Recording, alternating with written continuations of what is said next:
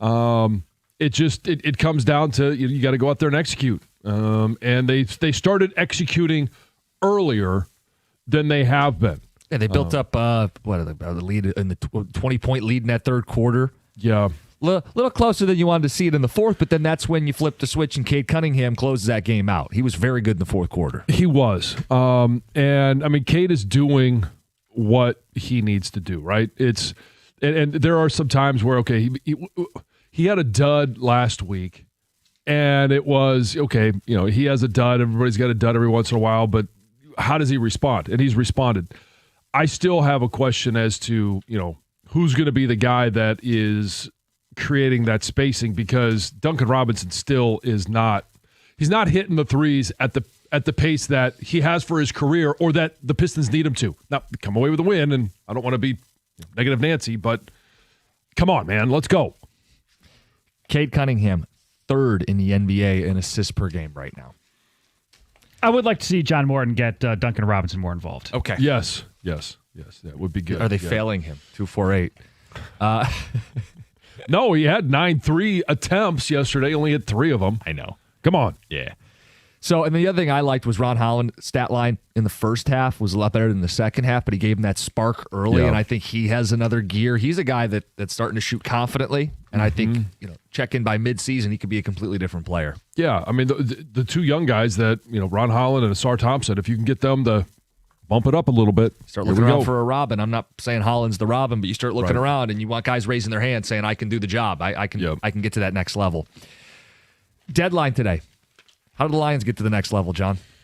Well, that's going to be the question all day long, right up until 4 o'clock. And let's just take a review of where we were last year. Everybody was talking about we've got to go get Zadarius Smith. Zadarius Smith is the top trade candidate, and we wake up in the morning and Zadarius is sending out cryptic tweets, and then all of a sudden it happens in the waning minutes of the trade deadline. So I caution Lions fans, wait if you're have to add 2-3 players. Like, I don't know how many guys they're going to add. I do believe they will make some moves, but wait until 4:01 before you cast your judgment. So don't call in and say, "Oh, Brad Holmes never does anything at the trade deadline," because that irritated me yesterday. I know, I could feel it, like kind of just the boiling over there. Yeah, because I was like, wait a second, let's go back a year, and who was the top trade candidate? And when it was done, didn't we sit here and say, wow, he got him for a smoking deal? You got the guy, and you got him at a good price, and they did it literally 1 year ago. It's not like you got to go too far back in the archives. What you're saying is, if you've got a slanderous text ready to send, just be patient. Wait until 4 o'clock. Yeah. But this is a big day for Brad Holmes, because not only you got to keep up with the Joneses, and we know the Eagles are adding, and we know the Rams are going to add, and we know you also just have to secure what you're doing. And this Lions offensive line has been a problem, and you're missing a starter in Mahogany for the foreseeable future. Even if Mahogany was here, you had already made the case, hey, let's bolster this group up front. John, they have to do something on the offensive line first and foremost, before we even talk pass rusher, before we even talk cornerback. To me, the biggest need for this football team is up front on the offensive line, because we can bicker about what's going on with Morton, and we can bicker about play calling. They need to secure the pocket for Jared Goff, and they need to be able to run the football. To me, the best player they could add today would be Joel Bitonio. Yeah. It's a name I'm going to look for. He's made the last 7 Pro Bowls. He plays the left side. He is a rental, should not come at a premium, but could make a big impact on the left side of this line, because Decker's been dealing with an injury, and Graham has had to anchor 2 young guards. If you give him a vet on the left side, Ratlich is on his right side, but you got Sewell next to him. Suddenly you start to solidify this offensive line. There are a handful of guys that they could go after. And we've talked about Kevin Zeitler, right? But he's locked in at that right guard spot. What does that do to, this formation that we've seen for the offensive line? And I'm not mad if they feel like the best thing is a temporary blip to move guys around, because it's where they need to do what they need to do to be where they need to be at the end of the year.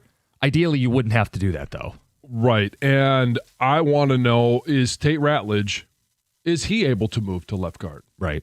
That might be a possibility. Didn't he play left in college? I believe he did. And so I think, we got all wrapped up yesterday that, oh, well, if, hey, what do you do with Ratledge? He's the healthy one. And, okay, it's easier for a young player to make that move than it is for an older player. The number of years and how long you've been embedded in a position does matter. And then you look at some of the other options, good or bad options, right? You've got Nick Allegretti from Washington. Sure. Another guy that you could sign, and now he's signed through 26. I don't think that you have to go out and offer any more because he's not like he's a world beater, but would be an upgrade at that position, and he's only got another year left on his deal. You mentioned Joel Bitonio. Wyatt Teller. The other guard.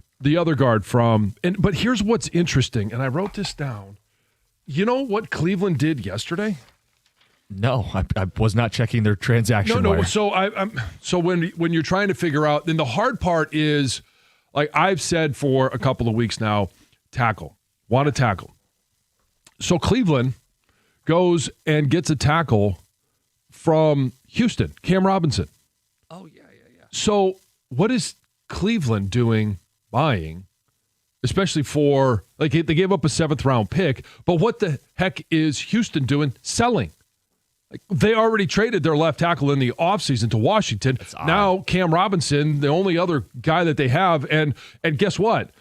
I know it wasn't a protection issue, but it has been protection issues for C.J. Stroud. He's in concussion protocol because he's getting drilled. Yeah. So I don't know if they're going to be in the seller's market. I only say that because why would you add if you're going to just go ahead and subtract? Unless, I don't know, is there a tackle dealing with an injury and they want to bolster the tackle, but then they want to bolster their tackle because they can't protect anything. But so having said that, the other two guys that might be available, Jackson Powers-Johnson from the Raiders. Could he actually be available? Yeah, but the Raiders are bad. Yeah, but he's a young player under team control. Under team control. So maybe you have to give up out of the draft, third or fourth. But what I'm saying is, you call and you find out. And the issue with tackle is the two tackles that anywhere you look that are available. Braxton Jones, but he plays for Chicago, and I know Brad Holmes has been able to deal with Minnesota in previous drafts. Yeah, different than in season. But in season, I don't know that you're going to get, hey, we really need left tackle help. Can you help us out? We may beat you at the end of the year and knock you out of the playoffs if we have your guy. I don't think that works. And the only other guy, but he's a right tackle, is Andrew Wiley. I was going to bring him up to you because I know you like the versatility. He's played some guard. He can play some tackle. If you're questioning, hey, do we have enough depth in general? Right. He may be a guy that you could use as a backup swing offensive lineman. Sure. So you mentioned Jackson Powers-Johnson. Well, if that kind of player is available, we were talking pre-show, would the Cowboys be willing to move a guy like Cooper Beebe, who is in a similar spot in his career? And Jim kind of shot that down as probably a no. But if you were to add a center, you could move. When was he drafted? 24. Yeah, you could move. Okay, so yeah, Glasgow to back to guard potentially gives you flexibility. I would say this with Bitonio. I'll give Will Birchfield credit last night on Lions Review. Brad's dealt with the Browns the previous two deadlines with Peoples-Jones and then Smith.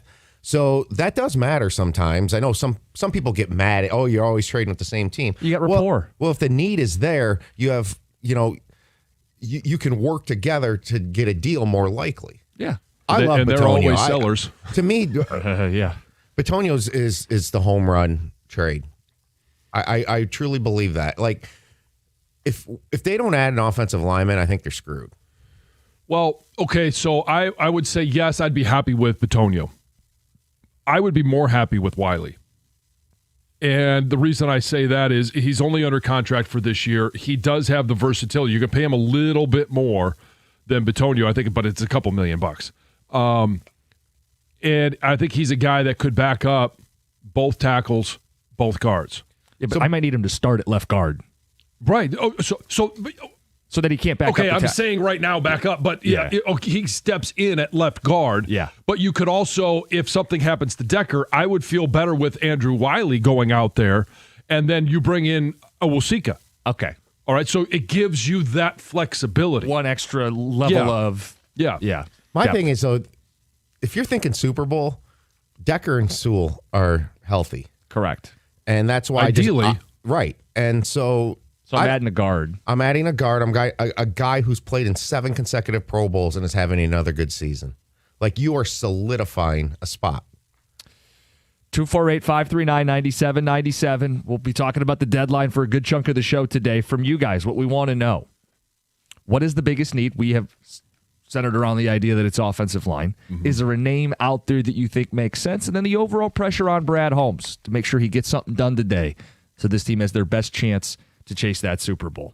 We'll get to Greg Palm coming up at 6:35. We want to get a check-in on the top 12 teams in the college football playoff. Those rankings will come out later tonight, the first of the season. It's 97.1. November's here. Clock's running out if you want to use those dental benefits before the year ends. Don't leave points on the board or money on the table. Brightside today. Give them a call. Finish the year strong. 1-800-PAINLESS. BrightSideDental.com. If you've been putting off that visit, if you want to start the new year with a brighter smile, now's the time. Brightside Dental's always welcoming new patients with a $35 new patient special. If your current dentist can't see you, no problem. Brightside can. Often same-day appointments with 9 offices to choose from. 1-800-PAINLESS, BrightSideDental.com. That's Brightside Dental. No judgment, just care.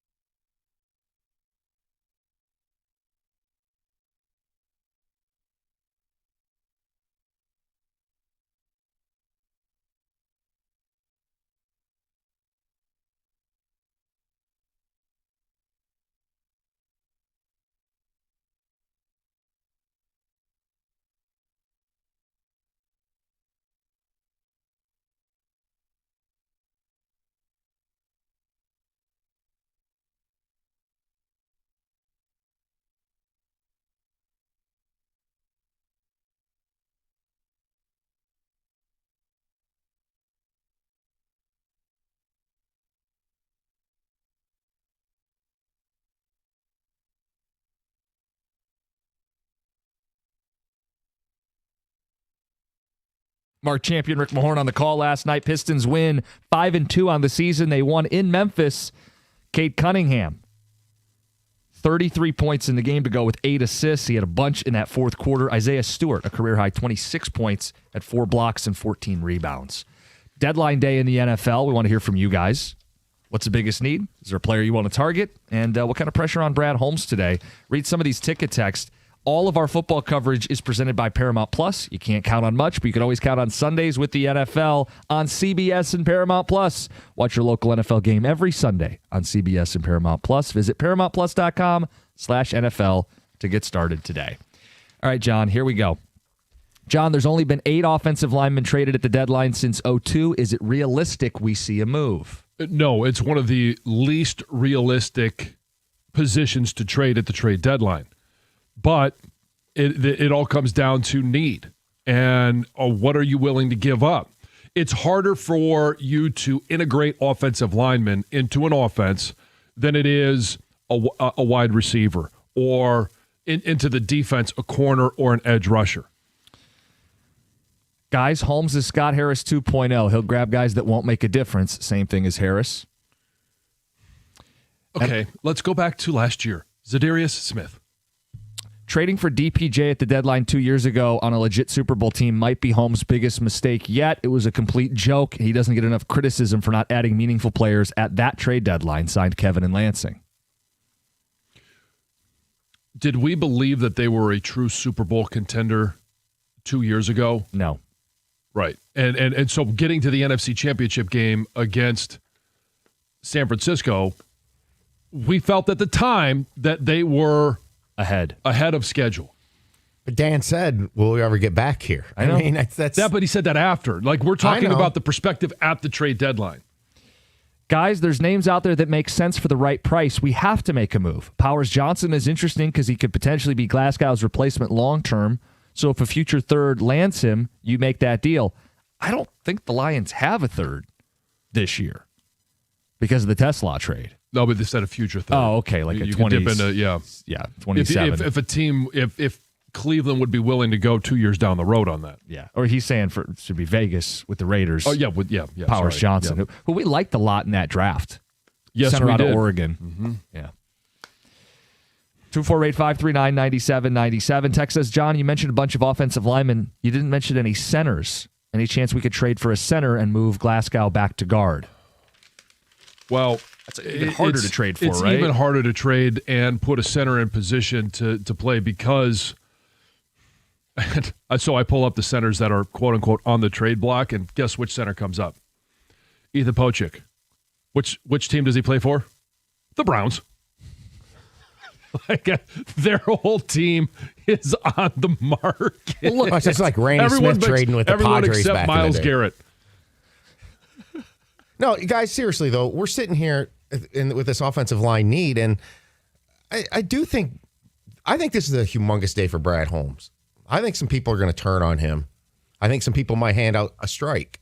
If he doesn't do what needs to be done here today, their offensive line, I believe, is screwed. I don't think they can win the Super Bowl right now. I'll admit it. I don't. I think even if healthy, this O-line is going to hold them back. And I think John Morton's taken some strays, although he deserves some criticism. You go back to the 2024 draft, and this is what we do, right? We do hindsight. We do revisits. Going corner was stupid in the 24 draft. This offensive line with Ragnow's situation needed to be replenished. We were out in front of it, John. Me and you both talked about it in real time before that draft. All three of us. And you look at the picks after both corners. This is fair game. The pick after Arnold was Jordan Morgan. It was a division rival. He's so. But Graham Barton was taken in that late first as well. Mm-hmm. Center for Tampa. And I'll go back a dead horse here. Rakestraw has done nothing for this team. And Rosengarten went right after him, and he's got a 67 PFF grade. He's holding his own at guard. Yeah, and the other guys in that same draft, Powers Johnson, Cooper Beebe, we know Brad Holmes likes to move up and down, go get your guys. Like, there were dudes that are starting centers and interior offensive linemen. Could use and a instead couple they got of last year's Rakestraw. threes to go up and get Powers Johnson at 44 in that draft where he went. Yeah. You know, I think his neglecting of the offensive line, I think he was playing a little bit too much cat and mouse, and he waited too long. And he's kind of told us what he's doing. As you look back in hindsight and you say, okay, what did he say before the draft? And then what did he do in the draft? What did he say after the draft? And the one thing that I go back to when we talked to him, he talked about watering the garden. Well, that's the one thing that he said that he hasn't done. Well, Manu hasn't worked out. Well, they turned off the hose. Yeah. I mean, there's no water coming out of it. Yeah, he's a project and he's hurt right now. Let's get to Heather with the news.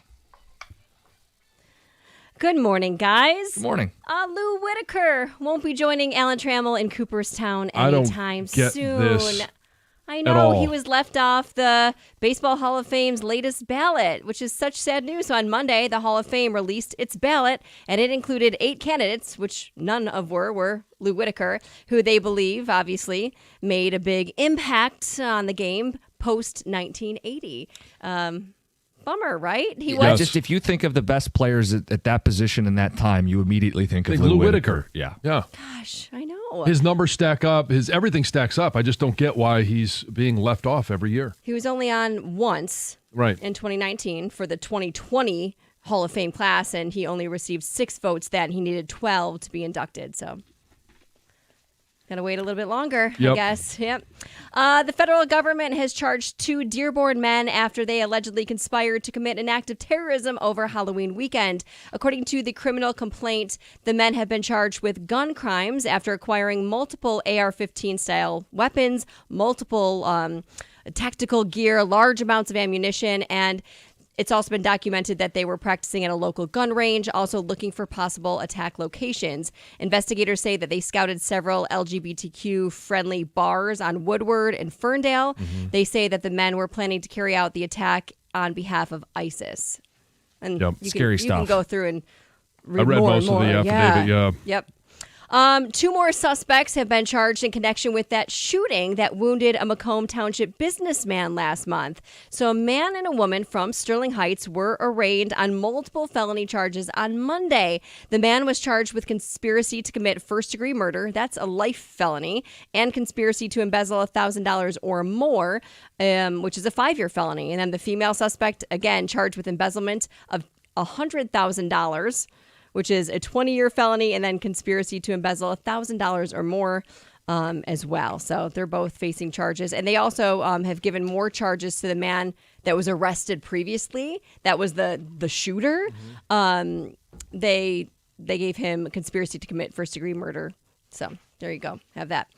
Snow is on its way, you guys. Winter is right around the corner. Metro Detroit is expecting its first chance of snowflakes of the season this weekend. All right. So it's expected to arrive Saturday night, they say, into Monday morning. Now, nothing's going to really stick or accumulate because the ground is too warm, but it's just like a little teaser, right? Like it's swirl around a little bit. Yeah. Look out the window. It's snowing.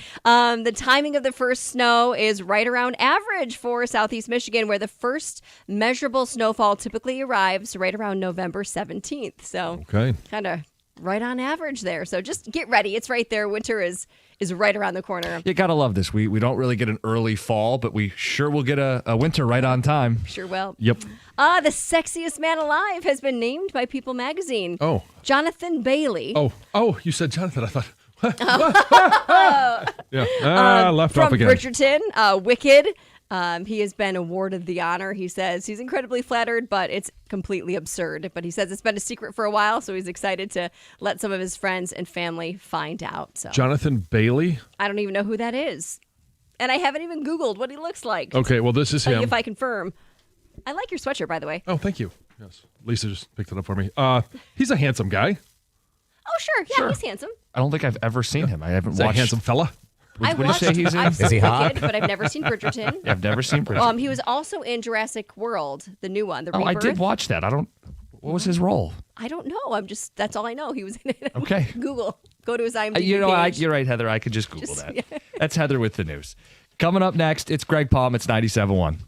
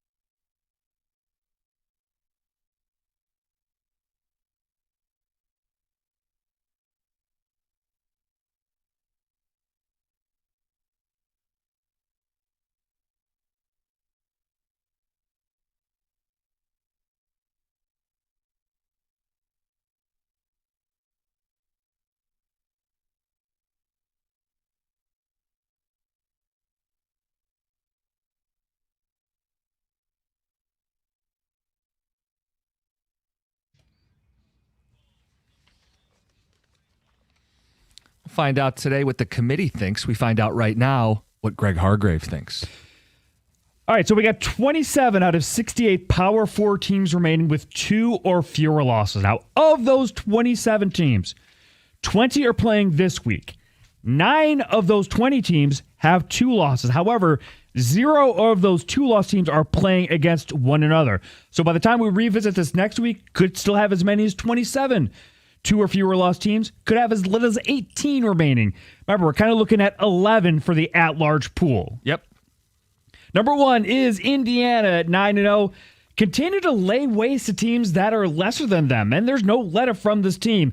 Tomato cans are left on their schedule. Penn State, Wisconsin, Purdue, they are off the board as a bet to make the CFP. Yeah, they are a near lock collision course with OSU for the Big Ten title. Right, and the interesting thing is both the AP and the coaches poll have them at 2, and in the coaches poll, they only got 1 first-place vote, which shocks me because I think that they are the better team. Me too. Number 2 is Ohio State at 8-0. Just like Indiana, machine-like. They're just doing it with a little bit more stifling defense. They travel to West Lafayette, take on Purdue this weekend. Number 3 is BYU, 8-0, up 2 spots off a bye. How does that happen? Well, Utah's win over Cincinnati gives BYU that transitive win over Cincinnati, plus wins from Arizona and West Virginia. Now that West Virginia win gives BYU a transitive win over Houston. Those 2 wins also boost their resume at Texas Tech this week. Yeah, by far the biggest game of the week is that matchup down in Lubbock. But BYU undefeated, getting some respect. Undefeated, and by the way, last week going on the road to beat Iowa State. Quarterback changes that have took place. They've been able to handle all of it, and the storyline for them, they just keep winning. Yeah, Texas Tech. Not quarterback change. I'm thinking Texas Tech with a quarterback change. No, Texas Tech. Well, BYU, what's remarkable about them freshman quarterback. Freshman quarterback. Yeah. And before the season, I mean, it was literally days before training camp started is when they lost their quarterback and had to pivot to a freshman quarterback. Yep. Unbelievable. They also have Cincinnati, and that one's on the road. Both their biggest games at Texas Tech, at Cincinnati, both on the road. Number 4 is Texas A&M. Also off the board to make the CFP. 2 road challenges remain for them, Missouri and Texas. And Missouri is this week. Number 5 is Ole Miss, 8-1. They're getting SoCon week done early now as they host the Citadel this week. Yeah. Oklahoma win got a little bit better. So Ole Miss now has transitive wins over Tennessee and Michigan. I'll be so happy when the SEC's new schedule kicks in, when they're playing non-conference games and 1 Power 4. I mean, they may still have a Citadel on there, but it'll be a little bit more palatable in the future. And to the credit of the SEC, or to defend them, lots of teams do that. They just do it in November. Right. Number 6 is Alabama. 4 unbeaten teams have caught up with them in the weighted wins department. Now, as for that FSU loss, I will remind people, last year's national title was decided between teams that lost to Northern Illinois and, you might have heard, 5-loss Michigan. Yeah, and here's the thing about Alabama. Ty Simpson in the Heisman conversation. I know we talked about some Heisman talk yesterday.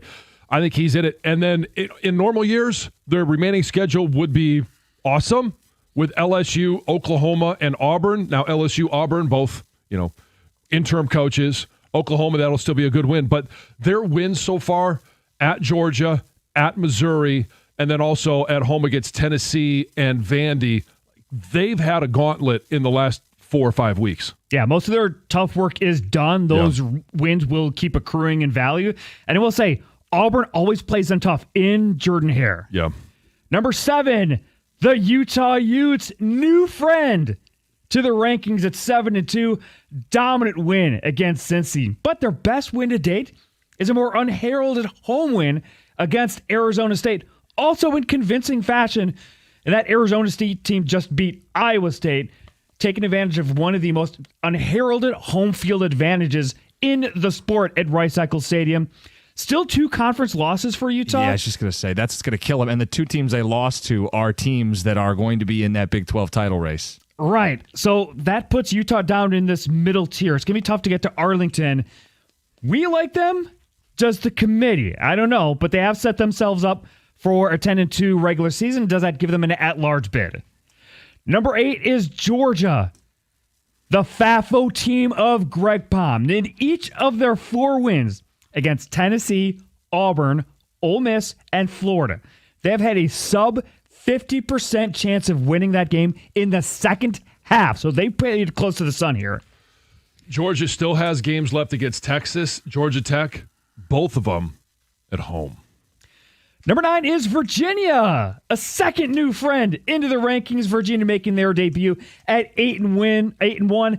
Not a lot of wow wins for them. Louisville's the headliner. Florida State's the memorable one. That 00 team Friday night win. A quiz for you. Who's their one loss to? Oh, this is a fun fact. So their loss is to NC State, but it wasn't an ACC game? It is not a conference game. Right. Weird scheduling quirk. Therefore, they control their own destiny to Charlotte. Wake at Duke and Virginia Tech remain for the Cavaliers. Look, you can't. They're winning, and it's important to win the games, but they have played with fire with 3 different games going to overtime. I don't think they're going to end up making it, but you have to respect what they've done so far, man. Number 10 is Louisville, one of the teams that they've beaten. Shoulda, coulda, woulda lost to UVA. Now, because of Miami's loss to SMU, Louisville's win over Miami is now only slightly more valuable than wins over 7-2 Pittsburgh and 7-1 James Madison. Now, I think that says a lot more about those 2 latter teams than it does about Miami. Yeah. Did you see JMU? The helmets they're going with at the end of the season? They've got the Avengers are going to be on. They'll have the JMU on one side and Hulk and all like various Avengers. On the other side. They have Captain America, Thor, Iron Man, all of it. I wonder if they get to pick, if the players get to pick which one they want on their helmet. Which one would you pick? Oh, I'd take the Hulk. It's like the big red mascot at Western Kentucky. They have the different positions. That's right, yeah. That's pretty cool. Number 11 is Texas Tech, 8-1. Big winner last week, up 10 spots. They're getting kind of dragged up by Utah up their rankings. Now, how are they lower than Utah with the head-to-head win and fewer losses? I got 3 reasons for you. Oklahoma State, Oregon State, Kent State. Those are 3 of their wins. Soft wins, not giving them a lot of value. It's why we haven't seen a lot of the Red Raiders. It's only their second time in the rankings this season. They are hosting BYU this week. I love the Big 12. I love this Frankenstein's monster of a conference composed of former Mountain West, Pac-12, American, and long ago, the Southwest Conference and the Big 8. I just don't know if the CFP committee any more than tolerates this conference. The winner of this game all but clinches a spot in the Big 12 title game, and with that comes a shot at a guaranteed spot in the field. You teased me a little bit on the Greg Palm game of the week because I kept looking at it going, wait a second, BYU, that was the best game, and you passed right over them. Yeah, but you hit them on the back end. And how about this? Texas Tech, 10-point favorites at home. Their front has been the headline, and yes, getting Morton back at quarterback. Hammond had filled in before getting injured. They're the pick to win the Big 12. Mm-hmm. And as they pick up marquee wins, it's going to get reflected. And number 12, the team that was left for dead and just won't die. The Texas Longhorns at 7-2.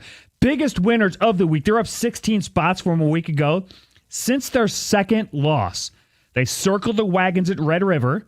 Sluggish OT win at Kentucky. 17-point fourth quarter comeback at Mississippi State. Wins in overtime. And then a convincing 3 quarters against Vandy before Vandy has a comeback and brings that game closer than the score really indicated through 3 quarters. And what's interesting is, obviously, we know that the dud at the beginning of the season against Ohio State, where they only scored 7 points, and all of a sudden, hey, what is Arch Manning? Should he be a college football player?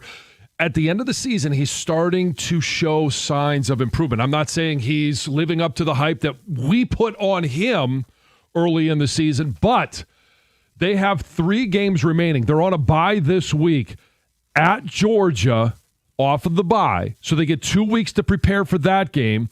And then at the end of the season, they're playing Texas A&M in a huge battle, and that one's going to be home. So this is going to be an interesting finish to Texas this season. If they want a shot to get into the college football playoffs, they literally control their own destiny. But they have to win out. Right? You're not putting them in as a three-loss team. No. Yeah, and especially the next game when they play against Georgia. Those are the two teams that have been like really struggling to kind of get things going and get things going late in a game. Now, I do want to have some post-it notes.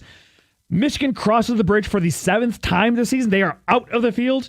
6 teams have 1 win each against other teams in the field. That's Ohio State, BYU, Alabama, Georgia, Virginia, and Texas Tech. And then the third point, still waiting on Oregon. Not a lot of quality to the wins. They have a challenging November ahead of them with Iowa, USC, and Washington on the schedule. Tonight, something to spotlight. The 2 lost teams. How will the committee rank the 2 lost teams? Specifically, Miami and Notre Dame. Remember, they played one another. Mm-hmm. But if you look at the polls right now, they've got Notre Dame ahead of Miami. What will the committee do tonight? I'm also curious what they do with undefeated BYU. I don't think they will show them the same amount of love that Greg Palm does, putting them in the top 4. And I want to see how many ACC and Big 12 teams are within that kind of striking distance to make the college football playoff. We know the committee barely tolerates, to use Greg's phrase, teams from those conferences. I agree. All right, guys. That's Greg Palm. It's 97.1. If you or a loved one, a friend of yours, someone you care about gets injured in a car accident, you need someone that's going to care about them and work for them, and that's Lawrence KG and KG Law. KG Law specializes in car accidents, so you're going to get that personal attention to detail that you deserve. You're also going to get results, 98% success rate. Get Lawrence KG, 877 KG Cares. That's KAJY. Get my guy Lawrence KG, KGCares.com.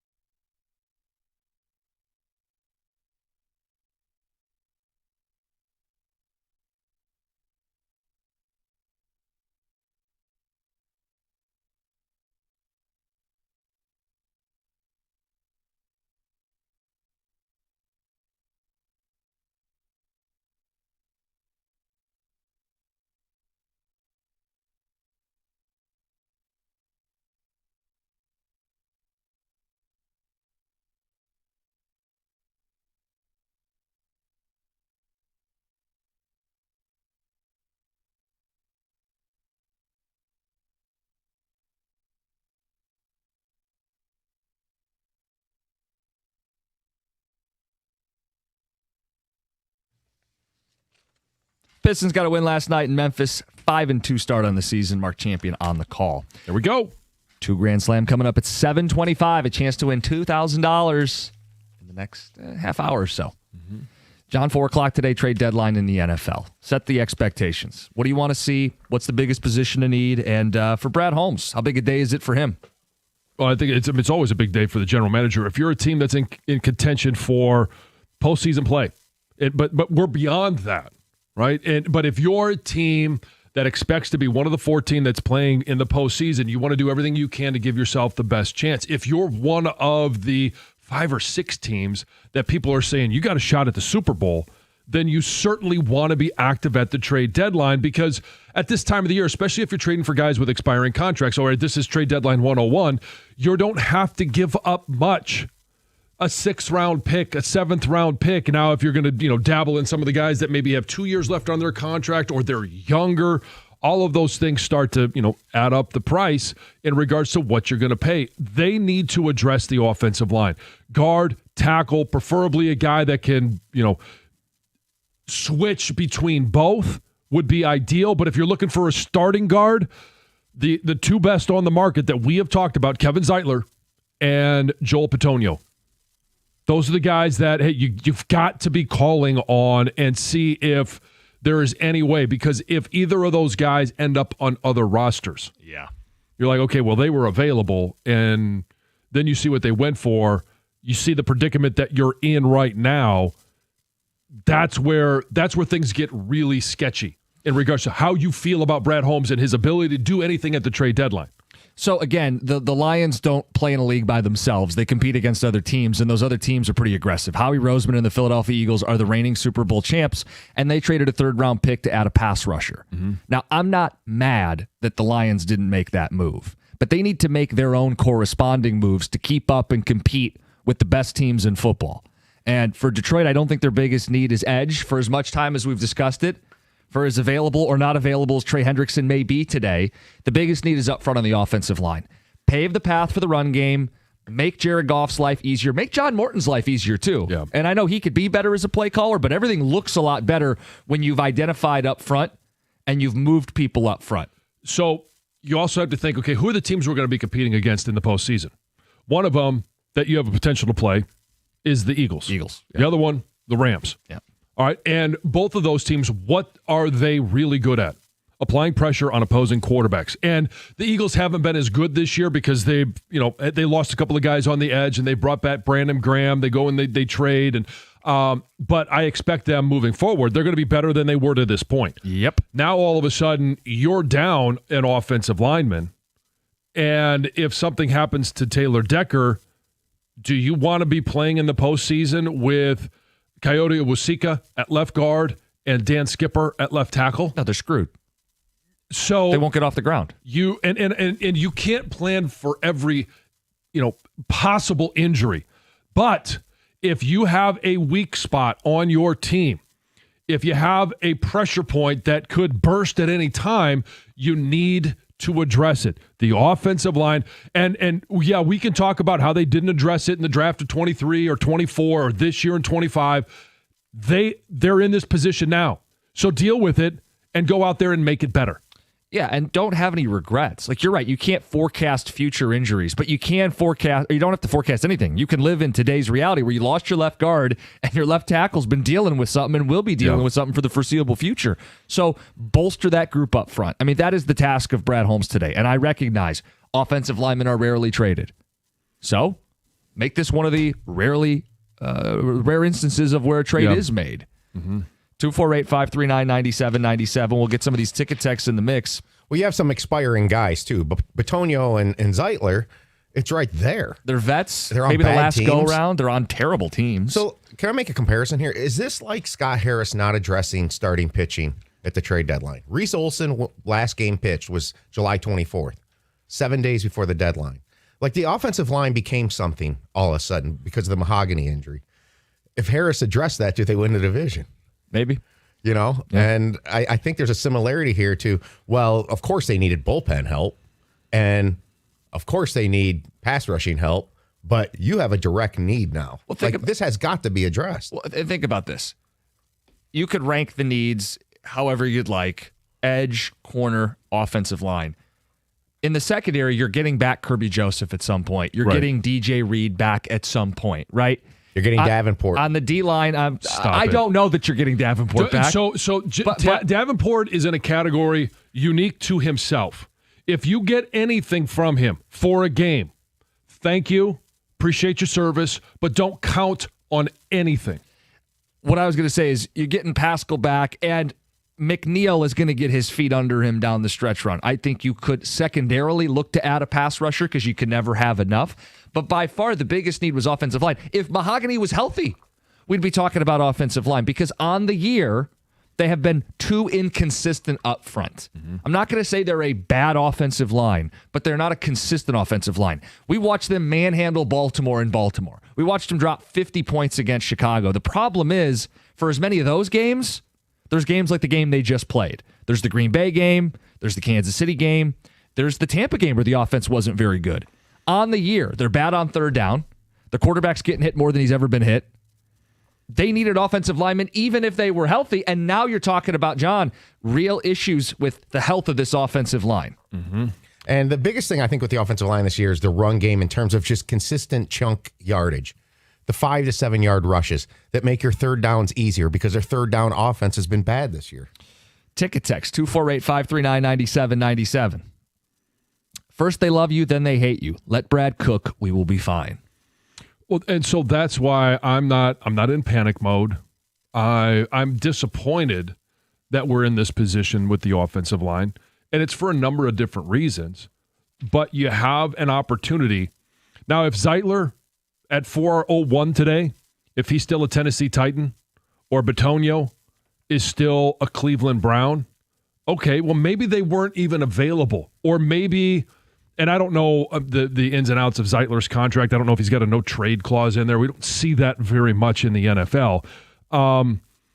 But there are other guys that you could kick the tires on, like a Nick Allegretti. You're going to be playing Washington this week, and, hey, just tell them we'll pick you up while we're there. You know, because what did we see with Zadarius Smith last year? They gave him a week to kind of get his feet underneath him. I don't know that you bring in an offensive lineman and you plug and play right away. In fact, I would anticipate that you don't. It's going to take some time to get up to speed in the playbook.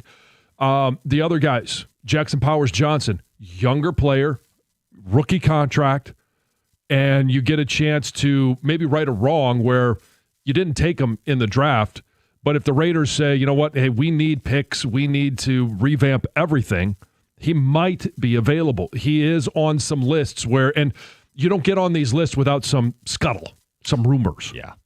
Look, on the love you, then you hate you, Brad Holmes gets till 4 o'clock today to make the move. Yeah. No one's declaring anything until the deadline ends. But it's just setting an expectation that they're not good enough up front right now to win 4 consecutive playoff games and win a Super Bowl. And look, maybe there's not a guy that gets them there, but you got to try. Right. You got to bolster yourself. You have to put the best foot forward. And each of the last 2 years, like him or hate him, he's made moves. Now, last year was the first time where, hey, you're moving towards that 1 seed. You're rocking and rolling. You've had some devastating injuries. You lost Aiden Hutchinson. And they go out and get Zadarius Smith. And it didn't happen at 8 in the morning. It didn't happen at 9 in the morning. It happened later in the day. So when in position and when in need, he has made moves. All right, guys, we'll take some of those phone calls, read some of those ticket texts. 2 Grand Slam coming up at 7:25. It's 97.1.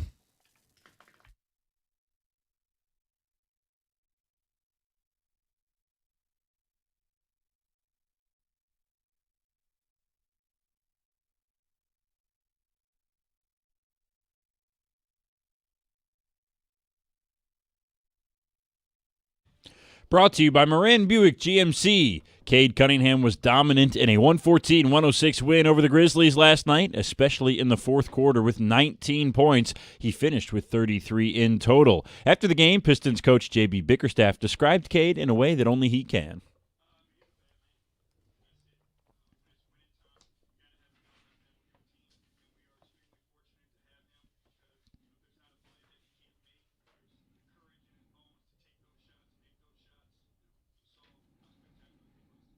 At 5-2, the Pistons return home and face the Jazz tomorrow. Michigan, Michigan State, Western, Central, and Eastern Michigan all won their college basketball season openers last night. Perhaps only 4 of the 5 coaches were happy with their team's performance, though. Here's Michigan State head coach Tom Izzo after his team's too close for comfort 80-69 win over Colgate last night.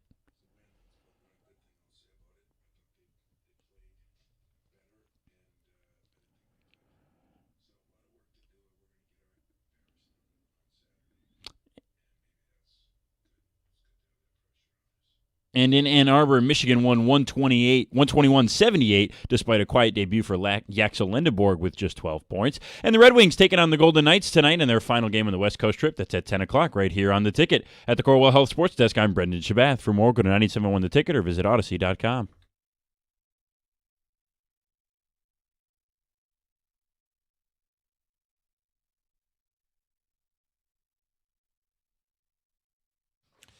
Nine hours till the trade deadline ends, and we see what Brad Holmes did. What's the biggest need? You got a name in mind, and how much pressure is on Brad today? You know, John, I think you said every general manager in contention has pressure on him. Howie Roseman's landing guys. They're the reigning NFC champs. They're the reigning Super Bowl champs. They're going to bring a real front in here. Well, we're going to go there. Right. But you're going to face the Eagles and you're going to face the Rams on the road in the next month and a half? Mm-hmm. And you may face one or both those teams in the postseason. And right now, the Lions' offensive line's not good enough.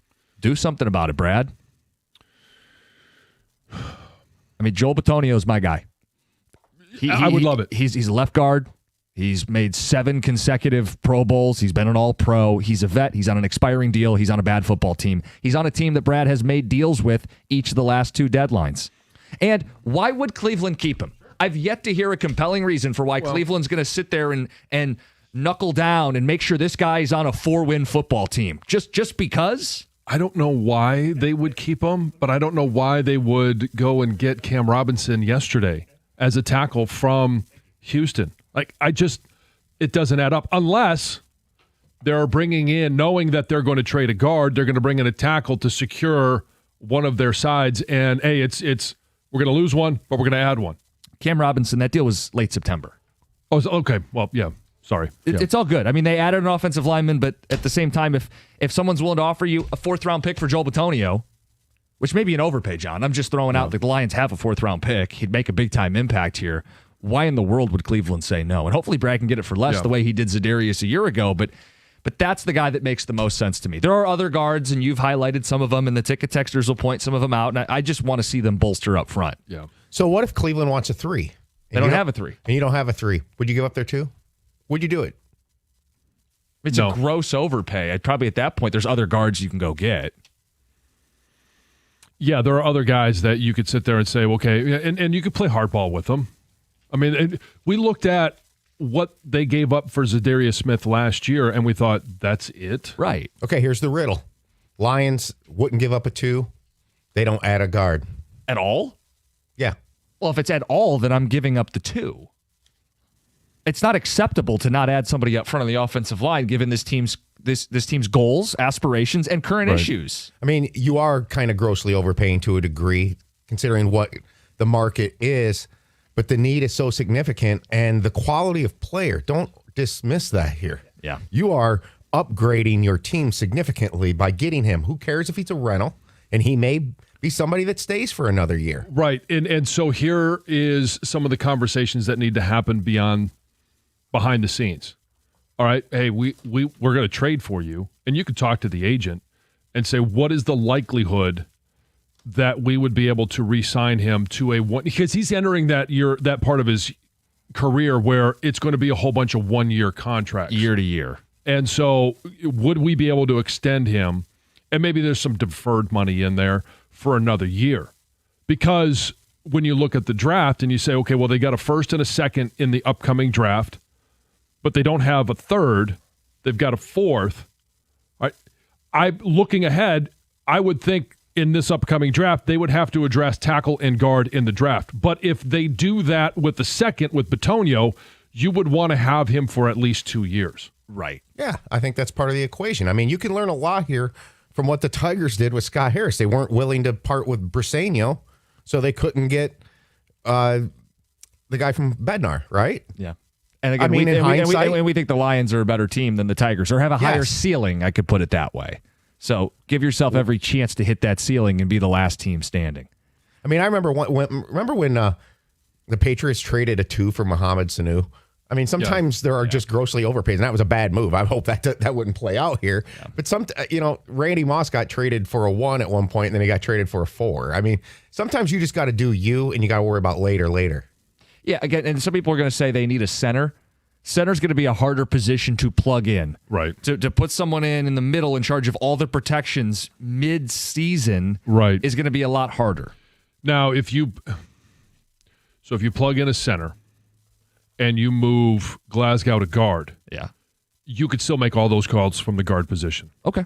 All right, you're one removed. All right, I can still see over there, because I would anticipate that Glasgow would move to left guard. Yes. All right, so on the right side, what do you have? You've got Ratledge, I'm not going to rely on him to make any calls, but you got Penei Sewell at right tackle, who in a 2-point stance should be telling things to the center anyway. Now all of a sudden, hey, you've got a left guard and a right tackle that can be, having a conversation with the center to make sure that everything is copacetic. Points for copacetic. There you go. Okay, let's get to Kyle and Howell. Kyle, what's up? What's going on, fellas?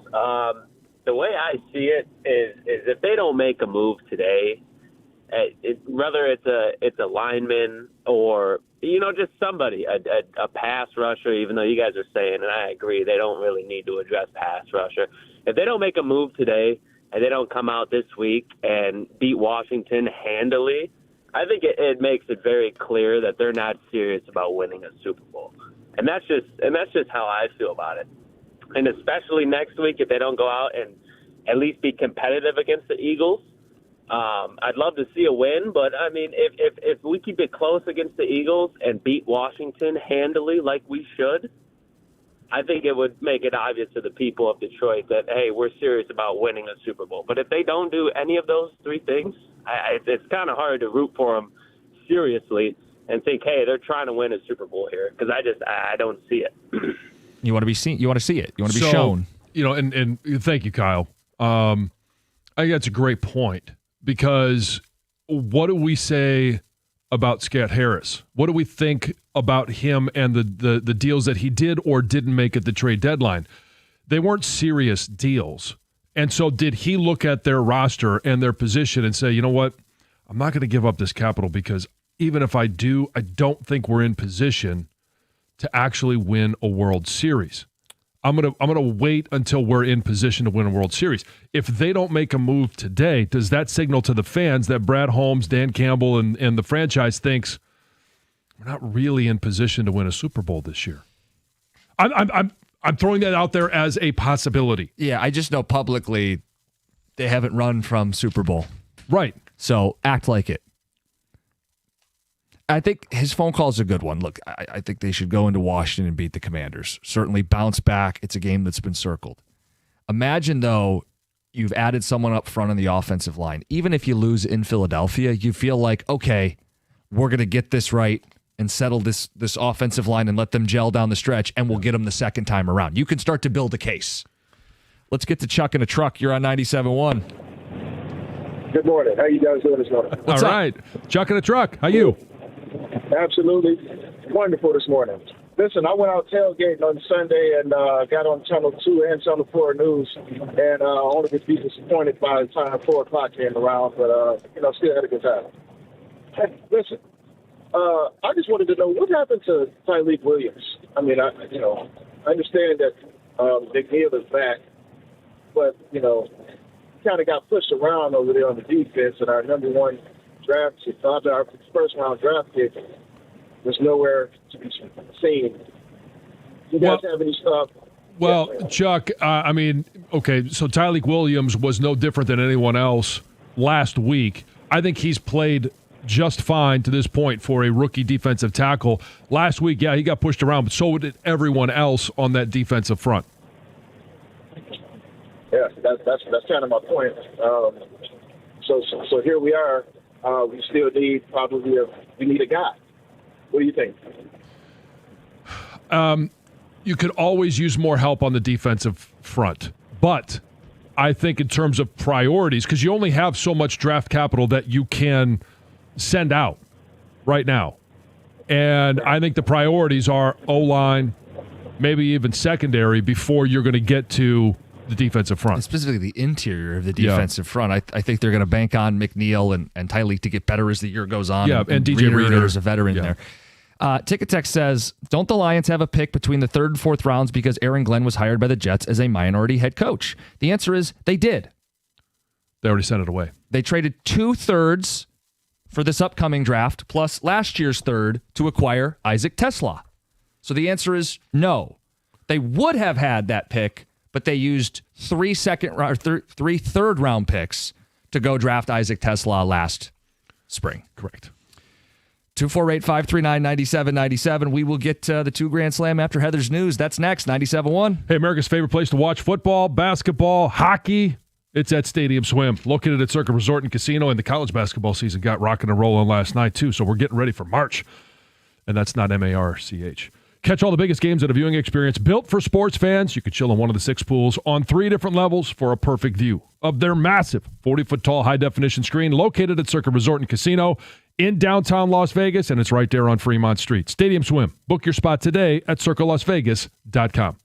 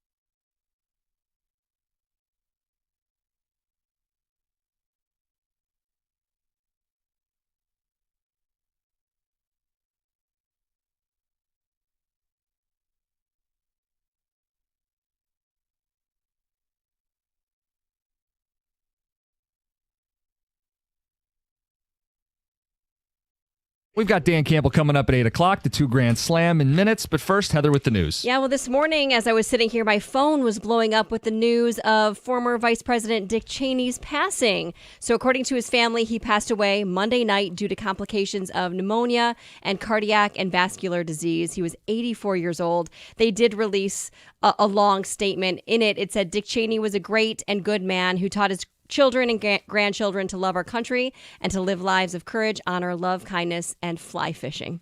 Yeah. Yes, he was a avid outdoorsman. Yeah. Yeah. So, Thoughts and prayers to their family. yeah. Robot cars are going to be coming to Detroit very soon. Waymo, the fully autonomous ride-sharing service. No, that's the Lions wide receiver. Right, yeah, Waymo. They're trying to get him more involved. Yeah, which has become a fixture in cities like Phoenix and San Francisco. Just announced it is headed to the Motor City. So very significant for the company. It's going to be the first northern market. And they said their service is targeted to operate 365 days a year through rain, sleet, and snow. And according to the company, they've already tested its cars in the Detroit area in the winter to develop capabilities in the snow and ice. And they said they're also testing in the Upper Peninsula. And you can expect to see these cars like in the next coming weeks. But they're not going to be driverless yet. When you see them, they are going to have human drivers. The hope is to have full service driving autonomous vehicles next year. So basically they're... What was that? Was that a Transformer sound effect? Yes. Okay. Yes. I've never seen Transformers. Oh, the music is great. Is it? Yeah. Teddy loves the music. The music? Yeah. They got, was it, there's some AC/DC in there. Okay. I'll believe you on that. But anyway, kind of Anyway, cool. yes. Yes. 2 Dearborn men have been formally charged in connection with that alleged ISIS-inspired terror attack aimed for Halloween weekend. According to the criminal complaint, the men, along with several other co-conspirators, were training with, they were stockpiling weapons, they were scouting potential attack locations in downtown Ferndale, specifically LGBTQ-friendly bars on Woodward. The 2 men have been charged with gun crimes after acquiring multiple AR-15 style weapons, tactical gear, large amounts of ammunition. If convicted, each could face up to 15 years in prison, and of course, lots of fines as well. Oh, yes. This news is sponsored today by Gardner White. Now, speaking of Gardner White, America's Thanksgiving Day Parade, presented by Gardner White, has been again nominated for the best holiday parade in America, and you can go and vote and make them the best in America yet again. So last year, it was voted number 1 for the 4th time, and hopefully they can do it again. So you can vote through December 1st, and you can vote once per day on each device. Cool. Yeah, and the parade company CEO says it's an honor. This year's theme is Thanksgiving is better in Detroit. We all know it is. Yeah. The Baseball Hall of Fame ballot is out, and Tigers legend Lou Whitaker didn't make the cut. So despite the fact that he's like the most accomplished second baseman in Tigers history, they left him off yet again. I just don't understand why this keeps happening. His career is Hall of Fame worthy. It speaks for itself. People point out he's got a higher career WAR than Derek Jeter. You want to go by accolades, Silver Sluggers, Gold Gloves. You want to talk about playing second base in the 80s, an era of baseball? He's synonymous with it. Yeah. So he can still make it. He just has to keep waiting. Yes. And waiting. Yes. Hey, if you'd like to win $2,000, this is your chance. Give us a call now, 248-539-9797. 2 Grand Slam coming right up. Listen to this. There's a group of moms who think Wheel of Fortune is just too racy, too dirty. What? Yes, this group, 1 Million Moms, okay, just launched a petition urging the producers to return the show to its family-friendly roots. And you want to know why? It's because they just added this new category, and it's called What the Fun. Oh. Yes. And the group says, quote, unfortunately, the recently added puzzle category, What the Fun, aims at a mature, modern audience with insinuated profanity, making it no longer suitable for family viewing. Oh. Come on. How dare they? Yeah. They say that Wheel has deliberately chosen to include controversial categories instead of wholesome ones. So do they also not like some of the animated movies? Seriously. Where it has some adult humor mixed in there? Probably not. Come on. Is that crazy? It is. It's What the fun, man. Yeah. How crazy. Caitlin Clark is launching her own line of clothes, and you can purchase them at Dick's Sporting Goods. So she's basically taking her partnership with the store and with Nike like a step further. So she has this whole collection. There's a hoop, train, and hang, and they feature anything you could possibly want to wear, right? From shirts, hoodies, pants to, training essentials. And all of the gear will have her new signature logo, and you can go and purchase it now. That's cool. There's a lot. I mean, she's got a huge fan base. She does. So.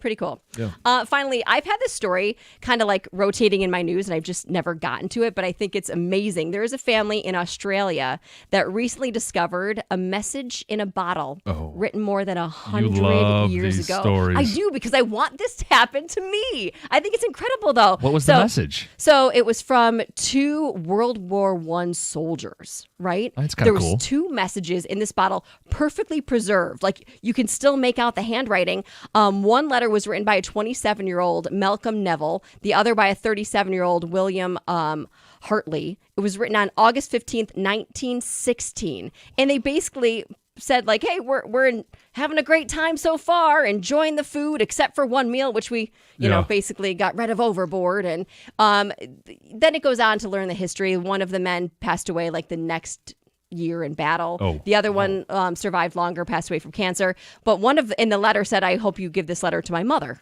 Like, if you find it, please return. And they have found his family. That's awesome. And they've That's returned the really letter. cool. Yeah.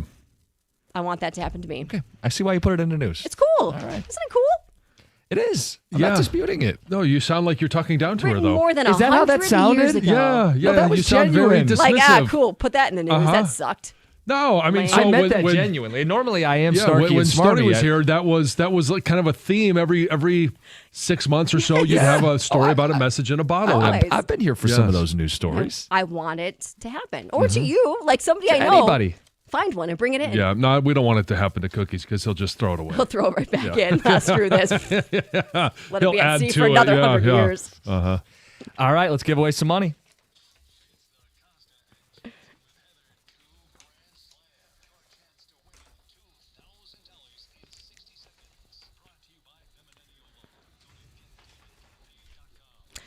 Well, this could be the easiest way to win $2,000, or the quickest way, I should say. 60 seconds, 10 questions, $25 for each question answered correctly. $2,000 if you get them all right. Scott and Taylor, good morning. Good morning. How you feeling? Feeling great. How about you? All right. Great. Yeah, same here. Is there any part of lucky in that feeling great?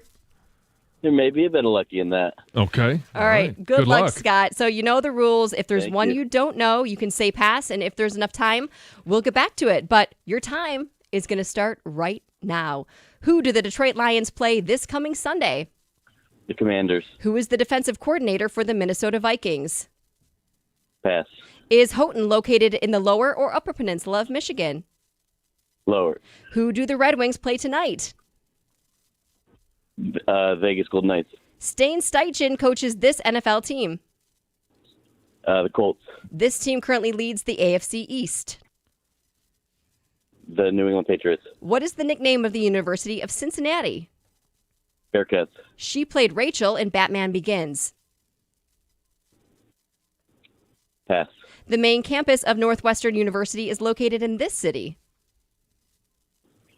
Bloomington. Who is the drummer for the Red Hot Chili Peppers? Pass. Who is the defensive coordinator for the Minnesota Vikings? Brian Flores. She played Rachel in Batman Begins. Pass. Who is the drummer for the Red Hot Chili Peppers? 1, 2, 3, 4, 5, 6. Yep, got you with 6. Not bad, All right. Scott. You used your $150 time. bucks. Yeah, we Great. got back to a whole bunch of them. Not too shabby. No. All right, put you on hold, get you paid. Yeah. Thanks for playing along. Thanks. Appreciate you guys. Couple of bad answers. 6 is Well, good. one. Well, the 2. Two are pretty bad. Were Yeah. they? Well, Yeah. one stuck out in my mind. Okay, more than the so other. let's go through this because the 2 Grand Slam on Tuesdays brought to you by Femininio Law. Get David, get paid.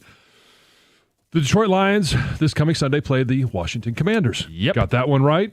And he actually got back to number 2, the defense coordinator for the Minnesota Vikings, Brian Flores. Mm-hmm. This is one where we should have just hung up.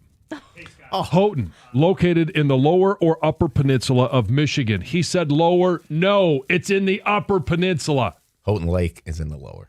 Yes, I you didn't didn't say say Lake. Houghton I know, Lake. but that might have thrown him off. So John gets extremely offended by Michigan geography. I Misses. do when it's obvious.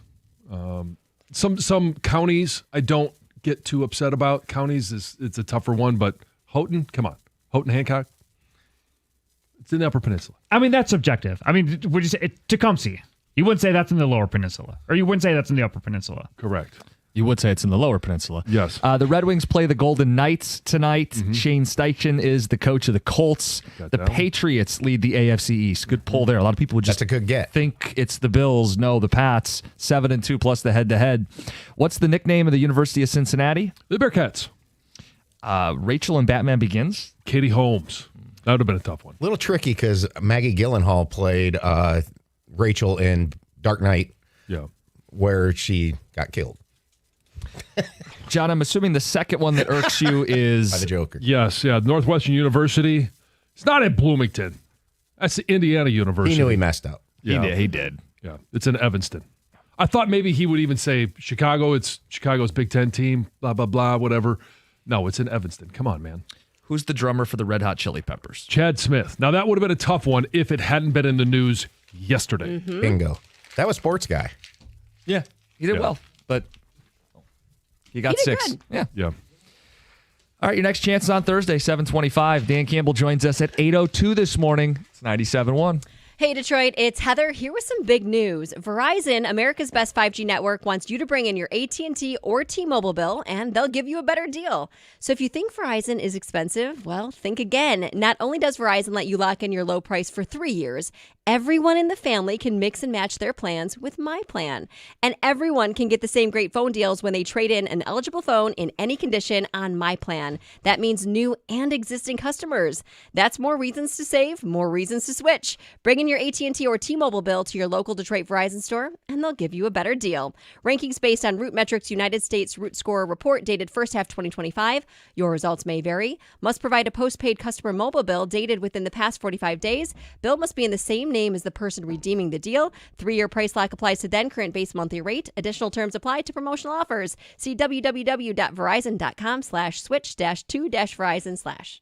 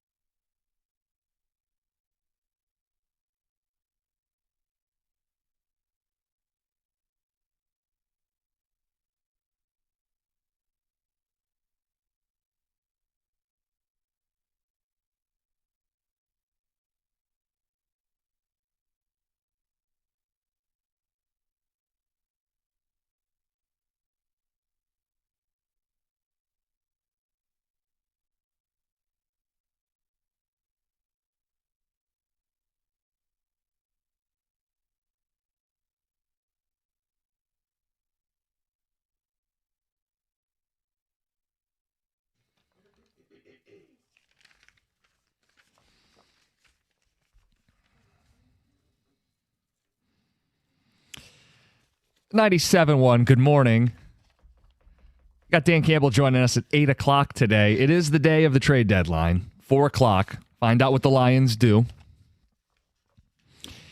John, as we take inventory of this football team, reflect a little more on what happened over the weekend, how much of the issue is John Morton and how much of the issue is the Lions' offensive line? How much is play calling and how much of it is Jimmys and the Joes? This is the classic chicken or the egg conversation. And so I'll go back to some things that I talked about at the beginning of the season where the play calling can help shield some of the young guys. So in that regard, yeah, it's some of John Morton, but you also have to still be an explosive offense. But you can't throw the ball deep downfield if you're always in a 3 or a 5-step drop. If you're not running the ball effectively and you can't sell the play action pass to make things easier on your O-line, now all of a sudden it limits you drastically in what you can do as an offense. You're always in 12 personnel, and we keep talking about, hey, they traded 3/3 for Isaac Tisla, but we haven't seen him. We saw him in the preseason. We've seen some magnificent catches, but you're struggling on third down. And what has been the key to third downs the last couple of years? That number 3 receiver. Yeah. And so if he's not on the field because you're in 12 personnel, it's more about the offensive line than it is the play calling. I don't know what plays you call if you can't block. Yeah, I mean, I think, look, first of all, I agree with you. And I said that's a little bit of an oversell. They can't block. Like, they're still a decent offensive line with some great players. Right, but the point is, if you don't identify the twist, the stunt, the blitz, it doesn't matter. It could have been the greatest play call ever. I think they identified it. They just couldn't block it. Okay, well, that's a separate issue. You're right. My point is, if you don't secure the pocket, right, it does not matter what creative, brilliant, stupendous play call that was relayed down to the field. If you do not win up front, you are always going to be playing from behind. You will have less time to get to that second and third read. You won't have time to execute an explosive play. It's going to make it harder. So I do tend to believe it's more of an O-line issue, which is why we want to see them do something at the deadline. That is not to absolve John Morton. And John, I think you have some concerns as well. But in breaking it down a little more, we had TJ Lang in studio yesterday, and he's going through the all-22 with us. And you could see on some of those plays, the routes are all being run deep down the field. And if you aren't picking guys up at the line of scrimmage, those two things are mismatched. Dan Campbell was asked yesterday about, did you want to see maybe J-Mo or Gibbs get the ball in space more? And he said, yeah. Was there a way to get those guys the ball in space better than what John Morton called? I think that's a question you'd ask, right? I mean, Gibbs was in pass pro way more than they wanted him to be yesterday by their own admission. So some of this is schematic as much as, we want to make it about the offensive line. It's still some on Morton too. Yeah. It's also on, all right, if you're going to have Jahmyr Gibbs in pass protection, and I know you don't want to give away that he's going to be in the protection versus as a threat to go out and catch the ball, which he should be a threat, to line him up 5 yards behind the line of scrimmage. When the tight end is going to help in pass protection, where do they line him up? They basically line him up in the B gap. Yeah. Right behind the offensive line. And then he is there as a part of the protection. He's coming up from depth, watching a linebacker with a 7-yard head start, trying to block him. That's a tough position to be in. And it's not what he does best. Should he do it better? Yeah.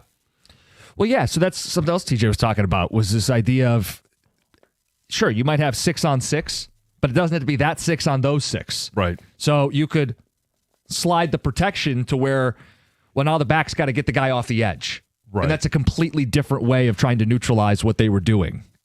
Yeah, but you swing and miss on the interior, it happens quicker. You swing and miss on the exterior, it takes a little bit longer, but it's still a swing and a miss. I know. And so it's when you are limited at being able to protect the passer from the inside, it changes everything for Jared Goff. Because what have we heard? Under pressure, right, he doesn't perform well, as most quarterbacks take a dip in their production. Against the blitz, he does. But that blitz can't get home instantly. Right. You tell us, I mean, you watched that football game. You had a day to digest it. You maybe seen some clips and saw some stats. And what do you think? Is it more about the offensive line or is it more about the play calling? What was the bigger issue? And maybe it's a different question if you ask it not just for yesterday, but for the season, right? Yeah. I don't know if it changes. So then I go to, okay, what are some, as TJ was talking about yesterday, like there were no adjustments, at least not in time to make a difference. Where are the blitz beater routes being called? Mm-hmm.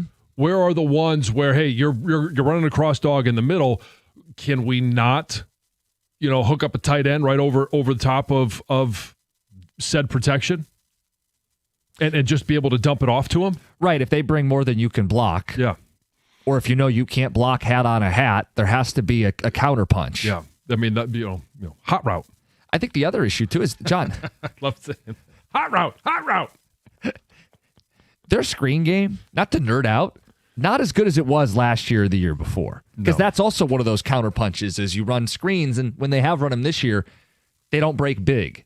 They very rarely are plays they capitalize on. Right. So, I mean, some of that is it design? Some of it's play calling, some of it's design, hey, some the guy's of it's got to just get there. Yeah, the lack of being able to even slow guys down at the line of scrimmage. Like if you're going to run a screen, right, you want to sell that, I got beat. But you at least have to make an attempt at blocking them. It's an art. Yes, there is an art form involved. And so, yeah, it's so to say, is it more John Morton or is it the offensive line?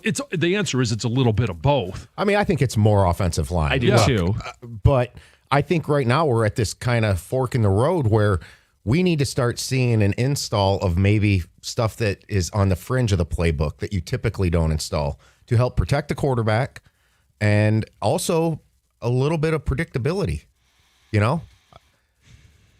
Like, for example, and this is maybe going too far, but do you put in a fullback at times?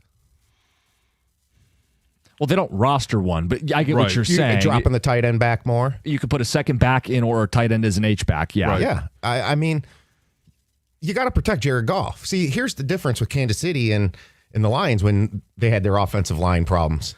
He can't move around like Mahomes. That's why he's not a top-tier quarterback. Right, and look, maybe you're right. You're talking more of a max protect type of thing. Yeah. You're talking about having 7 guys in. Yeah, I mean, there are 7-man protections, 8-man protections. If you go 7-man protection, then you got 3 guys out, and it's easy to defend down the field. If you go 8-man protection, all right, now you've only got 2 guys in the route, and it's near impossible I agree to get with a guy that. open. That's going too far, but that's where you have the tight end stay in and block initially and then leak out.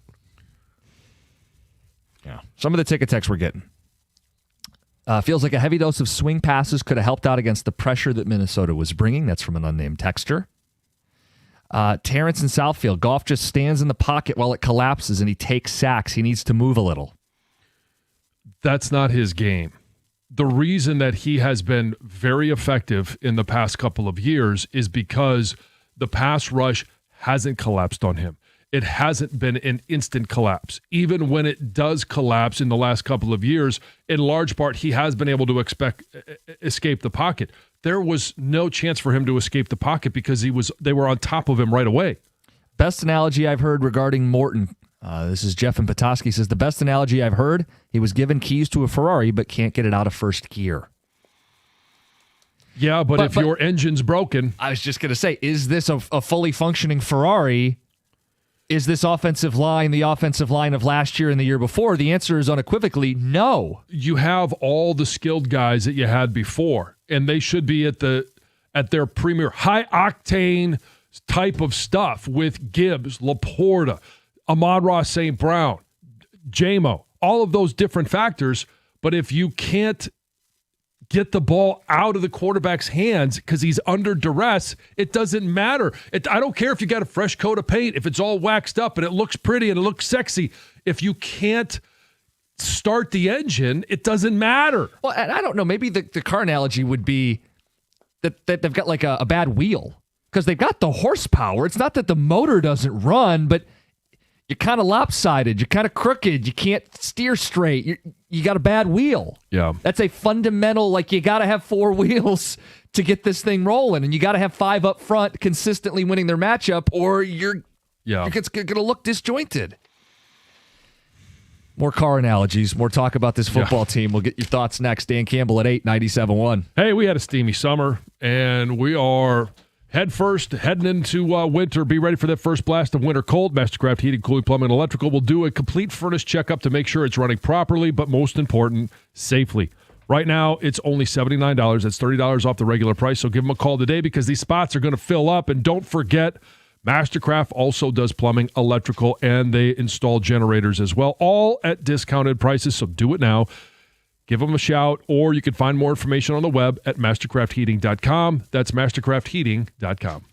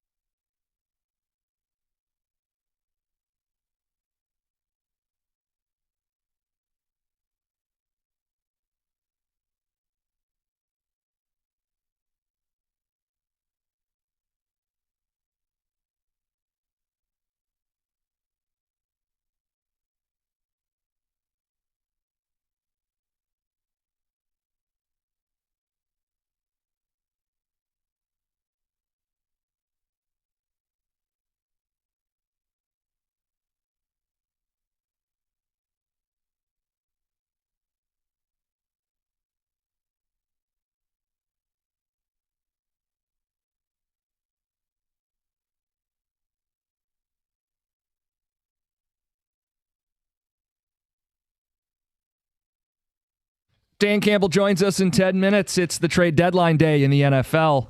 Twitch comments. John, they want you and TJ Lang to suit up. Hey, have helmet, we'll travel.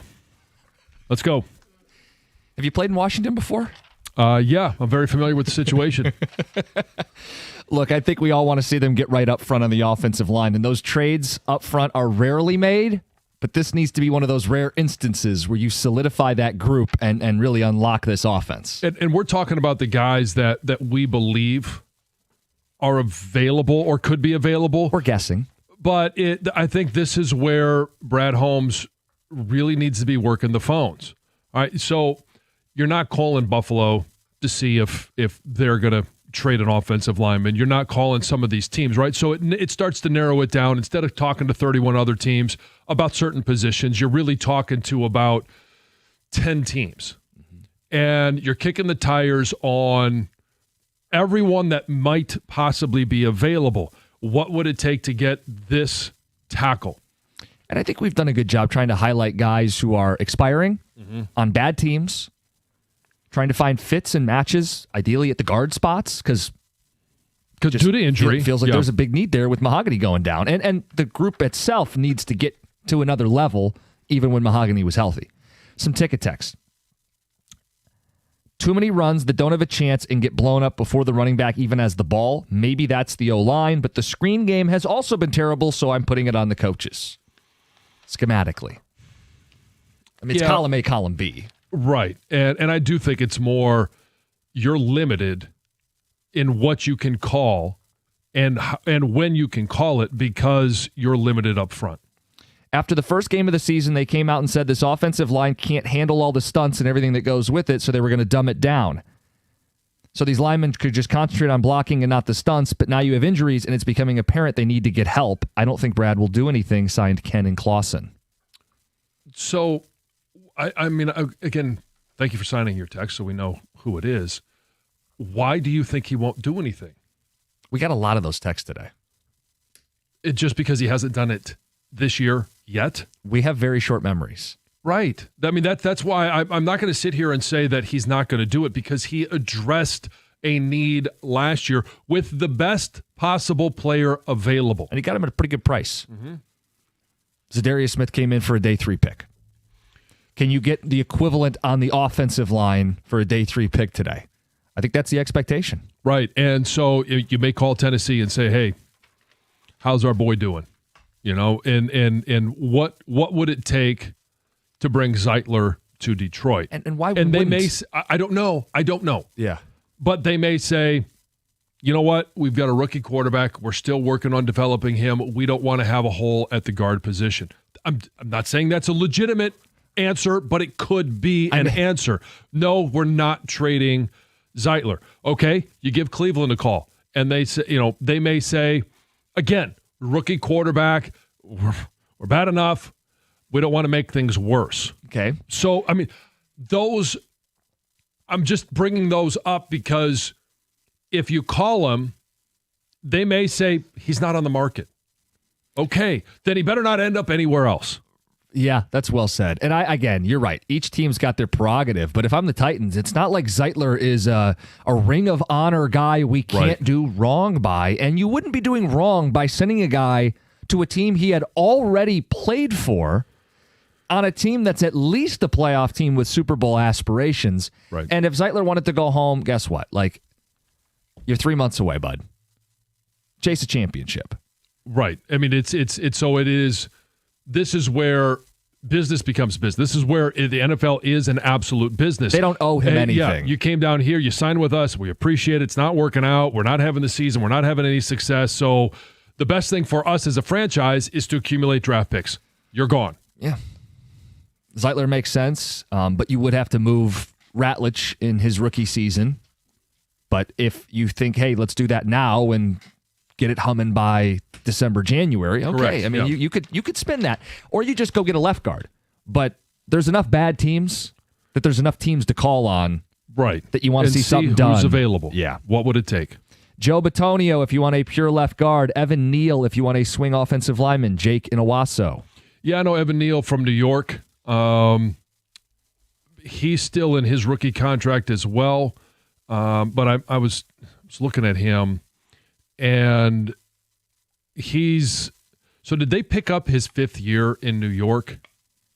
I'm not sure. I'm not. It's been a pretty rough up and down for him. It has been a roller coaster. So if you're looking to just get somebody that is a backup to Owosika and to Decker, he could be an option for you. They declined his 5th year. The one thing about Evan Neal, for people who wouldn't want him and that it's been rough there, the second you leave the Giants, you're good. C. Jones, Daniel. Yeah. Barkley, Saquon. Yeah. Like that. Yeah. It's well done. Ticket text. I understand Goff isn't a mobile quarterback, but what drives me crazy is he doesn't even try. That is him trying. I think he is trying. That is him trying. I'm sorry to break it to you. He's trying. It's not the strength of his game. It's just not. He's less mobile than Brady was. Yeah, but Brady didn't have to be mobile. But he occasionally. I mean, you're watching paint dry on both of those. Who's the most immobile quarterback ever? I think you could argue Peyton Manning. Who wins in a foot race? I think Peyton Manning's pocket presence was better than Goff's, meaning he can tiptoe around. Yeah, that's a little you're talking different, about though. a first ballot Hall of Famer. And so, yeah, what makes a part of that is his pocket presence, his knowledge. And I think you could argue that Jared Goff, in terms of this point of his career, what he's seeing, how he's seeing it, would rival the knowledge of Peyton Manning, but not the execution. Oh. Like it's that's not even a fair comparison. But yeah, he was immobile too.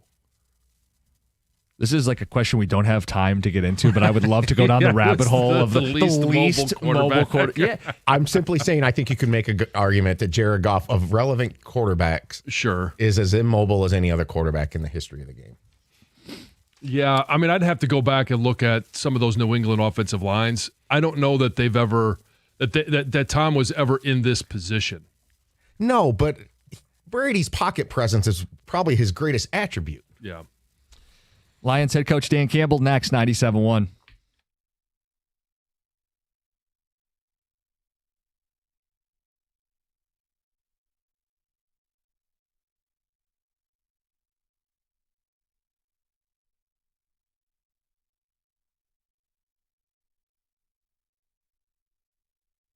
Brought to you by Moran Buick GMC. The Pistons put together a team effort last night in their 114-106 road win over the Grizzlies. For once this season, they did not start the game slow. J.B. Bickerstaff credits the defense and attention to detail.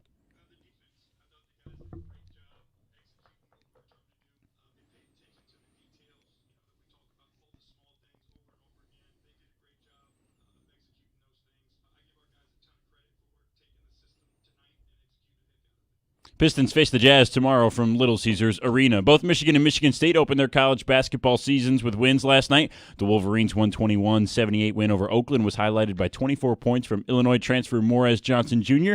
and 21 points off the bench from Orchard Lake St. Mary's graduate Trey McKinney in his college debut. Michigan State defeated Colgate 80-69. Last night, Tarek Skubal was named a finalist for the AL Cy Young Award. He could become just the 23rd pitcher in history to win multiple Cy Youngs. 11 of the previous 22 to do so are current Hall of Famers. And we do have a trade in the NFL here on deadline day. Adam Schefter reports the Cowboys are finalizing a trade to acquire Bengals middle linebacker Logan Wilson. Cincinnati is reportedly seeking a 6th-round pick from Dallas in exchange for Wilson. Lions head coach Dan Campbell will speak with the morning show in just a few moments here on deadline day. And the Red Wings taking on the Golden Knights tonight at 10 o'clock. Pregame starts at 9:45 right here on 97.1 The Ticket. At the Corwell Health Sports Desk, I'm Brendan Shabath. For more, go to 97.1 The Ticket or Odyssey.com.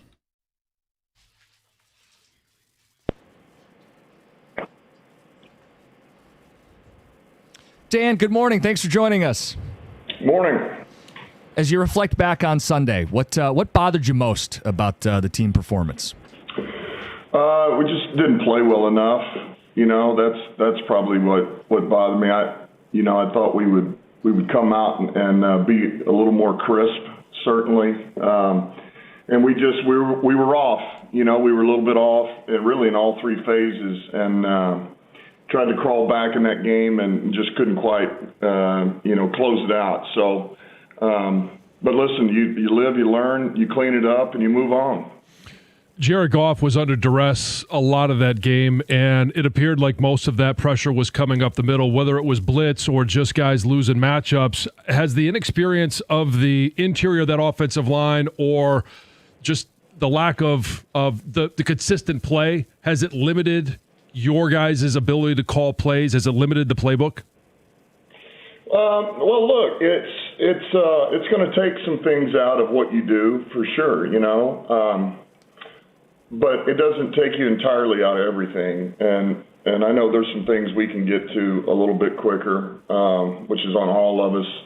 But at the same token, we got to be able to protect, man. We can't look. Every team in this league runs freaking cross dog, so we got to be ready for it. We have to handle it. We can be better, and then we can adjust too as coaches. But it's a combination of things. It is. It's everybody being on the same page. It's how you set when you know some of these pick stunts are coming. I mean, it all matters, and it doesn't matter if you're young or if you're a veteran. Man, you got to do it right every time, and there's no room for error. So, and then when I don't care what quarterback it is, when you hit them enough early, it can have an effect, and then that's the way it goes. Is offensive line a target today on deadline day? We've looked there for sure, What specifically are traits, I'm sure versatility, what are the things you look for? Anything that we feel like would upgrade us. How much of those conversations will you be a part of today with Brad Holmes? We've talked a lot about the relationship that you guys have. It feels like, it's one mind. How much of that will you be a part of today? As long as I'll be a part of it. If he knows that it's somebody that is worth me looking at and the price is right. If the price isn't right, it's not going to happen. And so I don't even want to know about it. I'm trying to get ready for these guys. Like I'm trying to get ready for Washington. So if it's noteworthy, then Brad will bring it to me. Otherwise, it's not going to happen. So, we'll see. O-line trades rarely happen. Why do you think that is, that those positions are so rarely traded for in season? Well, because they're hard to – it's hard to get rid of them if you're the other team. So if you are, you're going to ask an astronomical amount, because as the later the season goes, it's hard to find bigs. They don't just fall off trees. So that's normal, especially tackles. Yeah. We saw Brandon Graham come out of retirement for the Eagles, and Frank was obviously a beloved member of this team. The fans loved him. Has there been any consideration of giving him a call to see if he'd want to finish out the season? Well, here's what I know about Frank. If Frank really wanted to, he would be blowing my phone up, and I haven't gotten a text yet. So I think Frank is feeling good about his decision. And look, they just had another baby, so happy for them. And that ship has sailed. Talking to Lions head coach Dan Campbell, how much pressure is there to keep up with other teams at the trade deadline, like Philadelphia reigning champs? They go out and add a pass rusher. How much of that is something the organization has to consider today? I'll be honest with you, that's never crossed my mind. What you just said is trying to keep up with somebody in a trade war. You didn't word it that way. I shouldn't say that, but I don't see it that way. Look, they made moves that they feel like is good for them, and it was worth it for them. And that's good, man. To each team his own, but we're going to do what we feel like is right for us, and the right fit at the right price with the right guys, and we've always been that way. I mean, we're not changing our stripes. In the absence of any additions today, what does the depth look like on the offensive line? Is it Coyote that's going in there at left guard? And we saw Taylor Decker get nicked up a little bit. How's he doing, and your expectations of him being able to play against Washington? Well, it seemed a little more positive as of last night, as to he and Panay both, but I still don't know for sure. I see Yodi. I see Cologne getting some reps at guard, maybe center as well. I mean, we may mix some things up here and move some guys around a little bit. I'm still thinking through all this while I'm getting ready for these guys and game planning. But and then we got Nice on vet squad. You know, we got Cochran on vet squad. We got Kingsley on vet squad. So we've got options here, and it's about finding the right combination of guys, really, and then just letting them cut it loose, get used to each other, and freaking play relentless, hard-nosed, finishing football. As you try and find that combination of five that gives you the best chance to win against Washington, any conversation, because we know that it happened during training camp with Tate Ratledge playing a little bit of center. Has he still been working at there behind the scenes, or is he just you want a young guy to focus in on one position? Yeah, I would say I want Ratledge just to hone in on guard right now. You know, once we decided to make that move, he still takes snaps, but really it's about, man, he needs to improve at the right guard position. He has to get better at it, and he is, and he will. A lot of talk about the offensive line. I want to flip over to defense. Kirby Joseph, that knee injury, is it maybe more severe than you guys initially thought? What's the update on him as the week gets going here? Well, the irritation is not going away as fast as we had hoped. So there is improvement, but it's just not quite there yet. And we're not going to force this thing until we get it as calm down as we possibly can, because we don't want to if we can keep from it, we don't want to have to revisit this every week once he comes back. Now, maybe that happens anyway, whenever he comes back. But yeah, we were hoping it would resolve itself a little bit quicker or cleaner. It's just not there yet. You guys have been so good against the run up until Sunday with Minnesota. What were some of the challenges you guys had of stopping Aaron Jones and Jordan Mason? Man, just everybody doing their job, fitting your gap, man. We've done such a great job, but there again, no different than on offense or O-line play or run game or, man, the defense, everybody fills their gap, and one guy gets out of it, and it kills you. And then it hits the second line, we miss a tackle. So it's really three of those runs is one guy here, one guy there. And really three of the runs was really one guy. So we'll get that cleaned up. It'll be addressed. It's been addressed. It'll be addressed again. And, you can't be a liability when it comes to the run game, because that's what we cannot allow. We have to be able to run the football, and we have to stop the run on defense. Talking to Lions head coach Dan Campbell. Anything extra with Washington this week? No, what do you mean? Extra? Like just, that you guys played them in the playoffs, and maybe it's a game you would have circled, plus trying to bounce back from last week. Just, is there anything extra? No, look, this is about getting back on our feet. We earned that loss against Minnesota. They came in, they played well, they did everything right, we did everything wrong. Doesn't mean that we didn't have guys play good in spurts, some better than others, but in the totality, we didn't coach, including me. I didn't coach well enough, and we didn't play well enough. So, man, this is about getting back on our feet, and let's play good winning football. That's all we need to worry about right now. The other stuff, it's irrelevant. Let's get back to the basics of what we do, the fundamentals, the technique, and let's go compete. One more for me, Dan. When you're looking at the offense, we'll flip back to that side. Third downs have been an issue, and some of it is down in distance, being better on first and second down. But in the last couple of years, that number 3 receiver has been key in being able to convert some of those third downs. He's been a target. Isaac TeSlaa, are you looking to get him more involved, especially in some of those third down situations? I'd like to get him on the field a little bit more. We came out of the bye, and there was a couple of things that we noticed, and wanted to get Leaf more involved. And we didn't necessarily get that going last week, but we need to get Leaf involved. We need to get TeSlaa involved. And so much of that is it's like the perfect storm, because talk about third down. Well, you convert, now you can get more touches for everybody, and then that helps everybody. But yeah, I'd like to get him on the field a little bit more. He's doing a good job for us on special teams, which is exactly one of the roles we envisioned him on, and then growing in the receiver position. So yeah, certainly I see him playing a little bit more on offense this week than he did last week. Dan, last one for me. I know you talked about coming out of bye week and trying to get this thing going. If you could just speak to the sense of urgency you guys feel with this stretch coming up right now. Well, look, there is a sense of urgency. You know, everything's out in front of us, and there's so much football left. Man, our crew, our guys, they know what this is all about, you know, and there's not one guy that left that locker room or came in yesterday that didn't feel crappy about the way that went down. But we also know, you stare in the mirror and you know it's on us.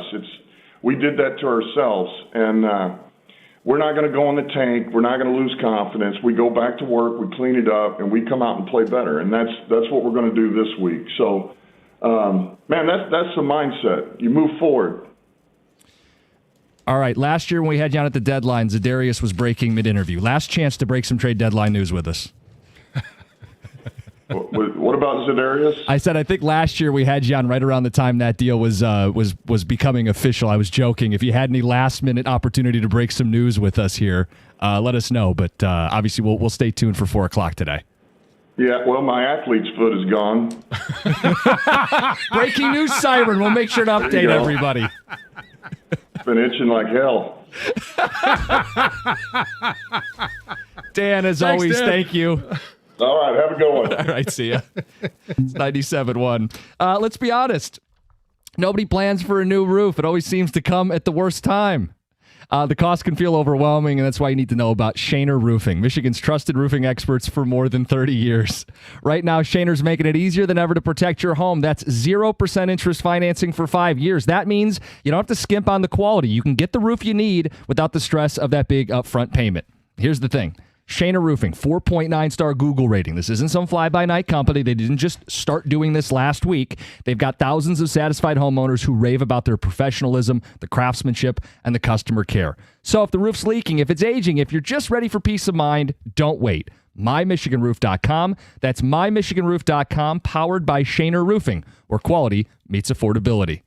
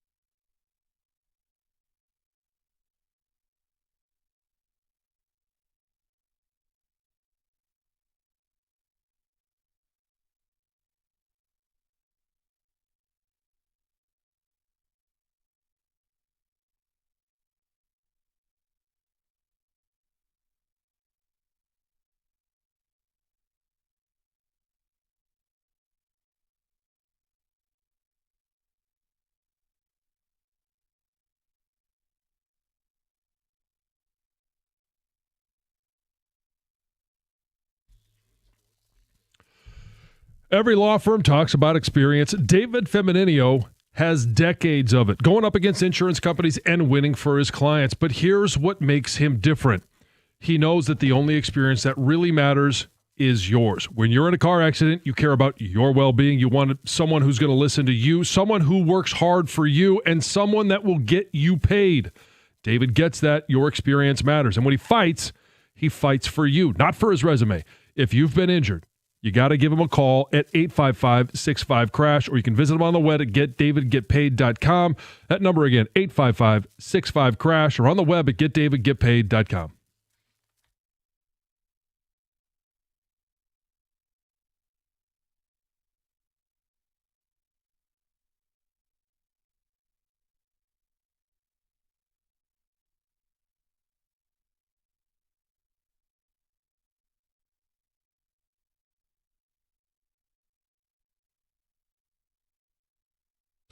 All right, so what'd you take from that besides the fact that the athlete's foot's doing a lot better? Well, he's no longer irritating.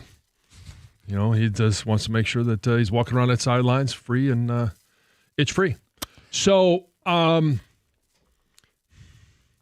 about this? I believe that they're in the market for an offensive lineman. Especially with how tight-lipped he was about it? I think they're looking under every single rock, every nook and cranny to see who might be available and what it's going to cost them. Yeah, when you ask, well, what type of things are you looking for? Guys that make us better.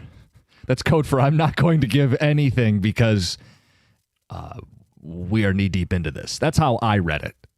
I also appreciated that you asked about Ragnow. We get those ticket texts every single day, especially when Brandon Graham came out of retirement, but ship has sailed. So that's it. Yeah. He talked about guys in offensive linemen not usually being available or why the price is high, why they don't leave teams. But you guys couldn't directly ask him. Like I thought the follow-up to me would have been, well, what about you got two unique situations with Petonio and Zeitler, both expiring contracts, proven guys. And then he did allude to asking price being significant, you know, and I'd asked you earlier, in the end, would you sacrifice a second because you don't have a third to get Petonio? Yeah. And you said, yeah. You think it's an overpay. Yes. So, I think there's enough guards on the market you shouldn't have to give up a second. There's enough vets that I would think you could make the phone call and land for a day 3 pick. Yeah. But, yeah, I mean, what's the follow-up? Dan, any interest in a player like Smotonio? Right, you can't do that. He can't. I can't talk about somebody who's on another roster. Dan, what about a player that played in Detroit last year at the right guard spot that is now on an AFC roster, like speaking code? Right. But he kind of, without saying names and stuff, the guys are out there, but the price is high.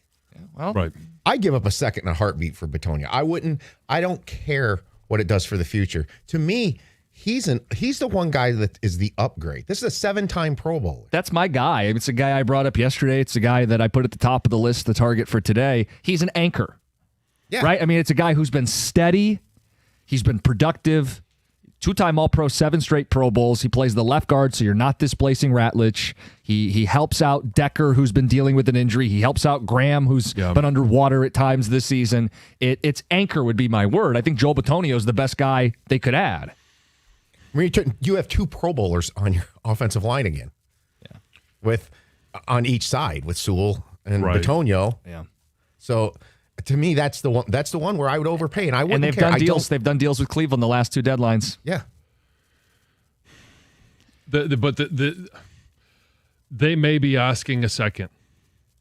I don't know that I'm going to give a 34-year-old offensive lineman a second-round pick up for a 34-year-old offensive lineman. You know what complicates this is they don't have a third. Yeah. Right. Because they gave up last year's third, and this year they would have had 2. The Aaron Glenn comp pick. They gave up 3 thirds to add Tesla. Is it possible to just vacate the third round for the next couple of years? Would Cleveland take a third, not this coming year, but the next year? Maybe. I mean, that's where you would probably have to go at that point. But it may be, okay, we'll give you a third and next year and a sixth this year. Yeah. But if I'm the Browns right now, I know you need them. And so I'm going to hold this thing to 355, 359 today before I back down and say, yeah, I'd rather have a third and a 6th round pick than have this guy that's expiring Right. and we're not going to win. Yeah, I just think you got to be careful if you're Cleveland, or we'll use Tennessee with Zeitler. Like, you could be left holding the bag. You're not winning anything this year. Take your draft pick, bud. Yeah, and who would be willing to wait until 3:59? Brad Holmes. Yeah. And I'll wait you out. And if you eventually say, no, we're not going to let him go, then okay. But at that point, it can't be an Erod situation. What's the backup plan? I'm telling you what, guys, right now, this might sound crazy, but I would rather give up a 2 for Bitonio than a 4 for Zeitler. I would. I think he's a better player at this point. You are adding a Pro Bowler. Zeitler's just a guy, but he would help. But it complicates it because, as Dan said there, in part of why I asked about Tate Ratledge moving to center, we want him to focus just on the right guard spot. Look, we're going to have more time to get into this at 8:50. The predicament the Lions find themselves in. Who's your guy? What's the biggest position in need? And for Brad Holmes, the day that is today. We'll get to that. We got Greg Palm coming up at 8:35. First, Heather with the news. This news is brought to you by Gardner White. So the investigation into that tragic house fire in West Bloomfield that killed 3 siblings has now come to an end, and no criminal charges will be filed. So it happened back on February 2nd. A 16-year-old girl and 2 15-year-old and 12-year-old boys were killed when their house caught on fire. You might remember that the parents were not home at the time. They were both working, and the home had locks on the windows and an interior front door lock as well. And there was questions around that. Well, it turns out that they were, their sons had autism, and they were there. Those locks were there to protect their sons from escaping the home, by themselves, getting injured. So those were there to protect their children. So basically, it was just determined that this was just a tragic accident. Oakland County Prosecutor Kim McDonald says that this tragedy was not a crime. It's clear that the parents were taking necessary steps to try to protect their kids and support their family under challenging circumstances. She also added that it's also a reminder to our society that we must do more to support families struggling to provide safe, secure, and loving homes for their special needs children. So sad. 2 boys have been arrested after a suspected shooting and armed robbery at a Halloween party in Plymouth Township. So police say a fight broke out between 2 children in the basement of a home. Gunshots were fired, and when police arrived, most of the kids, the party goers, had already left, but detectives determined that an armed robbery had actually occurred in the basement, with 2 boys robbing several other children at the party. What? How old are these children?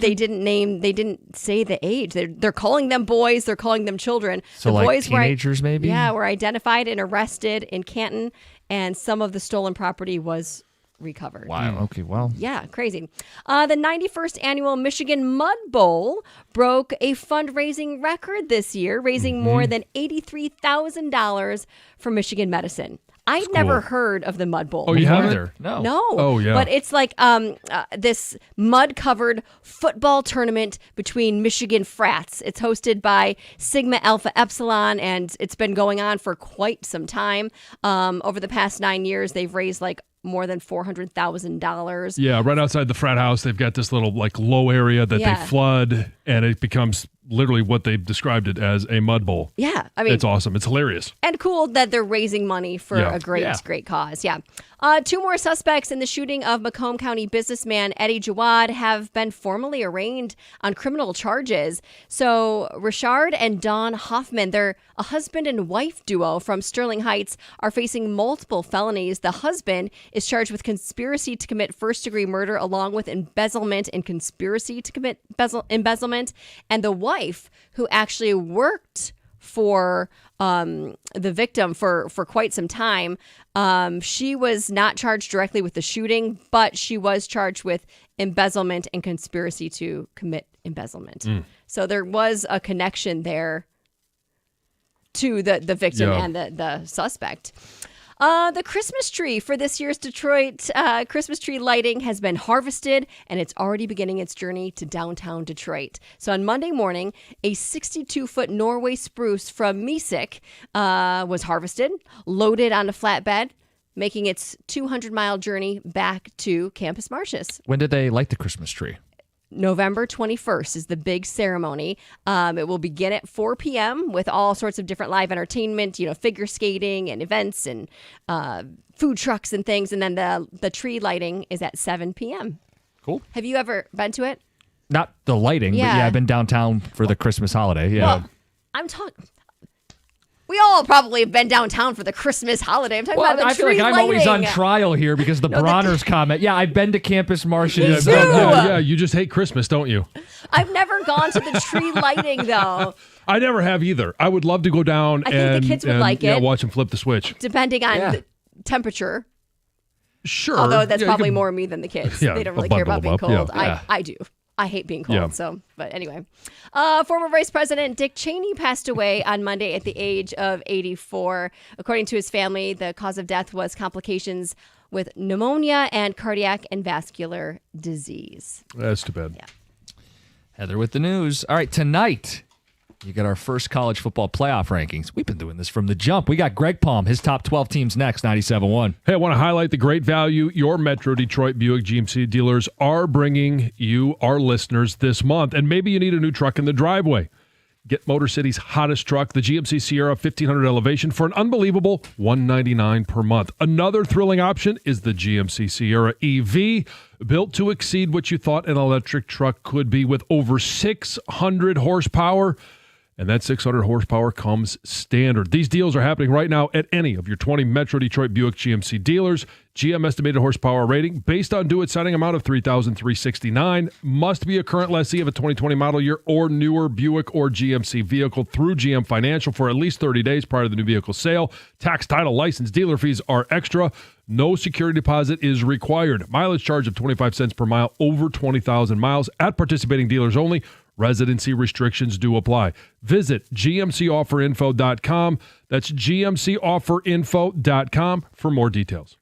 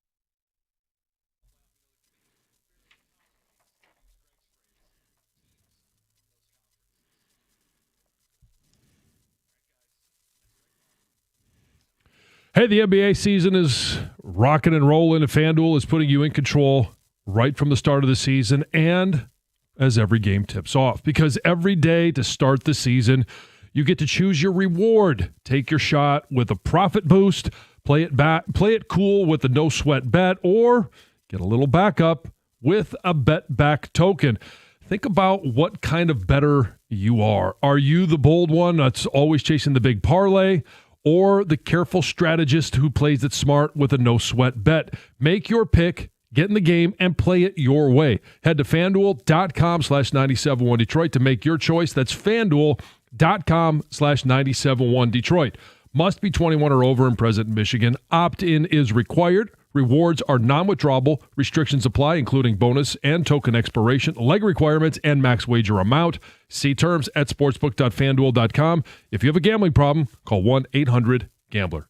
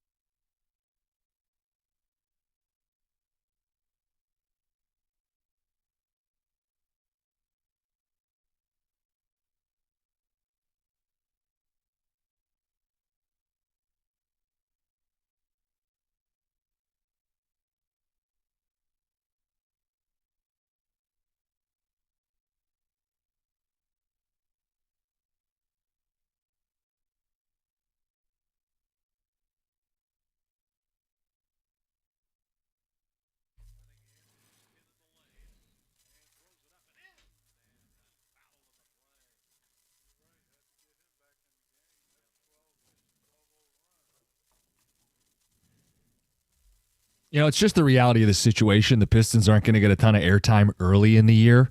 Nope. Lions, deadline, football season. They're off to a good start, though. But 5-2, a win last night. How about this? A game where they led after the first quarter, didn't start slow, and when things got tight, Cade put his foot down. 33 points, great in the fourth quarter. Pistons win in Memphis. We'll take it. We'll take all of them. Isaiah Stewart blocking the rim. He had a career-high 26 points. Ron Holland early in the game. I talked about getting a good start. He was part of that spark. You look to see guys take that leap this season. Yeah, and once nobody's firing on all cylinders right now. At least it doesn't feel like it, although Chicago felt like they started firing on all cylinders. Yep. They've now finally had a loss. But for the Pistons to be firing on all cylinders, you're going to need performances like that from Isaiah Stewart on a regular basis. Cade, that's got to be a constant. Asar Thompson, Ron Holland, both of those guys starting to be a little bit more productive, and you just need more from Duncan Robinson. Yeah, again, you're filling the Beasley role. You got to space the floor. You got to reliably knock down shots. Mm-hmm. Pistons next game home tomorrow, Utah? Question mark? I believe it is. I think so. Yeah. I got it right here. Yeah, Wednesday the 5th, Utah, 7 o'clock. Sharp. All right. And Wings playing tonight, finally ending this road trip, and could put an even bigger exclamation mark on what's been a very successful trip out west. It has. I mean, we said you had to come back with at least 4 points. They've already got that in the bag, so playing with house money tonight, right? In Vegas? Yeah, there you go. And this is the best team they're going to face on this trip. So we'll see. Do they have a little gas left in the tank to make a big statement here? Yeah, a little measuring stick. There you go. All right, deadline. Expectations today. Do you have a player, a position, an ask, and what does this day mean for Brad Holmes? Because we've gotten so many ticket texts today from people saying he's not going to do anything significant. They're not going to do enough. They don't have a lot of faith that today's going to be a big day for the Lions. Well, I think until the Mahogany injury, you weren't necessarily on the O-line train. But because that happened the week before the trade deadline, and it's going to be extended time, plus with the performance that the offensive line, specifically the interior three, had, and we know Decker it's kind of a game to game. Is he going to be in? Is he going to be out? You're going to have to address the depth and the talent on the offensive line. Guys that we've talked about, Joel Bitonio. All right, that's the headliner at the guard front. Kevin Zeitler, I think in listening to Dan Campbell, I think that's less likely. He might be the one that's more available, but less likely for the Lions simply because coming in last year, right? He was going to be the right guard, which meant they moved Graham Glasgow to left guard. Now, that was good, except Ratledge, all of a sudden now he is your right guard spot. And I asked him, is he taking snaps? Could you move him to center as you shuffle that offensive line? He said, nah, we really want him to stay and focus on that one spot. So I don't know that Zeitler will be in the mix for the Detroit Lions. Yeah, I think the three position groups that are going to get the most attention on calls and texts: offensive line, edge, and corner. Mm-hmm. And I think one is significantly a bigger need than the others. O-line. It's the offensive line. It's been an issue ongoing this season, the inconsistent play in the middle. Bitonio would be an anchor. He would come in as a veteran, all-pro, Pro Bowler, 7 straight Pro Bowls. He'd anchor that left side of that line next to Decker, who's been dealing with an injury, and he'd help out Graham, who's been underwater at times. That would allow you to solidify the run game, a pocket for Jared Goff. It would let John Morton, who people have been very critical of, expand the playbook. All starts up front. If this team wants to win 4 consecutive playoff games, they have to be more consistent up front. A proven veteran player is a must. We went through this with the Tigers and Scott Harris. Brad Holmes, come on now. You got a choice here. You got to address what ails your team if you want to chase a championship. And that's not to say you couldn't make a call that you want a corner or you can never have enough pass rush, John. But to me, the answer is up front on the offensive line. Yeah, and Gov asked this question earlier. Would you be willing to part with a second-round pick for Bitonio? And I winced at it, and I don't think I would, just because he's 34 and probably not going to be here next year. Maybe he would be. He's in that point of his career where it's a year to year. Plus, he's going to be 35 next year. How healthy is he going to remain? The guy that I might consider it for would be a Jackson Powers Johnson. Oh, yeah. I mean, that's a guy. Look, this is a full circle conversation. The first spring I was on the show was the 2024 draft. Yeah. And we spent so much time highlighting Graham Barton, who you liked, Jackson Powers Johnson, who we all discussed. Was that also the Zach Frazier draft? Yep. You know, we said, hey, whether it's the first or the second round, we'd love to get an offensive lineman early in the draft that can take over and be a premier piece moving forward. Well, they went corner. Right. And now this year they took Ratledge, but the problem is he's a rookie, and they needed to fill 2 spots with Zeitler and Ragnow both gone. Mm-hmm. So they're a year behind. And yeah, they could right that wrong, I suppose, if you want to phrase it that way. Sure. And I mean, that's a guy that's on his rookie deal. And I'm curious as to why he's on some of these lists. Is it just because is Vegas just that bad and they need to get as many draft picks as possible, especially some higher draft picks, and this is a guy that they'd be willing to part with? I didn't understand him being mentioned. A lot of the other guys are rentals, older players on bad teams. I mean, look, if we're going to look at players from that draft, Dallas is losing. How about BB in the middle of their line? Again, I don't think he's available. Yeah, I don't think he's available either, especially since they just went out and made a trade to get a defensive player because their defense has been awful. And they're trying to salvage any part of the season they possibly can. Yeah. So you're not giving up a 2 for Powers Johnson. Why not? If I'm the Raiders, I'm not giving him up for a day 3 pick. Yeah. So you would do it for Powers Johnson, but you wouldn't for Bitonio, who's 7 straight Pro Bowls. Yeah, because I don't care. Jackson Powers Johnson, I get to keep for another 3 years or another 2 years after this. This team has got to stop worrying about the future, and I don't want to get into it like an argument with you, John. We just disagree. Bitonio makes this team better. Powers Johnson just fills the hole they need. That's why I would do it. I don't care about the draft next year. Tom, loud and clear, I hear you. My point was from the Raiders' standpoint. I'm not giving him up for a 4th when I used a second-round pick on him, and he's still under team control at a cheap cost, and I do need to rebuild my offensive line. We just took a running back. We don't yet have our quarterback. If I'm the Raiders, I'm not giving that up for a 4th-round pick. I'm just not. I wouldn't either if I were them, which comes back to not having a 3rd is handcuffing this. Because they had Tesla. Right. Yeah. And Andrew Berry knows that in Cleveland. So if I'm here on him, I'm asking for a 2. Maybe you get cute and you throw in a player or something, and you can do it with a 4th and a player that has some control. You know, this all goes back to, like you said, we were in unison in the 2024 draft on taking an offensive lineman in the front top 2 rounds. And I told Jim, and I'll say it on the air during the break, I swear to God, if there was an auto draft pick for Brad Holmes, meaning he just stepped away and let the next selection be made like in a fantasy draft, it was Ennis Rakestraw. I don't get that pick. You already drafted that corner. You had Roger Rosengarten right behind him.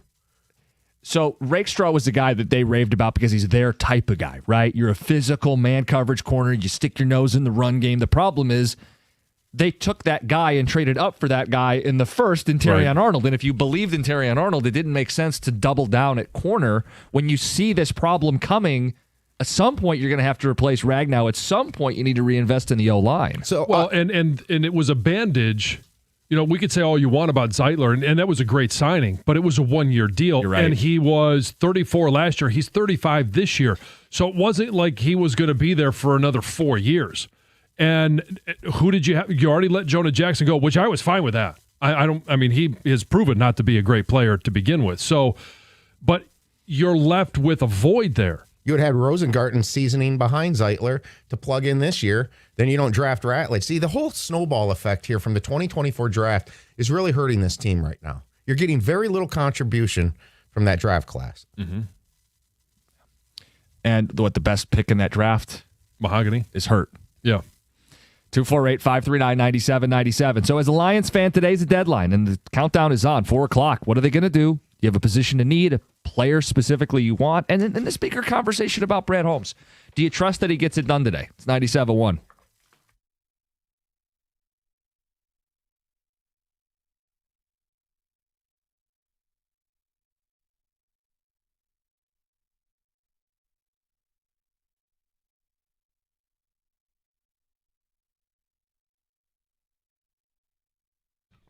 Brought to you by Twin Peaks. The NFL trade deadline is today. After a 27-24 loss to the Vikings on Sunday, the Lions are expected to make some moves today to bolster the roster before the back half of the season. Many fans are clamoring for additions to Detroit's offensive line, where Dan Campbell knows they need to be better.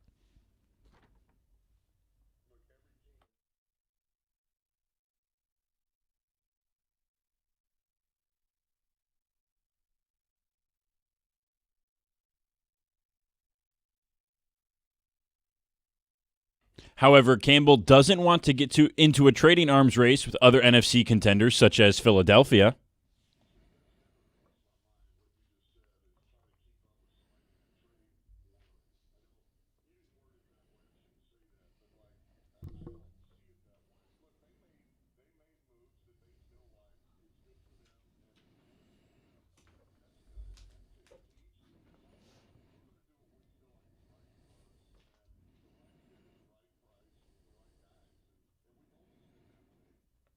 Those sound bites from Campbell's conversation with Costa and Jansen this morning. The Eagles traded for Miami defensive end Jalen Phillips yesterday. Last chance for teams to trade today is 4 p.m. The Red Wings have one more game on the West Coast road trip. It's at Vegas tonight at 10 o'clock for the puck drop. Catch it right here on 97.1 The Ticket. From the Corewell Health Sports Desk, I'm Brendan Shabath. For more, go to 97.1 The Ticket or Odyssey.com.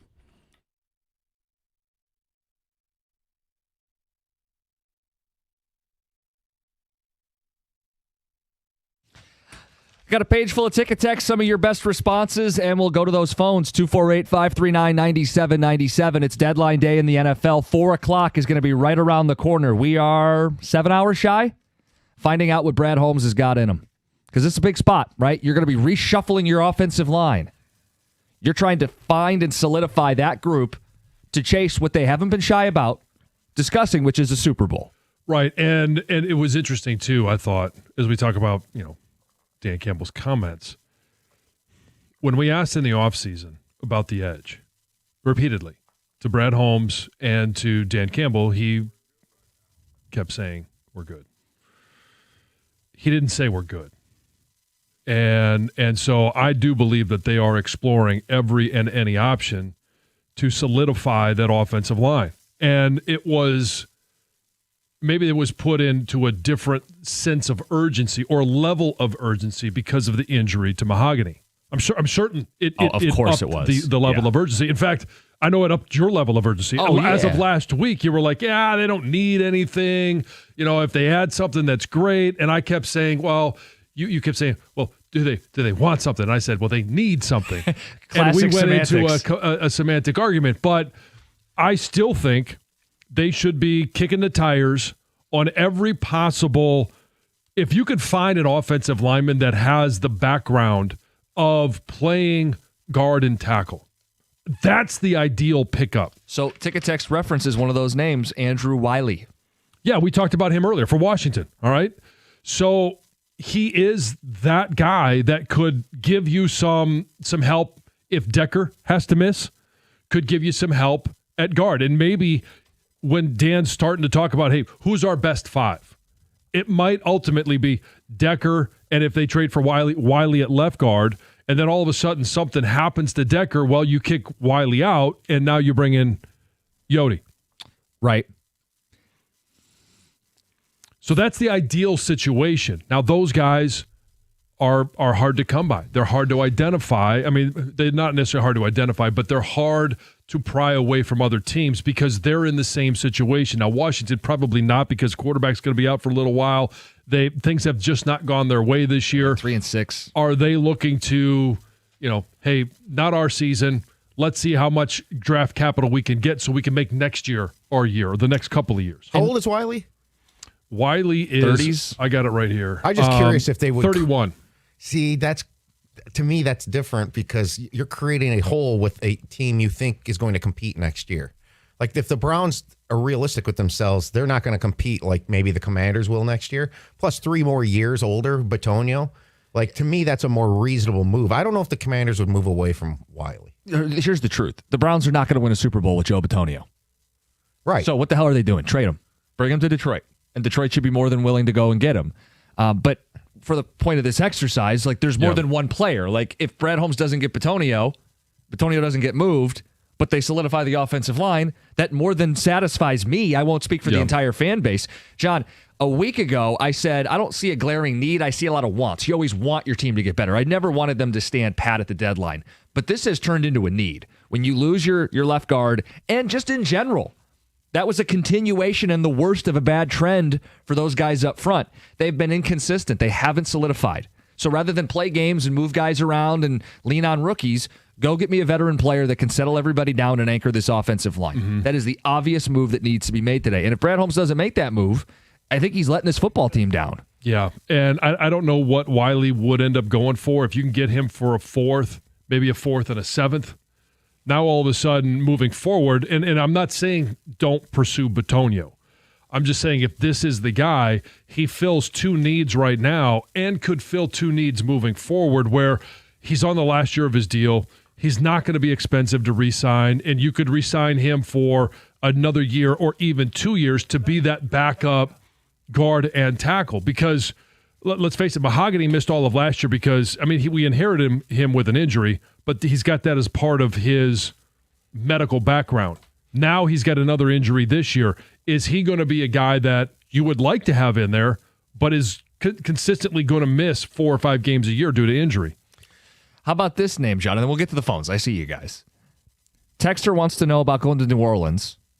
Trevor Penning, drafted as a tackle/guard, is a left guard in New Orleans right now. Bigger guy, first-round pick out of, I believe it was Northern Iowa. Right. Wasn't there some issues with him his rookie medical season? I don't know if it was medical. I think it was like team issues. Oh, I don't know. Yeah. I don't we're know. Putting that you on for the sure. spot. I don't know that you've scouted and prepped every offensive lineman. I remember we were talking about him, but it seems to me like there were some issues his rookie season. I just don't remember what they exactly were. Oh, okay. What was his name again? Trevor Penning. He played 6 games his rookie season, started only 1 game, but has since rounded into a starter. He played every game last year for them, and is their starter again this season. What about Cesar Ruiz? I can't say it. Former Michigan Wolverine. Just back to Bitonio quick, and John, what you said earlier. I do think part of the conversation to trade a 2 for him is next year. Like, you definitely get a feel for, do you want to play football next year? Can we have first say? Yeah. Is an extension part of this? I just feel like he totally fits the hole, and he's going to help Decker and Glasgow being in between. I think he opens up the run game better than anybody out there, and the fact that he's an expiring contract, just Cleveland, I just think it's such a perfect move. I agree. When it came up pre-show yesterday, we've been running with it the last 2 days. Bitonio, to me, is the top target. I think there's a lot of buy-in of pursuing and trying to get that guy. I also thought John made a very great observation. Campbell didn't say they're good, said they're pursuing it, got kind of tight-lipped about what they're looking for. That, to me, says, I don't want to give away anything. I don't want to give anything away because this is a serious thing that's happening right now. And specifically when asked about Brad Holmes and their involvement, with certain guys, he is involved. Serious options to upgrade this football team, which means, something's in the works. Will it happen? John, that's the thing. We're kind of waiting to do the reaction until tomorrow's show because we don't know what's going to happen. I just will phrase it like this. Brad Holmes didn't address the interior offensive line in the 2024 draft early, right? He doesn't have the 3rd-round picks today because he was cooking at the draft. He's got to navigate and find a way. If you want to be the best general manager in the NFL, and I think that's Howie Roseman. Yeah. You want to challenge Howie Roseman, build a team better than Howie Roseman, win a Super Bowl, fix the offensive line. That is your task. If you don't, you let your team down. So, Trevor Penning, going back to him. Yeah. And these issues could all be solved at this point because he is productive for New Orleans. Now, his issues is rookie season. A combination of injuries. I know he had a foot injury that kept him out for some time. You said he played 6 games his rookie season. That's what I saw. Also poor play. And then there were the incidents at training camp that I was talking about where he was kicked out of multiple training camp practices for fighting. All right, so young player. I was going to say, I don't know what to make of that. I don't necessarily know what to make of those, so I don't necessarily think that's going to be – that wouldn't necessarily exclude him from pursuing him at this point. All right, let's get some phone calls in here. Let's get to Kevin in Warren. You're on 97.1. Hey, good morning, guys. What's up? Hey, I think like a lot of fans, I'm all aboard this idea about getting an offensive lineman. And for me, the other reason it makes sense besides the need is the fact that, we're going to have a bunch of players next year, too, who have to be signed to contracts, great players that we're going to hang on to probably. So I think our picks become a little less valuable because we won't have to worry about paying those picks when they come up because we're going to give them away and get somebody now. Does that make sense? Yes. And no. Right. Because on one hand, it makes sense what you're saying, but I just don't agree with it. Well, because, Kevin, just on the other side of things, they're not going to be able to spend money on outside players moving forward. They're going to be so jammed up against the cap that the only way they can round out the roster is cheap talent through the draft. Now, that's not me saying hoard all of the picks because, well, you do have to go for it at some point. So, Kevin, that's why I say yes and no. Yes. Well, here's the thing. So we're all in favor of them picking somebody up, and you're going to give them picks, right? We're not going to give them any of our players, right? Wouldn't think so. Wouldn't think so. Right. So this is the road we're going down already. I just think it makes a little bit of sense. And again, we're not going to, it's kind of funny, too. My experience has been when some of these deals happen, how little it really takes to get a veteran off a team. I don't think we're talking about shipping a first or a second round pick. No. I think we're probably talking about a third, fourth, or fifth, correct? Correct. They don't have any third picks. Right. But yes, so we're talking about the a only fourth one or a that fifth. would require a first is Trey Hendrickson, and those rumors will not die until 4:01 today. But I don't expect that to happen for the Lions. Not with what they are showing as their need on the offensive line now. So, and I like the Zeitler idea too. I mean, I think if they knew that Ragnow was going to retire out of the blue, they would never have let Zeitler go to start with. But that happened first, and then Frank decided to step down. So, but go Lions. If you have trust in Holmes, then I think we're going to be expecting to see something happen today. So go get them. Great show, guys. Thanks. Yep, appreciate it. You want to know my prediction? Yeah, what's your prediction? I bet a trade happens at about somewhere between 10 and 10:15. That's how it always goes, right? I think it will, if it happens, happen during their show. Yeah. I don't think it's going to happen in the first 10 minutes, but it would be just our luck. Right. Just our luck. Hey, we got Chauncey during our show. We did, yes. That was lots of fun. What was the Darius Smith traded for a year ago? I believe it was a sixth. Hold on.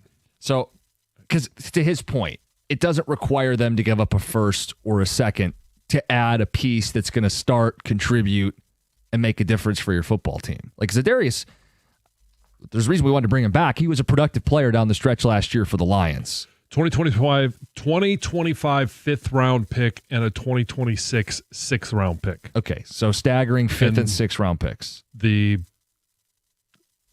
also got back a seventh round in 26. Okay. Yeah, so we're talking day 3 stuff here. Right. Day 3 picks can make an impact for this football team. 248-539-9797. I see the clock. More of your phone calls next, 97.1. Hey, when it comes to an IRS collection or audit, Abraham and Rose has successfully specialized in resolving all types of tax problems for over 30 years. Their extensive experience means that when you're facing an IRS collection or audit, you can rely on their law firm. Many law firms come and go, but they've got 3 decades worth of experience, and it's a testament to their success. Their experienced team is ready to evaluate any underlying federal or state income taxes or payroll taxes. All you have to do is visit abrahamandrose.com or call 248-539-5040 so you never personally have to deal with the IRS.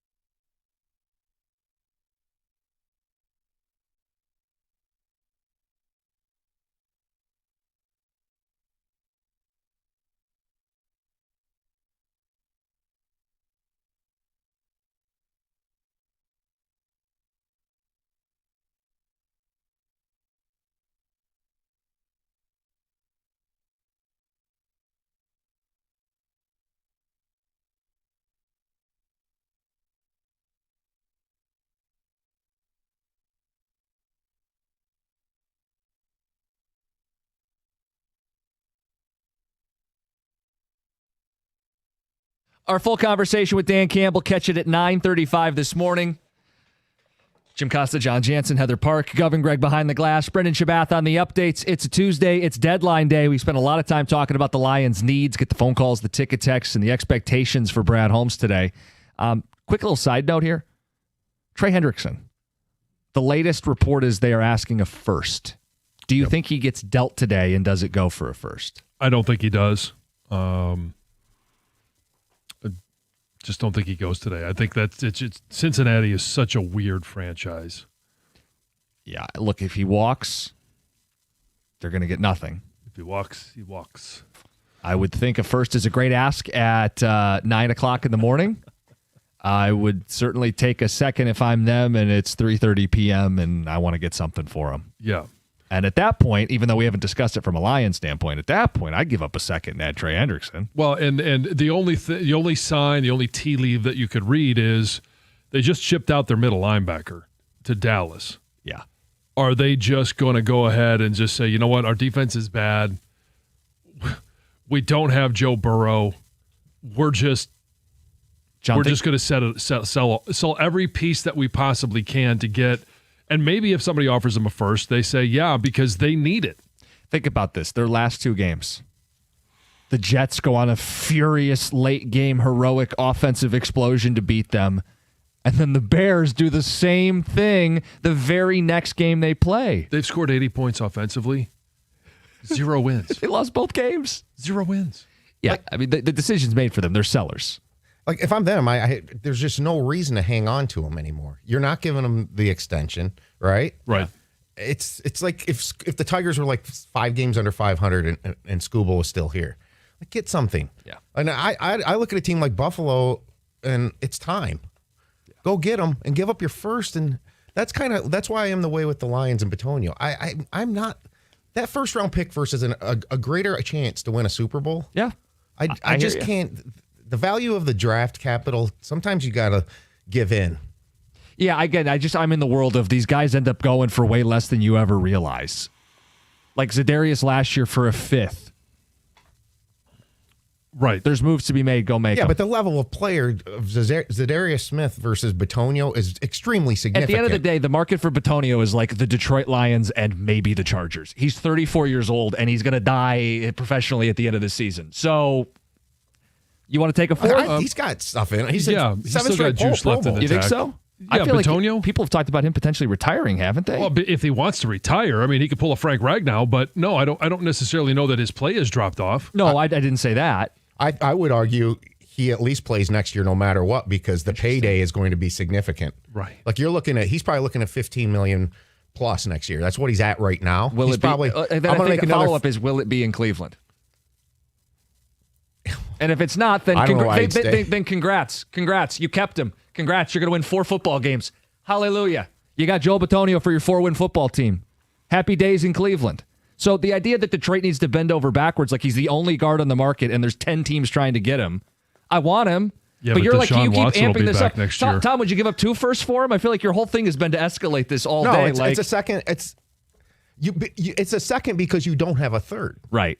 Well, you give up a future 3rd and attach a current pick from this year. You got a 3rd next year and a 6th. You got your number 3 receiver that you don't use because of your offensive line. I get it. That's a sore subject with people, too. Let's get to Steven in Clarkston. You're on 97.1. Hey, good morning, guys. So I love the Bitonio idea. They definitely, it's got to be a must today. The other thing, and this is something I've been wanting for a couple of years now. So I feel that DJ Reader has been a massive disappointment this year. I feel the interior defensive line itself has been an ongoing issue, and it's going to become increasingly more crucial as the season goes on. They're giving up yardage on the ground through the middle, even in their wins they have. I don't know how much you trust Pascal coming back and Mekhi Wingo. Right. I don't even know if he's even playing this year. The guy that I would be calling, and if I'm going to give up a second or possibly a first, it's Jeffrey Simmons. I think Tennessee's 1-8. They need help. They need a lot of draft picks. And Jeffrey Simmons, I know Tennessee has come out and as of a couple of days ago said that we're not dealing them. But like you said, at 2 days before, it could be a dealing ploy. It could be negotiation tactic. But it's at least a call. Jeffrey Simmons would be a huge shift for this defense. I think Muhammad, I do think Henderson would be obviously would be great on this team. But if you put somebody in the middle that can push with McNeil, I think Muhammad and Hutchinson, the combination would be suffice and would be ideal to make a push in the playoffs and go in advance. John, quickly, your thoughts on Simmons? Hell of a football player. Got a long-term contract they'd have to juggle. Probably not happening. I doubt it. And I just don't see that as. I mean, they have been good up until last week against the run. And we heard, I asked Dan Campbell that question, and he said, "Yeah, guys got to be more disciplined. Guys got to hold their gaps. Guys got to do what they were doing prior to last week." And I just don't see that as top of the list. It's probably 4 or 5 deep on needs. Just to round this out, headlines from last spring: Bitonio mulled retirement before coming back this season. So that's why I say, if this could be the last season, the market is not going to be robust for him. You shouldn't have to fend off teams and fight and bend over backwards and give up an arm and a leg to get him. Mm-hmm. So we'll see if he ends up getting moved at all. Let's get to Heather with the news. Well, it's Tuesday and it's election day, so polls are open until 8 p.m. Voters in Detroit, Dearborn, Hamtramck, Taylor, Southfield, Pontiac, and New Baltimore are voting to elect a new mayor. You can go and check your voter registration or find your polling place on the Michigan Secretary of State website. You can also register to vote today and still vote as long as you're in line by 8 p.m. There you go. There you have it. Game 7 of the World Series had massive ratings. 25.9 million viewers tuned in to watch the Dodgers win back-to-back titles. It was the most watched Major League Baseball game since 2017. And during peak viewership, it reached 31.5 million viewers. Wow. I wonder what peak viewership was. Was that like the 10th inning? 10th and 11th inning? Because I joined in on that bunch. And it's right when college football was starting to wind down. Winding down. Also, huge viewership in Canada as well. They say nearly 45% of the Canadian population, so almost half, was watching the World Series. They not necessarily Game 7, but watching games within the World Series. So a couple thousand people. Hey, Jonathan Bailey has been announced as this year's sexiest man alive. He's best known for his roles in Bridgerton, Wicked, most recently Jurassic World Rebirth. He was good in that. Yeah, it's funny when I saw this name, I'm like, who is that? Yeah, that's what I thought too. Then I you don't start know Googling. who he is because the names past everyone knows Brad Pitt, George Clooney, right? You know those big names. I was like, who is he? But I've never seen Bridgerton. I have watched Wicked, but I watched it in 5 days. Was he in the first Wicked? Because there's another one coming out, right? I would imagine he's going to be in the second half. It's all connected. It's the second half of the story. So I don't know the story well enough. Maybe he's not. Does he? Yeah. Who knows? Anyway, it's him. This is the 40th year they have picked the sexiest man alive. The very first was Mel Gibson. Oh, wow. Yes. And like I said, others, Brad Pitt, George Clooney, John Legend, Patrick Dempsey, The Rock, Denzel Washington. Do they ever have a David repeat Beckham? winner, or is it you get one chance? Ooh, I don't know. Because it's odd to me. No, If you can were the only be sexy one year. I'm always confused by that. You were the sexiest man alive, and then the next year, then you put on the feed But bag. there's so many men out there. They want to give everyone a chance. Everyone I gets a think. trophy. But I don't know that answer. Yeah, Maybe. well, hey, you should be all for it. Is there an Archie Griffin of the sexiest man alive? Is That's what you're I'm asking. saying. Right, Yeah. Mm-hmm. This is pretty crazy. 6 people have died and dozen others have been hospitalized due to a listeria outbreak linked to prepared pasta meals. Ooh. And of those deaths, at least one has been here in Michigan. And it's these ready-to-eat pastas. They're supplied by Nate's Fine Foods, but you can buy them at Kroger, at Trader Joe's, at Walmart, at really popular resale stores. And there's a whole list of them. And some of these are things that I like, that I've had in my freezer. Not that recently, but I definitely have bought them before. So it's just go check out the list of what's been recalled, because you might still have them in your freezer and you might want to get rid of them. Speaking of food, with Thanksgiving right around the corner, Aldi is making the holiday a little more affordable. So they just released their 2025 Thanksgiving Day dinner meal, and it feeds 10 people for just $40. So it includes 21 products, a 14-pound turkey, and then ingredients to make 9 classic holiday sides, which is pretty cool. So it's even cheaper than it was last year, and you can get the deal, I think, through December 24th. So go and save some money there. Hey, a quick update. Yeah. 4 men have received the honor twice. Brad Pitt, Johnny Depp, George Clooney, and Richard Gere. Okay. There you go. Were they back-to-back wins? No. Or like how many years in between? So, With Clooney, there was almost a decade in between. I mean, I was also researching this, Greg. I needed to know. I support Once those. you give yourself a project, you're like, I have to already know. forgot. Jim, after the show, we'll talk about sexy men. Okay, perfect. Sounds good. Finally, Oreo just announced a new special edition tin of cookies that tastes just like Thanksgiving food. Really? Yes. So you can get them online. 6 different flavors. You've got turkey and stuffing, sweet potato, creamed corn, cranberry sauce, pumpkin pie, and caramel apple pie. So the last 2 sound good as cookies. $20 plus shipping. Oreo.com. I'm surprised you think any of them are good. You don't like Thanksgiving. Yeah. Just another note. I don't like Thanksgiving that much, but I do like it. I like that. Of course I like it. I don't love the food. In 1994, there was not a sexiest man alive that was not awarded. Whoa. No one No qualified. sexy man at all. Bunch of ogres. No, you know what there Wow. was? Baseball strike.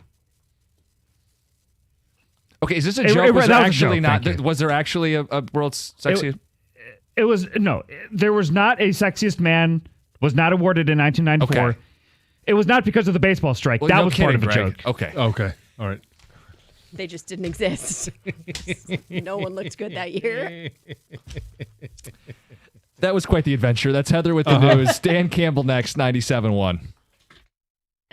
Hey, you guys, it's Heather, and I'm always looking for ways to stay on top of my game, right? So you got to listen. You know how much I rely on my phone for everything? That's why I got to tell you about this insane deal from Verizon that'll help you be your best self, too. We're talking a low price on the best 5G in Detroit. Seriously, whether I'm blasting my favorite tracks in the morning commute or snagging those last-minute tickets to the hottest new flick.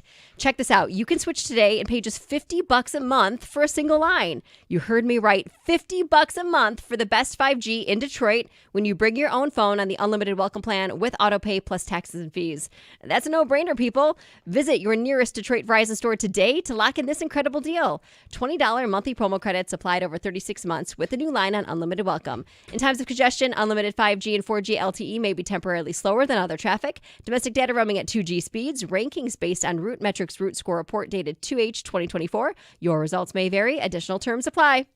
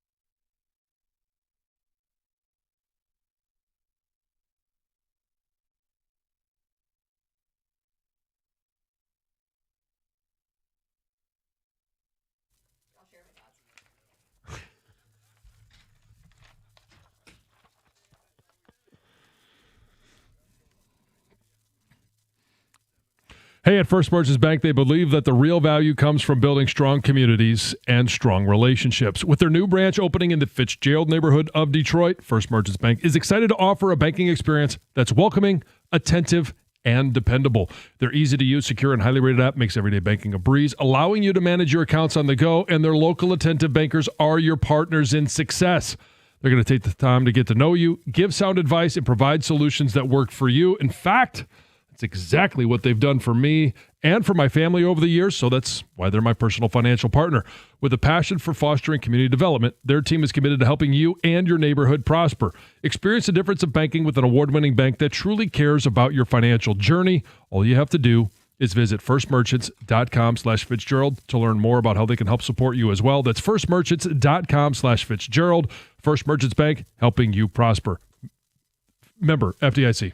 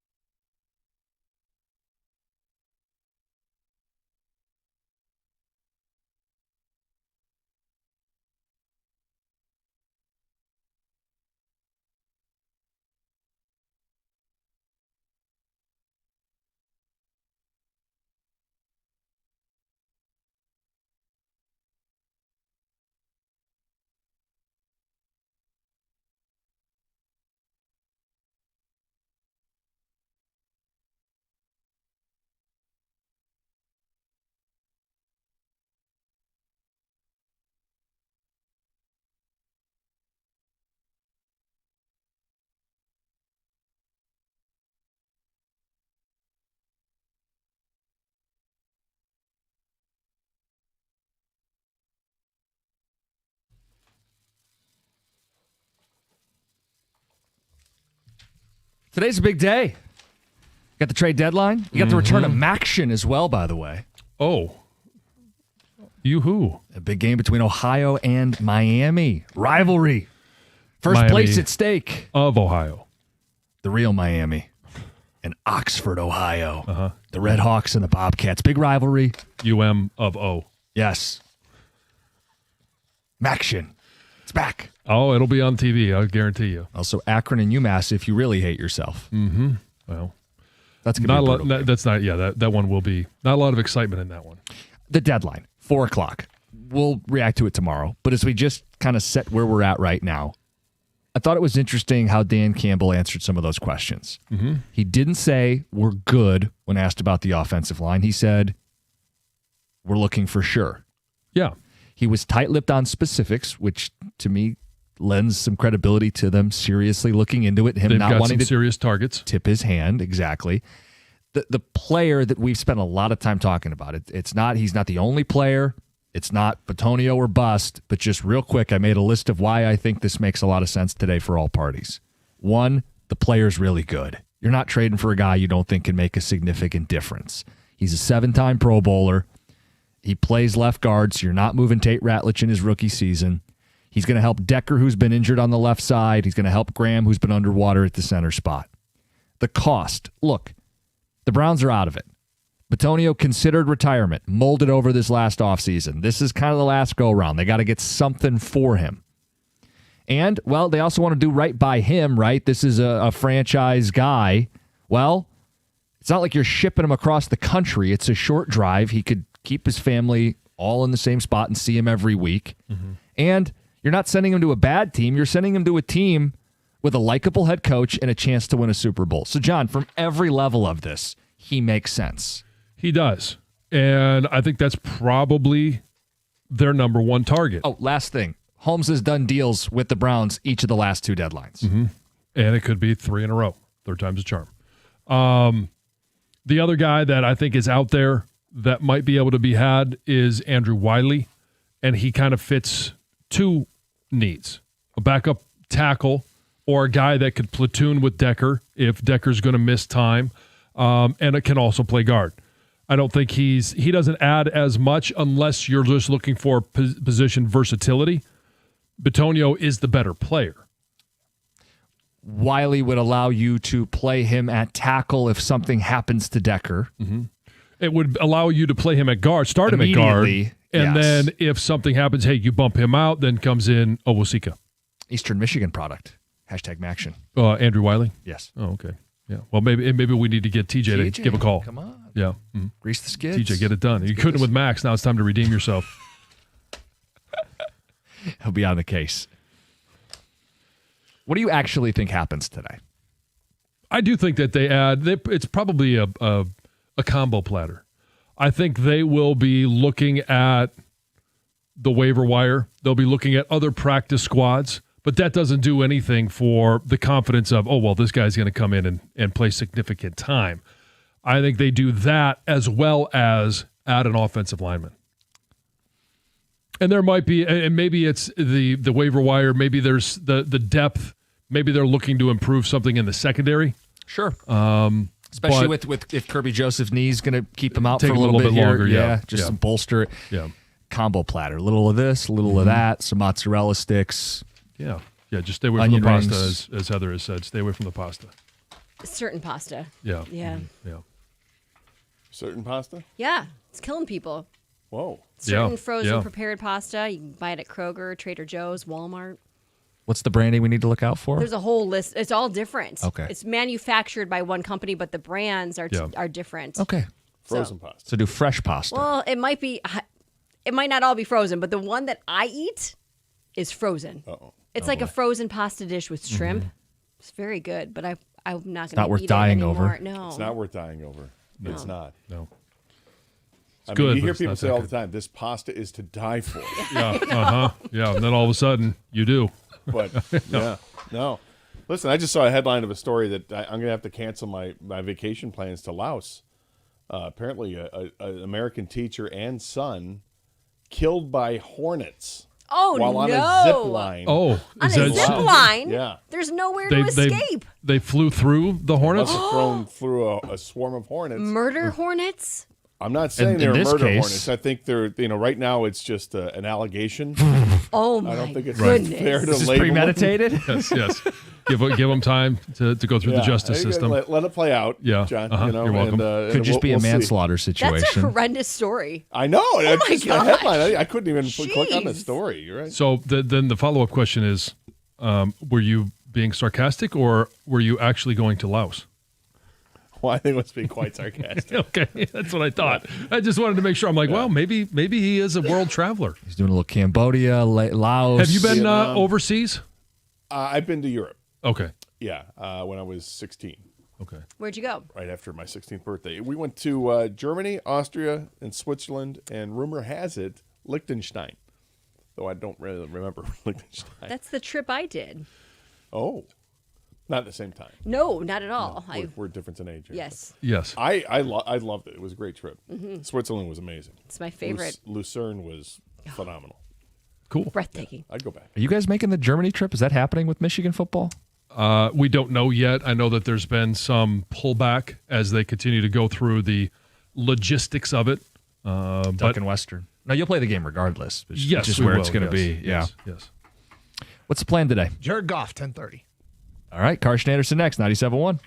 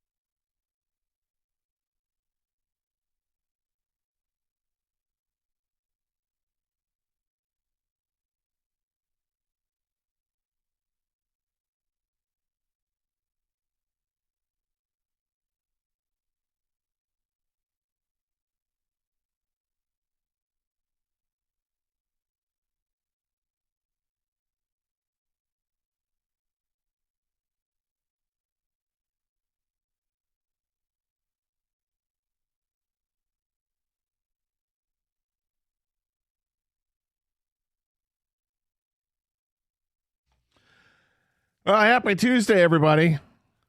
It is the NFL trade deadline day. No success, Doug? I got it. Yeah. Oh, okay. Sorry. I was going to say I can help you out. I think I have an extra one of those, but trade deadline day. This is the day that Twitter is refreshed constantly in some markets. Detroit being one of them. Yeah. First of all, sorry. That's all right. There was I had an equipment issue. Oh, Doug. I had an equipment I issue. hear it and I've happens to admit- most guys, but I was missing the quarter-inch jack for the headphones. You were missing the jack, were you? Does that make it any worse? It's just getting worse. So sorry. I had to go find it. But it has been found, and I'm good to go now. How are you today? I'm okay. I'm playing hurt. My back is tweaked up again, and I'm just trying to get by.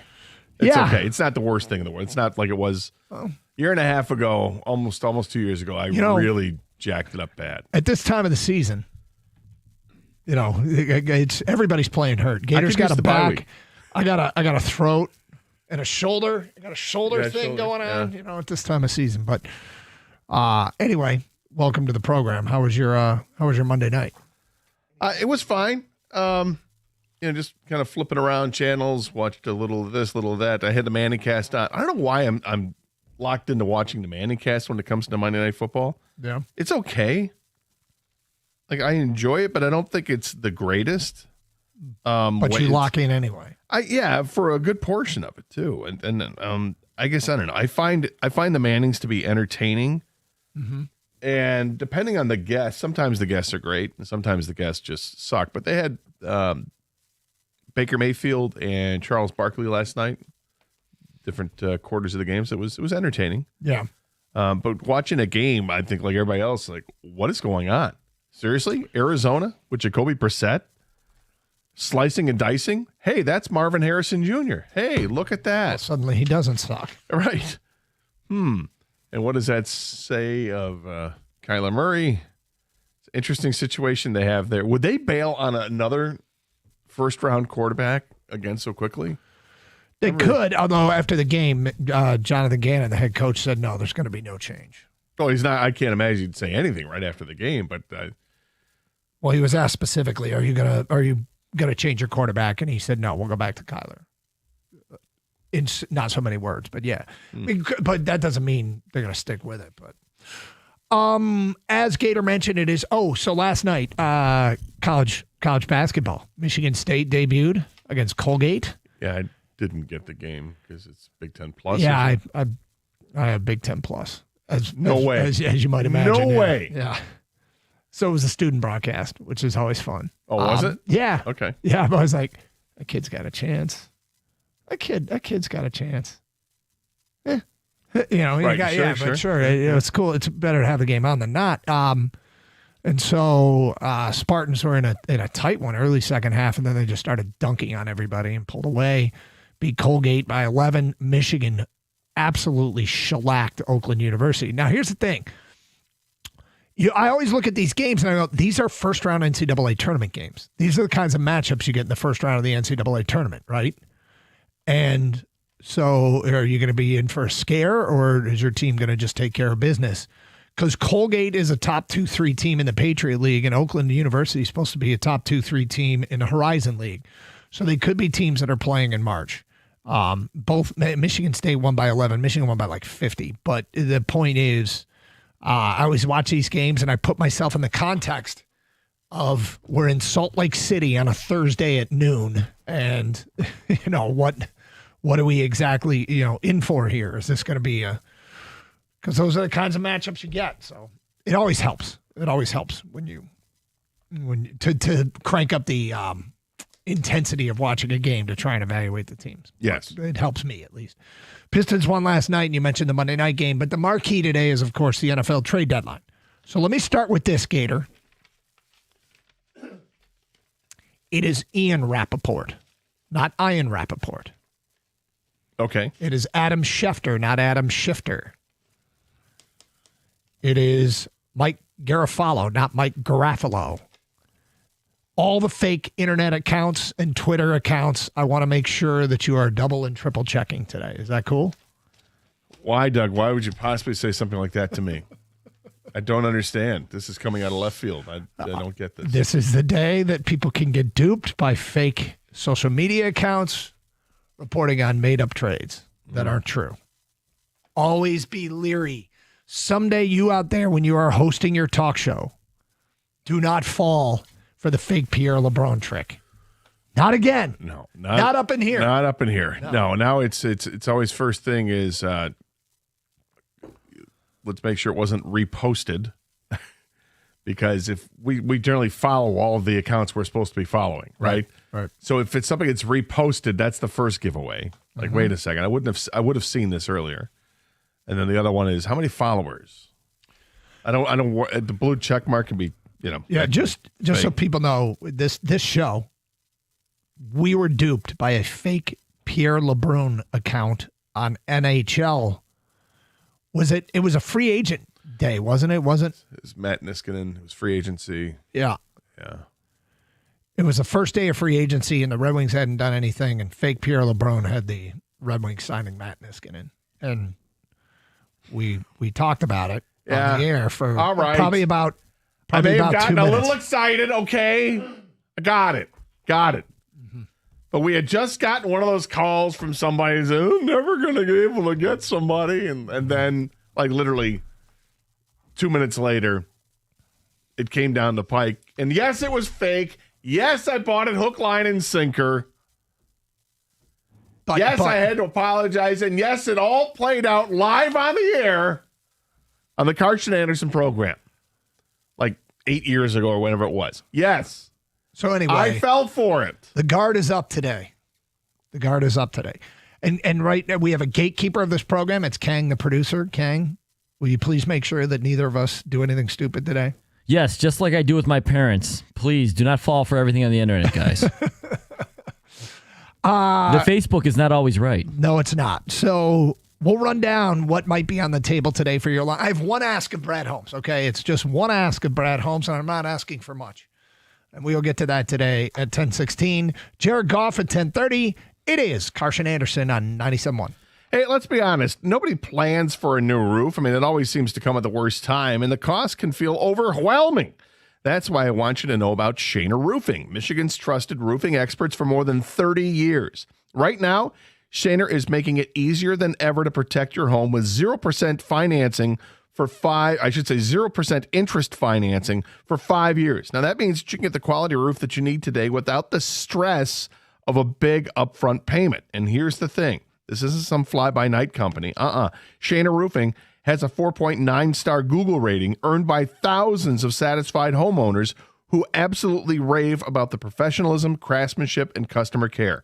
So if your roof is leaking, aging, or you're just ready for peace of mind, don't wait. Go to mymichiganroof.com. That's mymichiganroof.com. Powered by Shaner Roofing, where quality meets affordability.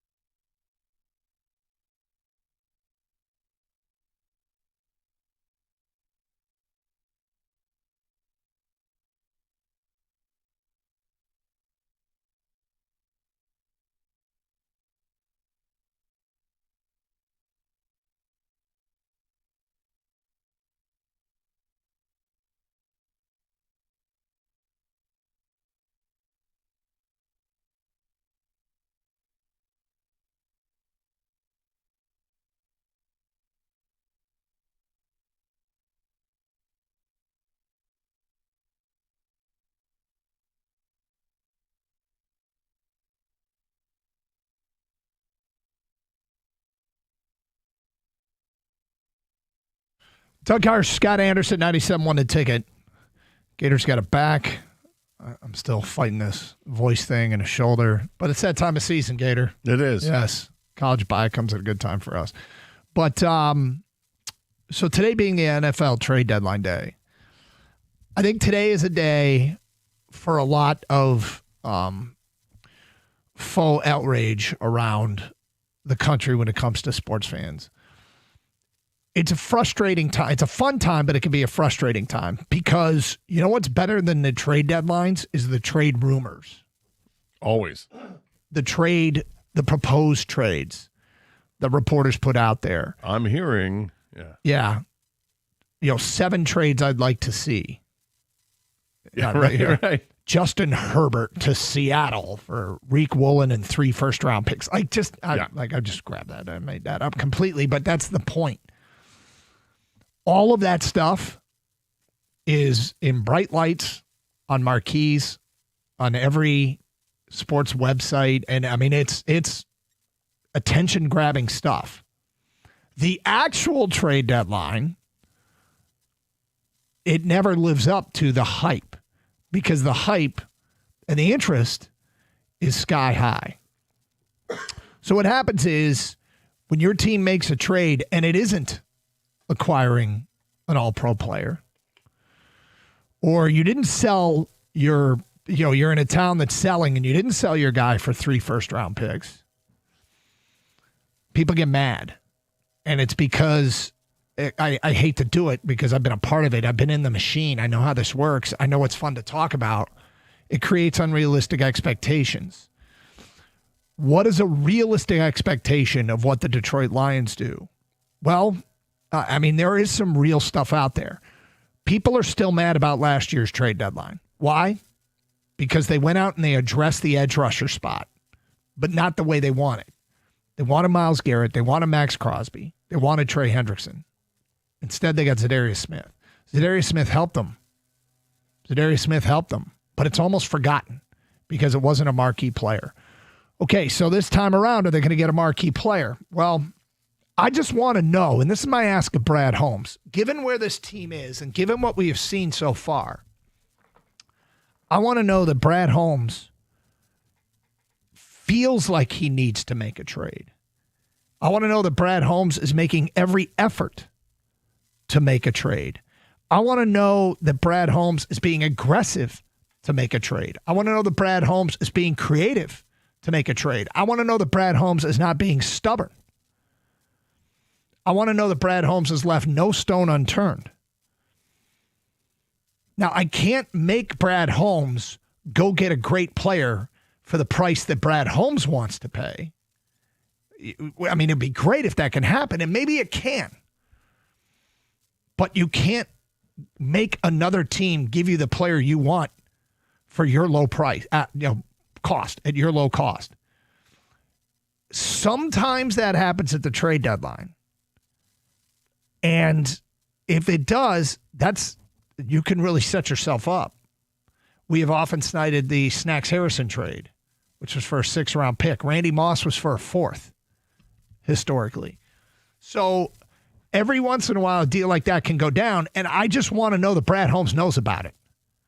That Brad Holmes is in the mix, and that Brad Holmes is trying to address the positions of need on this team.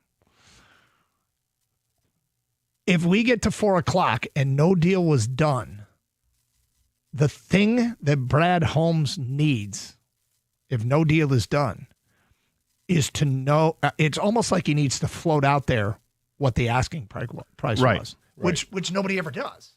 No, he can simply say, look, the asking price was just too high for us. We did not feel comfortable in doing that. And I think you do that. I think you say it to protect yourself, and particularly when it comes to a player that wasn't traded after all. Like, he didn't go to anywhere else. Right. And they're like, look, we tried to make it happen with a couple of people, but the asking price was just too high. And in the end, those players weren't moved at the deadline. So I don't know how serious the other side was. You could say something like that, and that, I think, appeases a fan base. The problem you run into is when a player that everybody covets ends up getting traded to somebody else. Like if Trey Hendrickson goes for a 2nd-round pick, to San Francisco. That I think would rile fans up here. Right. And if you could say, well, San Francisco wanted our first Cincinnati wanted our first, but because they think San Francisco's second is going to be better than Detroit's second, then you could say, well, why didn't Detroit offer a second and a sixth? Well, that's the thing. Yeah, right. Yeah. Or a pick swap later in the draft. Like you can sweeten it without not going the whole first rounder. I mean, I do find it Hendrickson's probably the one player that I'm not even sure he would help them. Help the Lions? Yes, but I'm not sure. First of all, he's got to be healthy, and let's keep that in mind. He was out of the game this past Sunday, and he's been dealing with a hip injury. That there's some speculation that he might have come back too soon, and that he might be out longer term here, which should not be dismissed. That's a huge factor. If you trade for Trey Hendrickson, you win the day, but you don't want to lose the trade. But I do find it curious. Hey, man, it's trade deadline day. There is less than 6 hours to go, and nobody's given up a first-round pick for Trey Hendrickson yet. Why hasn't it happened yet? If you had a deal in place to get Trey Hendrickson and you were willing to give up a first-round pick, wouldn't you want to pull the trigger and not? Maybe Cincinnati's holding out for a better offer, but it feels to me as though, and they just unloaded a linebacker this morning to Dallas.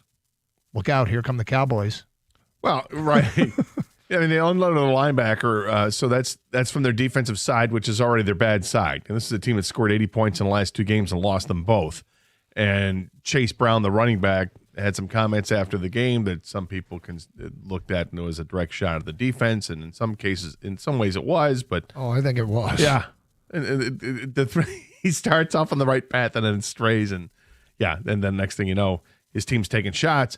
I can't imagine he's probably all that happy today, or anybody on that offense is happy today. Like, wait a minute, you just traded away the defense.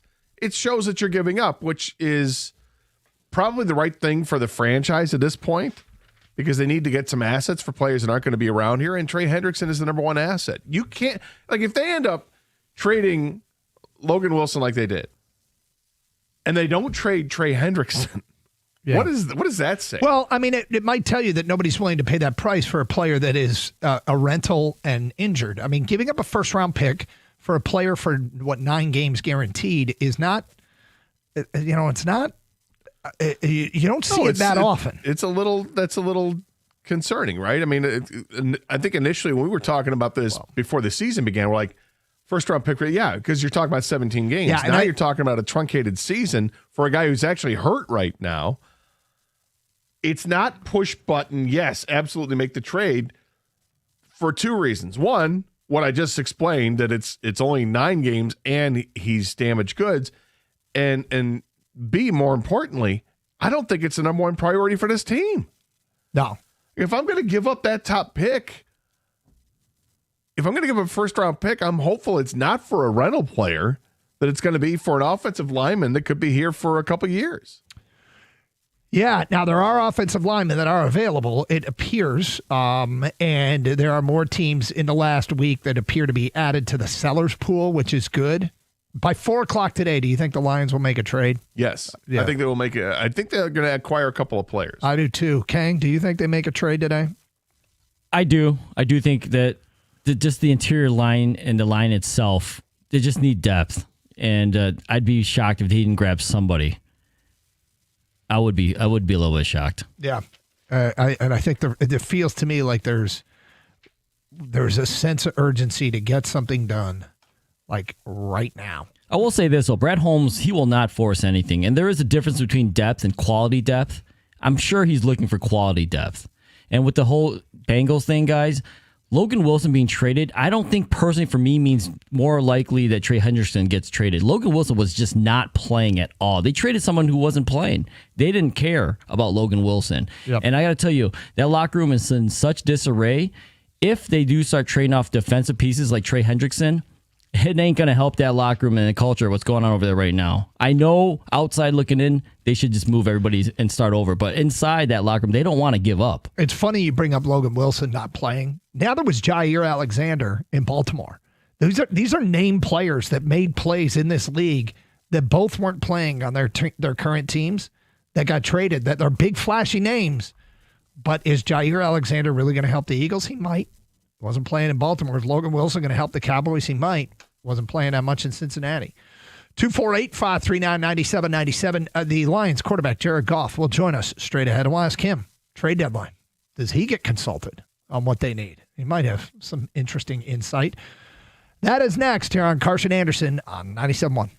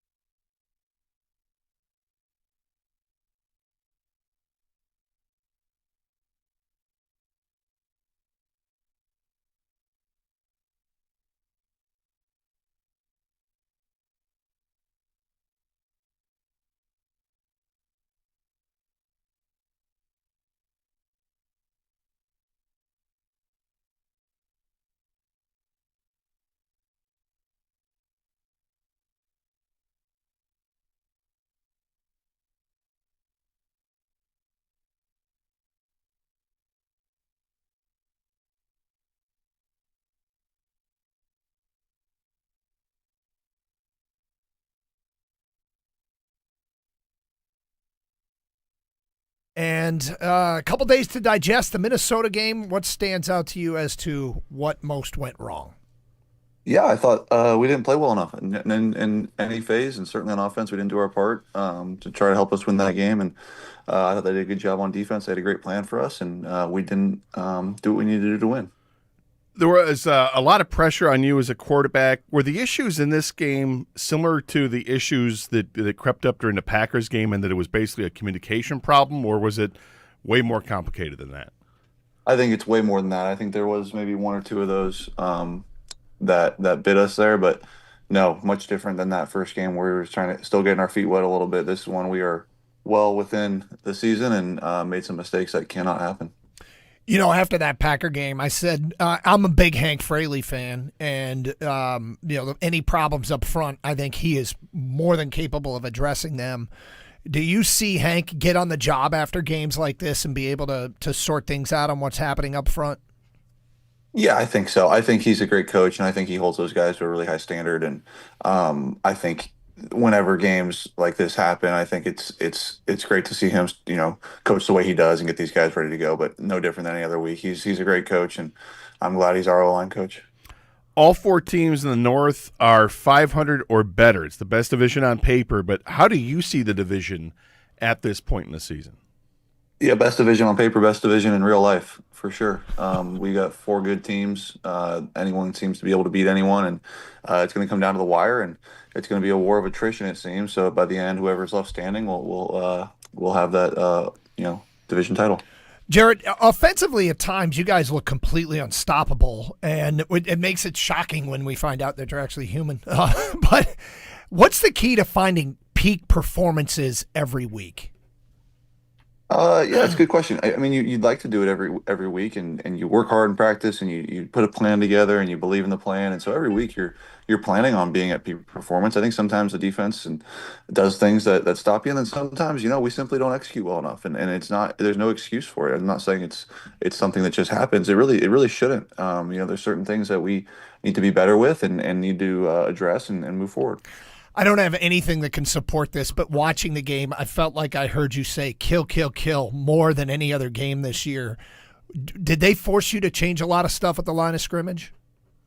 Yeah, no, I don't know if it was more than any other game. I think they did a good job mixing it up. I think there was times where we had a great play called versus what they did, and maybe we didn't execute it right, or maybe we did execute it right. There was a handful of good plays in there. It wasn't all bad. So there is good things to pull from, but yeah, certainly not good enough to win a game and to be competitive.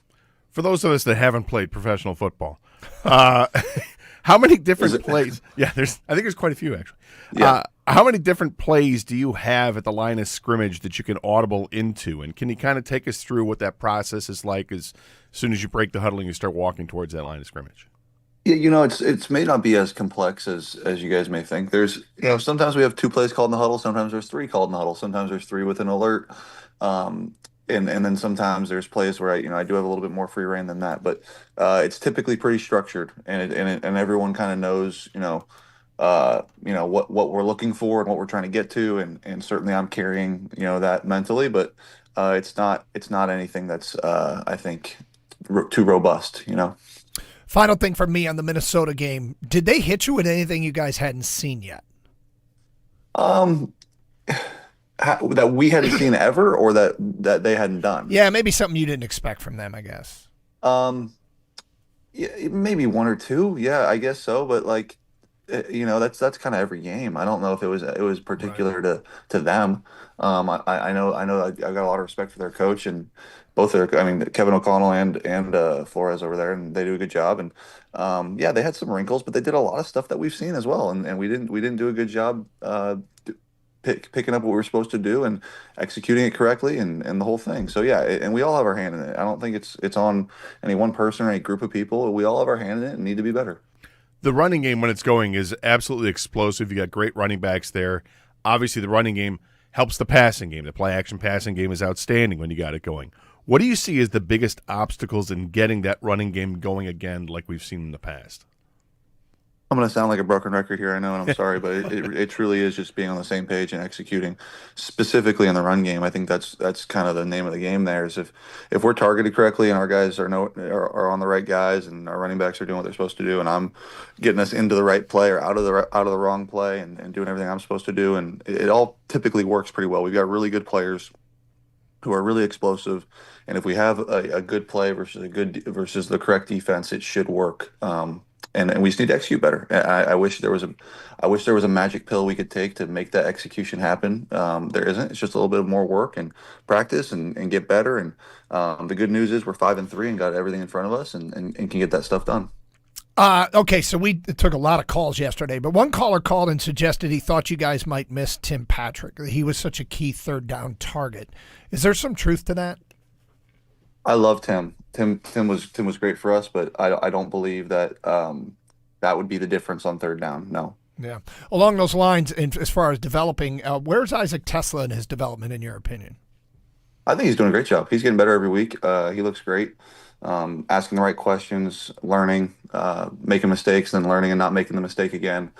He's a rookie. He's figuring it out. And about this time of the year is when those guys as rookies start to not feel as rookies anymore. They start to kind of come alive as, first, second, third year players and guys that can contribute. So hopefully that continues to happen for him. And he's doing a good job. I don't know if you heard Dan Campbell on our morning show. He did say that he expects Tesla, he wants him to play more. Do you see him getting more opportunities in coming weeks?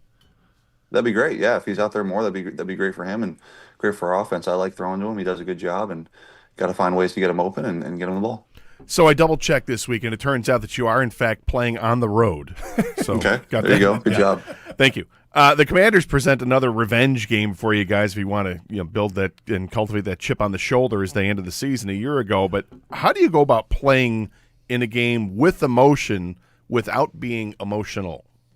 Yeah, it's a good question.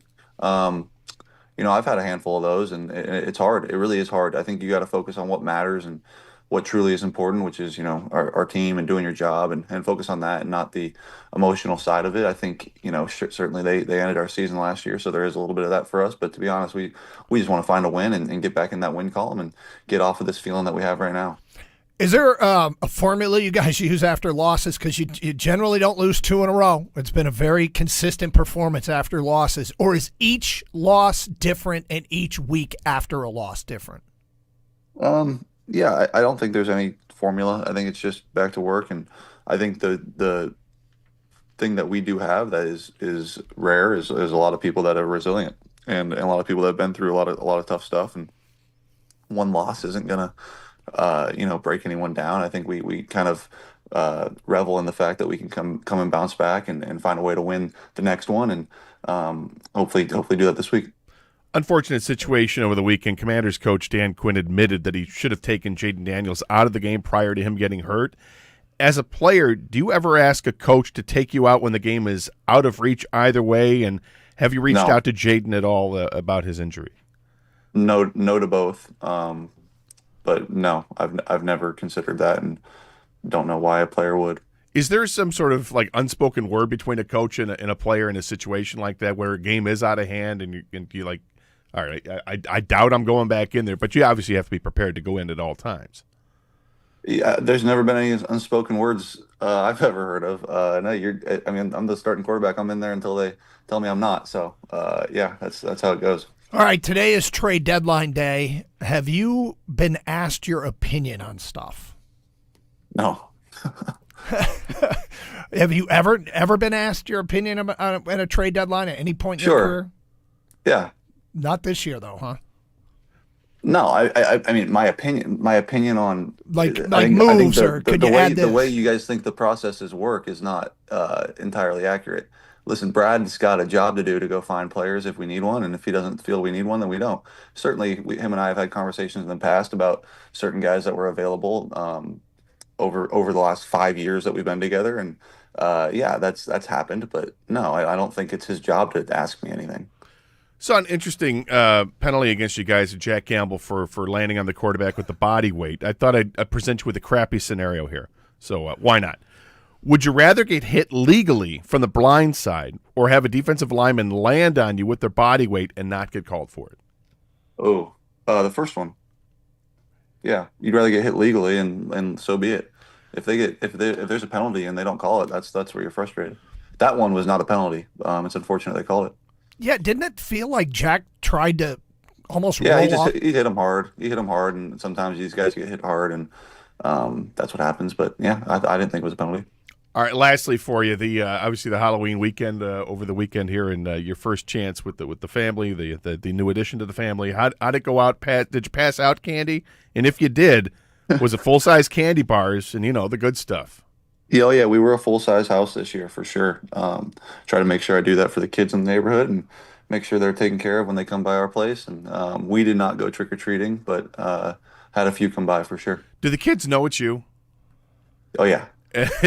And how many of them dress as Jared Goff for Halloween? Yeah, every once in a while I'll get one of those, and that's fun. And I appreciate those guys, wanting to do that, and it's cool to see. Well, good luck this week. I didn't even ask you. What are some keys to winning this game in Washington? Sure, yeah. I mean, I think it's a chance against a really good NFC opponent, and I don't care where they're at in their season and who's playing and who's not for them. Like, they're well coached. We saw what happened last year when they came in and beat us, and we got to have our stuff ready to go and strapped up and ready to go, and find a way to respond like we typically do, and it'll be fun. Again, I think we kind of revel in the ability to respond after something like that happens to us, and we'll see this week, but I have a good feeling. Jared, appreciate your time as always, and we'll talk next week. All right, guys. Thank you. Yeah, good luck. That is Jared Goff here on 97.1 The Ticket. Hey, Michigan Auto Law, auto accident attorneys. They specialize only in auto and truck accidents. Many law firms don't specialize. They focus on many different areas of the law. Michigan Auto Law has the largest auto accident settlement and largest truck accident settlement of any lawyer or law firm in Michigan. Stands to reason, doesn't it? Also, great customer service. They'll call you back. Proactive with communication. It's super important to them. They also take on fewer cases than other law firms. They do it on purpose. It means they got more time for your case. It also leads to faster and larger settlements. Check them out on the web. That's autolaw.com, autolaw.com. Michigan Auto Law, the law firm that puts people over everything.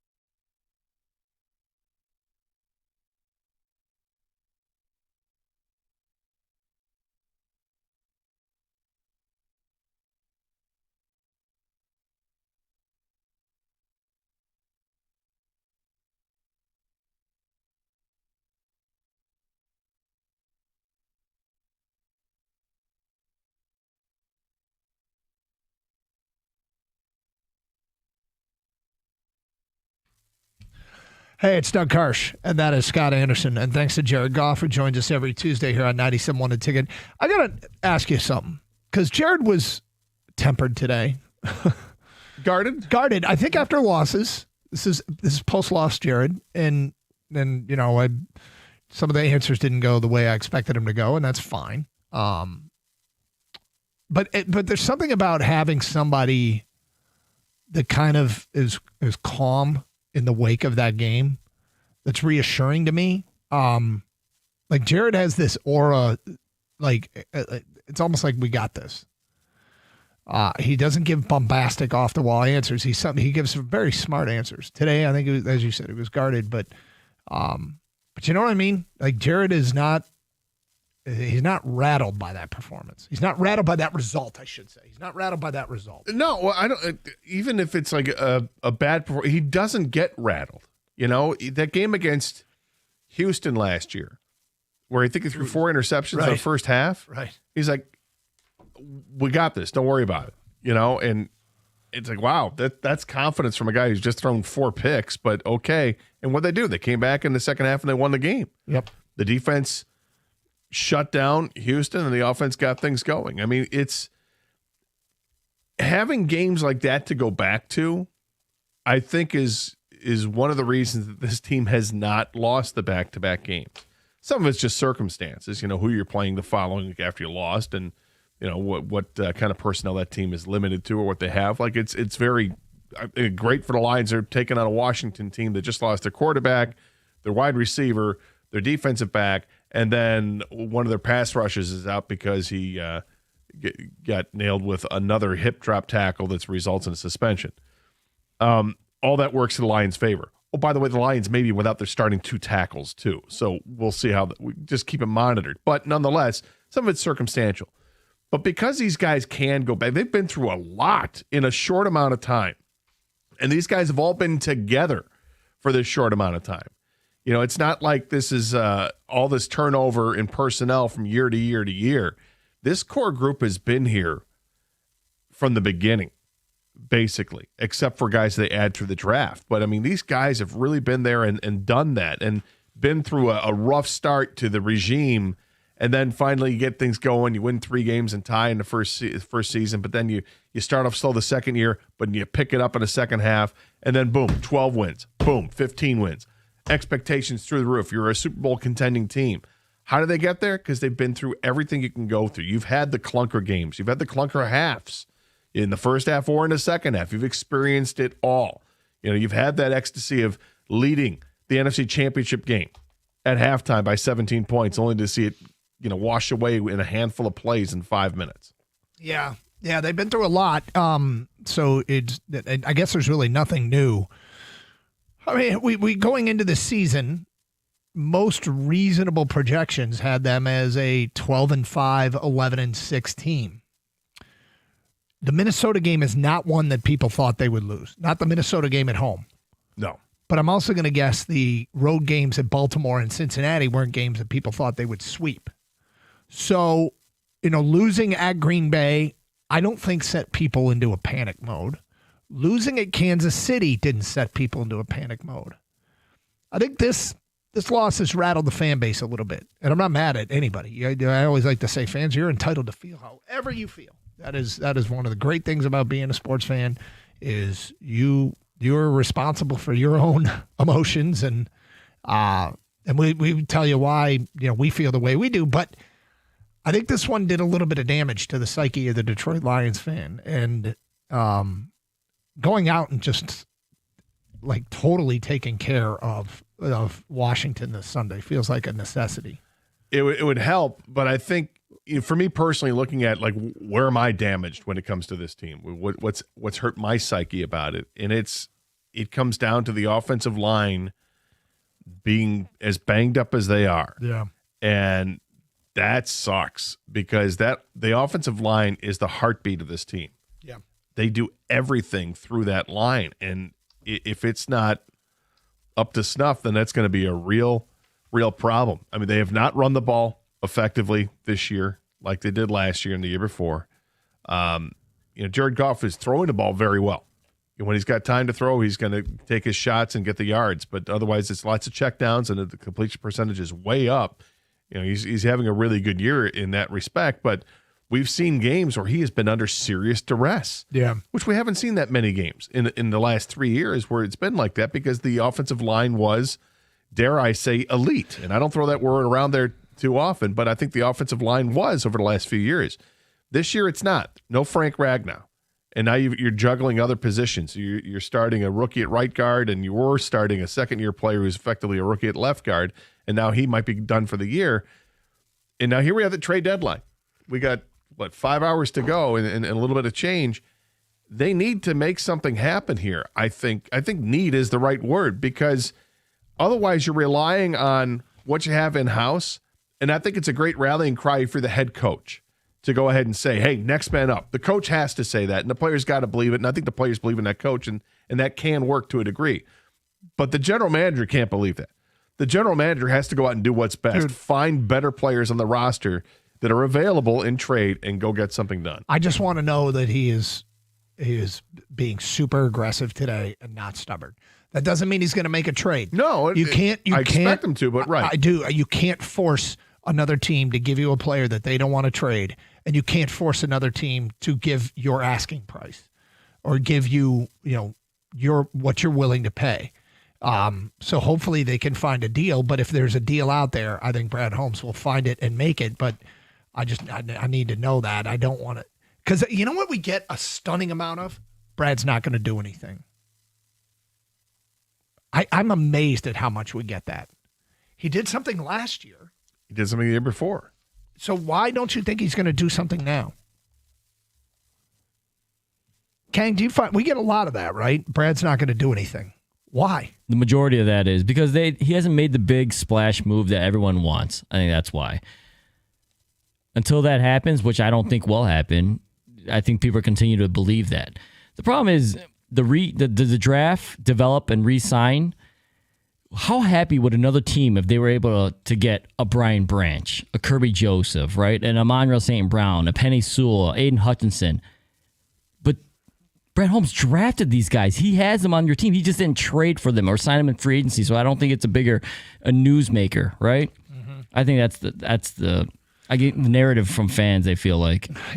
Yeah, I mean, I guess some people would say that getting Za'Darius Smith last year was doing nothing. I don't think it was doing nothing at all. Of course not. Yeah. Of course not. But I think that's how some people interpret it. Josina Anderson, in the last couple hours, has tweeted out and told the Giants would like to trade Evan Neal today, per league sources. Evan Neal, who's played tackle and guard, he's kind of a swing guy.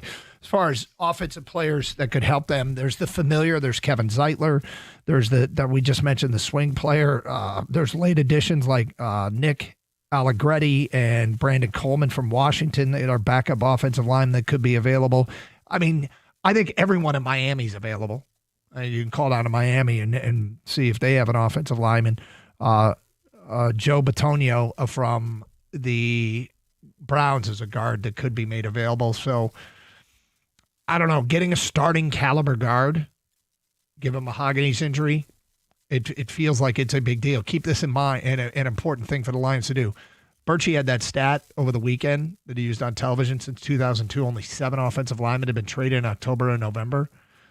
And they asked the morning show about it, and the morning show rather asked Dan Campbell about it. And he said, yeah, well, I mean, they're hard to move because nobody's running to give away good offensive linemen, and there's system issues too. I would imagine if they were to trade, let's say they traded for Trey Hendrickson, right? It's a clear rental player, and the cost is going to be higher and all that. I'm not sure that's going to happen because of the other priorities being on the offensive line. But an offensive lineman that if they were to acquire one, which I hope that they do, I also think that they would look to that player as a possibility for the future as well, and not just a rental. Even though he may be a free agent at the end of the season, that they look at a guy like whoever it is, let's just say Bitonio because it's a name, that they look at Bitonio and say, okay, this is a guy, not only can he help us for the rest of this year, but we'd like him as a free agent addition to this team for next year. And then maybe they can get him for the right price, and now that you get him in camp and whatever. I think that that's a consideration when they look at offensive linemen, where I don't think that's consideration at all if they're going to go the route of a defensive end. Nothing to report just yet. with the Lions on trade deadline day. We're moving in on 5 hours to go. Any breaking news, any other trades, any rumors, we will pass them along all day here on Carson Anderson on 97.1 The Ticket.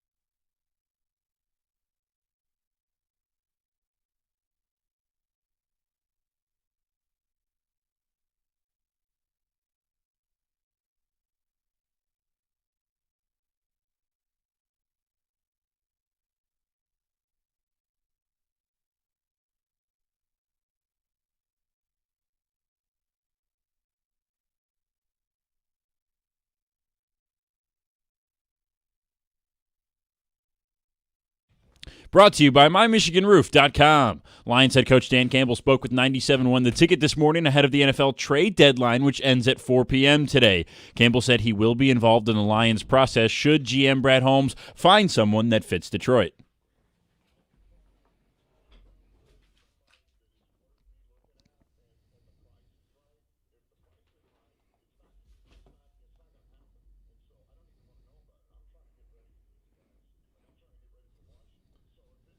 Steelers signed Marquez Valdez-Scantling to the practice squad.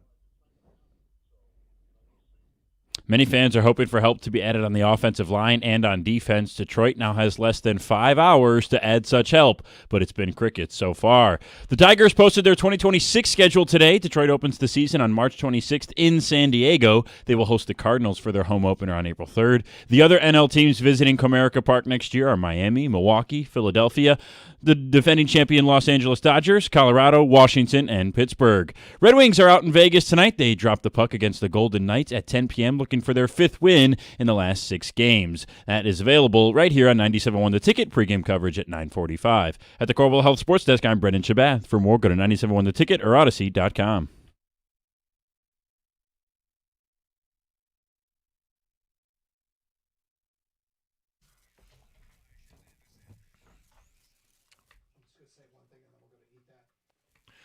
Okay, so sometimes it's what you say, sometimes it's what you don't say. And I think what wasn't said is significant with Dan Campbell this morning. We'll get to that today at 11:20.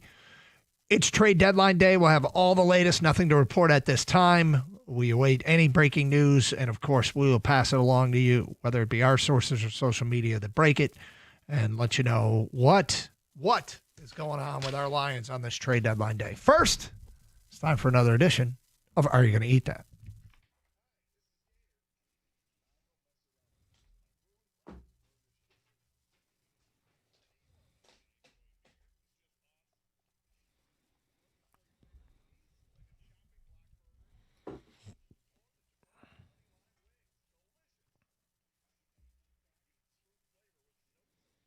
Oh.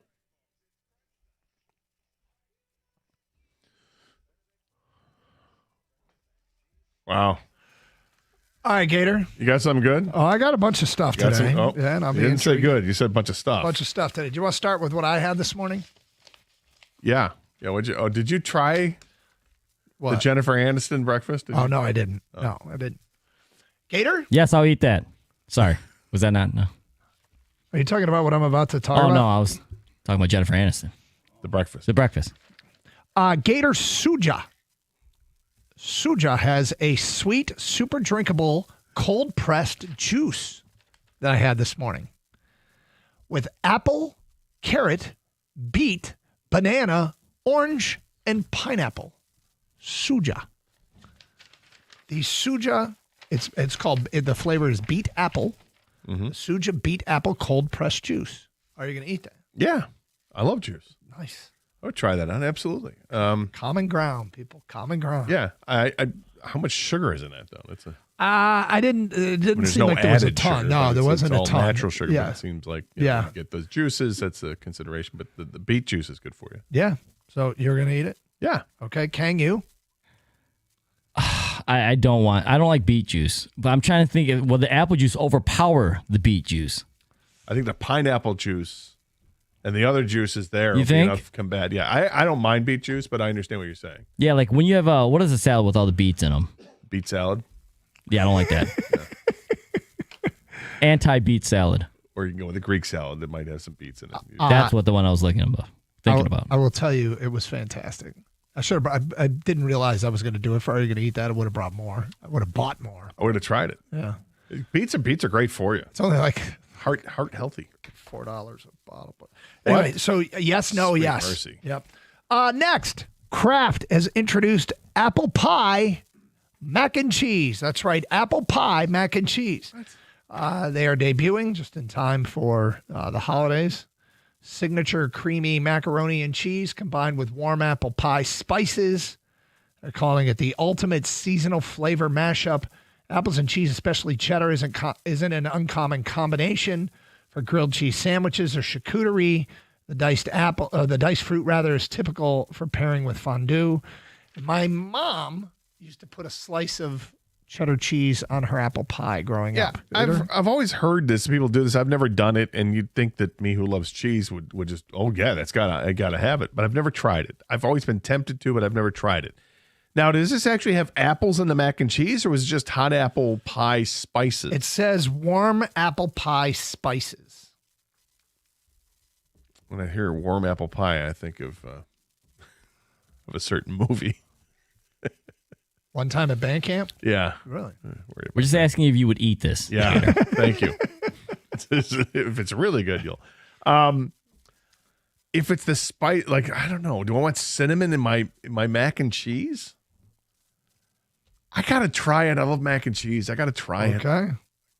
Surprise. Can you? I got to try it too. I don't think it sounds the best, but this could actually be good, so I'm going to try it. I think it could be good, Gator. It might be. It might be good. My instinct tells me no. My curiosity says yes. I think I would try it. Yeah. Wow. Did not see that coming. Did not. You know why? Mom knows best. There's something about it. Well, like my mom used to mix tomato juice with beer, and I thought it was ridiculous. Red now eye. now I love those Bud Light cheladas. And so maybe she used to call it a Calgary eye opener. She's Canadian. She called it a Calgary eye opener. But now maybe I'll put a piece of cheddar cheese on my apple pie. But you like the one that has like the clam juice too, right? That's so good. Next up, Wendy's has released the Snickerdoodle Cookie Frosty Fusion. Yep. This Frosty is swirled with an all-new Snickerdoodle sauce. Which had a cookie batter-like swirl, smooth and crunchy. Snickerdoodle Frosty. Yes. Yeah. Keep it coming. Yeah. I think, if I'm not mistaken, I believe Wendy's is supposed to unleash a bunch of different Frosty flavors. This one sounds great. I like Snickerdoodles a ton, so making that into a Frosty, I'm here for it. Absolutely. King, I pretty much love all the Frosty flavors that Wendy's comes out with. I would try a Junior Bacon Cheeseburger Frosty if they came out with it. That's right. I'm starting to move off a long-held position. Oh, wow. Yeah, that ridiculous position. The Dairy Queen Blizzard position? If it doesn't sound better than a Dairy Queen Blizzard, I'm starting to move away from Dairy Queen and look for other go-to desserts. If it doesn't sound better than an Arby's Jamocha shake. Oh, that's a good shake. Yeah. That's a good shake. I think I would try this. Yeah, you would. Yep. You know why? Because the Frosty is thick. Yeah, and I feel like I'm entering a dangerous period of my life. You are dangerous. Next up, Kellogg has introduced a new cereal. Okay. Yep. Kellogg's Cocoa Loops. Okay, hold on. Cocoa Loops. Yep. All right, something like Fruit Loops, except they're not fruit. They're cocoa chocolate. Described by one person, when you open the bag, you have a strong chocolate smell. Each bite was crunchy and didn't get soggy after sitting in milk for a few minutes. The cereal itself wasn't overly sweet, which I appreciated. I did, however, wish it tasted a bit more like chocolate.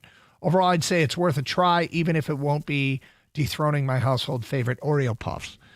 Gator, that's just a quote describing it. The Kellogg's Cocoa Loops. Are you going to eat that? Yeah, I'm going to eat that. I love Cocoa Krispies, Cocoa Puffs. The few times I've had that in my life, those are delicious. Yeah, I would absolutely try this. Yes. Count Chocula. And this is probably like Count Chocula without the marshmallows. So, yeah. Kang, I would try this, and this would be a hit in my household with my girls. They love all the bad for you cereals. Yeah. Like just straight sugars and milk, so right? Good. So good. Okay. I'd be a kid again. So my long-held position is I don't like candy for breakfast. This qualifies. I am out. And finally, Gator, Oreo has released Thanksgiving-inspired cookies. Like shaped like turkeys and stuff? No. They're just Oreos, and they are different types of flavors. There's 6 of them.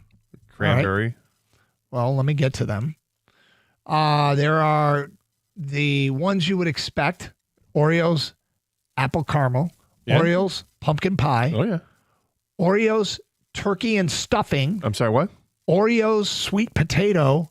Oreo, creamed corn, and Oreo cranberry. All 6 are available in the Thanksgiving-inspired cookie package. Gator, are you going to eat that? I was joking about the cranberry, but it seems that would make sense. I'm sorry, did you say turkey and stuffing? Yes, there's a turkey Cream and corn, stuffing. he said, too. Yeah. And cream corn? Yep. I got to tell you, no. I mean, yeah, okay, 4 of them, yes. Well, what are the 2 4? no's? The 2 no's, it's just easy to do that way. The 2 no's, a hard no on the turkey and stuffing, and a no on the creamed corn. And I like creamed corn, but the problem is I had a a glass of corn whiskey years ago. I was at One-Eyed Betty's in Ferndale one night with a friend of mine, and we were trying different kinds of bourbon and whiskeys they had. And she's like, what do you think of this one? The corn. I'm like, yeah, let's try the corn whiskey. And it comes out, and I have a sip, and it tasted like the fermented juice of a can of corn. And that was not a good taste. I have been reluctant to get near corn again. And I used to like corn. Okay. But putting it in a cookie, absolutely not. Kang, you? Doug, I would eat all these cookies, fall asleep, wake up, and eat all these cookies again. Because that's exactly what you do with these kind of flavors. And watch some football in between. You're going to eat the turkey and stuffing cookie. Dude, this is Thanksgiving. I just told you what I was going to do. I told you exactly what I do on Thanksgiving. I'm a no, but I would imagine if Oreo is doing a turkey and stuffing, that it probably is some sort of variation that is probably tastier than you think. But I'm a no on this. And the next day, I would take the turkey and stuffing cookie and make a sandwich out of it just to continue this tradition. There you go. And that concludes another edition of Are You Going to Eat That? All right, coming up, more Lions trade deadline talk. That is straight ahead here on 97.1 The Ticket. Do you have hard water stains, plumbing problems, or concerns about the air you breathe? CGC Home Services has a solution. They specialize in reliable plumbing repairs, whole home Connecticut water systems, and advanced air purification technology. Serving our local community with honesty and care is at the heart of what CGC Home Services does. Call CGC Home Services today at 855-339-4242 to experience the services your neighbors already trust. That's 855-339-4242. Or visit them at cgchomeservices.com and tell them Karsh sent you.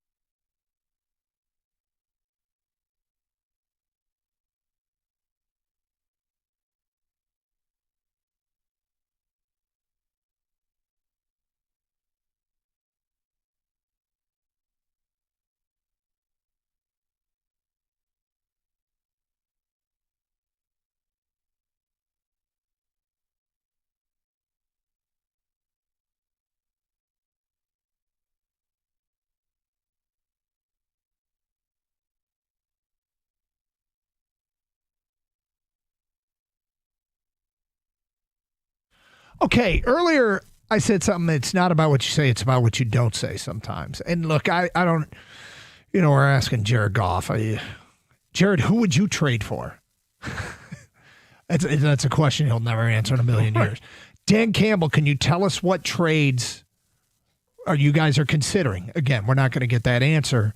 Sometimes off the record, somebody will tell you what they're considering, and that's always cool, and then you can provide some context. But on the air, he probably isn't going to say much. Campbell said a lot today. So it's trade deadline day. The performance against Minnesota up front was a bit alarming. The injuries to the two tackles, which the one thing Dan Campbell said this morning is that they're both trending actually more positive than they initially thought. The two tackles and, the injury to Mahogany, which could be season ending. There's a lot of reason to think that they might do something in the offensive line. So Jim Costa brought it up. And here's what the exchange sounded like this morning.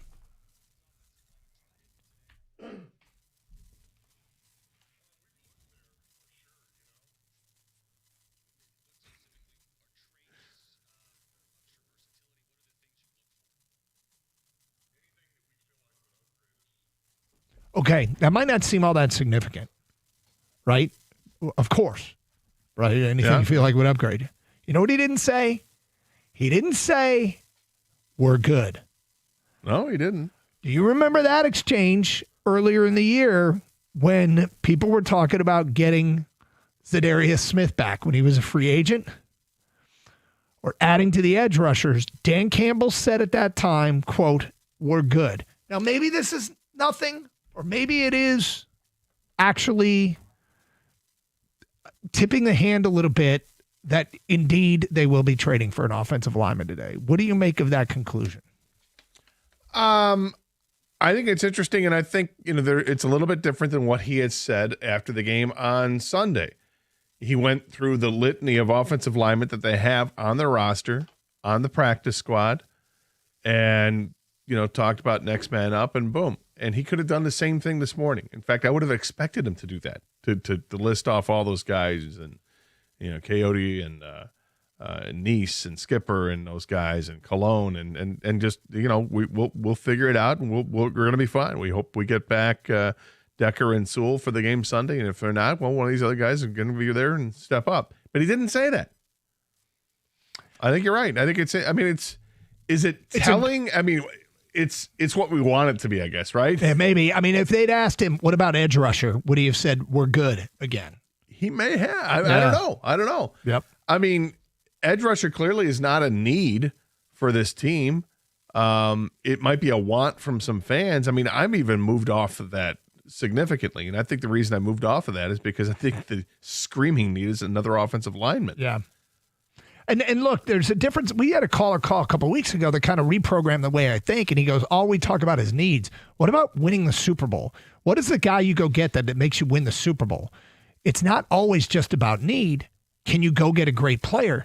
And I was driving home, and we had that call, and it was somebody who wanted Trey Hendrickson. And I started thinking about, you know what, Brad Holmes, if you're best player available at the draft, are you also best player available at the trade deadline? I think you're probably more open to it than we realize. Because he always, you're trying to build a football team, but it seems like he won't let building a football team get in the way of he doesn't want to pass on talent. And that's why I brought up earlier in the show the idea that you could go get a Jalen Waddle for below market value or a Chris Olave for below market value. Or who's the receiver from the Vegas Raiders that everybody thinks is going to get traded? I'm completely. Kobe Myers? Yes. I was completely blanking. Maybe you go get one of those guys if they're below market value because it's just too much. They're too good. That team just wants to move on. They're willing to take the best offer, and your offer is the best, and it's not that bad. It's a light price to pay to get a guy. Now, some of those guys I don't think you're getting, but the point is, when you are struggling on third down, and you could add another weapon. And it doesn't cost much, and that helps you win the Super Bowl, who cares if it's not a screaming need? Now, there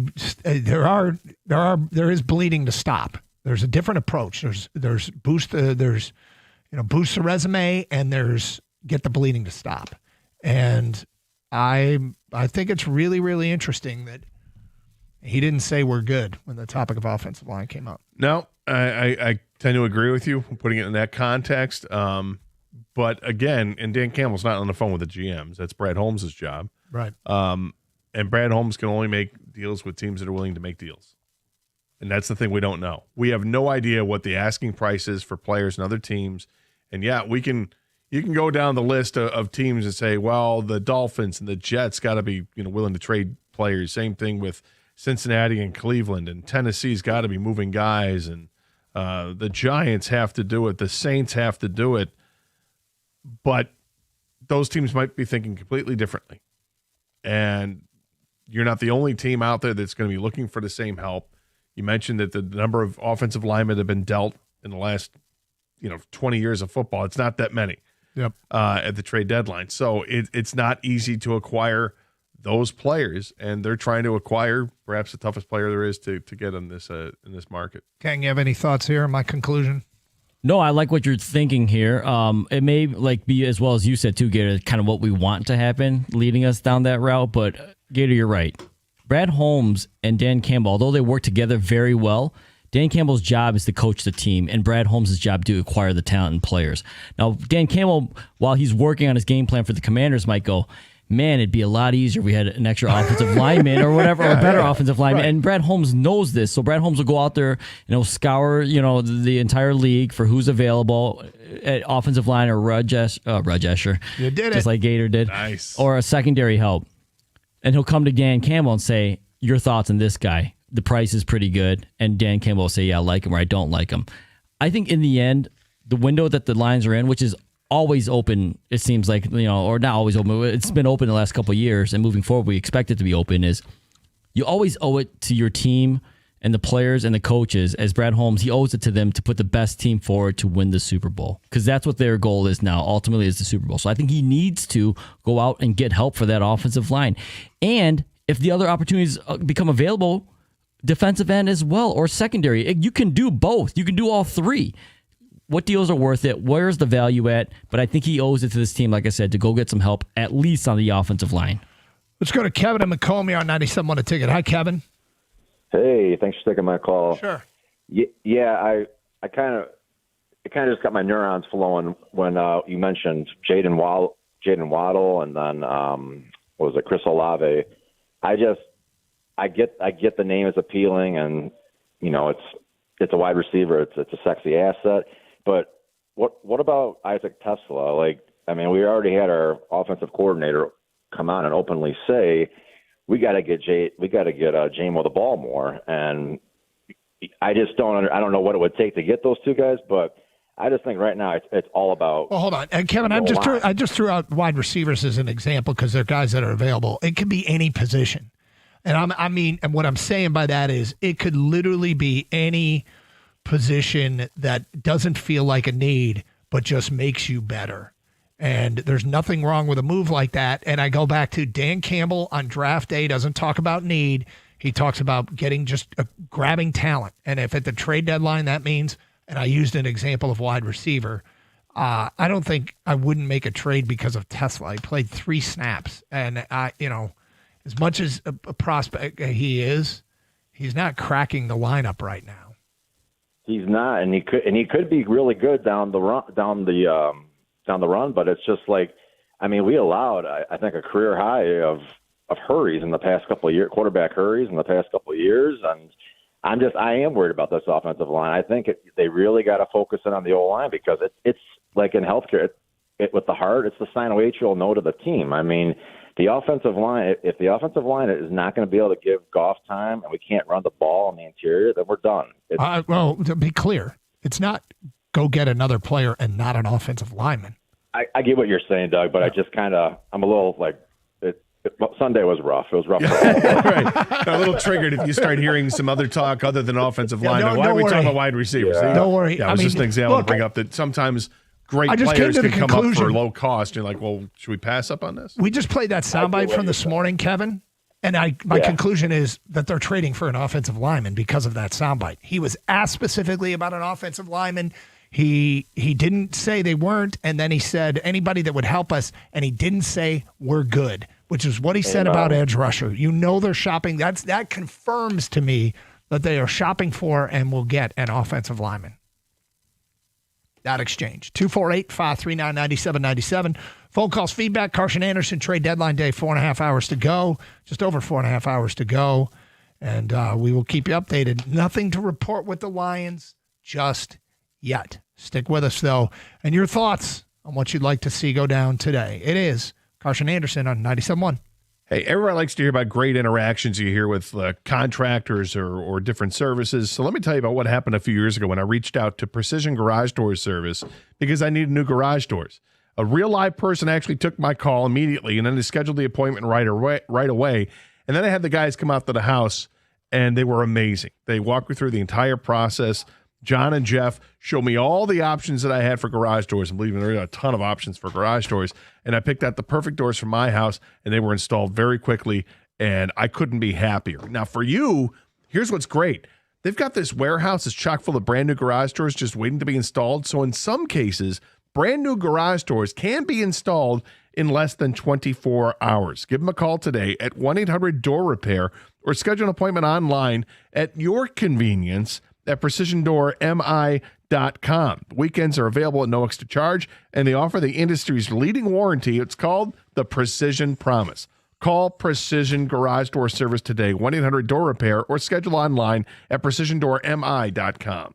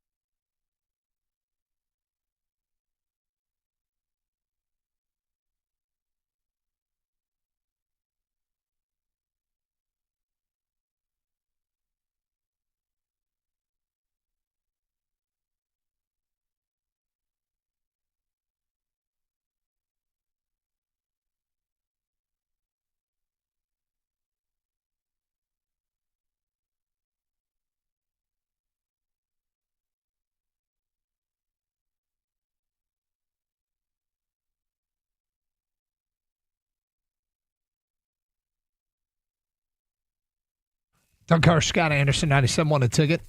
We got a tweet here, Gator. I want you to get your 2 cents on this. This is David. Why is everyone in this town so excited for the NFL trade deadline when we know that the Detroit Lions will be standing pat once again? Can anyone remember here the last time any Detroit sports team made a trade at the deadline to improve their team? Last year? Lions did it last year. David, they did it literally last year. I think the Pistons made a pretty good trade deadline deal. Yeah, they got Schroeder. Yeah. I mean, it's not that hard. No, I mean, if you're disappointed by the Tigers, I get it. Well, I mean, Finnegan helped them. Yeah, Finnegan helped them, but I think fans are hoping for a lot more than that. Understand? Yeah, he didn't remember any trades, but I don't know how you could argue that Zadarius Smith was. I mean, I guess we can go back and look. Was Zadarius Smith the best edge rusher traded at the deadline last year? Yes. 248-539-9797. Greg's in Detroit, and he's on 97.1. Hi, Greg. Hey, guys. You guys just have a one-winning show. I just love you guys tremendously. Thank you. You're welcome. Before I make my comment, I just want to give a shout-out to Fox, the kicker, because he said, not on my watch will you score on me. So I think him and Bates might have had something like, hey, well, he didn't score me. Well, he's not going to score me either. So I just want to give a shout-out to Fox for not letting that. He didn't give up. Nope, he did not. Fellas, this is what I think it is. It was a perfect storm of the perfect storm of the perfect storm. One, you had JJ coming into town, coming into Michigan, so you had to understand this guy has got to be motivated beyond motivated. My last outing sucked. Now I'm back on the field, and I'm coming home on ball places.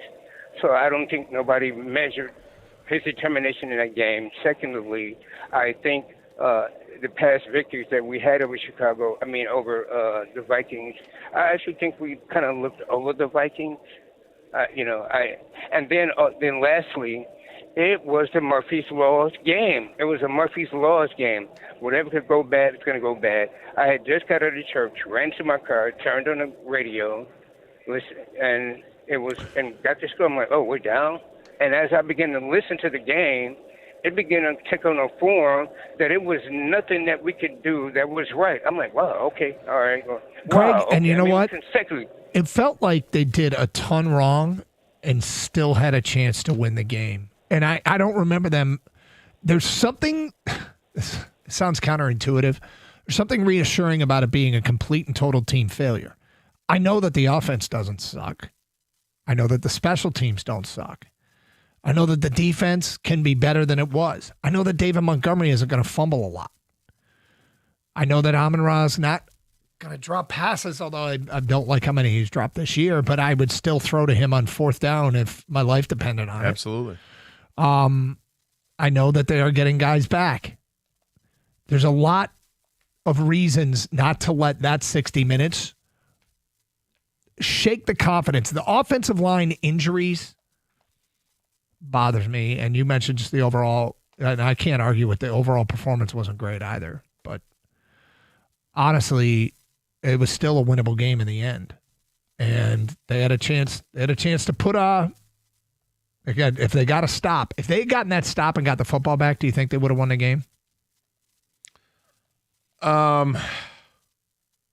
Yeah, I kind of have that feeling. Yep. And yet, I don't know. Something tells me that the Vikings would have just come at them with so much pressure that I'm not sure if they would have been able to solve it, but we've seen them solve it before. Yeah. 248-539-9797. Feedback to the Carson Anderson inbox. Dan Campbell said they would not overpay. I think they should. I would rather win a Super Bowl and miss the playoffs the next 10 years than make the playoffs the next 10 years and never win a Super Bowl, please. Okay, everybody would rather win a Super Bowl and miss the playoffs than make the playoffs and never win a Super Bowl. That doesn't mean you overpay.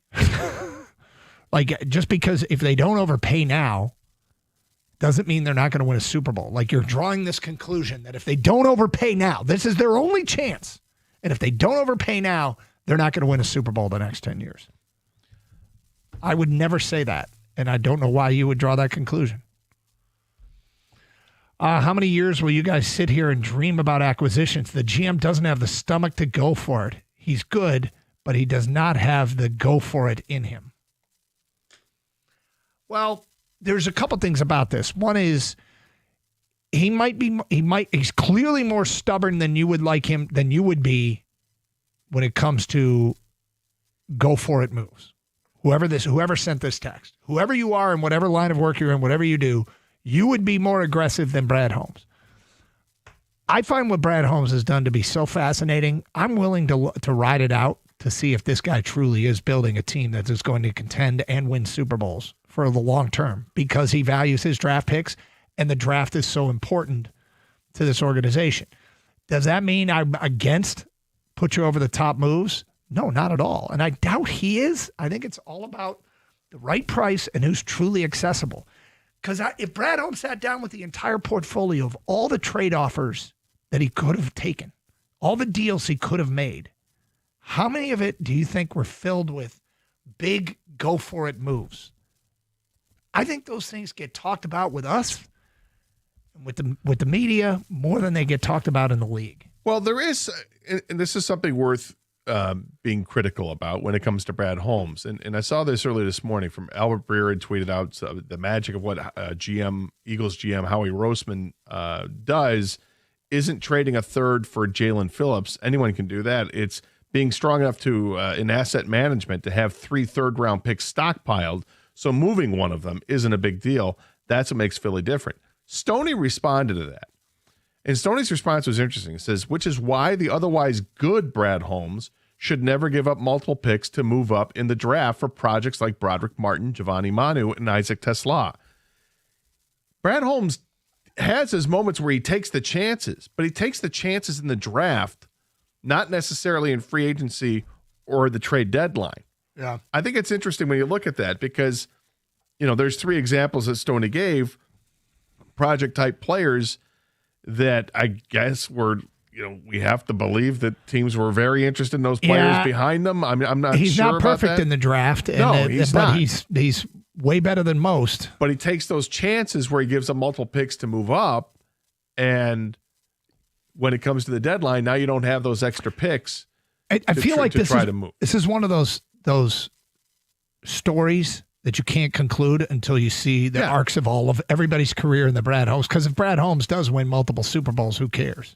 If he wins one, who really cares? But if he doesn't win any, you can go back to where the failings are. That could be it. But he's done a great job with drafting players and finding nuggets throughout the draft. There's no question about that. I'm not arguing that. I'm saying that I think it is interesting that the chances he takes are really on draft days. But if you were in charge of a draft, okay, and I always like to think I am. I GM way more than I coach.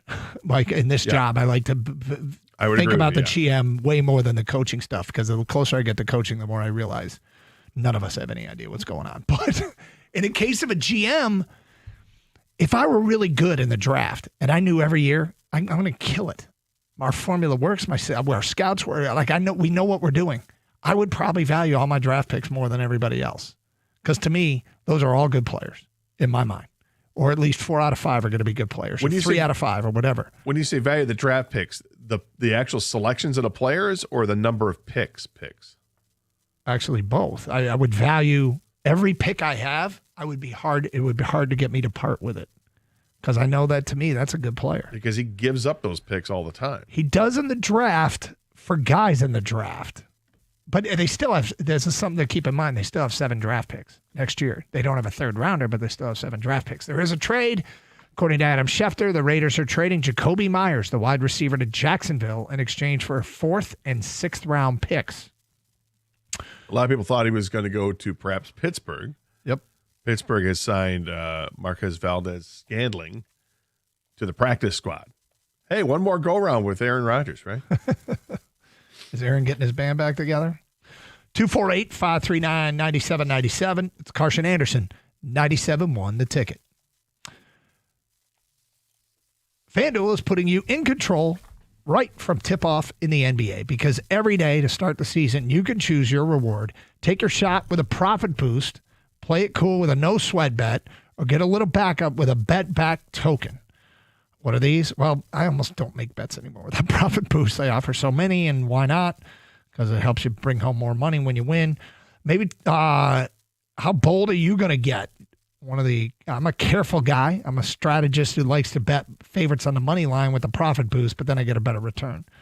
Head to FanDuel.com/Doug to make your choice. That's FanDuel.com/Doug. Must be 21 years of age or older and present in Michigan. The opt-in is required. Do not forget to do that. Rewards are non-withdrawable.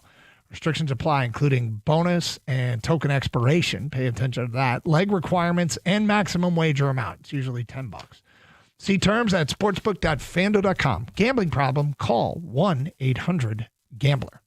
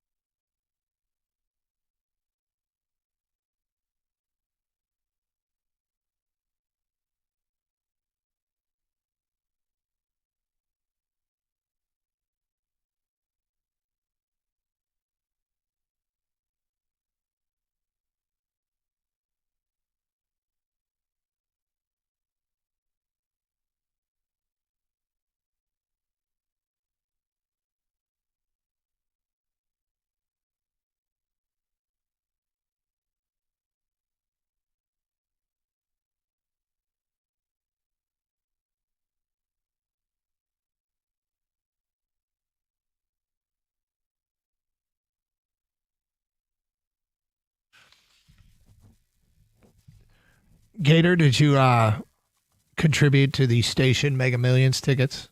Yes. You did? Yes. How much was the buy-in this time? 5. Okay.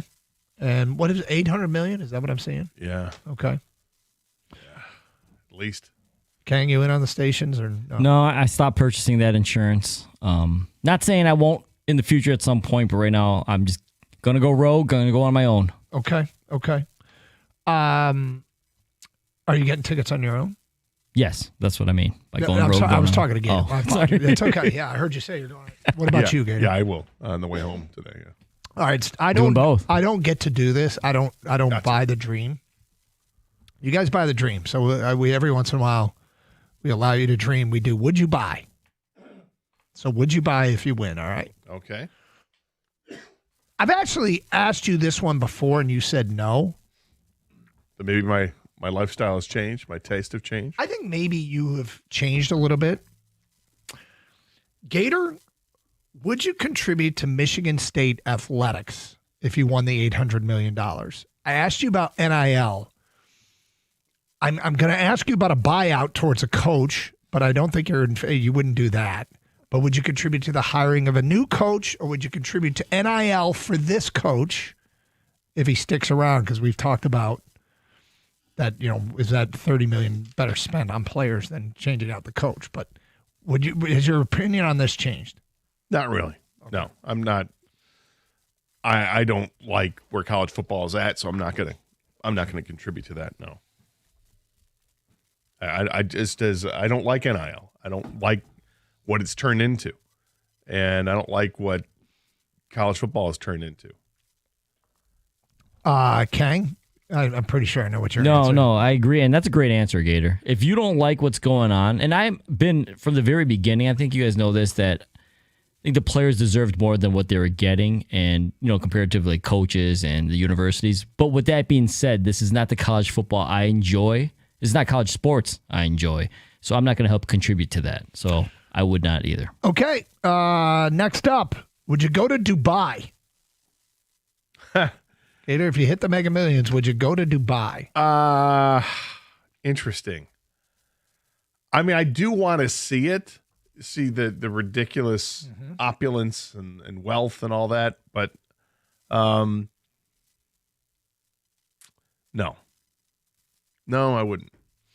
Okay, Kang, would you go to Dubai? I just have no desire to. I understand the expensive buildings and whatnot they have out there and the luxurious lifestyles that some of the rich live out there. I have zero interest in going out there. I think I might be more inclined to go like Singapore. I've been there. It's very nice, very clean. As opposed to Dubai. Okay. And I'm not sure I can quantify why that is. I mean, I'm so curious. I am curious about Dubai. I can't lie about that. I'm curious about it because it's like an oasis, right? A total man-made oasis. But no. You're not talking yourself into it. No. All right. Kang, what is it? When were you in Singapore? 2012. And you dug it, huh? Yeah, it was fun. I mean, I went a bunch of countries in Southeast Asia at that point because it's just once you're there, then the next place is only 2 hours away, right? Or an hour and a half away, 3 hours away. So you start hitting up all the other countries in the surrounding areas. But yeah, I enjoyed Singapore, which is also kind of man-made as well. Gator, like they made that out of nothing. But yeah, it was good there. I don't know why I just have no desire to go to Dubai. Okay, next up, 800 million, Mega Millions. If you hit, would you buy stock or go heavy investing in something? Gator? I would, this I have given thought to. I thought you would. I have a certain amount of money that I would think that I would like to spend right off the bat between, having a beautiful home downstate and then a place up north. New driver. Right. A new driver for the golf club, for the golf clubs. But then there's like some fun money to have for cars and guitars and whatnot. And, so let's just say for the sake of argument, we'll throw out a $30 million price. Well, with the $800 million, you're probably netting close to $300 million when all is said and done. I also have like a safety net that I want to have of just cash and reserves. Somewhere, let's say that's $50 million. The rest of it, I have no problem talking to my financial advisor and saying, Michael, make this work for me. And make my money, make money. Yeah, make the money, make money. And then interesting to see what happens over the next 5 or 10 years and how much it grows, and then what the bigger dream is at that point to do, whether it's to fund projects or charities. And there'd be a lot of charity work for sure. But yeah. Kang, you? Investment. See, I'm trying to not lose this money. Yeah. So like it would be like the safest, most conservative investment possible. We're talking like stocks and companies, things like that. But if I can invest in anything, it'd be like the NFL. You know, like give me the minority ownership of any NFL team or something like that. Like I'm talking, you can't lose money. I don't need to take any risk anymore. I don't need to be on Shark Tank and fund anybody else's dream necessarily. You know what I mean? So I'm good, man. Okay, that's a good answer. And final thing here, Gator, $800 million. If you hit, would you buy a robot? You got robots doing everything. Would you buy a robot? No, I'm terrified of the whole robot scene. Actually, I don't like this at all. I'm really uncomfortable with drones, and I think it's awesome that they can get the drones coordinated to do all those cool air shows and stuff like that. But there's something inside of me that says, no, man, this is like X-Men Days of Future Past or something. These things are going to come back at you and they're going to start attacking us. Terminator style. Yeah, absolutely. Terminator style or RoboCop style, whatever it is. I Pick your robot.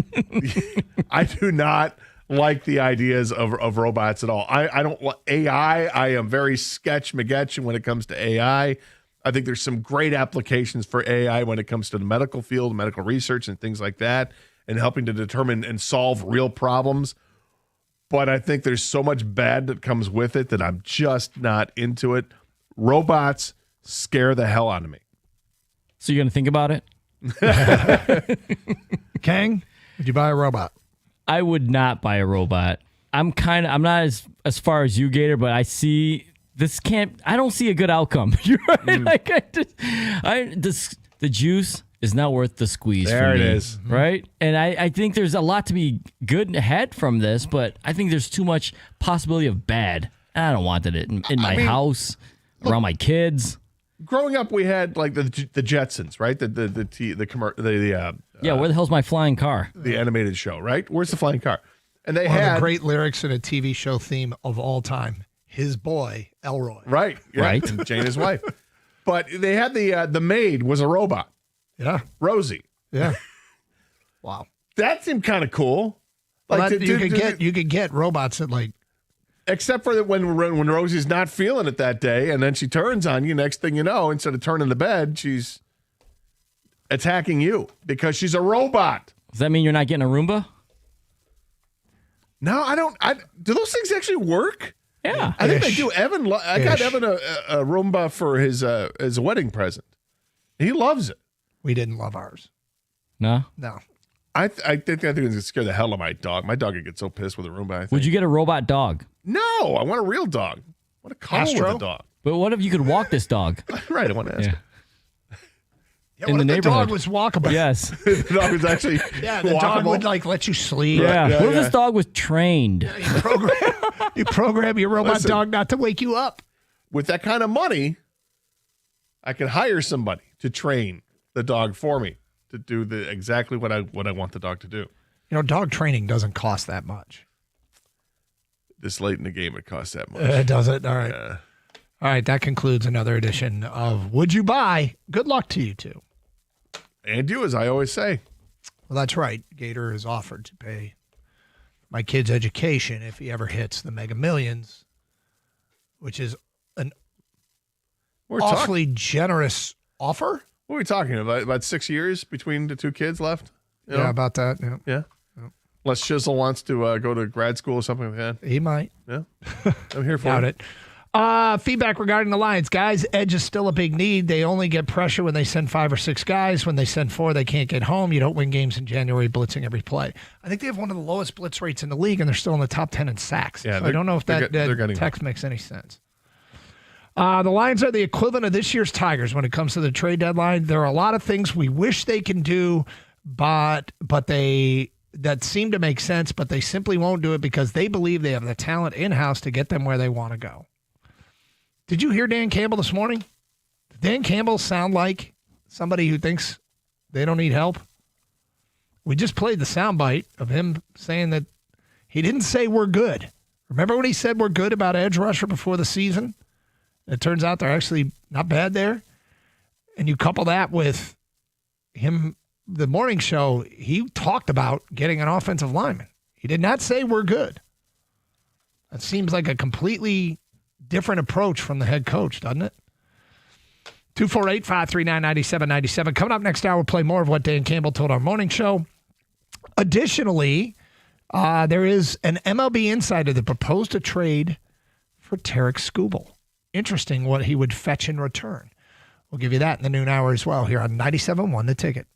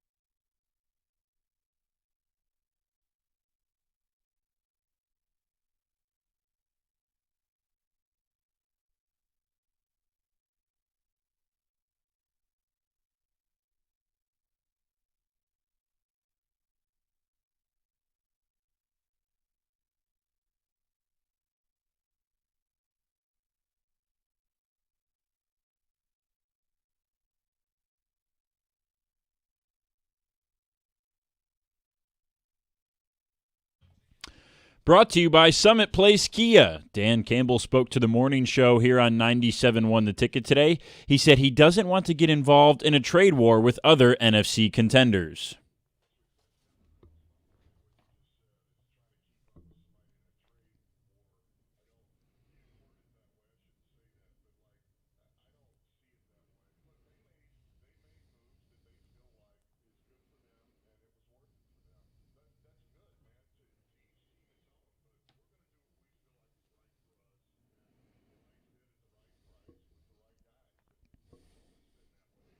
The Lions are running out of time if they want to make any trades at all, as we've surpassed noon and there are now less than 4 hours for the team to add to the roster. About a half hour ago from Adam Schefter, the Raiders are trading wide receiver Jacoby Myers to the Jacksonville Jaguars in exchange for 4th and 6th round picks.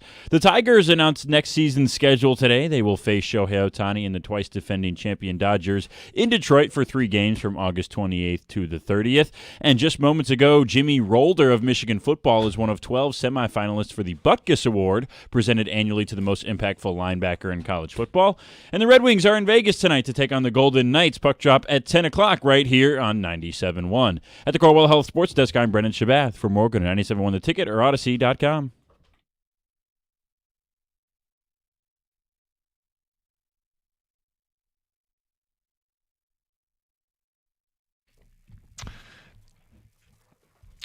I'm Doug Karsh. Scott Anderson. Thank you, Brendan Shabath, for the update. Kang's behind the glass. Kenny's on phones. Evan's running the website. And the Valenti crew has come in and started to prepare for theirs. I saw David bouncing around out there. Jimmy Power's in charge. We got engineers doing real man's work behind us. There's power tools and ladders out. Jimmy, I don't think Jimmy's happy right now. Why is that? Well, I exited the studio. Yep. And was immediately greeted with the wonderful smell and aroma of onions. Mm-hmm. Because it's lunchtime. So I'm like, who got the onions? And Evan's like, I'm your boy right here. Okay. So Evan got some kind of sandwich that had onions. And Jimmy's got that policy that. Oh, yeah. Jimmy's got the policy where if he goes to pick up food for anybody, that there are no onions allowed. Because he thinks it'll stink up his car, even if it's wrapped up in a burrito. If he is picking up any takeout orders for anyone here at the station, which he has offered to do for like people who are on the air, no onions. No onions. That's his what policy. He has. So knowing that's his policy, and when you walk out and you're hit with a wall of onions, it makes me smile. 2 reasons. Because A, I love onions, and 2, I know it's going to piss off the boss. And he did not seem happy about that. No. Well, but you like pissing off the boss? Well, I didn't do it. You like that the boss is pissed? I mean, I didn't do anything to do it, but I can laugh at the misery. Okay. That comes with. Well, he's on your list. Policy. Jimmy's on the list because of the policy. Well, it's the policy. Things that Gator strongly dislikes. Yeah. But seeing how happy Evan was to claim that he was the one that had the onions. Mm-hmm. Nice. Mm-hmm. Well done. All right, so Dan Campbell joined the morning show today. We like to bring you the best of what he has. First, there's the news, okay? Let's go over the news that we aren't playing the soundbite. The idea of moving Tate Ratledge, the rookie, to center is something that they're not really considering. So he just wants him to focus on guard right now. And so... But he did say that before practice started, he said he was literally sitting at his desk thinking of different O-line configurations to try and get the best group out there. So it's not completely, moving Tate Ratledge apparently to center is not amongst the moves they are considering. No, and the only reason I brought that up the other day was because the idea that they could trade for Kevin Zeitler, who is a right guard, specifically right guard. Mm-hmm. I mean, he was the reason that Glasgow moved to left guard last season. That was just my thought that, okay, well, Tate Ratledge is right guard, so what would you do? Would it be best if you had Zeitler at right guard and then have Glasgow at left guard, then you put Tate Ratledge at center? Would that be best? Yeah, well, apparently Ratledge, the center, isn't really – he does take some snaps in practice, but – there have been no conversations about Frank Ragnow coming back. He did say that Ragnow talked to Taylor Decker in October and that Ragnow was doing great and said he felt great because he doesn't have to squat 400 pounds or whatever, and said he's got my number, but there's been no discussions. Yeah, and his wife just had another kid. Yep. So he's enjoying life right now. He's retired. On the injury front, Kirby Joseph has taken a little bit longer than they expected. He's still uncomfortable, and they don't want to put him out there while he's uncomfortable. But Penne and Decker are a little bit more positive than they first thought. So that is good news because that offensive line, it feels like they're a big cause for stress amongst the Detroit Lions fans. All right, so here we go. With the problems they were having in the interior of the offensive line and some of the youth, they asked him, are you limited in what you guys could do offensively on Sunday? And here's what he said.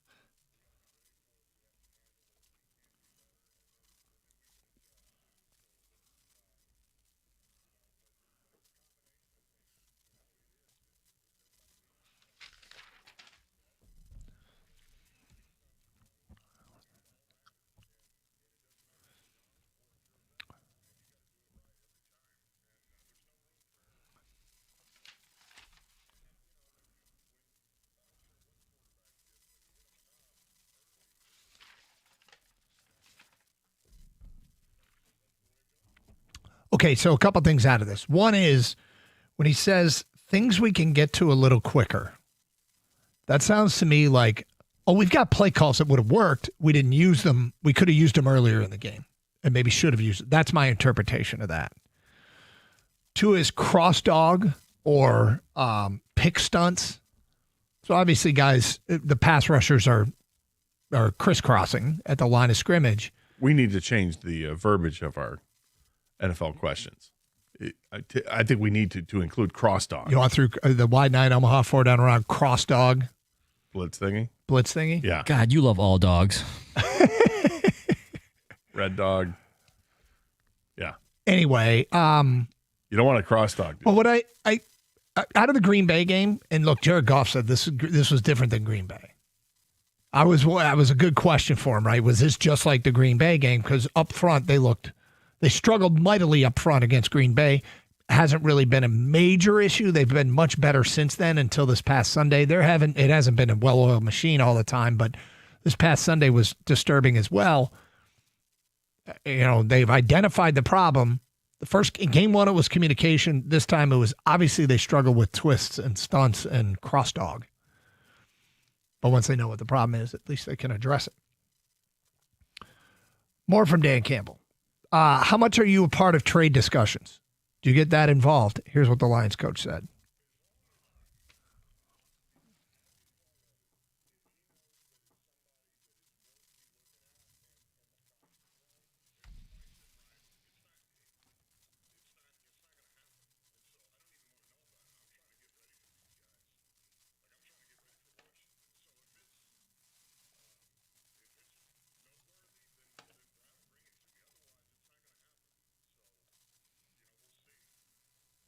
Okay, we did play a soundbite for you earlier where you mentioned that any offensive lineman that could help it, offensive lineman that could help them, they'd be into. They haven't made a trade yet. I suspect they're trading for an offensive lineman today. I'm not going to car house. I'm not going to shoot the boot guarantee it, but well, I'll say this: I think they need to.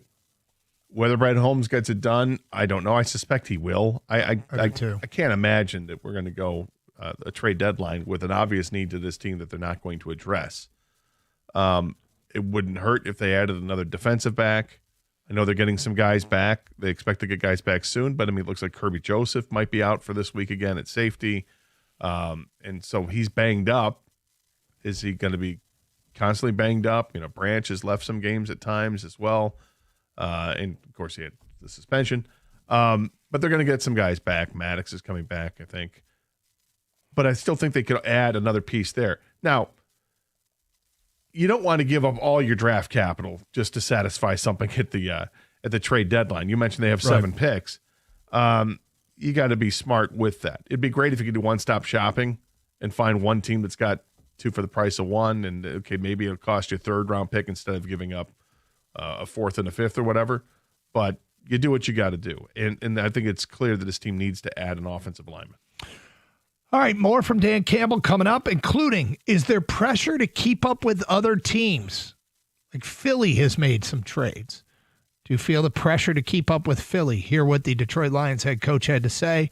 That is coming up today at 12:18. Plus your phone calls and feedback. And at 12:30, a Tarek Skubal trade proposal from a Major League Baseball insider.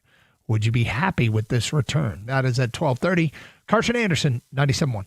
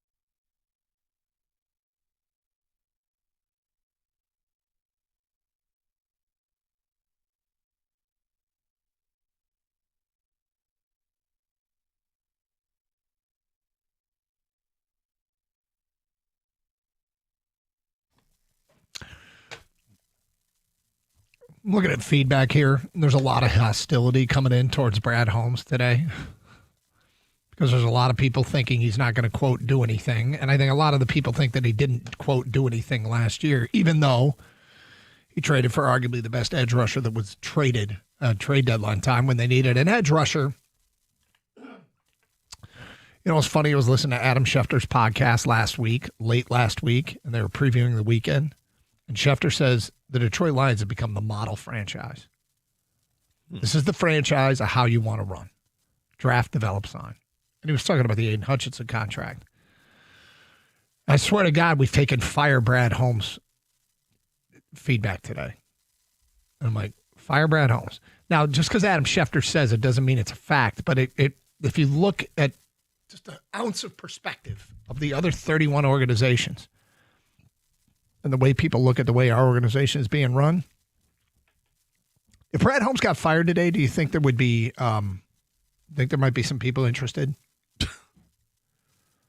Yeah, I think so. But the thought is ridiculous. So, yep. 248-539-9797. Back to your phone calls in a moment. We promise more from Dan Campbell. All right, so Philly's made some trades. Do you feel a sense of urgency to keep up with the Joneses, if you will, and match other NFC contenders? Here's what Dan Campbell said.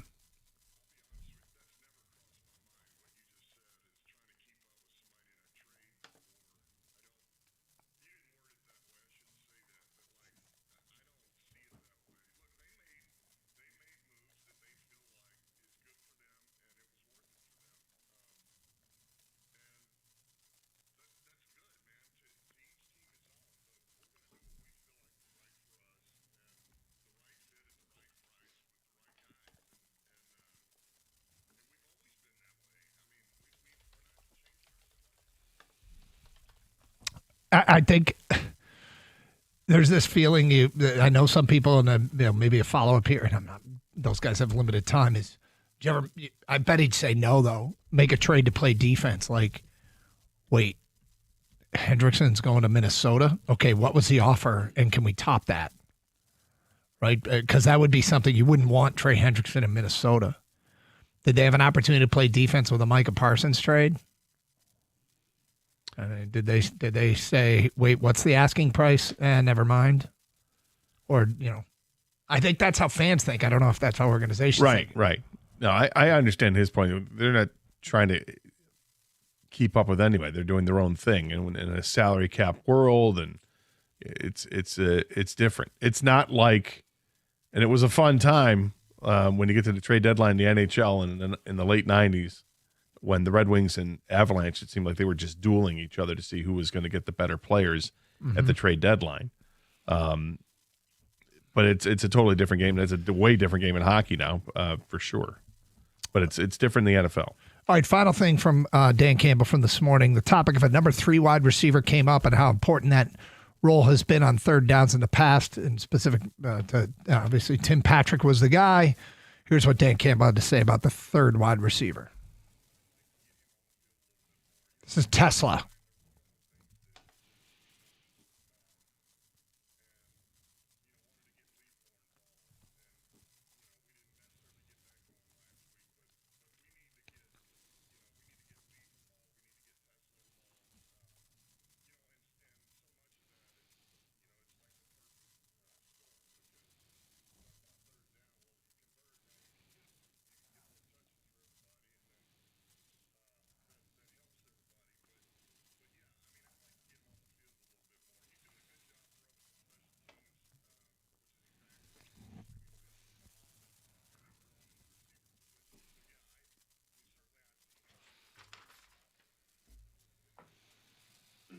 Played 3 snaps last week. Tesla, if you didn't catch that at the beginning, I mentioned it was Tesla.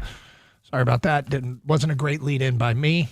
Sorry, it's an interesting 3-week span here. In 3 weeks, he's gone from saying we need to get Montgomery more touches to we got to get J-Mo more touches. And now it's Tesla's got to get more plays. Yeah. It's interesting. That he's singling out a different player each week. I don't know if he's being asked specifically. I guess in some cases asked specifically about certain players, but would he say the same thing about anybody? So here's the thing about it is he made the point, and you've made this point, and he echoed this. They need more plays. By not converting third downs, drives are stalling. And so that long menu of we're going to run all this stuff, well, we just ran 3 plays, and we didn't get to any of the rest of it because we're punting. And then we just ran 3 more plays, and we didn't get any of the rest of it because we're punting. I think they had 5. Was it 5 3-and-outs in the game against Minnesota? Pretty sure it was. I was going to say at least 4. And then maybe the David Montgomery fumble was on a 3rd and 12 where they ran it and like, oh my God, he's going to get the first down. Oh no, he fumbled. So by not turning the chains over, you're not running as many plays. And you had the data last week about how much they were trending below previous years. I mean, they've had some score quicklies. Score quicklies are great, but it does take back down on touches. I think Goff has had only 2 games this year where he's thrown the ball more than 30 times, and they're both in losses. Well, and the other thing, too, is, and I said it yesterday, just be careful about trying to call plays to prove something or to get somebody involved. Just call the plays to win the game. If Tesla, on a given day, his skill set helps you win the game, great. If not, don't force him. And same thing with J-Mo and same thing with David Montgomery. But when you're talking about it doesn't have to be a play called for him, but just get him on the field more. That I understand because he was only on the field for 3 plays. And I imagine things change depending on circumstances, down a distance and all that. But I've always thought since they drafted him that Tesla could be a real nice answer in the red zone as a receiving option because he is tall, because he can jump, and because he catches everything that's thrown to him with 1 hand or 2 hands. I think he's a real interesting option to have there with that size and speed combo. 248-539-9797. Let's get back to your open line calls. We go to D in Detroit. You're on 97.1. Hi, D. DK, Gator, Kane, fellas, what's going on? How you doing, sir? Hey, man.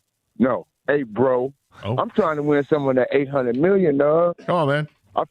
I figure if I spend a hot 50, I know my chances might not be that great, but, bro, if you don't play, you ain't got no chance to win, bro. You can't win if you don't play. But, man, that sounds good, don't it? $800 million. Hey, I am willing to split it with 3 other people in 3 other states if I have to. I don't need it all. Yeah, no. You know what I'm saying? I don't need it all, bro. But, hey, check this out. Can I talk basketball real quick? Yeah. Because, you know, the Pistons on the road. Of course. And even the Red Wings got me surprised. I don't believe it. I know when March comes, they're going to fall off. I hope I'm wrong. But back to the Pistons, what do my man Jalen Duren have to do to get a contract extension? I mean, I know the man don't shoot threes, but other than that, what is the holdup? Well, I think they're waiting until the end of the season. They still have all the power in this. I mean, they're not going to let him go. I don't think they're going to let him I think he's walk. going to get his extension. He'll get an extension. They can do it at the end of the season. Okay, so it's no rush, huh? I don't know. Well, I don't think there's any rush, and I don't think they have any intention of letting him walk. I think they like him a lot. The Pistons have outscored other teams in the restricted area near the basket by 16.3 points per game. It's the 2nd highest margin in the NBA, and a lot of it has to do with your rim protector and the guy that can score near the basket, Jalen Duren. And guess what? Beef stew is that rim protector blocking dunk after dunk after dunk. Them 2 are a great combo. But you know what? My biggest fear, fellas, is Duncan Robinson going to be too streaky of a shooter for us, bro. K can lead the league in assists if he gets this outside shoot, no doubt. And I just hope Malik Beasley somehow, some way get back on this team. I really do, because I'm worried about my man Duncan Robinson. I know Karis LeVert not a big-time three-point shooter, and that's what we need. Love to show us always, fellas, and give me some of that $800 million, fellas. Well, good luck to you, D. Gator, if you win, will you take care of D? We probably shouldn't do that because everybody's going to call up. We got a lot of great listeners, and I shouldn't be. Actually, it's not my money. I don't care. Will you pay some of our listeners, Gator, if you win the $800 million? Not really. No. I would. Yeah, you would.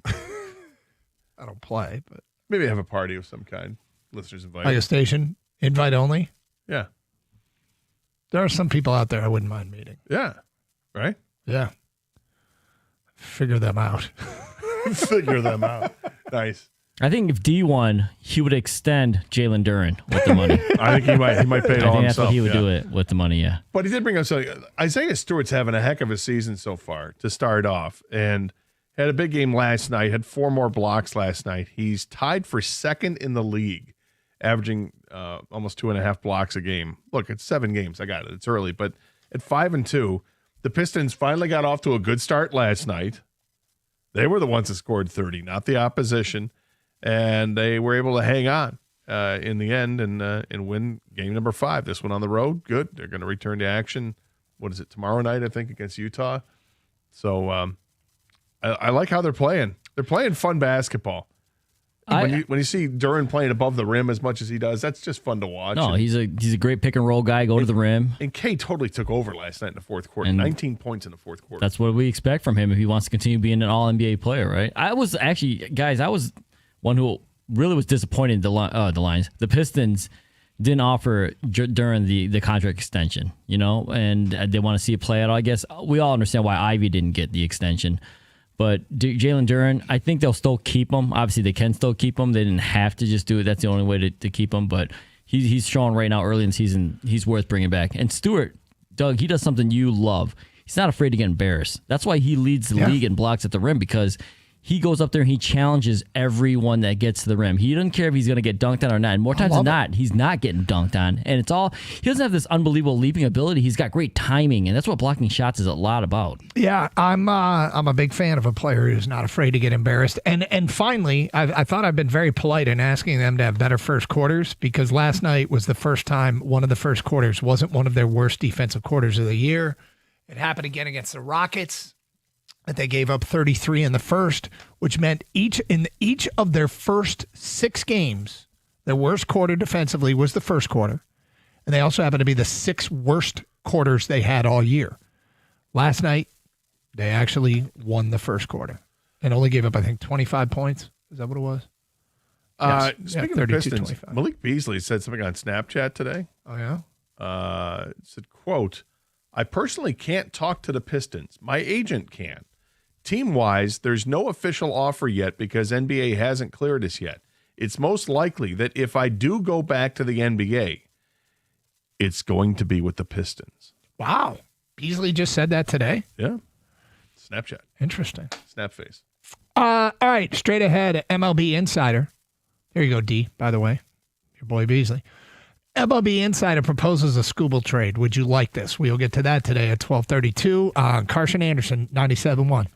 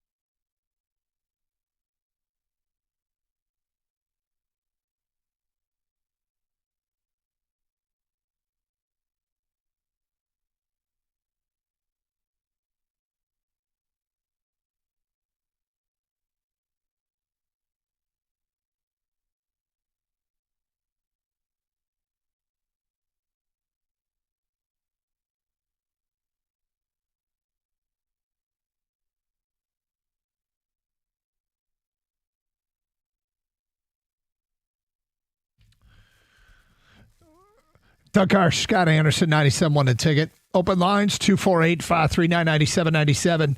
Hey, still nothing to report from the Lions for people just flipping their radios on. It's trade deadline day. There was perhaps a little bit of a tell from Dan Campbell this morning because he was asked about offensive linemen and he answered it. He went so far as to say anybody that could help them up front, which is not saying we're good, which is exactly what he said when the topic of an edge rusher came up earlier in the year. So just thought we'd start to connect some dots there. I suspect that they probably already have a deal in place, to be honest with you, and have agreed to terms, and they're just waiting for the other team is waiting to make sure that they don't get any better offers. I'm not reporting it. That's what my gut is telling me, Gator.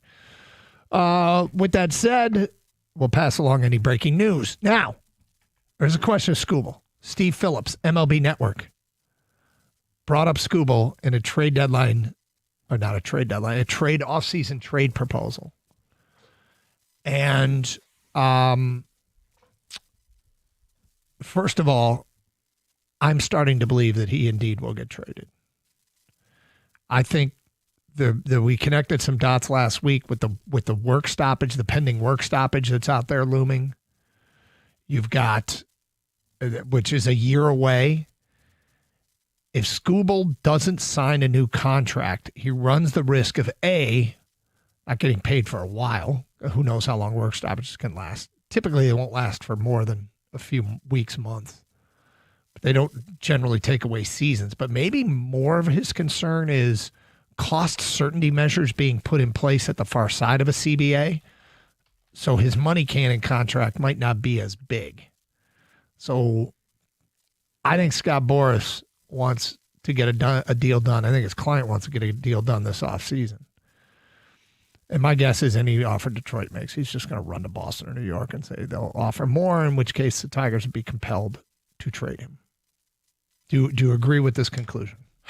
I think it's quite possible he gets traded, but I think if the offer isn't there that the Tigers like, then I don't think the Tigers have any problem beginning the season and going with Tarik Skubal. And then if they have to trade him at the trade deadline, okay. But at the same time, they're trying to win a World Series, and the best route for them to win a World Series next year is with Tarik Skubal. So I'm not thinking that for sure this is something that they're going to move him. I think that it's absolutely something they have to consider because they'll know pretty much for certain. They'll know if they have to, if they're going to lose him for nothing. If he's hell-bent on getting a free agency, they'll know.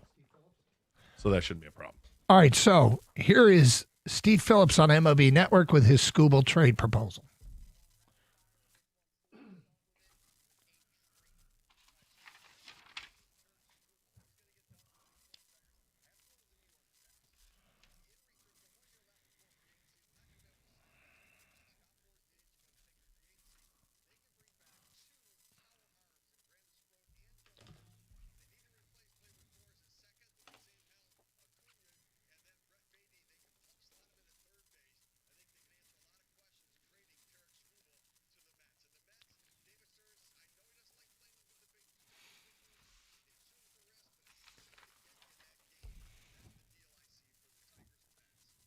Okay, so the two pitchers are Brandon Sproat and Jonah Tong. The last I saw, both highly regarded prospects, top 5 prospects in the Mets organization. Yes, they are 4. Tong is 4, Sproat is 5, and I believe Tong is in the top 100.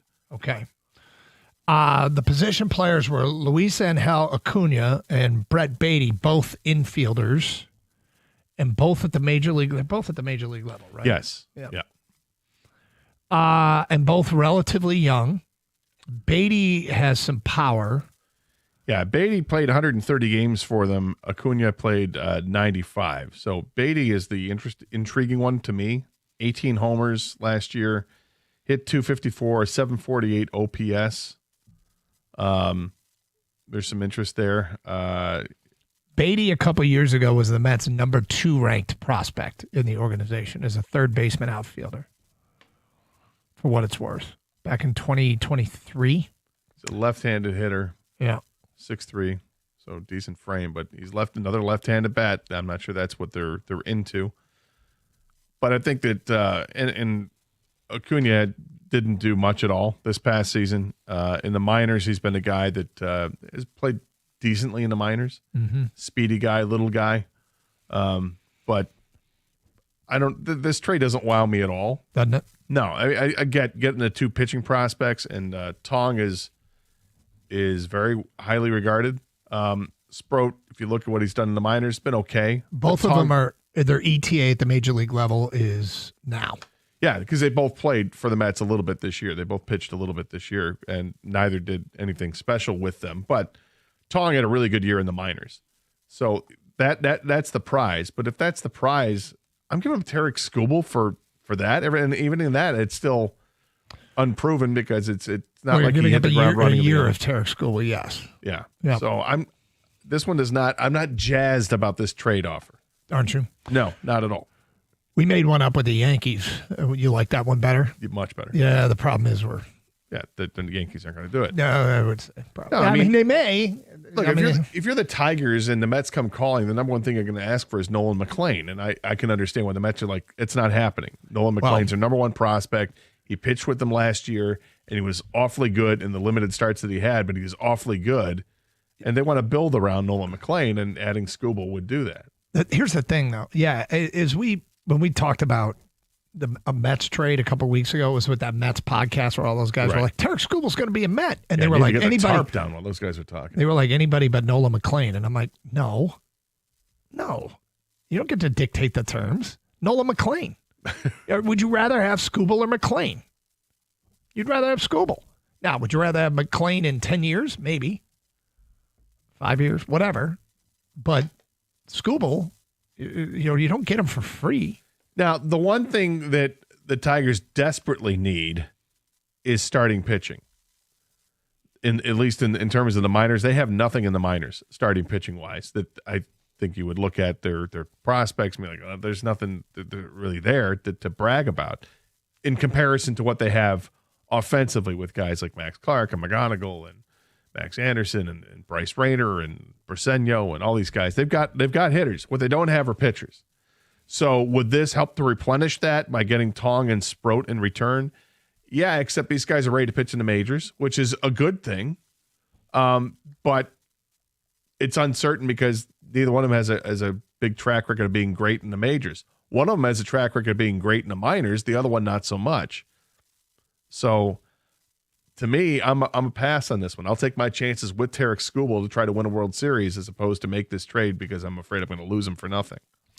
Fair enough. All right. That's me. Coming up next hour, more trade deadline stuff. Talk a little college football, Jared Goff. It is Carson Anderson on 97.1 The Ticket.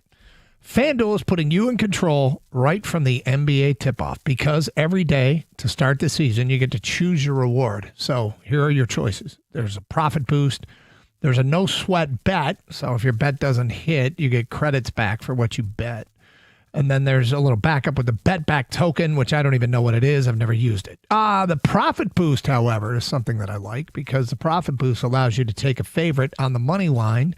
Maybe I'm a conservative bettor, but it works for me. A favorite on the money line, add in a 30% or 50% profit boost, whatever they're rewarding that day. And your favorite, just if they win the game, you get a decent return. There's a better chance they're going to win because you bet the favorite just to win the game with no point spread. So that's how I do it. Head to FanDuel.com/Doug to make your choice. Must be 21 years of age or older and present in Michigan. The opt-in is required. Don't forget to do that. Rewards are non-withdrawable. Restrictions apply, including bonus and token expiration, leg requirements, and maximum wager amount. See terms at sportsbook.fanduel.com. Gambling problem? Call 1-800-GAMBLER.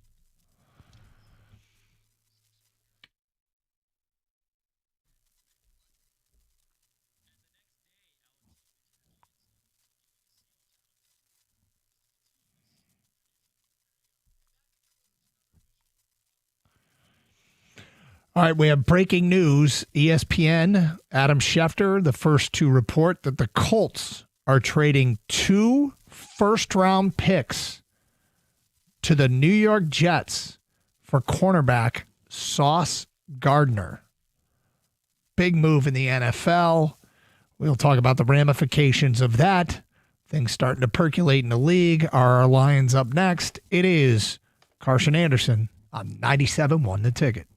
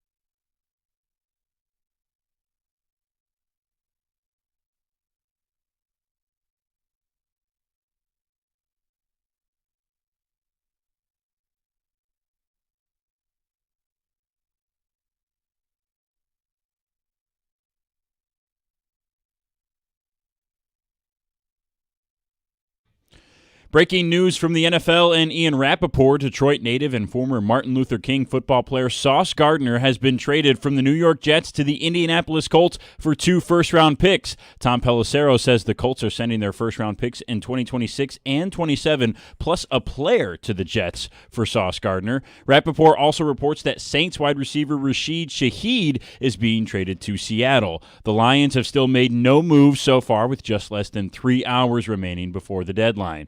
The Red Wings are on the road in Las Vegas tonight. If anybody knows how important it is to win on the road, it's Wings captain Dylan Larkin. His rookie season with the Wings was the last time Detroit had a winning record away from home. It's also the last time they made the playoffs. Larkin spoke to reporters yesterday about this 5-game stretch away from home.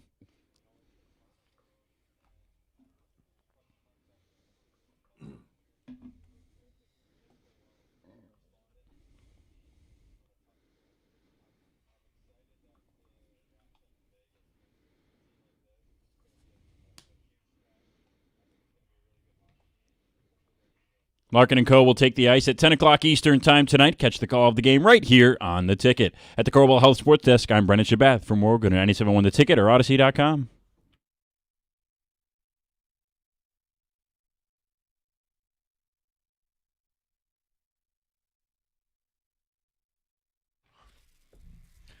All right, so Aaron Glenn sitting there with the Jets. and he's got a great corner in Sauce Gardner. And look, this first season with the Jets, I'm rooting like crazy for Aaron Glenn. I love Aaron Glenn, and I think Aaron Glenn, I hope he gets an opportunity, but in this fire everybody day and age, I'm not even sure he's going to make it out of this damn season. It sounds like he's going to, I mean, the owner sounds like he's got his back for sure. And I believe that. You make a move like this, I think you have to, because it's an investment in the future. First round pick in 26 and 27. That tells you that it's an investment for the future. The question is, will they end up using those picks to get a quarterback? Right. And I don't like quarterbacks in this upcoming draft. I just think about Brian Callahan took that job with the Titans. You know, they invest in. They could have signed a free agent quarterback or gone big, but they went and drafted a first overall pick quarterback. And midway through year 2, he gets fired.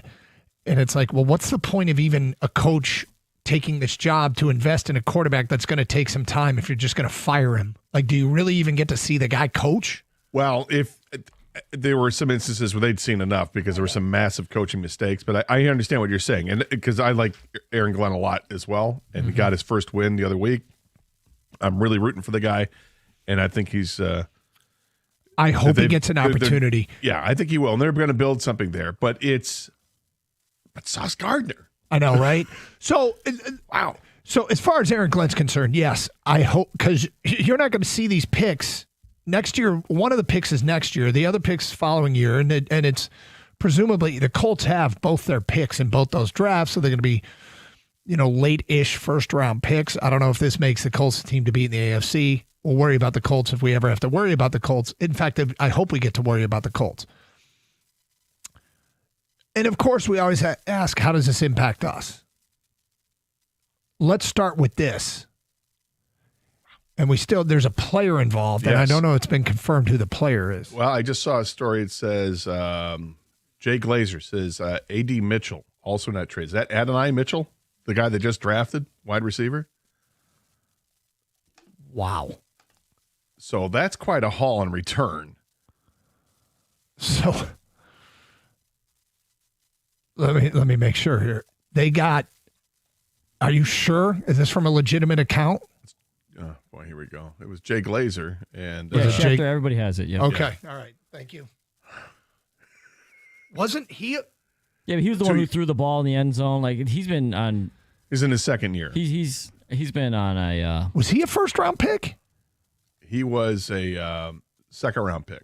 Okay. But if I'm not mistaken, I thought he had like blazing speed. He had one of those guys put up great numbers. He just doesn't hold on to the ball going into the end zone. And that could be a problem. Well, that's funny because that would have been his first career touchdown. Yeah, he hasn't put up great numbers, and he was a second round pick. So second round pick, as said, and 2 firsts and a former second round pick player go to the Jets. I just hope Aaron Glenn.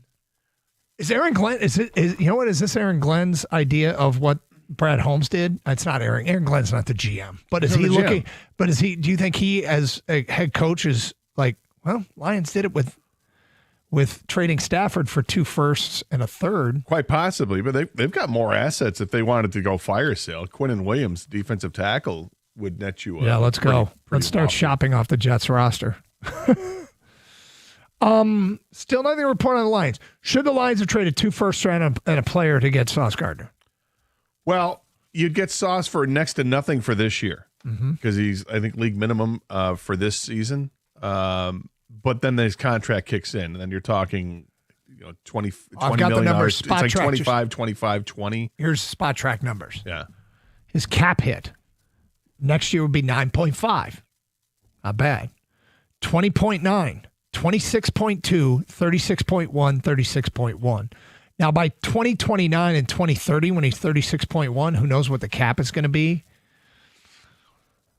But would you rue the 2 first-round picks if you're the Lions? So if you're the Lions and you were, because you always want to know, would we have interest in the same deal? But I don't think it's, and you got to throw a player in there. Like you'd hate to give up the 2 first-round picks.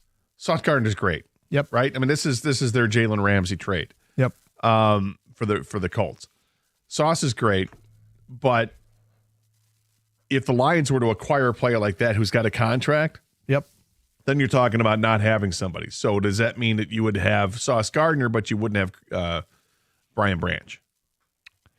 Maybe.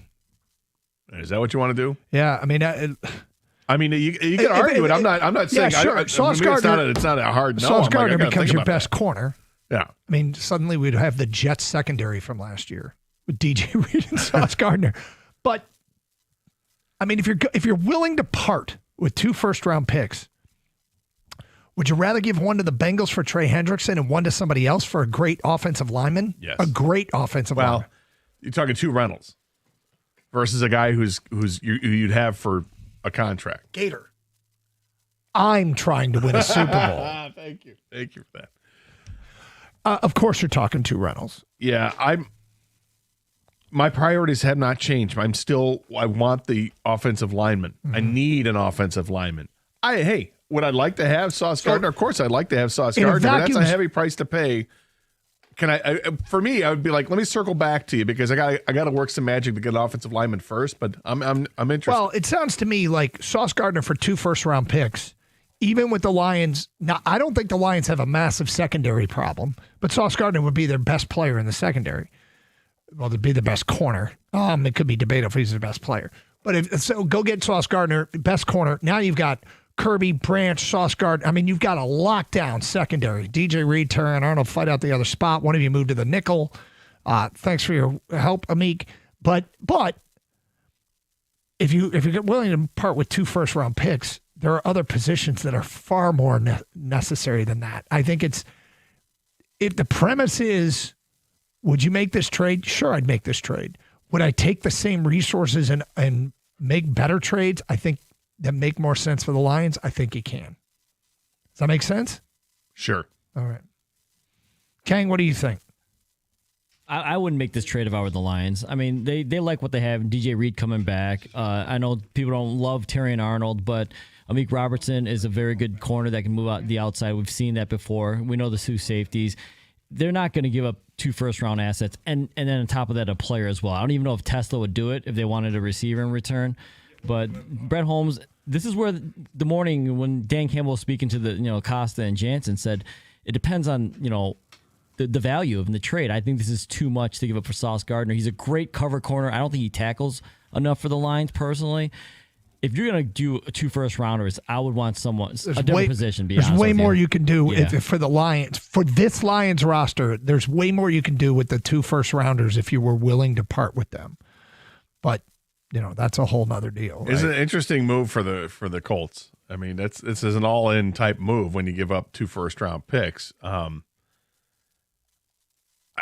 we sold that they've got the right quarterback? Are we sold that Daniel Jones is the guy? They obviously are. I mean, this is a go-for-it move. It's a go-for-it move. I respect it. It's something that, look, the Colts are 7-1. They're an awfully good football team. And you add a play. Basically, what they did for this year is add an all-pro defensive back to their team, and they gave up, a problem child receiver for the rest of this year. So that's a great trade for the Colts for the here and now. Will they regret it down the road if they're handcuffed with money spent? Well, maybe, and then of course not having the 2 first-round picks. But this could pay off very well for the Colts if they can go far in the playoffs. For the Jets, seems like it's a great trade for the Jets to get a couple more pieces for your future, and taking a chance on a wide receiver as well is perhaps the throw-in. But you got now your GM's under the gun to make those picks work for him. Nothing yet from the Lions. Nothing yet. Now, we did have that Dan Campbell quote when asked about offensive linemen this morning.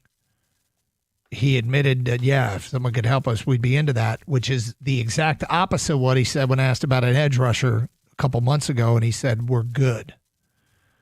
I think things are percolating, things are brewing, but nothing to report yet. 248-539-9797. It's Carson Anderson. What are you smiling about over there? It just feels like things just got real interesting.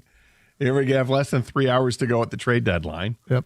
And I think we all feel confident that the Lions will do something. Now it's like, what are they going to do? Mm-hmm. Not every deal is going to be a blockbuster deal, but that was a blockbuster deal we just saw go down. Yep.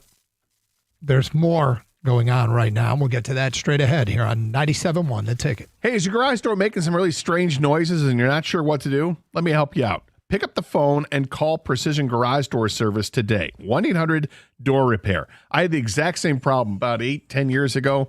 My garage doors were making some strange noises. They were working very slowly. I called them up. They came right out, diagnosed the problem on the spot, and then he fixed it right there on the spot. Because these expert technicians in the field, they've got all the equipment necessary right there in their vans, their trucks. They know what they're doing, and I couldn't have been more appreciative. They explained everything that was going on and even warned me about future problems with the garage doors and saying, look, this is going to help you out for a few years, but down the line, you're going to need new garage doors. And when you need new garage doors, you call Precision as well. They offer same-day service. Emergency repairs are available. Weekends are available at no extra charge, and all calls are answered 24/7 by an actual live person. 1-800-DOOR-REPAIR is the number, or schedule an appointment online at a time that works for you at precisiondoormi.com.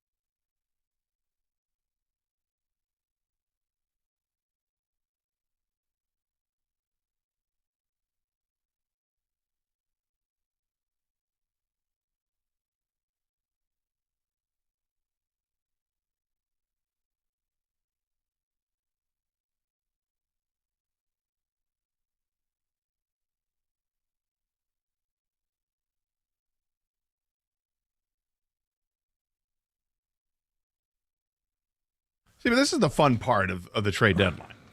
is imagining you're the trades? GM. Yeah. Well, it's imagining you're the GM. Like, how would you? It's not just what is going to happen with our Lions. Right. It's like you put yourself in the shoes of the GM for Indianapolis or for the Jets, and like, how do I improve my team? What would I do? And I love this. This is the fun part.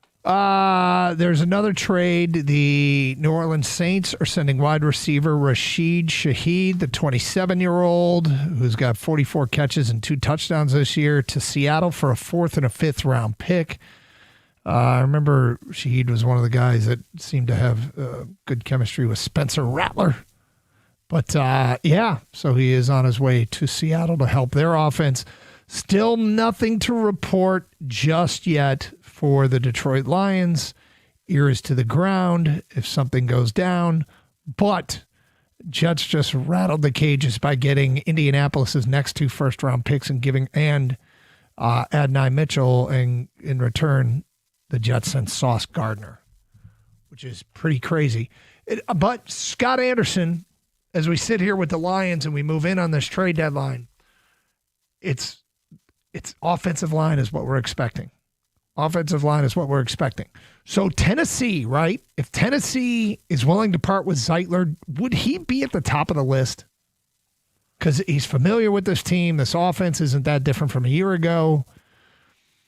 I don't know, because as I pointed out, if he does, he's a right guard. Like, that was a hard. I've got to play right guard when he came here. Mm-hmm. So what does that do to the offensive line? We move Ratledge to left. Well, does he go to left guard? Does he go to center? Because Graham Glasgow played left guard. Dan I know what Dan Campbell said this morning, but it wasn't. Well, for people who don't know, he said he's not really considering moving Ratledge to center. So maybe that tells you they're not really thinking about getting Zeitler. But I don't know. I mean, would I be interested? Of course. He's a veteran. He knows what's going on here. I didn't think he was great with the Lions last year. Mm-hmm. But if he's the best out there, and it's obviously a position of need, then you got to do what you got to do. We got another trade. They're starting to come fast and furious. Per NFL on CBS, the Bears are trading for Browns pass rusher Joe Tyron Shoyinka, who is, let me look this up here, 2021 first-round pick, who has in his career 15 career sacks, career high of 5 with Tampa back in 2023. He has none this year. Played in 8 games, 9 tackles. Doesn't seem like a particularly earth-shattering move. No. But if that takes that eliminates the Bears for other possible edge rushers. Well, I mean, I can't imagine this costs much of anything. And again, it feels, I never would have thought we'd be talking about offensive linemen at a trade deadline when the season started. That would have told me that there was a bunch of injuries. Campbell said this morning that both Penei Sewell and Taylor Decker are trending in a good direction. They're more positive. Maybe that was his word. More positive than they originally thought. Still don't have final word on Mahogany, but that does not look good. So there's Zeitler out there. There's Evan Neal, who can play guard and tackle with the Giants. A report earlier today, the Giants were expecting to trade him today. Detroit could be a destination. Joe Bitonio from the Cleveland Browns is a possibility. There was a report yesterday that Nick Allegretti and Brandon Coleman, 2 backup guards in Washington, could be available. Washington took a huge blow by losing. Now they've lost 4 starters, 1 to suspension and 3 others to injury, including their quarterback, Jaden Daniels, although not for the year, but he won't play this week. But their year's probably done. Miami, everybody in Miami might be available. And apparently now I'm guessing everybody with the Jets is available, although I guess it wasn't that much of a stretch given that they were 1-7. So things are afoot, Scott Anderson. Things are afoot. That they are. Mm-hmm. That they are. And I maintain, I think the top priority is offensive linemen. And I don't want to be distracted by Trey Hendrickson. Yep. I think Trey Hendrickson would help this team out. I don't think there's any question about that. But I'm probably not going to give up a first-round pick to acquire Trey Hendrickson so I can have him for 9 games. The fact that he's hurt doesn't make him more tradable. No. And so I'm not, I'm not sitting here looking at Trey Hendrickson I think that he's probably gone from unavailable to available like that. Like I believe that Cincinnati had no intention of trading him, but they had no intention of losing their last 2 games in spite of scoring 80-plus points offensively. When they did that, I think everything changed. But it might have just been a terrible time for Trey Hendrickson to get hurt. Because are they going to get their first-round pick? Nobody's pulled the trigger yet. There's 2 hours and 40 minutes to go here.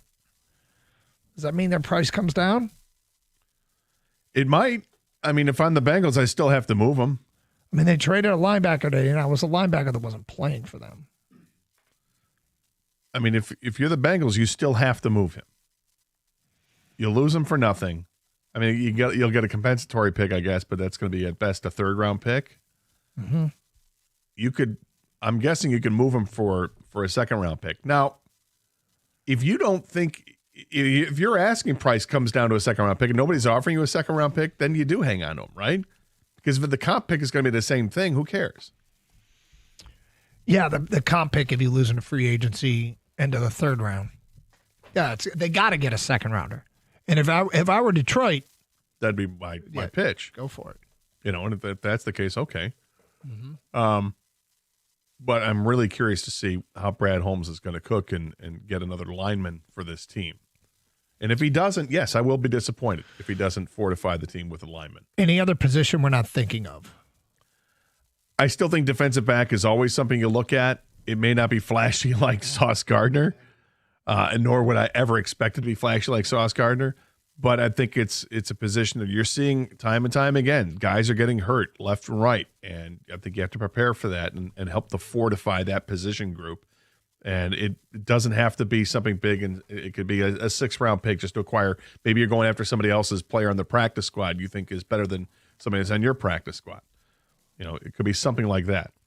But offensive line makes all the sense in the world. Wide receiver, no. Tight end, not really. Running back, no. Quarterback, no. I wonder if there's a player out there, though, that can solve their 3rd down problems. It's an offensive lineman. Well, probably, yeah. But I'm just saying, is there a skill position player? You know, how many catches did Tim Patrick have last year? And maybe the solution is in-house. Maybe it's one of the tight ends. It seemed like Brock Wright got a lot of targets. I don't know if that's necessarily. I don't think it's a lot. Necessarily the case, but their 3rd wide receiver this year, Khalif Raymond, has 9 catches on 13 targets. And, I mean, that's clearly not a big number. It was suggested yesterday to us that Tim Patrick is missed here.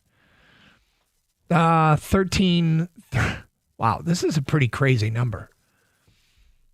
No, my apologies. Wrong one. Tim Patrick had 33 catches on 44 targets. So, you know, we're just about halfway. And, yeah, Khalif Raymond's not going to have that many. And how many of Khalif Raymond's have gone, or Isaac Tesla for that matter, have gone for first downs? Birchie had a tweet about that regarding what Jared Goff had to say. It said, for the record, only 9 of Patrick's 44 targets and 6 of his 30 catches last season came on 3rd down. Okay. So how many, just out of, does it say how many went for first downs? No, I just read that verbatim. Yeah. So, and again, the problem with them on 3rd down is they're not getting enough yards on 1st and 2nd down. That's usually so they're thrown in bad situations on 3rd down without question. They're bad situations. And to me, it all comes down to the offensive line because they're not getting a push in the running game so that you go from 1st and 10 to 2nd and 5 and everything's manageable after that. Or they're taking penalties that put them into 1st and 20. I mean, that's the other kind of unspoken part about this team that you have to look at it, but it seems like they've gotten a lot of penalties. Yeah. And that's a problem. You got to play disciplined football. Well, they went into the game Saturday or Sunday as the 4th least penalized team in the league. And then they had 10 penalties. So maybe that's more like just a recency bias. It's just games I watch. Yeah, exactly. Games you remember. Games I watch in November. Yeah. But I don't think necessarily all these trades, the Lions were involved in any of them. But what it does tell me is the league and the GM's phones are ringing off the hook, and there's movement to be made. There's trades to be had.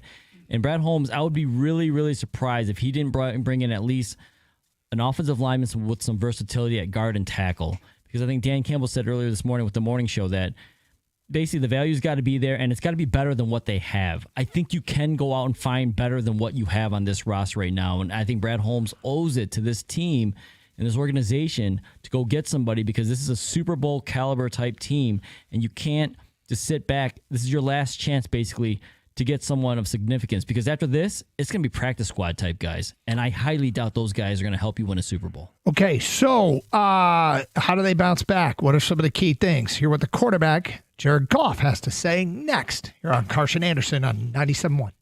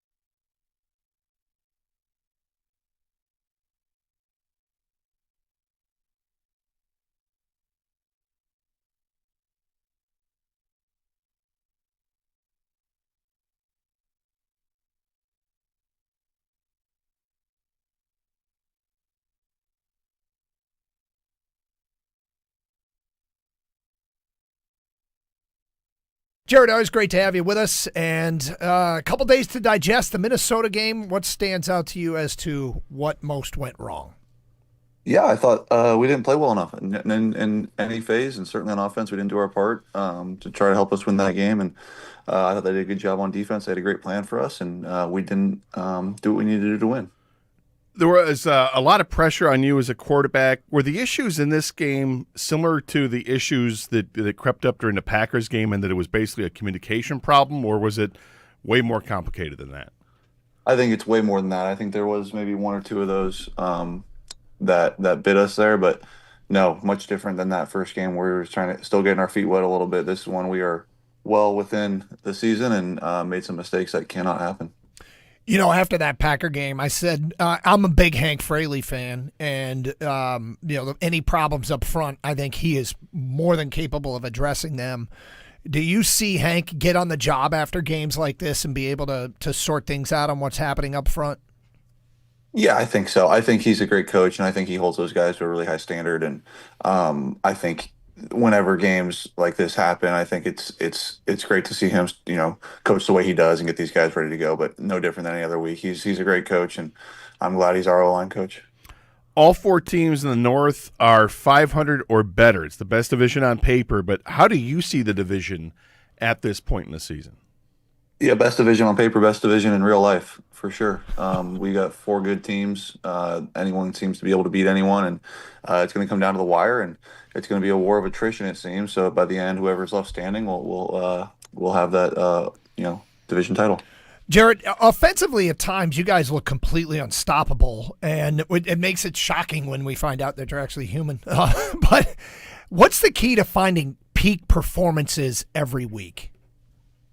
Yeah, that's a good question. I mean, you'd like to do it every week, and you work hard in practice, and you put a plan together, and you believe in the plan, and so every week you're planning on being at peak performance. I think sometimes the defense does things that stop you, and then sometimes we simply don't execute well enough, and it's not. There's no excuse for it. I'm not saying it's something that just happens. It really shouldn't. There's certain things that we need to be better with and need to address and move forward. I don't have anything that can support this, but watching the game, I felt like I heard you say kill, kill, kill more than any other game this year. Did they force you to change a lot of stuff at the line of scrimmage? Yeah, no, I don't know if it was more than any other game. I think they did a good job mixing it up. I think there was times where we had a great play called versus what they did, and maybe we didn't execute it right, or maybe we did execute it right. There was a handful of good plays in there. It wasn't all bad. So there is good things to pull from, but yeah, certainly not good enough to win a game and to be competitive. For those of us that haven't played professional football, how many different plays? Yeah, I think there's quite a few actually. Yeah. How many different plays do you have at the line of scrimmage that you can audible into? And can you kind of take us through what that process is like as soon as you break the huddle and you start walking towards that line of scrimmage? Yeah, it's may not be as complex as you guys may think. There's sometimes we have 2 plays called in the huddle, sometimes there's 3 called in the huddle, sometimes there's 3 with an alert.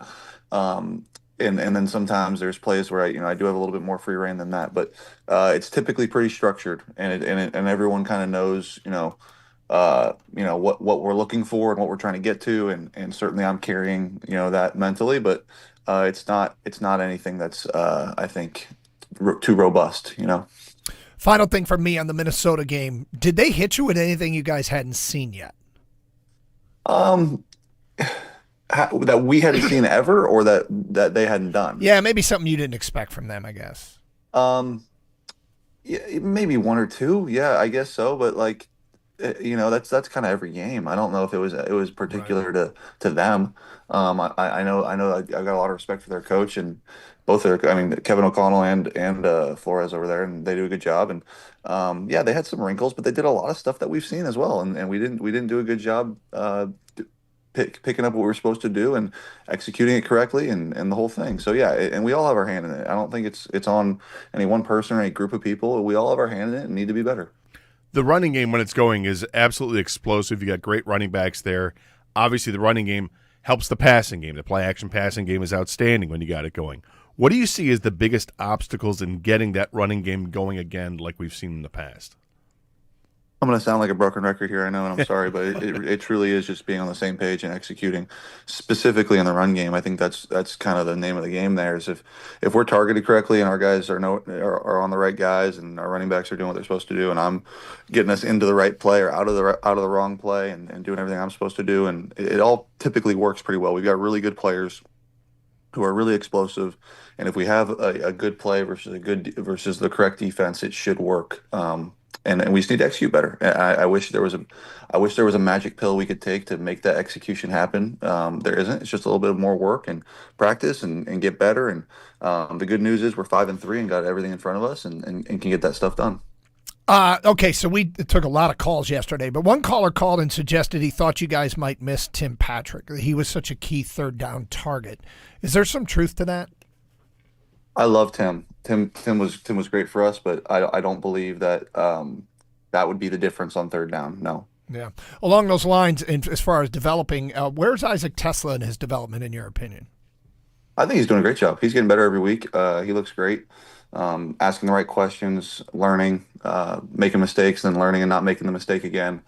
He's a rookie. He's figuring it out. And about this time of the year is when those guys as rookies start to not feel as rookies anymore. They start to kind of come alive as first, second, third year players and guys that can contribute. So hopefully that continues to happen for him, and he's doing a good job. I don't know if you heard Dan Campbell on our morning show. He did say that he expects Tesla, he wants him to play more. Do you see him getting more opportunities in coming weeks? That'd be great. Yeah, if he's out there more, that'd be great for him and great for our offense. I like throwing to him. He does a good job, and got to find ways to get him open and get him the ball. So I double-checked this week, and it turns out that you are, in fact, playing on the road. So okay, there you go. Good job. Thank you. The Commanders present another revenge game for you guys if you want to build that and cultivate that chip on the shoulder as they ended the season a year ago. But how do you go about playing in a game with emotion without being emotional? Yeah, it's a good question. I've had a handful of those, and it's hard. It really is hard. I think you got to focus on what matters and what truly is important, which is, our team and doing your job and focus on that and not the emotional side of it. I think, certainly they ended our season last year, so there is a little bit of that for us. But to be honest, we just want to find a win and get back in that win column and get off of this feeling that we have right now. Is there a formula you guys use after losses? Because you generally don't lose 2 in a row. It's been a very consistent performance after losses. Or is each loss different and each week after a loss different? Yeah, I don't think there's any formula. I think it's just back to work, and I think the thing that we do have that is rare is a lot of people that are resilient and a lot of people that have been through a lot of tough stuff, and one loss isn't gonna break anyone down. I think we kind of revel in the fact that we can come and bounce back and find a way to win the next one, and hopefully do that this week. Unfortunate situation over the weekend. Commanders coach Dan Quinn admitted that he should have taken Jayden Daniels out of the game prior to him getting hurt. As a player, do you ever ask a coach to take you out when the game is out of reach either way? And have you reached out to Jayden at all about his injury? No to both. But no, I've never considered that, and don't know why a player would. Is there some sort of unspoken word between a coach and a player in a situation like that where a game is out of hand and you like, all right, I doubt I'm going back in there, but you obviously have to be prepared to go in at all times.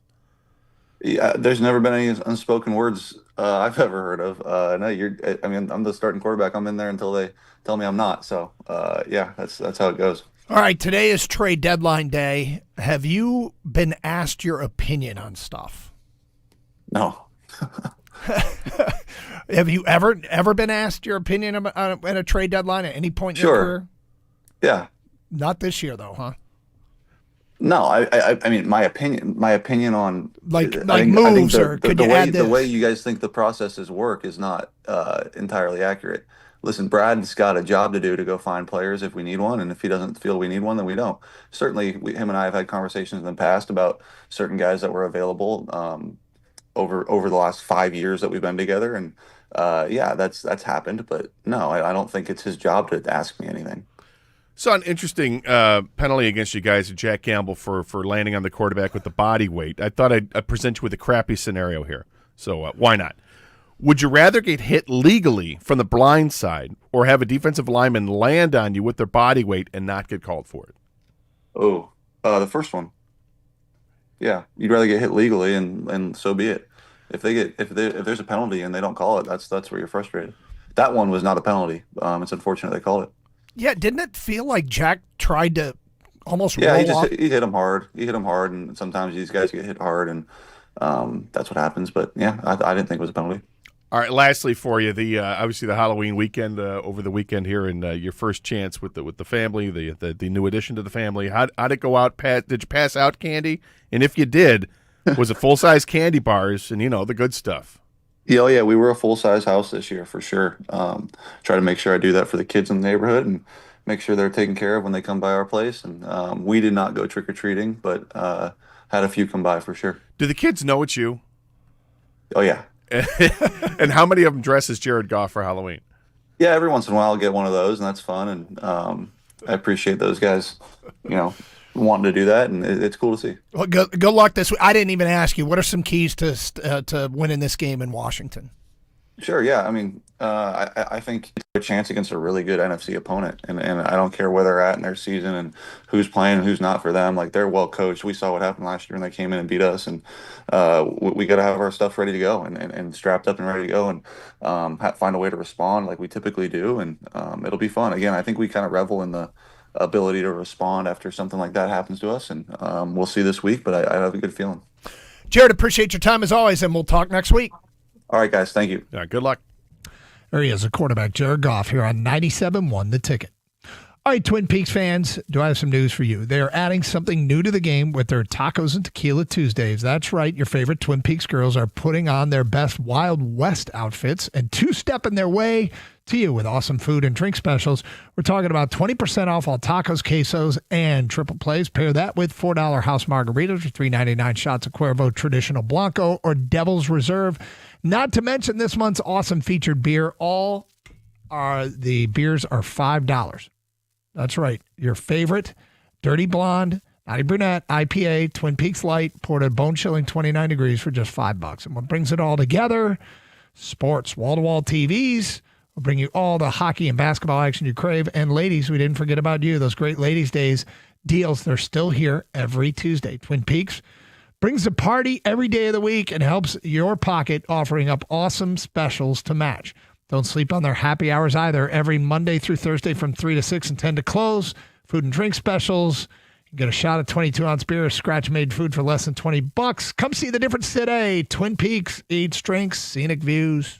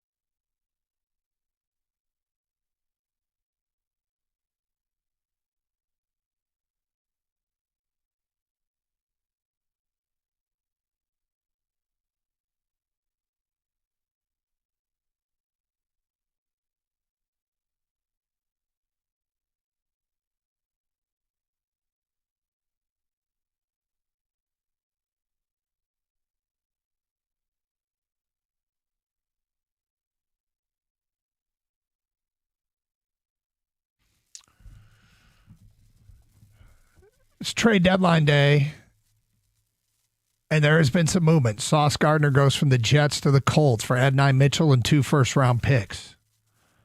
Seems like a pretty big deal. The lesser deals include Joe Tyron Shoyinka going from Cleveland to the Chicago Bears. I have not seen the return. I can't imagine it's much. He's an edge rusher who doesn't have a sack yet this year. What else has gone down here today?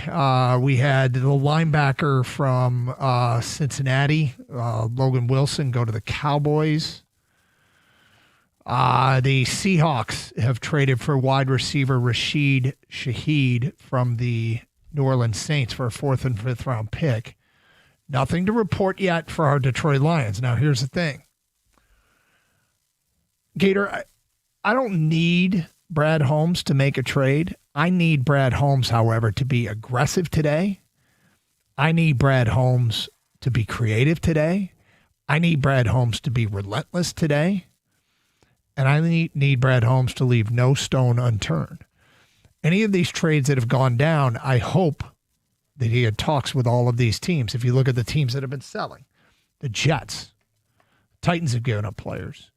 The Saints. Bengals. The Bengals, right? Dolphins. I hope. Yeah, the Dolphins already made a trade. I hope that Brad Holmes has been talking to all those teams, and none of these teams catch him off. None of these trades catch him off guard. I hope he knows about the players that were available.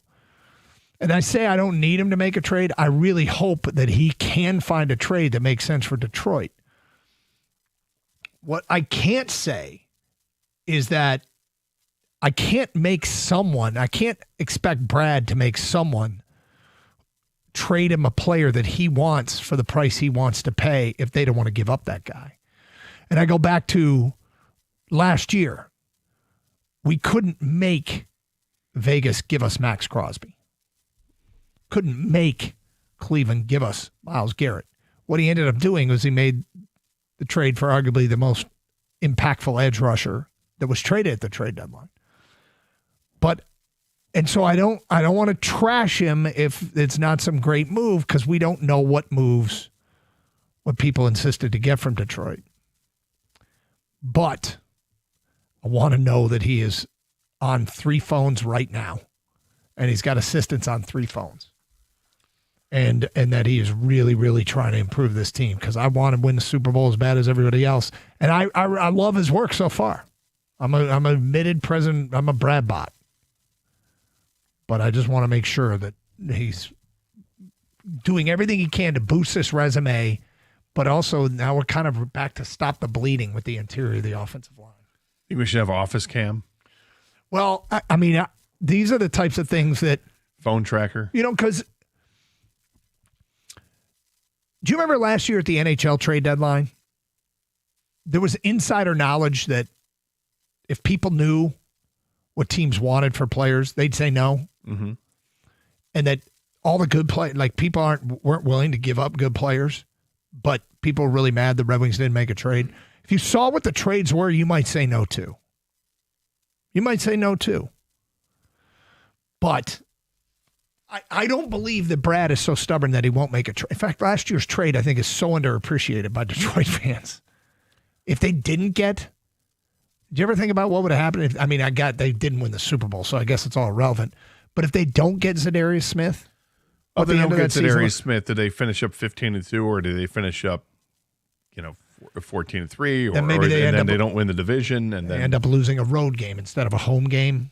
Maybe, or they were undefeated on the road. But yeah, I understand what you're saying. That's what I'm saying. Everything could have changed. Yeah, one game could have changed lots of things. And did Zadarius Smith make one game a difference? I bet you he made at least one game a difference for that team, because they had no pass rush after Hutch got hurt. Zadarius Smith came in and had 7 or 8 sacks. And yet, in some people's eyes, Brad has a reputation of, quote, doing nothing. Well, they didn't do what they wanted him to do. Right. And yeah, your point, and it's a valid one. You don't know what's out there. We can guess and do our best at guessing and saying, well, these teams are totally out of it. Here are the players from those teams that are totally out of it that are free agents after the season, that they're not likely to bring back, and this is the pool of players that you have to work with. And then all of a sudden, Sauce Gardner gets traded. And you're like, well, wait a minute. Now, Maybe other players can be had, and it throws everything off. If there's reporting available that he had a starting caliber tackle or starting caliber guard or starting caliber upgrade at the edge rusher spot and didn't pull the trigger on a reasonable return, or if some of those guys get traded for like late round picks, I will be pissed. That's what it'll take, is knowledge that he passed up a good deal. But I'm not there yet. And we still have 2 hours and 7 minutes to go. Hey, today's football coverage presented by Paramount Plus. You can't count on much, but you can always count on Sundays. With the NFL on CBS and Paramount Plus, watch your local NFL game every Sunday on CBS Paramount Plus. Visit ParamountPlus.com/NFL to get started today. So what do you think? It's going to break during next show? Yes. Yeah, something will happen. I think I'm going to see. I mean, I would imagine there's going to be a flurry of trades. Not like there's going to be 25 trades, but I think there'll be a flurry of action in the last hour. That 3 o'clock hour, I think you'll see a few trades made. Mm-hmm. And I'm very hopeful that the Lions are one of those teams that are going to acquire a player that they need, particularly on the offensive line. I'm curious if Hendrickson goes, if he gets traded from Cincinnati. They want a first-round pick, and I think it's pretty telling that they haven't gotten that offer yet. Yeah. I think his lingering injury is one that I would imagine has teams going, I'm not so sure. I can't give you a first. I might be able to give you a second, but I'm not going to give you a first. And they won't do it for anything less than a second because they'd get basically a third in draft compensation. Although they might do it for a third because that third that they get is late third. Right. You can get a little bit It's better. between the third and the fourth. I don't know. Well, and do they want to, is it possible they franchise him after the season? They could. Because the edge rushing market has gone up where that number should be pretty acceptable. That's as a true. Franchise tag. But does he want that? I don't know if he wants that. It doesn't sound like, it sounds like he's been ready to go for a while. Yeah. And they just haven't done it. They haven't pulled the trigger on it. So out of the NFC contenders, here's who's made trades to help themselves at the trade deadline. Philly and Seattle. Right? Nothing for the Rams yet. Nothing for the 49ers yet. Nothing for Tampa. Nothing from Green Bay. Right? Correct. So Green Bay made their move in the beginning of this year. Philly and Seattle have made moves at the trade deadline.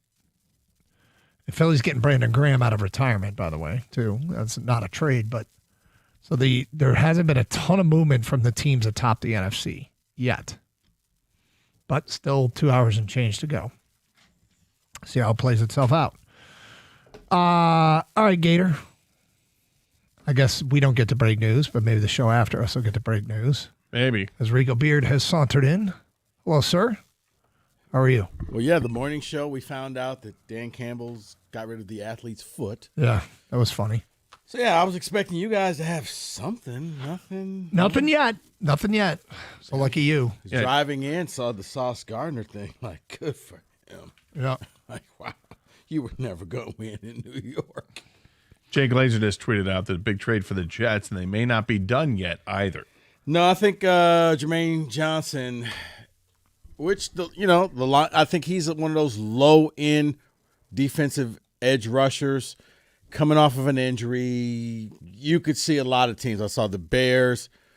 You only probably have to pay like a 4th or 5th round pick for him.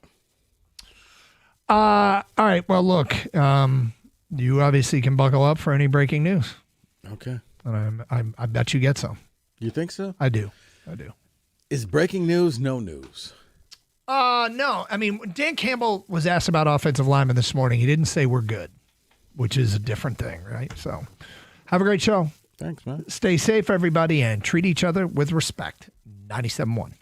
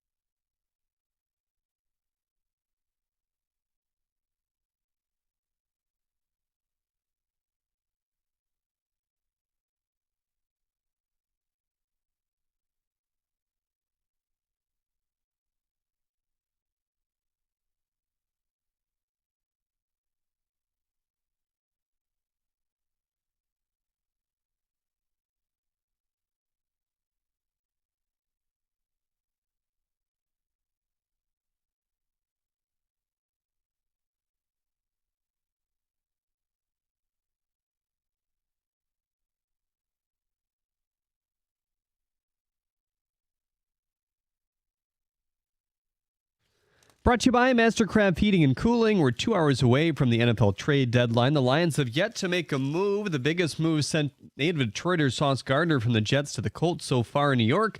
Got a good haul in return, including a pair of first-round selections and former second-round receiver A.D. Mitchell.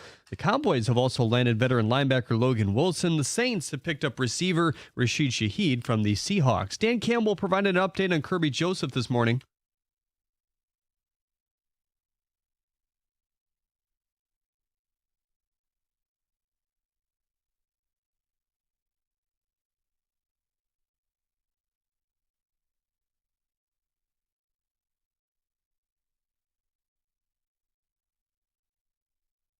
The Red Wings wrap up their 5-game road trip tonight against the Golden Knights. Vegas 6-2-3. They have lost 3 of their last 4. No Patrick Kane again for Detroit. Here the 9:45 pregame right here on 97.1 The Ticket. Ex-Piston Mike Beasley confirmed today on Instagram that he's not yet cleared and therefore cannot talk with NBA teams, but his agent can.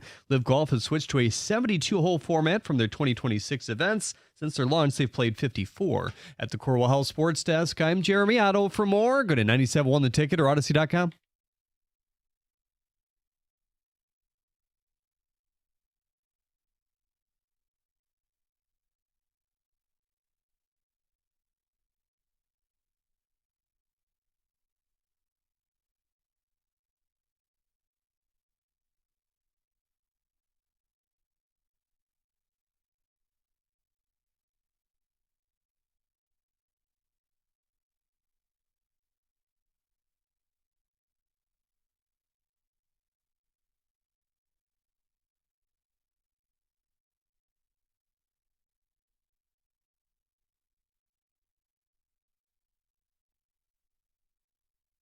Ah, yes. Trade deadline 2 years ago. And, well, actually, no, 3 years ago. Oh, my God. Time flies. Yeah. And I'm pretty much in the same mood because it's 2:03. And basically, I just imagine Brad in his office. We're waiting. It's Caddyshack. Well, we're waiting.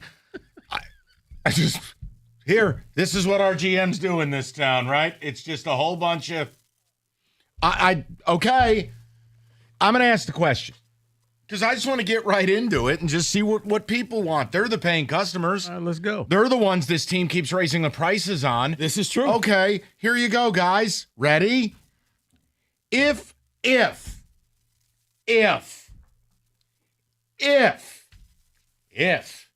Brad Holmes doesn't do anything in the next hour and 56 minutes, how is it any different than what Scott Harris offered you at the deadline? Ooh. To which Scott Harris got thrown down a flight of stairs. So my question is, if we don't do anything of substance, how's it any different? And are you going to do something you just refuse to do, which is criticize God?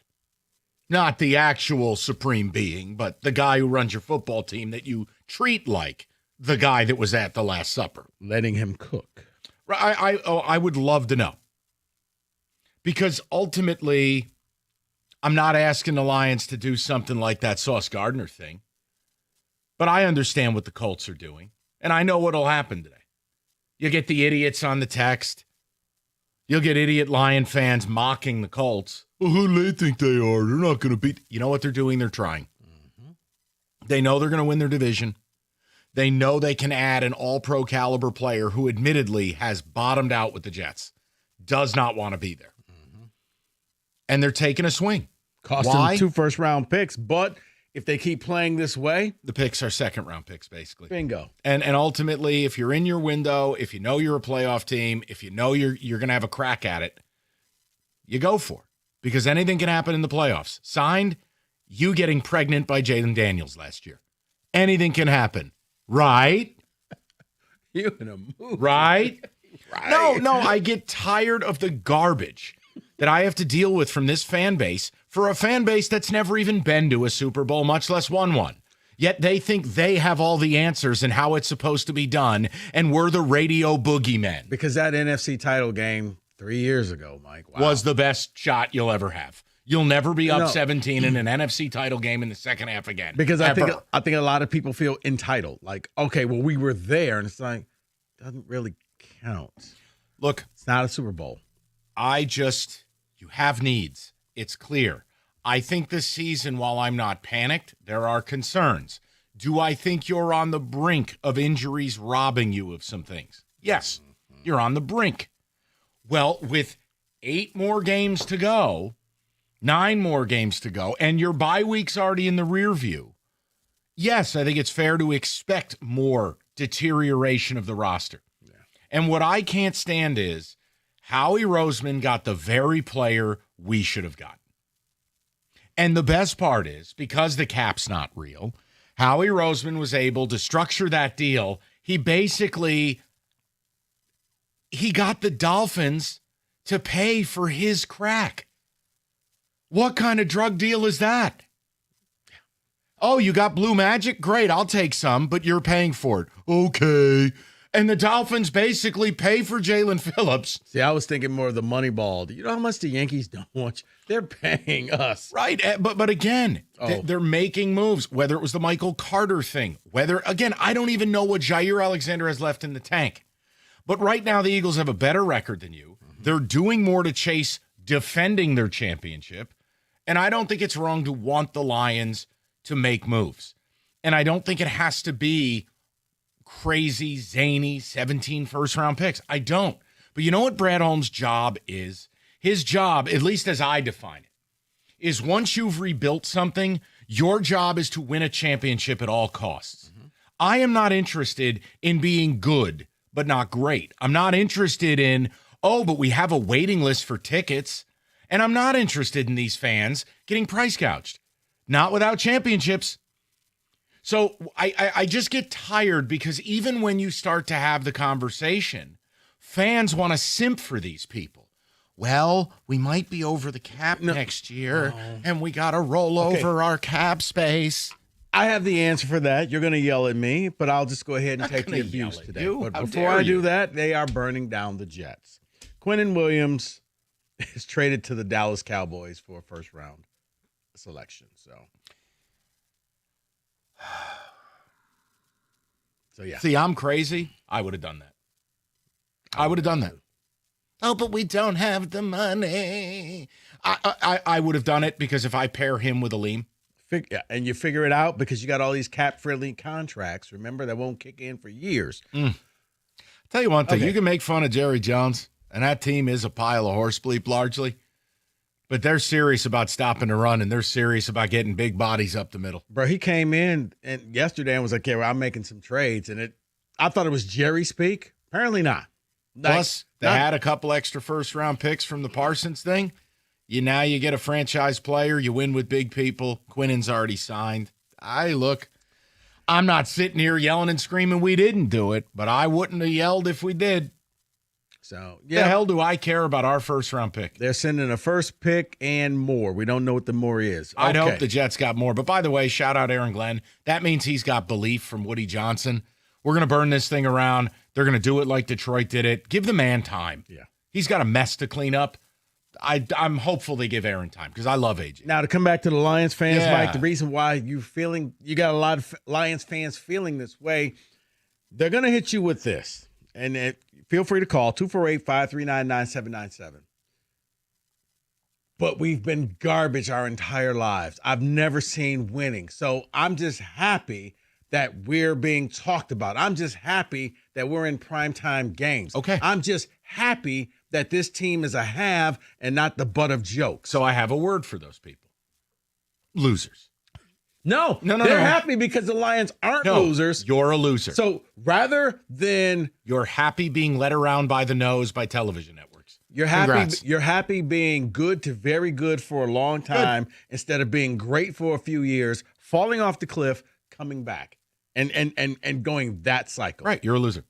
Hey, let's check the Lions trophy case. If you have 4 Lombardis in your trophy case, you might have that opinion. Maybe. Where you go, well, I've seen it all. I like winning.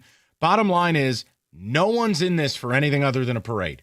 If you are sitting there and telling me that it's okay for Brad Holmes. And by the way, Brad Holmes has been bad at the trade deadline.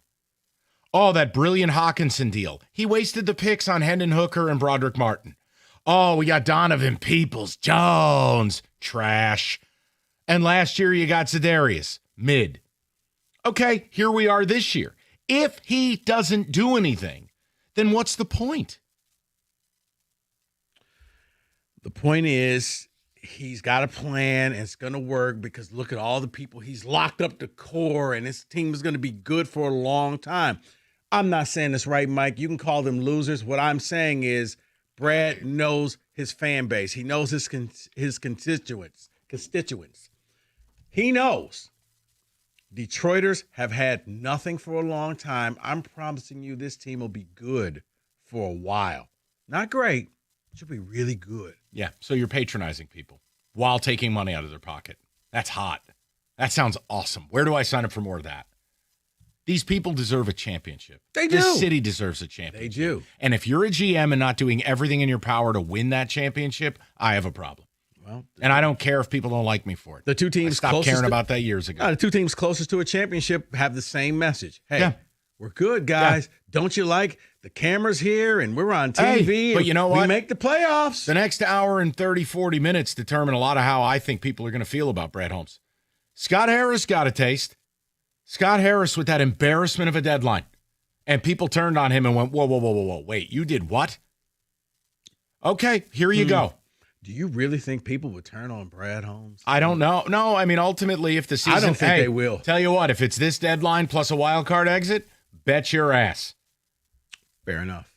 That's really... Look, the result is right. all people care about. But in the meantime, Rico, you can't offer people nothing at this dead. Because for Scott Harris, it was, okay, let's see what happens again. And you blew the division, you collapsed, and you didn't make the ALCS. Again. So, no, I look, ultimately, it is his job. And this is the other thing I'm not going to do today. If you want me to quit radio and do 24 hours a day and work for the Detroit Lions, fine. I'll produce a whole list of names that aren't publicly available. It is not my job to give you this official list of players that are and are not available. You know whose job that is? Brad Holmes. The problem is, I feel like they have a plan. Rico said it best. The Lions are the Tigers are the Lions. They have their plan. It's like the game Operation. If you're young, you can look it up. There were guardrails. You want to go in and operate on that wishbone? Don't touch the guardrails. That's how we are in this town. Right. No one is willing to put their ass in the jackpot and go for it. No. You want to know why? Because that next weekly meeting at the Coney, you're going to get admonished. What were you doing? Why did you do that? We've made a deal. There's still time. I'm still going to hold out hope. If they don't do anything, though, how is it any different than what Scott Harris did? And will your reaction be the same? 248-539-9797. I mean, we could spend the next 2 hours if you like. What do you want at the deadline? Or what do you think they're needed? Guys, you're welcome to call in with that. But it just, I feel like you're kind of doing Christmas wishes at that point. Mm-hmm.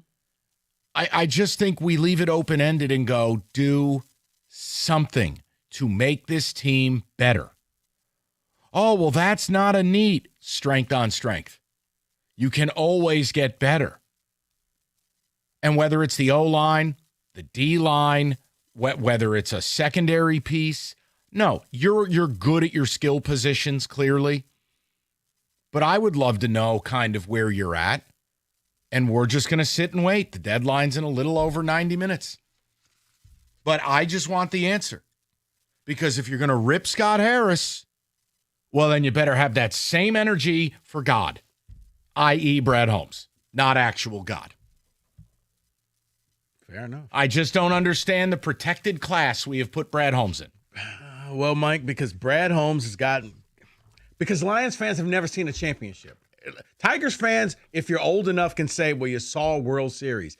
No one's old enough to say they saw the Lions win anything. I mean, let alone a Super Bowl. Sister Jean. She's not alive anymore. Okay, you win. Hey, if there's something you like more than the trade deadline, Hungry Howie's Pizza, they've got you covered. Hungry Howie's offering a 51% off discount on any large, round, original, or thin crust. You name the toppings, as many or as few as you like. You go to hungryhowies.com, carry out only, and you save 51% on the order. That's it. That's all. No Rico Beard legal copy for 38 seconds. Go to hungryhowies.com. I like pizza. Okay, 51% off. Get it before it's gone.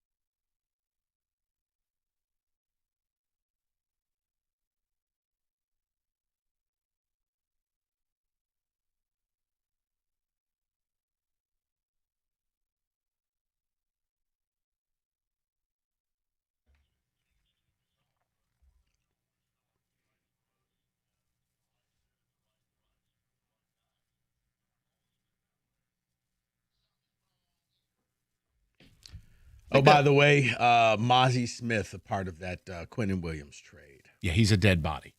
That's a corpse. He doesn't even dress. That is true. He's a healthy scratch pretty much all season. Last time he was relevant and when he was driving to the shooting range before it was open. Oh.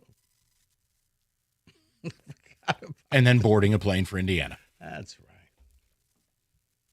You don't get to be mad at me. That's true. You don't get to be mad at me, Pastor. No flag. That's right. And I saw what you did with the general fund. You don't get to be mad. I saw you. Nope, I'm doing absolutely nothing, just like Brad Holmes. Mm-hmm.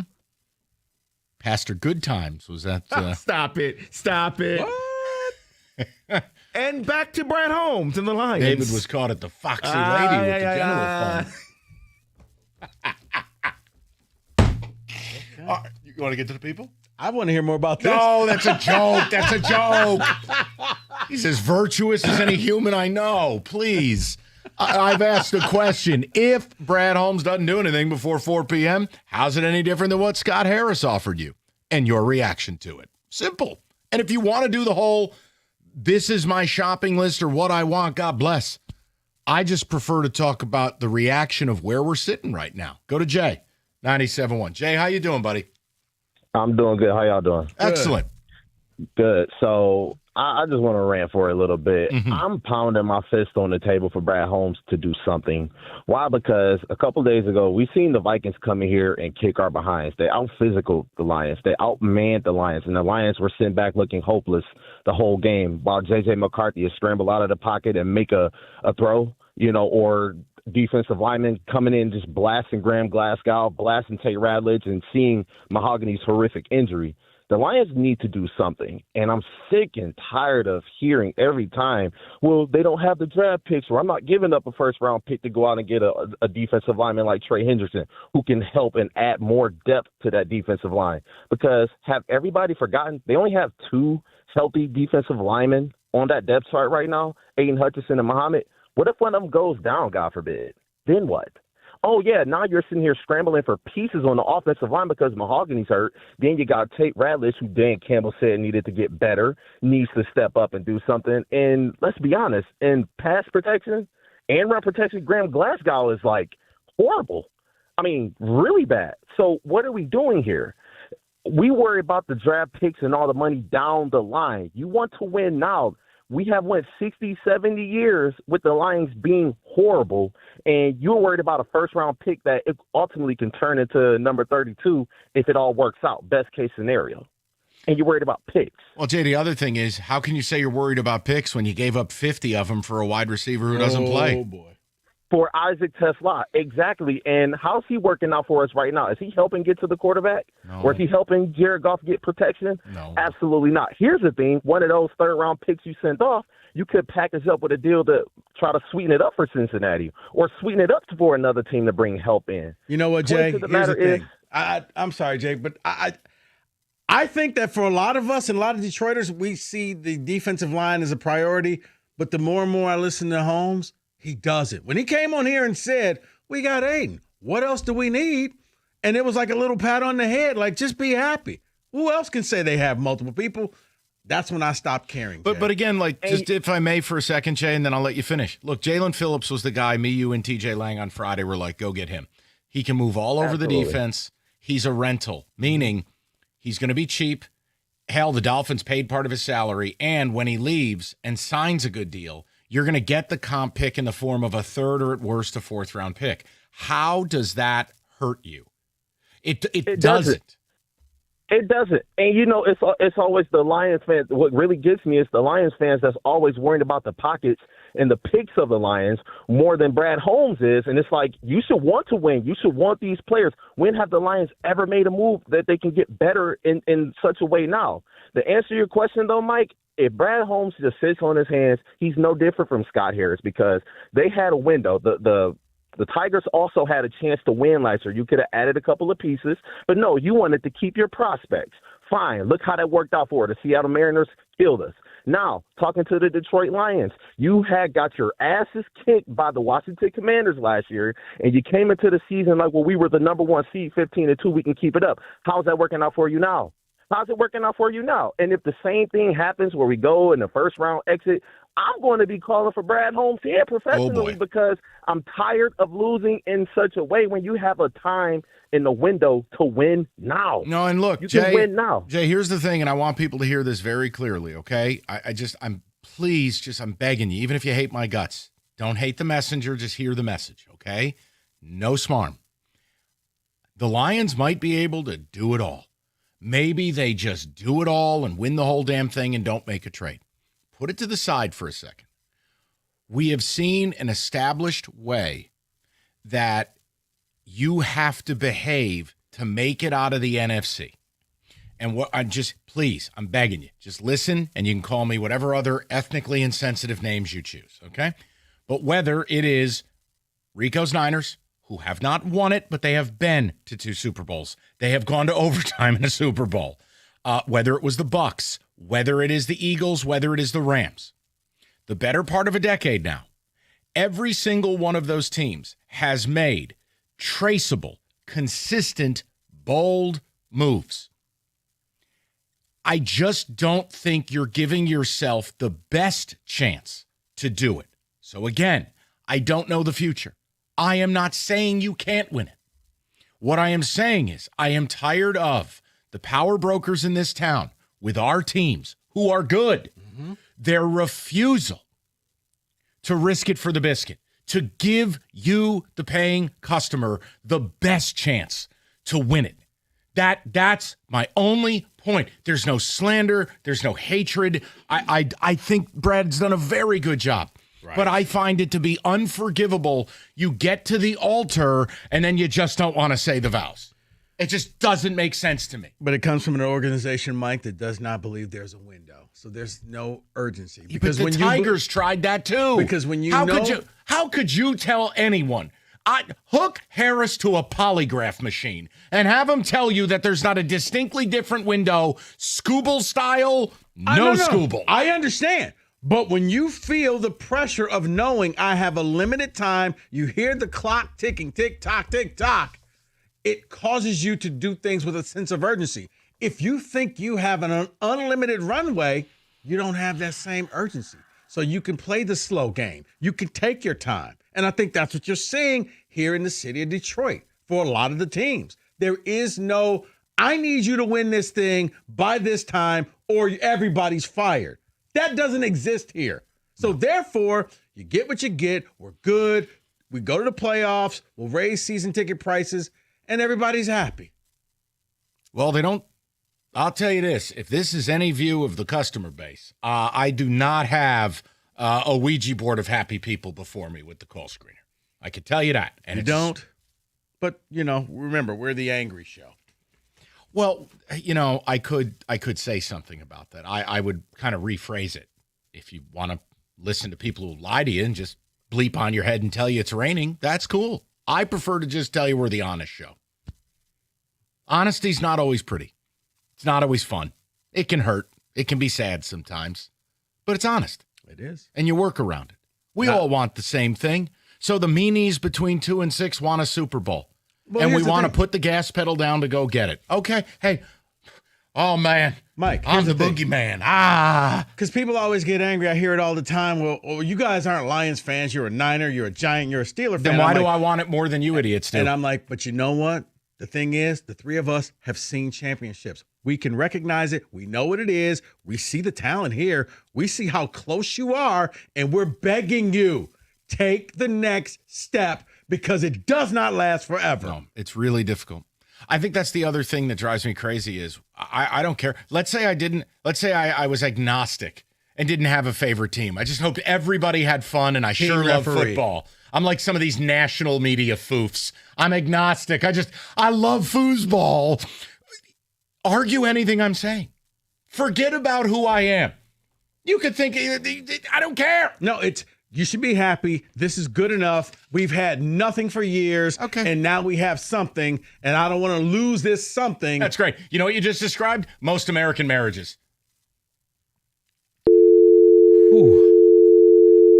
So. And David knows I'm right. As a marital counselor, you know I'm right. It's good enough. We're in it for the kids. I hate her guts, but I'm going to stay here. Yeah, great. Sounds awesome. So Fanatic Sportsbook.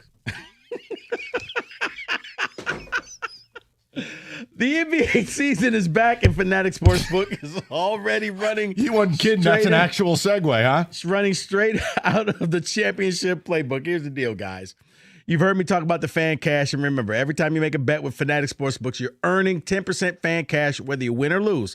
So even your bet that misses, you're still scoring fan cash. Fan cash unlocks real value. You can flip it for authentic NBA gear, game tickets, access to exclusive Fanatics events with the NBA legends. But that's not their only play, because as listeners know, what other sportsbooks let you, they hurt you when injuries happen. Not Fanatics Fair Play. It protects all bets in the first half injuries across pro football and pro basketball. So if your player goes out with injury, Fanatics Sportsbook keeps your bet in play. Make the switch and get more ways to win with Fanatics Sportsbook. Winning hits different here. Got to be 21 or older. Gambling problem? Call 1-800-GAMBLER.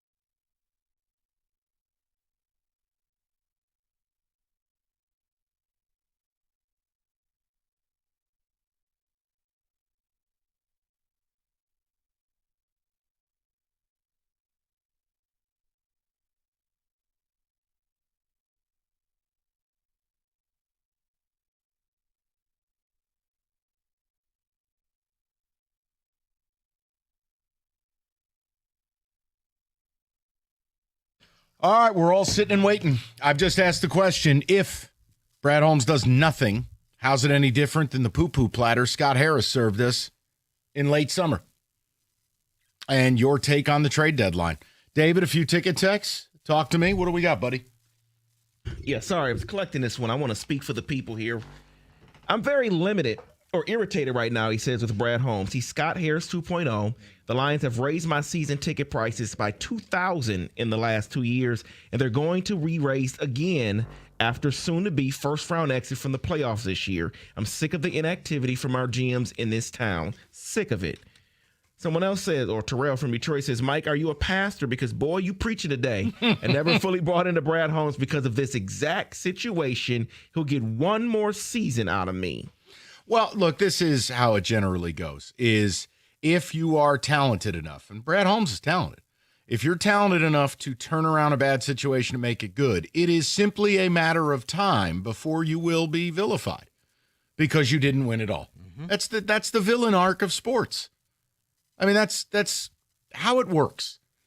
Like, you have to deliver the result. And if fans get the idea that you're not doing everything you can, or even worse, if fans start to feel, seems like, sounds like, feels like, if they start to feel that the organization, that winning a championship is not the all-in, that it is not their premium, their sole focus, that's where fans bite back. Because what happens? When you get good, they get price gouged.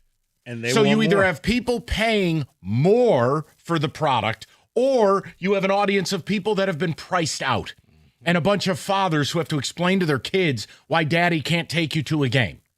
So, like, the whole idea, this is what you sign up for. I hate to break it to you. I absolutely will not renew my season tickets if we don't make a move by 4. I'm waiting. Still have time. That is Jack in Pinckney. Well, you will renew your season tickets and forget that the deadline ever existed if they go on and win the whole damn thing. Very true. Which is still in play. All I've ever asked for is do all you can while you can. Because as Apollo Creed told Rocky Balboa, there is no tomorrow. Like, if I'm the Rams today, Matt Stafford is as old as Abe Vigoda in NFL years. There is no tomorrow. Well, the Rams have also done this before where they just, this is where we get effing picks. You know what? And they have a Super Bowl, Rico. We're going to win a Super Bowl. We may be bad for a few years, but we will be back. That's what happened. Your team's a prime example, if I'm being fair, and I hate being fair to you. Let's go to Griffin, 97.1. Griffin, how you doing, bud? Pissed, but we're here. I've been looking at Schefter's Twitter all day, just waiting for the ticker to come across for some O lineman, some D lineman, something. And your question you posed earlier today, would it be any different if it was Scott Harris in that front? No, it wouldn't. I'm getting to the point now. It's like, why am I paying $800 or $900 for 2 tickets to, genuinely a decent product, but those are Super Bowl contender prices, and we need to start acting like it. And if we keep just sitting here with this next man up mentality, all it's doing is giving Brad an excuse not to spend the money. And on top of that, like, do you see any other, high-end Super Bowl contenders talk about next man up? It isn't an Eagles fan base. It isn't a Chiefs fan base. So no, and I'll tell you this, like, I'm half expecting to get the headline before 4 that the Chiefs have traded for Breece Hall or Alvin Kamara. Like, I'm half expecting it. Like, that's just what you do.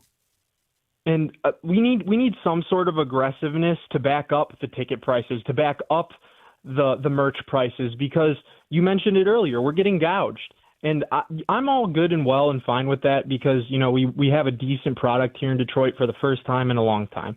But if we're not making the front office moves to actually capitalize off of that in the long term, what are we doing? Well, and like case in point, Griffin, I'll give you an example. Let's flip the script for a second so people can understand there's a fairness to this. Let's say Brad made a big move. And let's say in the postmortem, it didn't work. Who the hell is going to shred that? As long as the player they got, everyone liked, and you go, we tried. Like, that's exactly what I don't understand. What is the fear? Yeah, I'm getting sick of a good portion of this fan base who's just willing to yell next man up at problems that can't be fixed with that mentality anymore, because that's not indicative of a deep playoff run. And that's basically the gist of it, boys. Thank you for taking my call. Yeah, Griffin, appreciate the call. We'll keep the faith until 4. He's still got time. And it's not like, hey, after today is done, this show goes in a shoebox and we move on to a new pair of shoes tomorrow. And we're going to just try to go beat Washington. And, like, they can still achieve everything. But I just hate that in this town, these teams do not want to put themselves in the best position to succeed. By the way, I'm actually a little annoyed now this trade of Quinnen Williams to the Cowboys. Did you know that the first round pick the Cowboys have to give up isn't until 27? Yes, I was just looking at the parameters. The Jets will have 3. I'm still looking at you, damn it. The Jets will have 3 first-round picks in 27. Colts, Cowboys, and their own. The Cowboys, it didn't cost them an immediate first-round selection. That's crazy. I think for the Cowboys, that's actually a really shrewd move. I mean, you turned Micah Parsons effectively into Correct. Kenny Clark and Quinnen Williams and shored up a defense that struggled. Now, again, their defense is beyond repair this year. I mean, Trayvon Diggs is dead, but we're just talking about, it's a nice move. Look, I'm not yelling that we should have. Did I want Quinnen Williams a year ago? Did we do that show? Yes. I'm not yelling about it. Would anyone have been angry if Quinnen Williams was a Lion? No. Like, would we have taken a sea of phone calls going, get this fat man out of here? No. I'm just making a point. Like, there are creative ways to get things done. So, by the way, I know it's not going to amount to a hill of beans to you unless you play them. I liked what the Seahawks did earlier. Getting Shaheed from the Saints. He's got 40 catches, 500 yards. He's a deep threat. He replaces what Lockett was for them. Kind of opens a little verticality. Really, the way they're using JSN, it just frees up more real estate. That's a nice move for them. Especially because after DK left, I was just like, what do they have at receiver? They just got one receiver, but they've maximized. Now they got 2. And it's speed. And they got their wide receivers of whom. So, yeah. Well, again, let's go to, you know what? I'll keep it timely. David, I'll let you finish the ticket text. Guys on the line, I'm getting every single one of you. I promise. Just give us some time. We're rolling all afternoon. Hey, maybe they make a trade while you're on hold and it flips the script. I don't know. I promise I'll get to you. David, go ahead real quick. I would criticize Holmes more because I actually believe the Lions can win the Super Bowl. I didn't think the Tigers' first half was real, didn't think they could win it. That is Nort and Pinckney. Already done with Holmes. He ain't it. This year was Super Bowl or bust for me. Enough of this good for a while crap. Go win it all already. Then you have this text. This show has poisoned the minds of Detroit fans against the 2 GMs that are actually making their teams better and competitive. Going all in, quote unquote, every year will eventually destroy a franchise. Cool.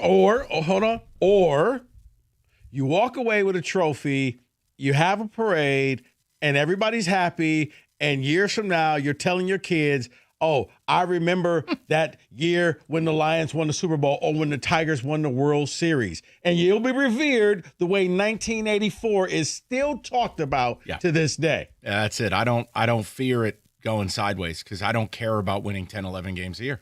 If it doesn't result in the championship, I don't care. Like, was there a name to that text? Let me pull it back up. Because you know what nobody talks about? The 2 World Series the Tigers went to and lost. No name. Okay. Nobody talks about those. No, and again, you don't have 10-year reunions for those. I love how, quote, we've poisoned the fan base against these 2 GMs. Cutscene. I picked the Lions to win the Super Bowl last year. Like, can we try to make some sense? Did you though? I need some receipts. Yes, you did, Mike. We were in Vegas. I remember. Jeez. All right, we'll get to the calls. Everybody just calm down. You're a real problem. I'm just firing back. 248. Shut your mouth when I'm talking to you. You keep the airline miles. FanDuel, putting you in control. NBA tip-off. What a movie. Take your shot with a profit boost or play it cool, little no-sweat bet. Whatever you want to do, they got you covered. And again, with as bad as college football's card is this weekend, maybe you do look to a different sport. FanDuel.com/ticket. That's FanDuel.com/ticket. 21 and up, present Michigan. Opt-in is required. Rewards are non-withdrawable. Restrictions do apply, including bonus and token expiration, leg requirements, and max wager amount. See terms, sportsbook.fanduel.com. You got a gambling problem, call 1-800-GAMBLER.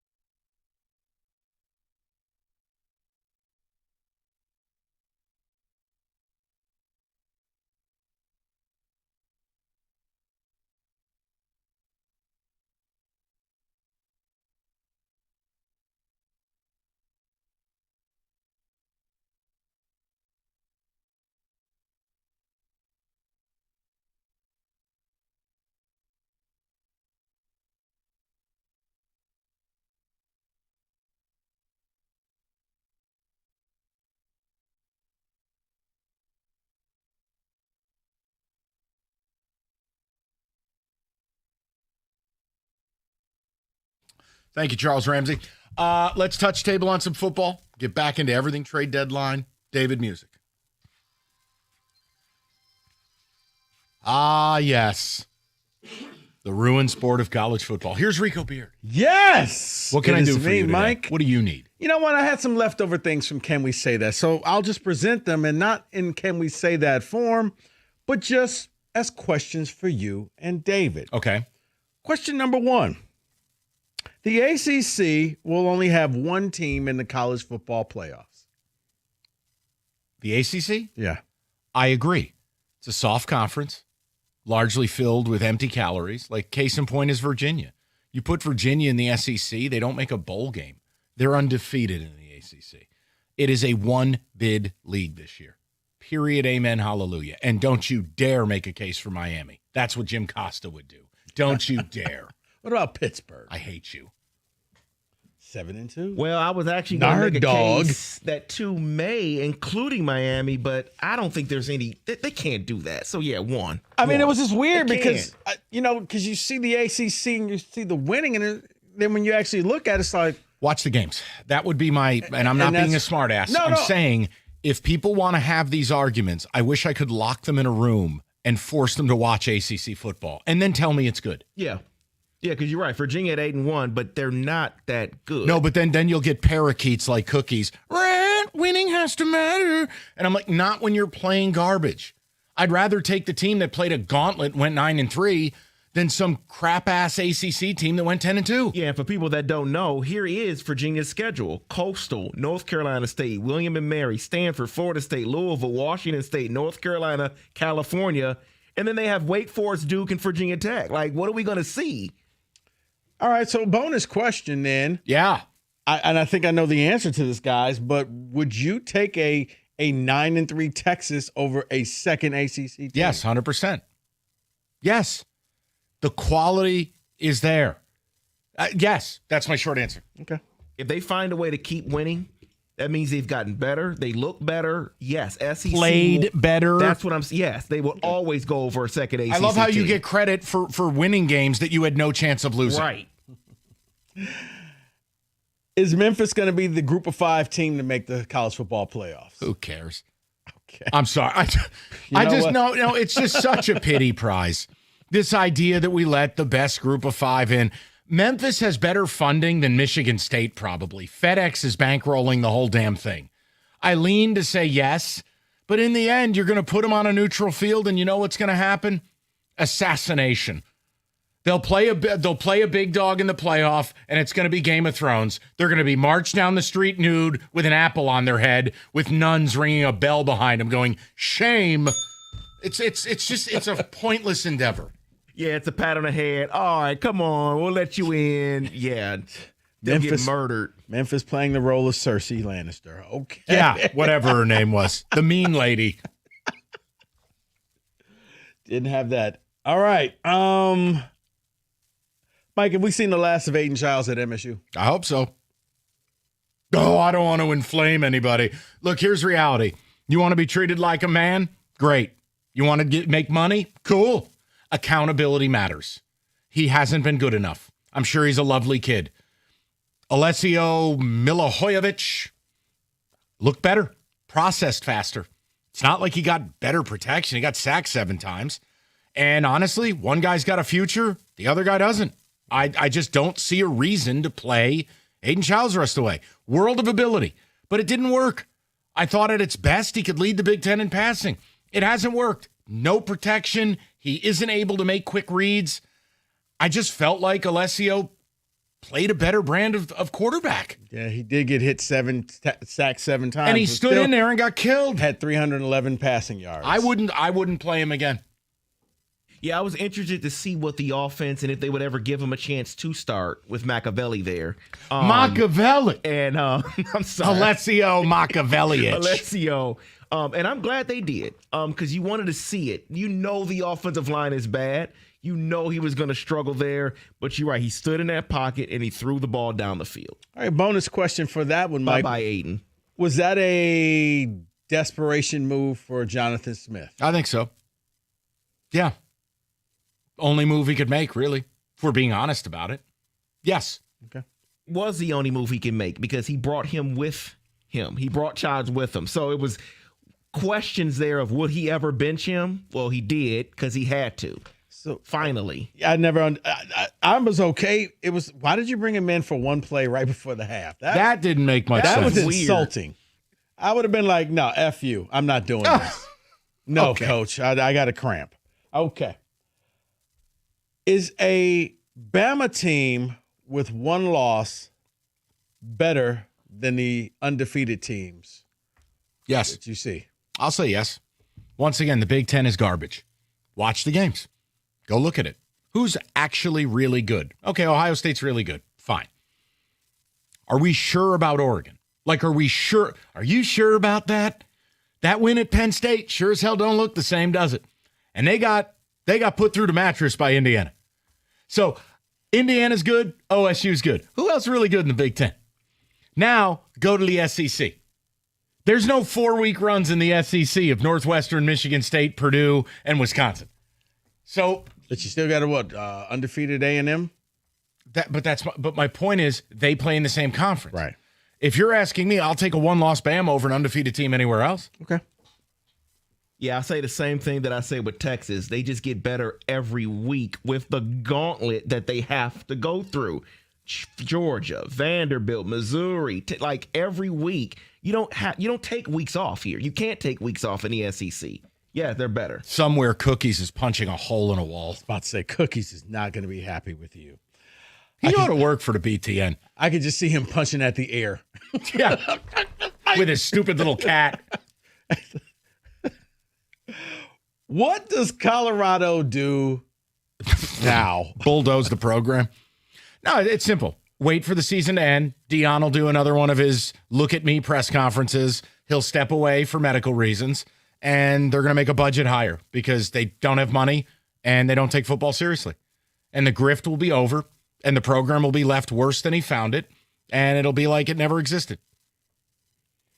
So Colorado lost again? Because the only videos I saw was Shedeur Sanders with him. David, they were down 38-7 to Arizona in the first half. No, I'm being funny because I know that. But everything I saw on social media was about Shedeur visits. He's talking to his dad in the office, and he's on the field. And it's like, but they lost badly again. I wonder, will he be packing up and leaving with his Louis?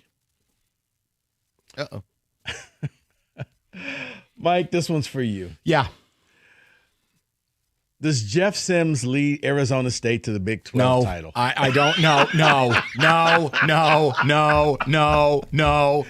I can't even believe he's still in college football. 29 carries for like 700 yards. What? Sam Levitt's done for the year. No. Can he lead them to the Big 12 title? I don't want to live in that world. No. No. Okay. The Jeff Sims experience when he was at Nebraska is no. Okay. All right, guys. Finally, last one.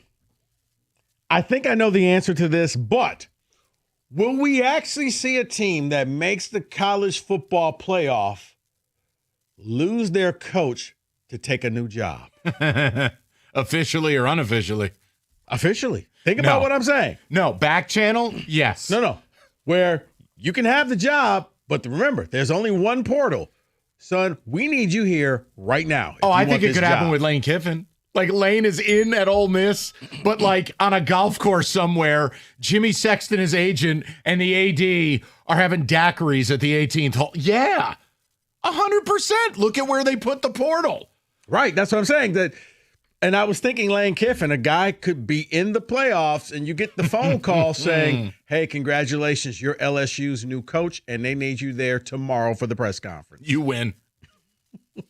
See, it could have been Tulane's coach, but they just lost. They're probably not going to do it now. It would have to be Lane this year. That's the only one. Yeah, because I can't see. Yeah, Cignetti's not going anywhere. We don't need to get into the names. Okay. It's the principality of it. That's your college football blitz. 97.1.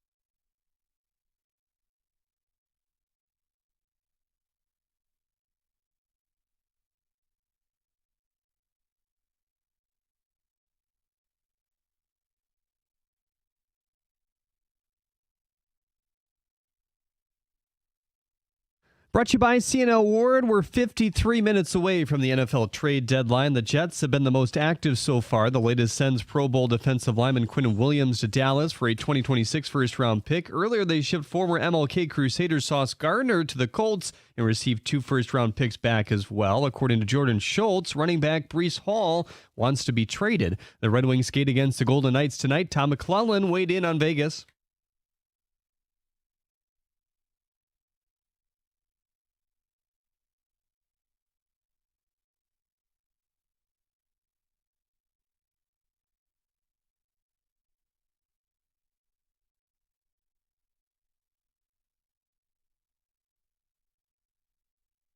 And hear the 9:45 pregame right here on 97.1 The Ticket. Pistons have the night off. They'll tangle with the Jazz tomorrow at the Corwell Health Sports Desk. I'm Jeremy Otto. For more, go to 97.1 The Ticket or Odyssey.com.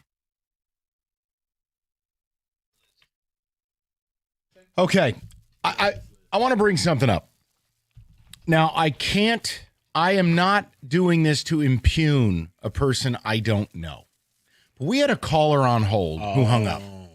And they were going to be first out of the shoe. Kenny informed me we had someone named Louie from Dearborn. And Louie seemingly, again, I have not had a chance to speak to Louie. Louie seemed very unhappy with this show. And I want Louie to call back. I do too. And I'll move Louie right to the front of the line. It was, you've poisoned the fan base. You guys are too negative. I'll say no. I'll say this, Louie. And if you call, I'll tell it to your face.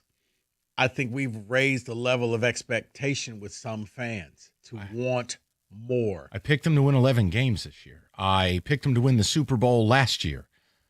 Now, if that means I have to sit in the cuck chair at the Holiday Inn for this franchise, I'm not going to do that. Please don't. Like, sorry, I'm not going to be Jerry Falwell for this team. All right? That's the TV lounge chair. But it's definitely not. But I just don't understand how we are not allowed to want more. Because I think for some people, it's be happy with what we have because we haven't had anything before. It's the poor man syndrome where I've been broke all my life and now I have a little bit of money, so I'm going to hoard this and not invest it because I may lose something in the investment. I'm just going to bury it in the backyard. Well, if Louie is out there or if you know Louie, have him call back. I'd love to have a conversation because I want to understand how somebody can think that or the reasons why. Also, I'd like to know how Louie can think his fellow fan is so malleable and stupid that they're going to just be led by the nose by a radio show. That just doesn't even compute to me. Now, with that said, that was just a PSA. Again, no negativity. I don't know Louie. Feel free. You have carte blanche. But the people like that, Mike, and you hear it all throughout the day. No, we hear it during Doug and Scott's show. Well, I don't understand how come you guys aren't just happy. I've seen this Lions team not win any games, and now I'm so happy. I look at this Lions team, and now we're playing on Monday nights, and now we're on Sunday nights, and that's great. I won a Super Bowl. Okay. 54 minutes till the deadline, and the theme is this: if Brad Holmes doesn't get something done before 4. How is it any different than what Scott Harris did to you guys this summer? How is it any different? A team in a Super Bowl window, a really good team, but a team that clearly needs help, and you do nothing. If you want to talk what you want at the deadline, we're happy to do that, but it feels like a fruitless pursuit. I think it's better to just talk, okay, if it's 4 p.m. and they haven't done something, where's your head at with your team? I also will say this, and I said it last hour, I'll say it again. Whatever they do or don't do at this trade deadline, it doesn't eliminate nor guarantee success. They could very well rally, win a Super Bowl, and no one's going to care about the deadline. This has always been, is about now, and forever will be about, did your management put you in the best position to succeed? That is all I demand. And I would love to hear where you guys are at with it. And if somebody knows Louie in Dearborn, tell them to give us a call back. I've got to hear that phone call. To the people we go? Does that sound good? Yeah. All right. Samuel, 97.1. Sammy, what's going on, buddy? Yo, what's up, man? So I have a point, and then I have a statement. My point is, I'll be angry if he doesn't do anything. What I really think he should do is get someone defensively, because that's really all we need. We're good on offense. We need defense. And I really think that they do have a good shot at winning the Super Bowl. Sorry for Jaden Daniels. I'm sorry he got injured, but Washington's dead, so you don't have to worry about them. Kansas City, they're not playing their best. You don't have to worry about them. The only real threat I see is the Bills. I think it'll be a Bills-Lions Super Bowl.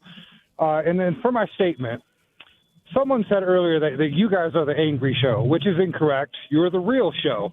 To all the fans, I'm sorry. This isn't the Hello Kitty, My Little Pony show that is Costa and John. Take it easy. And this ain't the delusional noon hour show. This is the real show. All right, hold on. Sam, we don't have to go down that road. I appreciate I don't think it's fair to call them Hello Kitty and whatever. Delusional. But Sam, I appreciate it. Look, we have a way we do things. I laugh at is when we get vilified. It's like, well, hold on a minute. For what? Being honest, wanting to win, wanting a parade with our listeners? Like, cool, if that's the crime, guilty. People don't want to hear the truth, and if they get upset by the truth. And if that's the case, then go listen to the delusional morning shows. All right, Sammy, take it easy now. All right. I kind of dig it. All right. Look, all I'll say is wait a minute. If we can get vilified in other day parts, why can't Sammy drop a bomb on our behalf? Because you know what? We don't have to stoop to that level. Yeah, but once in a while, we're it's better fun. than that, Mike. We want a Marconi. Let's stoop to the level. I want to be a Michigan man. I'm going to stoop. I got a PhD. I got a PhD in stooping. Oh, we can't beat Ohio State? Let's cheat. Stoop. Get stooping. Stoop versus everybody. I'm stooping. It's all stoop. All right. Who cares about the high road anymore? You don't even get points for it. Yeah, argue it. That's part of my sermon at David's Church Sunday. Who needs the high road? You on fire. David's Sermon Sunday. Hey, absolute vengeance. Make sure you show up because Mike's going to be dressed like Ryan Clark. Let's go. What is, you know what? Vengeance is mine. Yeah, we have to have a conversation about Ryan Clark at some point. Not on the air either. Let's go to Jared. Jared, what's going on? What's going on, guys? How you doing? A few things to run by you. So one, I think all the GMs in this town are exactly the same, except for Trajan Langdon. I don't think he's been here long enough to put him in that group. That's fair. And then That's two, I'm getting real sick and tired of every year we get to sit here and listen to it's our kind of guys, our kind of way, the next man up mentality. But yet the 2 years you've made it into the playoffs, that strategy has not worked. So how can you go into this thinking that same plan's still going to work, but it hasn't? No, Jared, listen, it just feels rigid, and we've talked about it with the Tigers, is that it seems like their whole plan is just wait for the kids in 2027 and 8. And I go, well, great. Then why are you wasting Skubal? For the Lions, they're in the midst of a Super Bowl window. You've earned the right to do whatever you want to do, as aggressive as you want to do it. We've outlined what your contemporaries have done in the NFC to consistently make or win Super Bowls. If you want to do it a different way, it's not North Korea. I just don't think you're going to give yourself the best chance to do it. That's all. Yeah, and then another thing too, man, is like I sit here and watch them give 3 picks up for Isaac Tesla, who never sees the field, but yet you can't use those picks somewhere else to get better either. That's another thing. And Johnny Morton, I feel like he just runs this 2 receiver offense, and so basically we just wasted picks for nothing, if you think about it like that. It's still early, Jared. This year it seems that way. You got a lot of depth at receiver, but that was never your weakest point. You're sitting here at the trade deadline. That 3rd-round pick could have been someone playing for this team right now. Maybe it could have been O-line depth. Maybe it'd been a D lineman. And then again, to Jared's point, that 3rd-round pick could also have represented Jalen Phillips, one of the ones you gave up. And then that's a player that's making you better. Look, so I hear what he's saying loud and clear. And look, I'm guilty. I thought I understood what they were doing with Tesla, and I admit, okay, I'm a horse's ass. I got it. No, I got it wrong. It's okay to Mike, just say it. Okay, we'll all get stuff wrong. I didn't understand it from the beginning. Like, okay, you're trading up, and I thought they were going to get the. I just thought they were replacing J-Mo, and then they didn't, and they paid J-Mo, and then they didn't use J-Mo. When they traded I got up, it wrong. I thought they were getting the edge rusher from Arkansas that ended up going to Buffalo, and I'm like, Landon Jackson? Yeah, and I'm like, okay, wait, no, what? Why? And the whole time I was like, but you don't need him. Like, so that's when I realized Brad sees things differently than I do. Brad sees this defensive line, and he's like, man, this is good. When he got on our airwaves and said, we got Aiden. We don't need anything else. What do teams have two? Be appreciative for one. And I think he spoke to a lot of Lions fans who were like Timmy or whoever that was who called us and hung up. They believe in, yeah, we're good enough. You know, we're good. We'll be fine. We want to be competitive instead of being a laughing stock. I think you're close to being a champion, but maybe I'm wrong. No, me too. And again, I think clear they have a need on this offensive line. And I'm not telling you that all world guards fall off of trees. I would love to at least know the Lions tried. You know, and no, it's not just a Joel Bitonio. You can't probably get Zeitler because he's a right guard only, and you're not going to move Ratledge. The point is, it's on Brad Holmes, not doorknobs like us, to somehow come up with 38 guards that they can go and get. Just do your job. Do it. Like, I mean, it's the equivalent of like asking our listeners to come up with our topics for us. That's asinine. That's our job. Brad, your job is to make the damn move. Not for me to give you the idea and run it up the flagpole. Oh, yeah. What the hell kind of product would that be? Well, if it was so easy, why don't you do it? Well, I've always said this. You could take any fan off the street, have them quit their job, divorce their wives, leave their family behind, 24-hour football internship for 2 years. They could do the very same damn job. Their life is this. Go do it. Do you know what the average fan does? They work for a living. I always think that's the most ridiculous thing in the world is to act like GMs of teams are curing pancreatic cancer at the Henry Ford. Or that they're solving human trafficking crimes with the SVU. Okay? You dedicated your life to football. God bless. Don't ask people who are out here doing real things to do that. But if you'd like to offer them the opportunity, I'd love to do a social experiment. Here's $5 million a year to Bob the Garbage Man. Sit here and learn the sport for 5 years. They could do the same damn thing. But you know what you couldn't ask Brad Holmes to do? Go do brain surgery. Like, that's the whole, I hate this idea that we elevate these people like somehow they fart Chanel. You're playing fantasy football. Right. A billionaire hands you their money and you buy and sell players. Right. You're going to get some right, wrong. It's like being a weatherman. You're never going to predict the weather perfectly. And people will remember, yeah, you said it wasn't going to rain and I got soaked.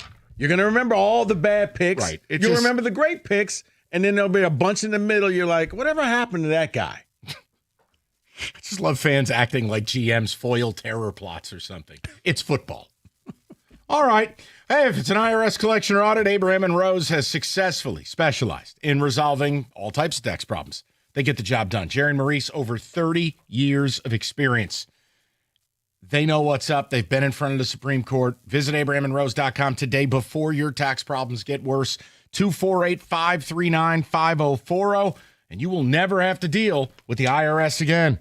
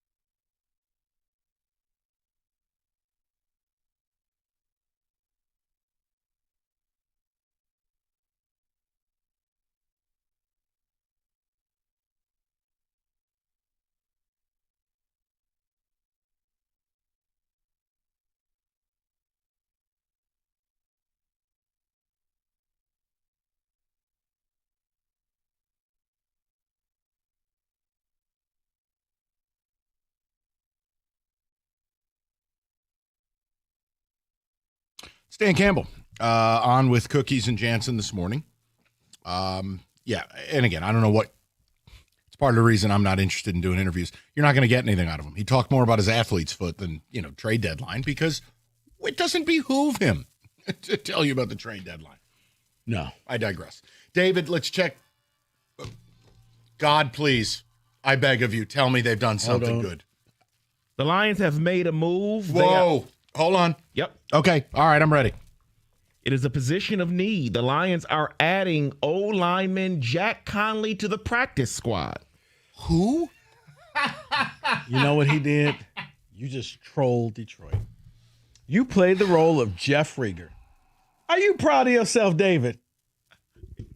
This is on Kenny. He wanted me to do this. I really didn't want to do this. Is this not a move for a position of need? This is not. We wanted O-line help. The practice squad's getting O-line help. I couldn't look at you, Rico. I'm so sorry. I did want to do it. He kept telling me, you got to give them the news. You got to tell people what news they did. News of the day. They made a move. David's as big of a con artist as this guy right here. Where is this guy?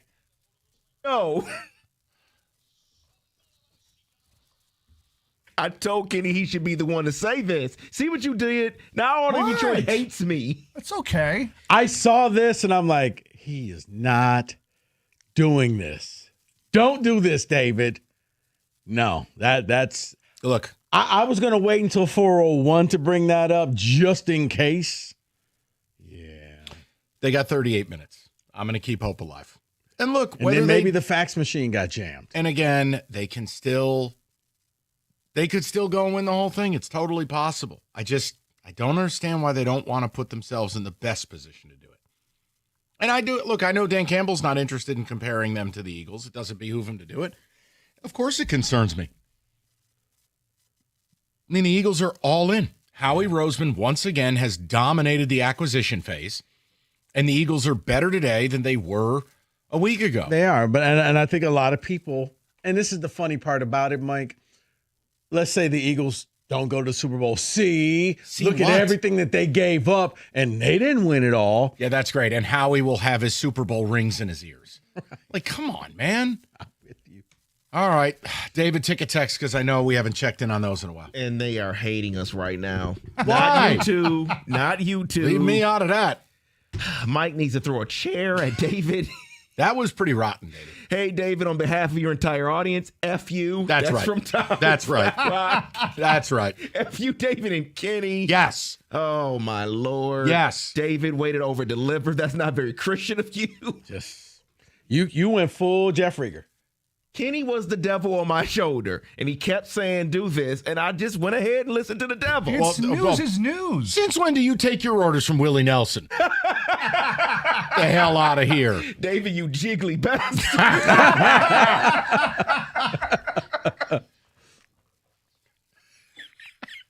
Even Kirby Smart's angry.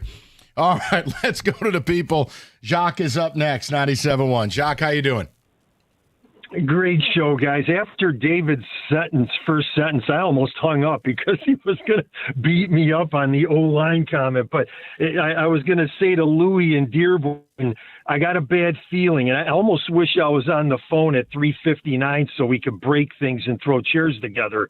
But I'm going to make just a couple of points. You and Rico were right when you were saying there's a formula for this stuff on how you improve a team when you got to get to the next level. And I got this feeling that, don't get me wrong, Holmes has turned this franchise around, but it's like he's living off of turning fourth-round wide receivers into superstars, and he's just arrogant about making a move. And, what does GM 101 class tell you about when you got a top opponent that I think you're going to have to get through? That other caller totally dismissed Philly and had us in the Super Bowl playing Buffalo. If the other team is improving their D-line and you've got major problems, that's what you've got to improve, period. And if he doesn't make a real improvement on O-line, Look, and Jacques, I want to be clear. Won my Flying Fangool Award. That's right. That baby. No, Jacques, I want to be clear. No one's saying it's easy. No one is saying you can wave a wand. But the great GMs, look, John Lynch historically has just found ways to get it done. Howie Roseman has found ways. Les Snead, Eric DaCosta. These guys just find ways to get it done. It's a part of the job description. Is it going to cost us this year? No. We may have to pay a price in future years. All right. And is it worth it? Yes. Let's do it.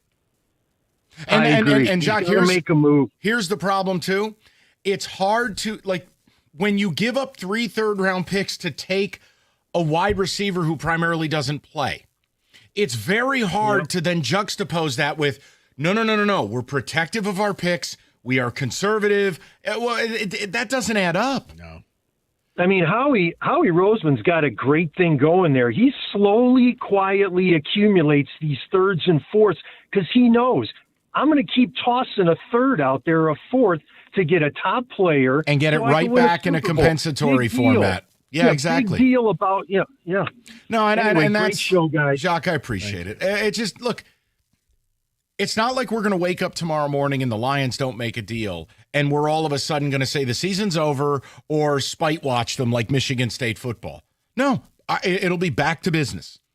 But in the meantime, you just hope that they would want to get better. And there's a word that has been used by you, the fan, that I think you're onto something. There is an arrogance about these teams. And it's an arrogance that's not earned because your trophy cabinet is as full as Michigan State's. And by that, I mean it's empty. You just don't get to act that way. The Chiefs do. The Eagles do. Right, because you're still pounding your chest for an NFC championship game coming up on 3 years. Yeah, and you don't get to do that. No, and it drove me nuts. I heard Doug do this with a caller the other day, and it's not. I'm not mad at Doug. I don't think this way.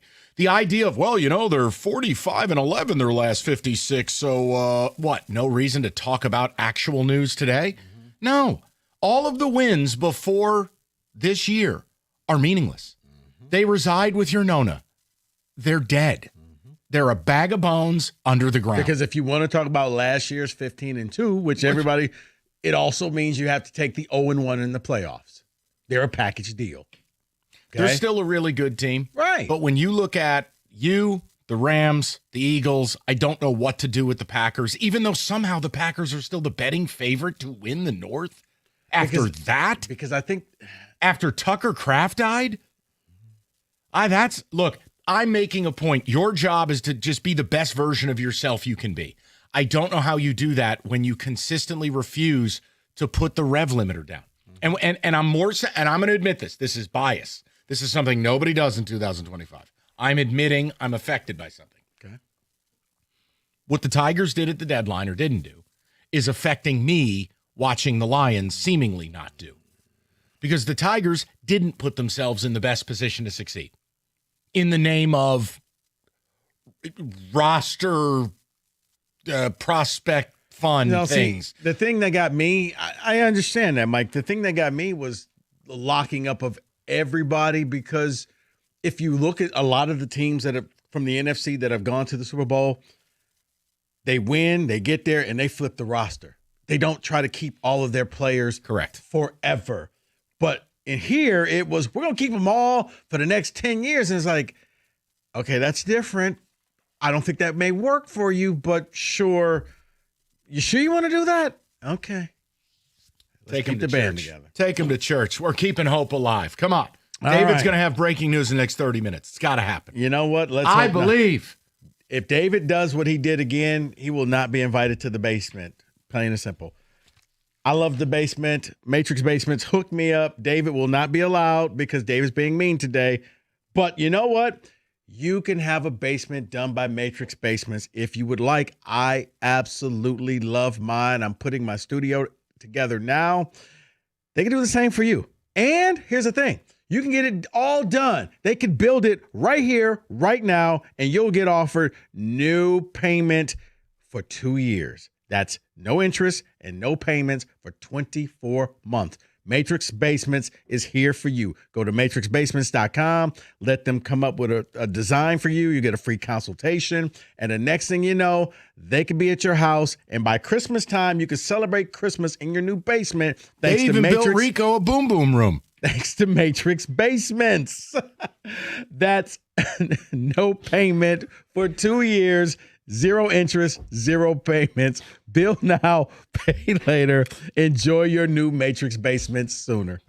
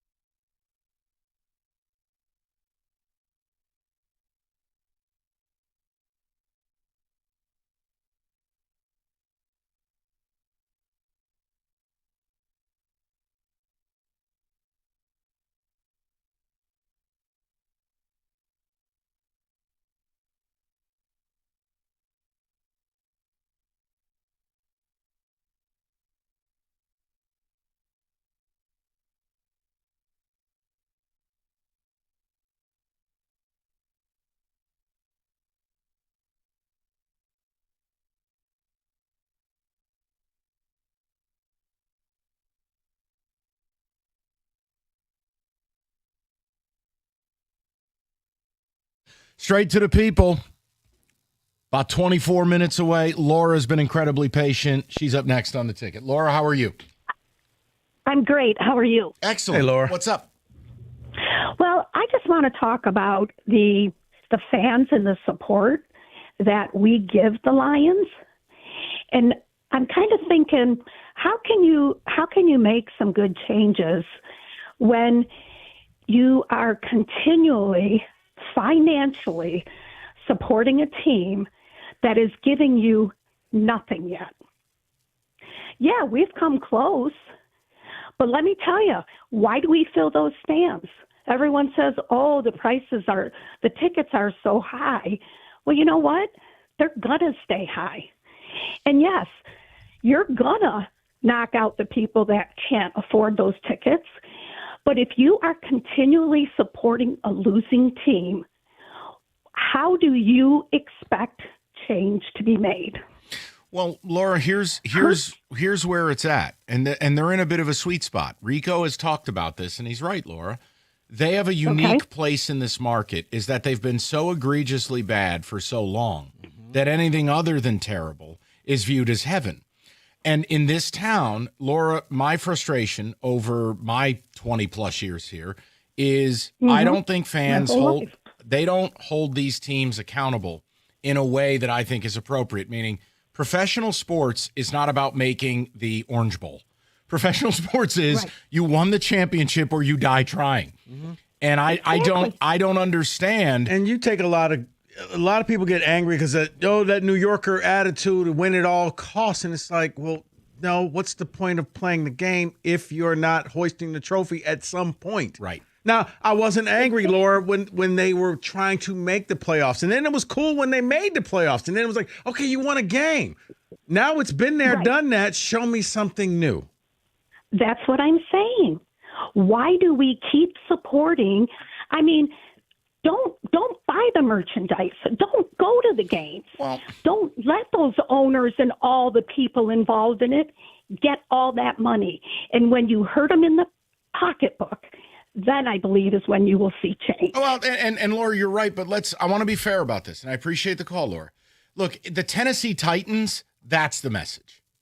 I don't think you can say that to a Lions team that did win 15 and was the 1 seed last year, or is 5-3.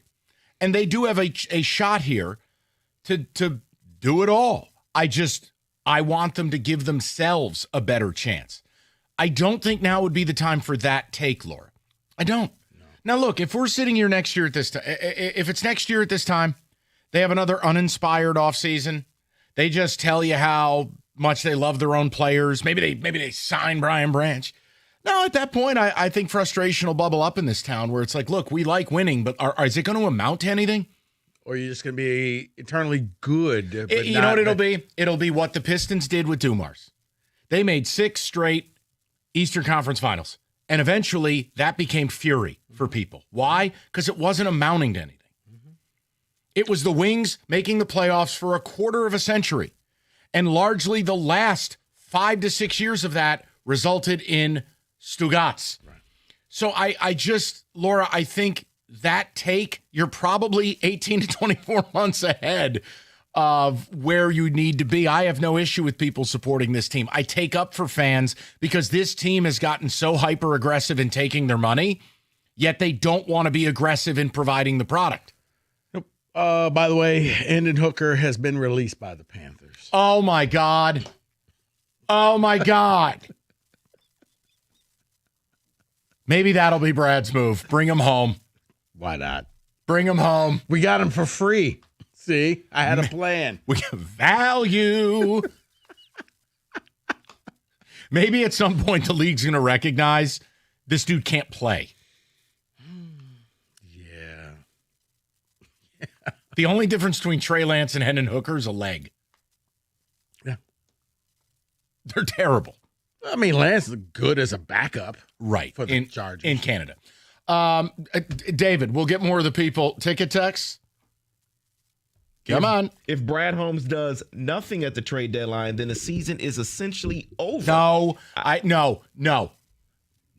I will not allow that. That is not fair.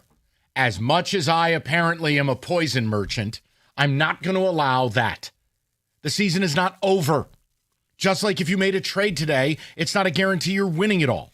No. It's shades of gray. That's it. And I know this has nothing to do with the Lions because it's not a position of need, but yes, reports are that Breece Hall is like, get me the hell out of here. So he's wanted out for a while. Right. But I guess he's made it very vocal. I want to hear my name mentioned in the next 20 minutes. You better hope he don't end up in Kansas City. Correct. That's a perfect spot for him. Well, because they don't have any elusiveness in their backfield. You can survive with Kareem Hunt 3.5 yards at a time, short yardage, that's fine. Breece Hall would add some juice to that running game. From Steven, he says, I am starting to feel like this team will wind up getting stale and continue to have the same season over and over again. I fear we may remember this team like the Miggy Verlander Tigers when all is said and done. Again, that's probably an 18 to 24 month opinion. I'm not ready to go there. I'm not. Well, that's fair. I mean, I'll always think about the NFC title game. You know what it is? You were up 17 with the ball with a chance to put 3 more points on the board. You didn't do it. You lose the game. That is going to be the one that got away until or unless this team ever wins the Super Bowl. You'll never have that opportunity again. But I think for me, it's going to be kind of like with the Tigers trade deadline. Nothing happened, and I'm sitting there with my arms folded like, all right, show me what you got. Brondo, it has what plants crave. I'm going to be fair and open-minded, but my arms are folded. Dude. Head cocked to the side. You better show me something. They traded for players that got DFA'd, released. They traded for a dead guy named Paul Sewald. And then came out to say, yeah, we kind of figured that they weren't going to be on the playoff roster. Why trade for them? Dude, that's why I did the topic the way I did it. If Holmes does nothing today, isn't he offering you what Scott Harris did? Unless you bring back Hendon Hooker. That'll make it all better. Ooh, wait. And Za'Darius and Cash Dow. Dude, I'm holding out hope he's going to do something, all right? At this point, Cash Doll would be an improvement. Can she play? I have no idea. I don't care. Left tackle, right? Fine. I don't. Right guard? Return kicks. I don't care. Anything. I've reached anything phase. FanDuel, things. NBA tip-off because, well, you can't bet. Well, actually, hold on. Maction starts tonight. That's only for the hardy. Don't look to me for that. That's a Jim Costa deal. FanDuel has profit boosts going on, no sweat bet giveaways, all of it. Bet back token, whatever it is. Hey, FanDuel's got more betting markets than anyone. FanDuel.com/ticket. You can make your choice today. 21 and up, present Michigan. Opt-in is required. Rewards are non-withdrawable. Restrictions apply, including bonus and token expiration. Leg requirements and max wager amount. See terms. Sportsbook.fanduel.com. You got a gambling problem, call 1-800-GAMBLER. That's 1-800-GAMBLER.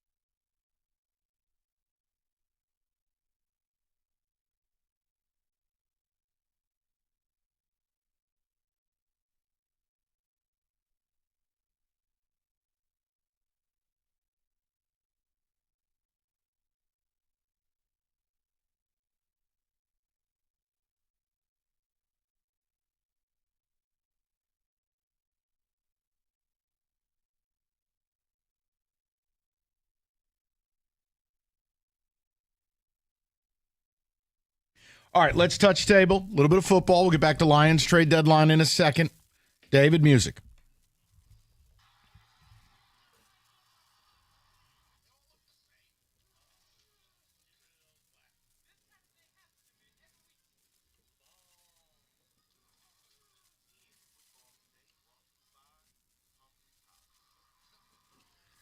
So let's do it. Yeah, let's get complete thoughts on some deals that have happened in the NFL today.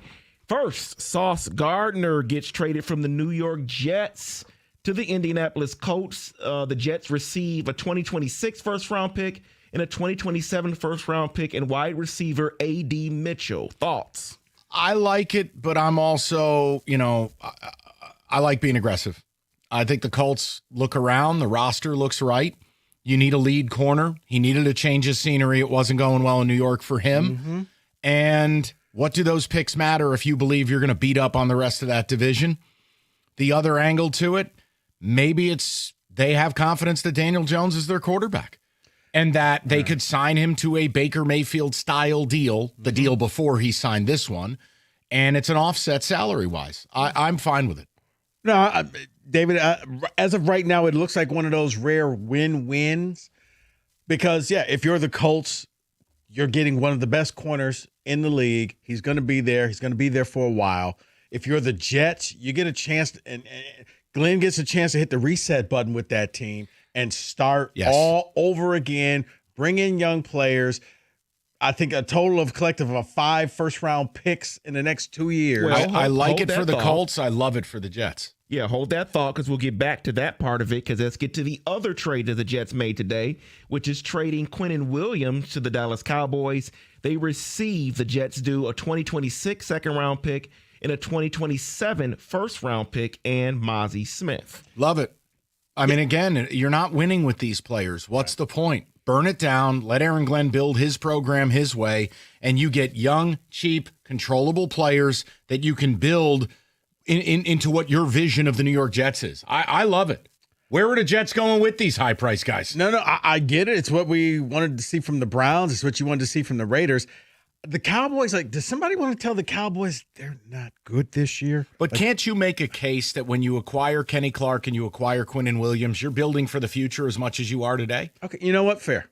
I mean, these guys have term, and that's the centerpiece of your entire defense. They're spending like they're going to the playoffs this year. It's like, okay, but looking at it long term, okay, I understand that because I'm like, here's the only reason I'll allow for it: they have their quarterback. Now, they didn't have their quarterback, and you're giving away first-round capital. Then you're going, wait a second here. I don't know. I guess I don't mind it. They traded Parsons. They're rebuilding through that trade.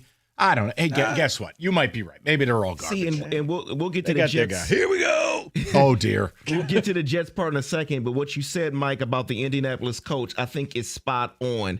They clearly believe in Daniel Jones. You don't give up these first-round picks if you still have questions and if at they're that wrong, position. If they're wrong, they'll sink their franchise for 10 years. But I respect the hustle. They're willing to make a bold decision in an effort to elevate themselves to an aging Chiefs team and a Ravens team that clearly on the defensive side of the football is on the way down. And look, you can't live your life going, oh, golly gee, well, we'll just never be as good as Buffalo. You have to try.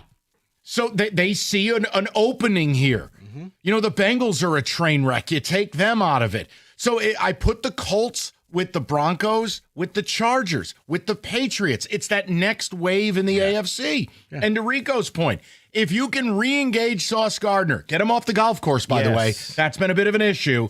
Get him off the golf course. Lock him into a better scheme for him.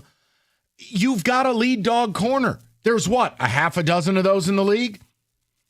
And Rico, let's touch on your complete thought here with the Jets here, because let me go down the list. 2026 first-round picks. They have 2. They have 2 second-round picks. In 2027, they have now 3 first-round picks. And if anyone knows best of what you do with multiple first-round picks, Aaron Glenn. Right. Remember, he was here when the Lions had multiple first-round picks for 2 years in a row. David, this is perfect because if there's a quarterback that you want in the next 2 years, you can have him. You can move up if you need to, or if you want to do what the Texans did and you see 2 players now, you have an extra pick for the other year. Like, you know what? Take that pick. We want to take these 2 guys at pick 3 and 4, and we'll be happy, and we'll you'll restart that team. You could see Aaron Glenn do that this year, where they take their quarterback and they get Aaron Glenn his defensive war daddy like Aiden. Mm-hmm. You can flip a franchise quick if you do it right. Let's get to the other deal, one of the other deals that was done today. The Seahawks get wide receiver Rashid Shaheed from the Saints for a 4th and a 5th round selection. Shaheed knows that offense. He was with Kubiak before. There you go. I really like it. I do. It adds speed. It adds verticality. It replaces Lockett's old role with Seattle. It gives Sam Darnold someone to stretch the field. It also keeps things open for JSN underneath. I like it. And look, once again, well, Seattle's never going to beat the Lions. Okay, then I guess lay down and die. They feel like they've got their coach. They've developed a defense. They have found a quarterback. And your job is to then support the quarterback. It doesn't matter if I make jokes about his ginger lifestyle. And anybody who sits there and says that Seattle's not going to win games, you haven't watched this Seahawks team. No, they're good, and they win on the road. And I think Shaheed is a nice complementary piece for that program. It was sneaky good. I like that. And let me give a note here, because we knew that the Eagles made a deal for Jalen Phillips from the Miami Dolphins. Well, there's a note here on the salary that they'll have to pay. So the Dolphins helped out the Eagles. They converted Phillips' base salary into a signing bonus, which means Philly does not have to pay that. They only have to pay $1.5 million for the rest of the season. Howie Roseman's a witch. Wait. Hey, I sure would love to buy that bag of crack, but you're going to pay for it. Wait, what? Say that again. So there was $5.5 million that was still on his base salary. They converted that base salary to a signing bonus, so he gets it right away. They can cover it in dead cap later on. The cap's not real. And the Eagles only pay $1.5 million. The cap is not real for the rest of the year. It's a weasel. It's a wazzle. It's in the wind. That's it. So for everyone complaining, you get a slow clap. Yeah, for everyone complaining, saying, how do they do this? The cap, they didn't have any money. You get creative. Thank you. How dare you? You get creative, and you make the league say, no, you can't do that. Did Rods pick up the phone? No. Let's go with it then. And they got Michael Carter. Correct. And they got the dead body of Jair Alexander. Correct. I'm not sure what that was about, but fine. Jair Alexander, I have to see he still has a heartbeat. You know what I think that is? I think that's insurance for the playoffs. If you need that extra body out there. What do you mean, man? Next man up, bro. Well, speaking of extra body, I'll close it out with this one. Joe Alt done for the year. They now lost Alt and Slater for the Chargers. And Season Pipkins. Done. And Pipkins, yes. Yeah, I think Chargers are done. And it's just based on empirical data. We've watched what they look like without Alt, Pipkins, Slater, etc. They can't protect Justin Herbert. Pressured on an average of almost 20 times a week without those players. Sacked on average 5 times. You're not winning that way. It sucks because I really thought Harbaugh was going to win the West. And if they had stayed healthy, I think they would have. But much like your defensive injuries hurt you last year, I think this ultimately ends their season way before it should have. Yeah. Oh, my God, I said something nice about Harbaugh. Oh, you're mean. He's a hell of a good NFL coach. Don't need to cheat in the NFL. That's very true, unless you're the Patriots. Okay. That is in football today.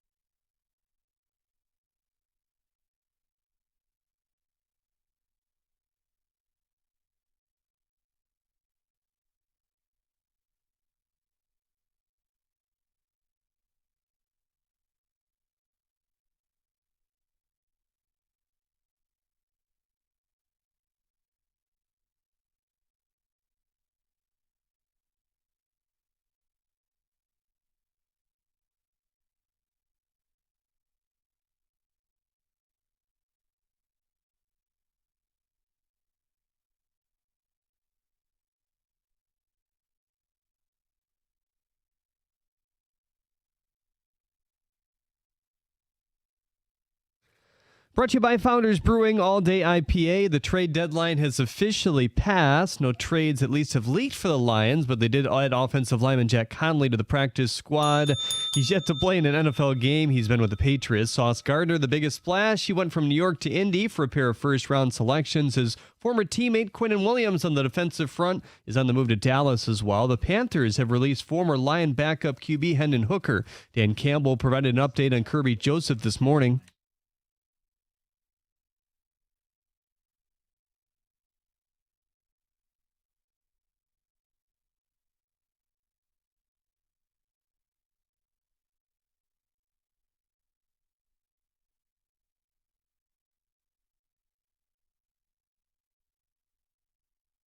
The Red Wings wrap up their 5-game road trip tonight against the Golden Knights. Vegas 6-2-3. They have lost 3 of their last 4. No Patrick Kane once again, but Tom McClellan expects him to join practice on Thursday. Hear the 9:45 pregame right here on the ticket. Ex-Piston Malik Beasley confirmed today on Instagram he's not yet cleared and therefore cannot talk with NBA teams. Cleared of what? I don't know anything. Oh, okay. Everything. According to Evan Petzold of the Free Press, the Tigers have declined the player option for pitcher Randy Dobnak. The former USPBL player came over from... It sounded live. Came over in the Chris Paddock deal. Padres pitcher Yu Darvish. The Yankees lose. Padres pitcher Yu Darvish wanted to go elbow surgery, ruling out for the entire 2026 season. At the Corwell House Sports Desk, I'm Jeremy Otto. For more, go to 97.1 The Ticket or Odyssey.com. All right, I'm very excited. I don't have a big trade to report, but I want to get to a caller, and I'm thankfully called back, and maybe somebody reached out to him. We're gonna put Louis and Dearborn to the front of the line because I want to understand what the issue is. Let me just set it up where we're at. Lions, unless the fax machines are late, shout out 2005, they didn't do anything today. And I want to know where that puts you, because to me, it's no different than what Scott Harris offered you this summer. Mm-hmm. It is an open, brazen refusal to put you in the best position to win it all. Now, it doesn't mean you can't win it all. I think fans conflate those things. Tomorrow, the sun's going to come up, we're going to move on, and it'll be all about, all right, beat the Commanders. And let's try not to have anybody else get hurt. But this is a football team that has the potential to win a Super Bowl. I think clearly they have some very concerning injuries. They have some weaknesses. And yes, I do allow the way Philadelphia does business to affect how I view this team. Why? They've been to 3 Super Bowls in recent history and won 2 of them, and we've never been to one. I look at the Rams. I look at the Niners. I look at the Bucks. These are the teams that are representing the NFC. They have a standard way of doing business. I wanted the Lions to do something today, and they didn't. Okay, well, I don't have to like that. That doesn't mean I'm writing them off. But I want to know where you guys are at with it. So I view it as it's the very same poo-poo platter that Scott Harris served us this summer. And I would love to know your thoughts. Now, I want to get to caller Louis right now. Mm-hmm. So basically, he had called up earlier, and from what Kenny told me, the accusation is that we, or maybe me alone, I don't know, poisons the fan base because we're negative. I don't know how me picking them to win the Super Bowl last year or saying they're going to win 11 games this year is negative. But with that, do you want to just go to Louis? Yeah, let's go to Louis. Okay, let's do that, and then I know we've got other...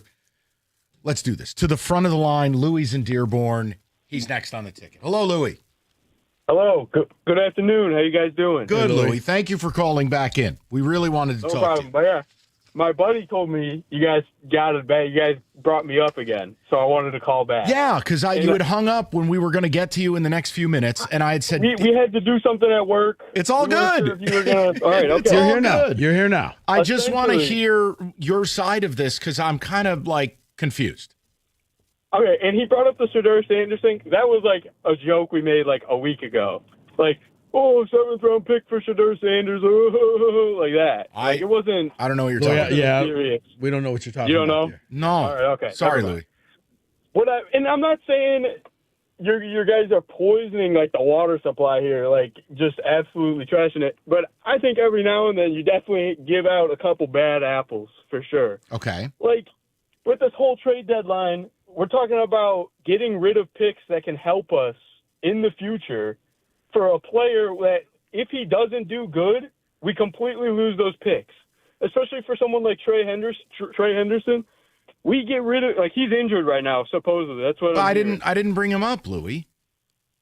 I didn't bring him up about today. In fact, the player we targeted Friday with TJ in studio with us was Jalen Phillips. And guess who got him? The Eagles. And it cost them a third-round pick. I can't make a demand in season the Lions go, flippity-dippity on first-round picks. But and Louis, it's a third-round pick that you don't have because you traded it away for Isaac Tesla. Yeah. Look, Louis, I guess the point is this, right? Level with me. Like, if I'm sitting here going, hey, I think they're a good team, but they have work to do. I want to get better. I want to be in the best position to win a Super Bowl. I don't think that's poisoning the fans, or I don't think that's negativity. What I don't like is seemingly, and Louis, tell me if you disagree, these guys are kind of in love with their own players, and they have this next man up mentality. I just don't I don't think that puts you in the best position to win. And I see where you're coming from. It's just, I guess I feel like they're thinking, and I guess I agree with you. Sometimes I feel like extra help on the line would really have helped. Just some depth there. Yeah, like example. Stay with me, Louis. Don't go nowhere. Rico, what was the trade the Chargers just made with the Saints? This is right to what Louis is saying. Offensive lineman Trevor Penning. Yeah, he's a guard tackle swing depth player. Now for the Chargers, Louis, the Chargers are one step from calling you to play tackle. Yeah, he's tackle. They just lost Joe Alt. I know. Right, but my point is they're answering the bell, and they've made an acquisition. And again, it's not going to light the boards on fire. But to sit here and do nothing, Louis, it's just, I don't understand it. I really don't. I guess I just feel like they're thinking long term. They're like, we have these picks, but even then, I guess you guys might have flipped me here. No, it's okay, Louis. Here's the thing. There's no such thing as long term in the worlds of professional sports. It's not. It's you win, you rebuild, you win again, you rebuild. It was just like you guys were talking about the Rams earlier with what they did. They went all out, won the Super Bowl, and then they had to rebuild. But guess what? They've been making the playoffs in that rebuild, and now, I mean, Louis. Now, if you're good, you're like the Chiefs. That Chiefs roster has been rebuilt like every Super Bowl, every season. It's a new team. But and again, the Chiefs have a cheat code that they have Mahomes. Let's be fair. I'm not going to throw that in Louis' face, but Eagles. Okay, you win. But Louis, that's the whole thing is, I'm not comfortable because we're wasting the prime of a lot of these players where if they went out, think about this, Louis. If you were driving around today and word had broken that they had gone out and acquired an edge rusher, okay, no first-round picks or anything, but they had added another guy in the D-line, and they grabbed a guard. Would you have been upset by that? No. Okay, so the flip side is I have a right to be upset when they don't do it. Louis, I want to win. I want to be at a parade. I do too. I'm exhausted. You know what I'm saying, Lou. To me, they're just a little bit, they get high on their own supply. And I don't vibe with that. Right. The whole next man up, we got this. It can be a little disastrous. Like the other 2 weeks ago, the corner, I can't remember the exact play. But it was some guy I'd never even heard of. Well, right, and again, even on the rest of the squad, it was right just for a week. It worked, and look, I think they do a really nice job. And Louis, I am glad you called. You call anytime, Lou. I felt bad we couldn't get to you earlier. And if Louis can change, and you can change, and we can change, we can all change. But the point is, we're sitting here right now, and this is the roster. Mm-hmm. There's no one coming to save us. Now, you could say Davenport and Pascal will be their trade acquisitions. The fear I have is, first of all, putting any faith in Marcus Davenport caping up for you is, forget it. Pascal, let me remind you, it started out he'd be back for the opener. Mm-hmm. Then it moved to he'll be back by game 4. Now it sounds like he won't be back till December. Mm-hmm. That's a concern. The other thing is Mahogany. When you talk about 300-pound man, broken bone in leg, I'm sorry. That to me I don't see him back this year. Well, maybe it's late December. Okay. We have Kirby Joseph. No, I'm saying that is some wishful thinking right there, my friend. So my whole issue, and I know people are going to go, oh, come on, man, you're doing hindsight theater. No, I'm telling you, I got this wrong. Enrico got it right. Welcome to rarity today when people admit they're wrong. I got this wrong. I thought I had an idea what they were doing with Tesla. I got it wrong. The idea that you took 3 third-round picks to take a receiver who does not play, that third-round pick alone could have been a player helping you right now. Also, the third-round picks that you gave up could have netted you Jalen Phillips, and you could have gotten a third-round pick back when Phillips leaves, compensatory style. Like, these decisions do matter. Or those third-round picks could be depth, right now. Like, you had 2 third-round picks. You traded 2 of them up to go get Tesla. That could be 2 bodies right now that could fill in that you would have. You traded Hawkinson. Here's what you got for him. You got Broderick Martin and Hendon Hooker. It adds up. This is where the depth stuff. So as good of a drafter as he is, he's not infallible here. And the thing about Tesla, and people got angry, I'm like, you probably could have just got him at your regular spot. I can't do that. Rico, I can't because team value boards ain't got nothing to do with Dracula's hairspray, a.k.a. Mel Kiper. No, I'm not talking about Mel Kiper. I'm just like, was there like that big of a rush we got to jump up 10 spots to get him? I never know. I wouldn't be able Okay, but here's the thing. But why did we resign J-Mo if we were going to do that? If you didn't get him and you got somebody else, it's still pretty much the same thing minus 1 catch in Green Bay. No, and I just, you know what it is too? I want to be fair. I don't want accusations of being poisonous. The Red Wings at the trade deadlines, the Tigers at the trade deadlines, and the Lions at the trade deadlines. I'm tired. Okay. I'm tired of the same movie. He's going to get a standing ovation when he walks into the Coney Island on Monday. No, I'm being serious with you. I'm being serious, and I can't put it on Trajan Langdon yet unless he does nothing at this deadline. But the idea, like Yzerman has served us stale milk. Scott Harris's trade deadlines have largely been disastrous. And then Brad's, Donovan Peoples-Jones, bum. The Hawkinson trade, disaster. And Za'Darius was meh. This year, what would you grade this trade deadline? Incomplete or an F? It's your choice. There's no other grade. Right. You want an incomplete for doing nothing, you can do it, but I would just say it's an F. You're a Super Bowl contender, you didn't do anything, and you have clear needs. Well, that's just it. The fact that the Chargers, now I don't know what they gave up to get Penning, but that would be a position of need. Upgrading your offensive lineman with a versatile offensive lineman. Well, the other problem is, too, the reason I think depth, and I know Jansen agrees with this, the depth matters because I am very concerned about Taylor Decker long-term, i.e. the next 9 games. But also, the backup to Decker can't play. Manu cannot play. He's not ready.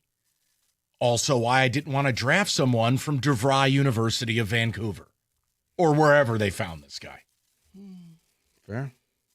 You can't, and I know what you're going to tell me. You can find players from anywhere, and you're right. But when you draft guys out of these tiny, far-flung places, and they've never played big-time football, I'm not in the business of teaching you how to play. Versus I take a kid from Georgia, at least I know they went to war against quality every week.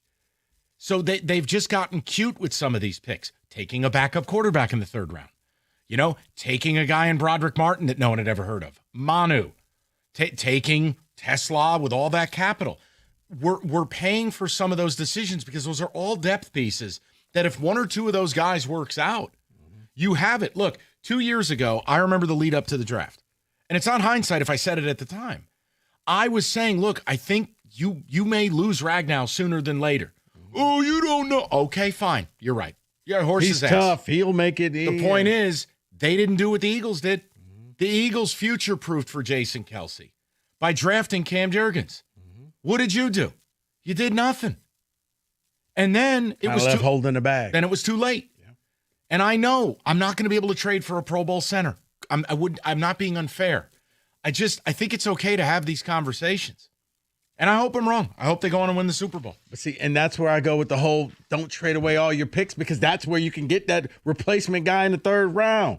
I know. Hey, maybe Tesla in the second half turns into a star. I don't know. Buddy, I don't know. You're right until you're wrong. I don't know. I give it up. I don't want to be right about this, just so people know. All right, lawyers and verdicts and bragging. I know you're tired of hearing about it. That's why David Femineo is different. It's just simple. David, he just wins, goes about his business, and he takes things personally. It's about keeping your family steady, helping you move forward. That's what matters. Your case, your life, not some shiny new commercial. If you're in a car accident, you make the call, and let's get to work. 855-65-CRASH or visit getdavidgetpaid.com.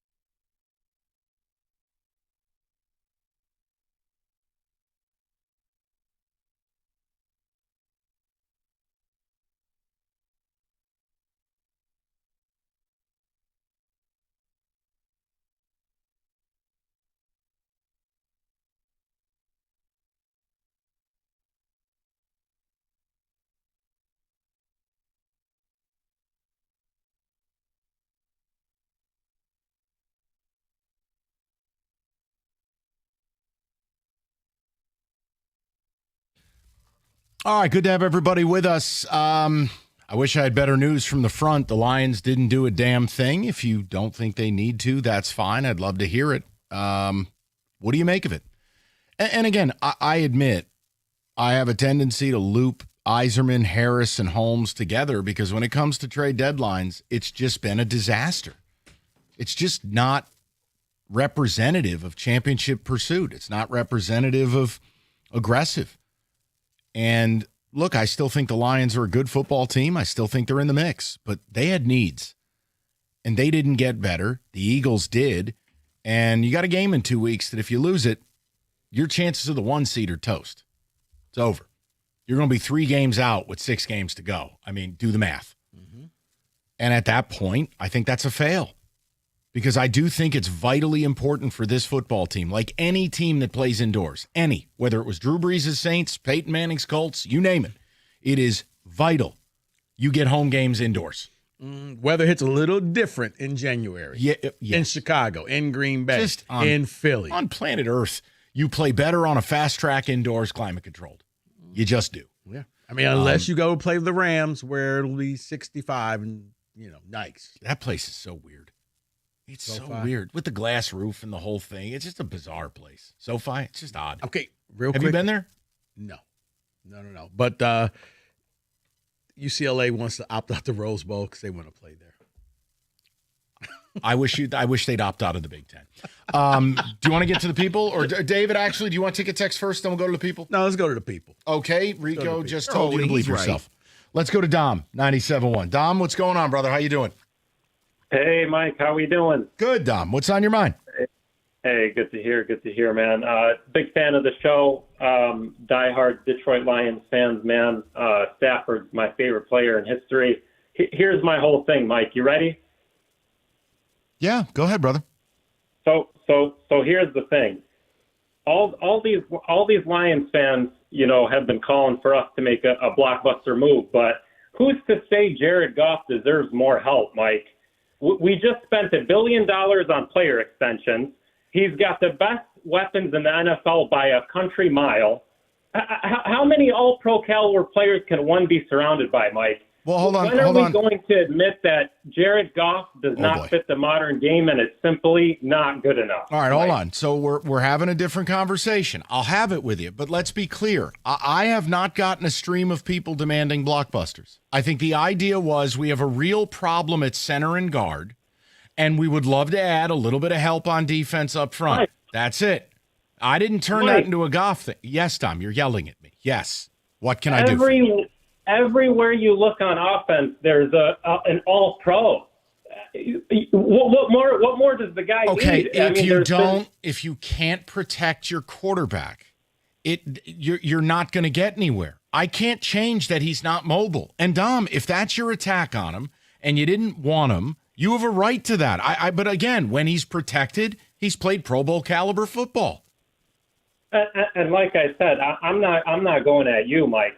It's more of these typical Lions fans. I mean, last year we had 5 All-Pro offensive linemen on our offensive line, let alone the weapons we had. And he turns the ball over 5 times against the worst defense, one of the worst defenses in the Washington Commanders, Mike. Okay, listen, I am not telling you that you're going to take the field in a Super Bowl and have the better quarterback. Not going to do it. I am with you. The only point I've made is on the other side of this. If you do it right, can you win one with him? You can. Is it going to be as easy as if you had list your favorite quarterback? No. My point to you is he's still in a classification of quarterbacks. I mean, Rico, do you agree? You can get it done. It'll be harder, but you can get it done. I mean, Dom, if you want to do a Goff conversation about we shouldn't have signed Dom, I can't do that today. It's the trade deadline and it's week 10. No, I think Dom is saying more Goff's not going to win you a game. He's going to win with the players around him. And we know this. But I think this is an old argument that, yes, we always joke about mobile Goff season. We're never going to talk about, hey, did you see that 40-yard run that Goff had? More like a 4-yard run. I think the point I try to make is the same distance between Goff and Josh Allen is the distance between Goff and Sam Darnold. Okay? You can't try to lump Goff in with the Kirk Cousins, well, now he's dead, the Sam Darnold. Well, because you look at Darnold, and I think people got seduced because he doesn't have the star receivers. Last year with Minnesota, it was, well, yeah, you take away all those receivers, and what do you have? He has one, and, dude, he threw a pass to Cody White. Like, Cody White, you remember him. You don't have to yell it.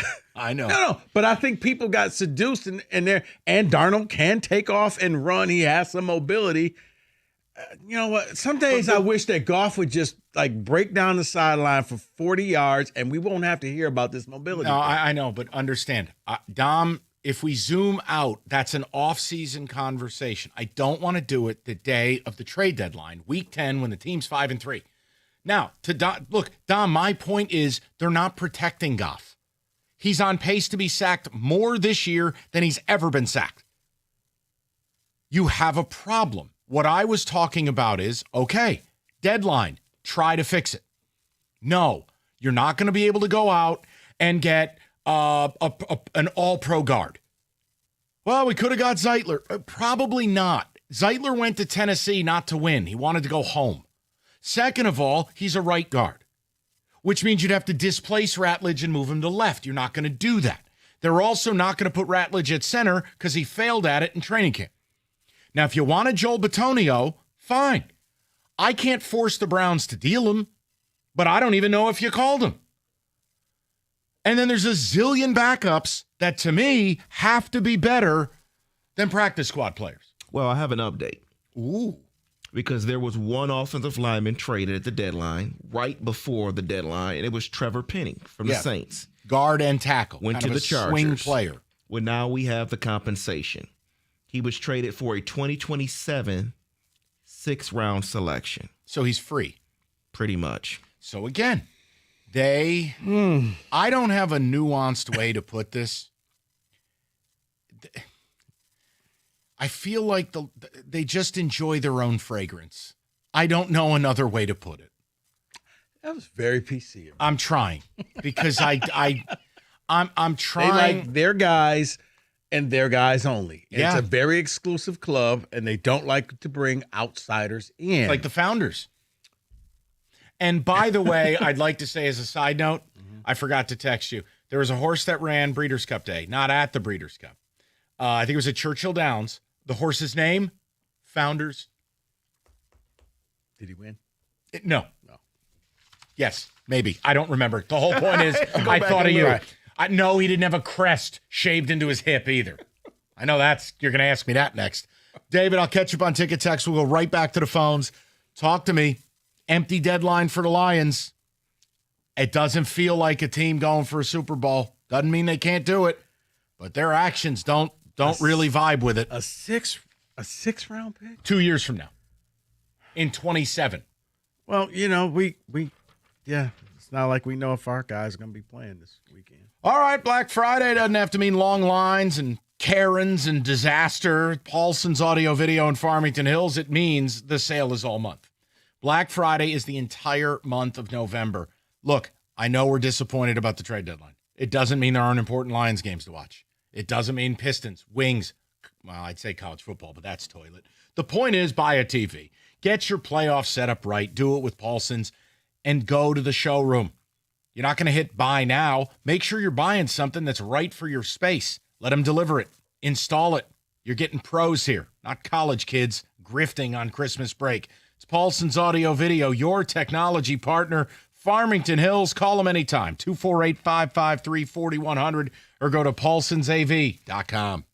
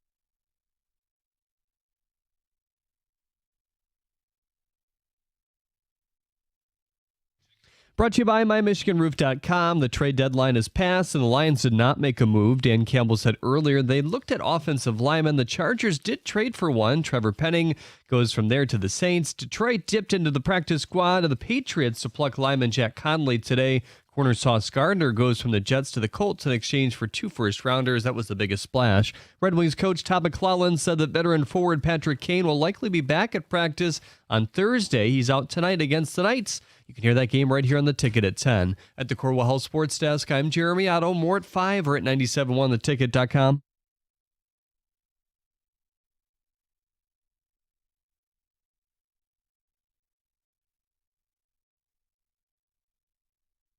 Okay, I'm way behind on ticket text, so I will get to the callers in a second. David, I'm sorry. I know I'm supposed to do a better job for you on that. David, ticket text. I'll get to the Lions text in a second, but a very important question from the text. Was Founders a gray horse for Rico? No. Oh. Genetically faster. Gray horses, man. Genetics. Yeah, we saw a couple. We saw that race last week with a couple gray horses and some black horses. Yes. And no, in this case, because they barely exist, the whites are not better. I think I've seen like 3 white horses in my life. No? Dude, they're like unicorns. Gotcha. I wasn't Secretariat. Wow, just read. Can we say that if Holmes is Harris, then Pascal is Cobb? That is Andrew and Adrian. Yeah, I mean, look, I feel for a guy like Pascal because the injuries mount. Now he's got a back problem. That's dicey at best. Yeah, look, the Lions also, this is a bit of an issue I have with Brad Holmes, is he depends on hurt players. Oh, wait, so does Scott Harris. There's a weird thing about belief structure in players who are oft injured. You're kind of getting what you ask for. Think about it. They tried the Davenport experience. It failed miserably last year. They doubled down and brought him back. And what happened? He's dead again. And I don't think Marcus Davenport wakes up in the morning going, oh man, how am I going to get hurt today? No, he doesn't want to be hurt. He doesn't want to not contribute. Right. But it's the story that is written for you. Sometimes your body just betrays you. So, like, there's an arrogance about how they do things. I shouldn't have to ask for them to trade for help if they'd stop believing in injured people. Yes, Kenny? No, it's Rico, funny. No, it's, real quick, it's funny you talk about how your body betrays you, Mike. Colored me shock. Zion is going to be out for 7 to 10 days. Oh, okay. If it was weeks or months, I'd hear that. Hold on, you were excited about him. David, but he fell in love at the lottery. Right, he still looks slim, but he's out again. We'll go to Kenny momentarily. He's screening calls. David, go ahead. I am pissed we did nothing again, but not surprised at all. I just don't get it, and Brad has got some splaining to do. There was no move made in the NFC today that pushed the team ahead of the Lions. They're still in a great position to win. Did you miss what the Eagles did over the last 4 days? See, and that's where I think some people lost it because it's like, well, they didn't do anything today. Yeah, what happened when the trade window opened still Here's the other thing. With the Mahogany injury, with the Kirby Joseph lingering injury, with Taylor Decker, he's going to be hurt all year. He's going to have to gut through it. Look, we know what this team is. We know we're good. We know we're in the mix. Do you know beyond shadow of a doubt you're better than the Rams? See, I don't know that I could say that. Stafford's playing MVP caliber football. 21 touchdowns, 2 picks. They're really good. So I think you've got to step back because you're not last year's team. And guys, look, those of you tuning in today, I'm not pompous enough to think that you listened yesterday. You only have so much time to give. We're thankful for what you give to us. This John Morton thing is a thing. Your third down thing is a thing. You're tied with the Titans and Panthers in conversion rate. It's a problem. Like, it adds up where you go, hey, let's step back, myself included. When they played the Bucs, I go, look, we're the best team in the NFC. I think you have to approach it on a week-to-week basis, and you look at it now, and I go, no, I think the Lions are probably third in the NFC. I'm done with the Packers until the Packers put a good month of football together. I can't, they just quarter to quarter, it's just roller coaster. I can't do it. Fair. Very fair. But the other two teams, I don't think we get to just say we're better than the Eagles and Rams anymore. No, I don't think that you get to say that, Mike, because you've lost games and you can't just shrug it off and be like, well, it was the Packers at the beginning of the year. It was the Vikings. No, the problem for you is offensively, from a offensive side of the football, plus the way your offensive line is played. Packers, Chiefs, Vikings. And I'm missing one. What's the game I'm missing? Shame on me. Chiefs? You said Chiefs. I said Chiefs. And Bucks. Bucks. You've had 4 games where that offensive line. Thank God Jahmyr Gibbs broke that big run. Because overall, in those 4 games against real opponents, how'd it look? So I'm taking the data. We're at the halfway mark. It's okay to take a look. And I'm glad you said it like that, because on one breath, Lions fans can't complain about what the offense looked like the last few weeks, and then on the other breath, talk about the Eagles all these weeks, about their offense, but then say, oh, no, we'll be fine. We got what we – come on now. You can't do that. Ooh, David. Wow. Over there making sense. No, you're right, because all I hear is, look at this team and look at this team. They can't run the ball. They can't – And to be fair, we did that to you week after week with your rankings. Oh, the Eagles are not this. What are you talking about? Now the Lions are that. No, it's fair. And look, the season has multiple seasons within it. And what's true today may be not true in 2 weeks. But in the here and now, I want to take a pause with the Lions, and I want to watch them play the next 2 weeks. Obviously, thank God you've got an easier draw this week. Daniels is dead. McLaurin's not going to play. Washington is a bad football team. Mm-hmm. But then you're going to Philly.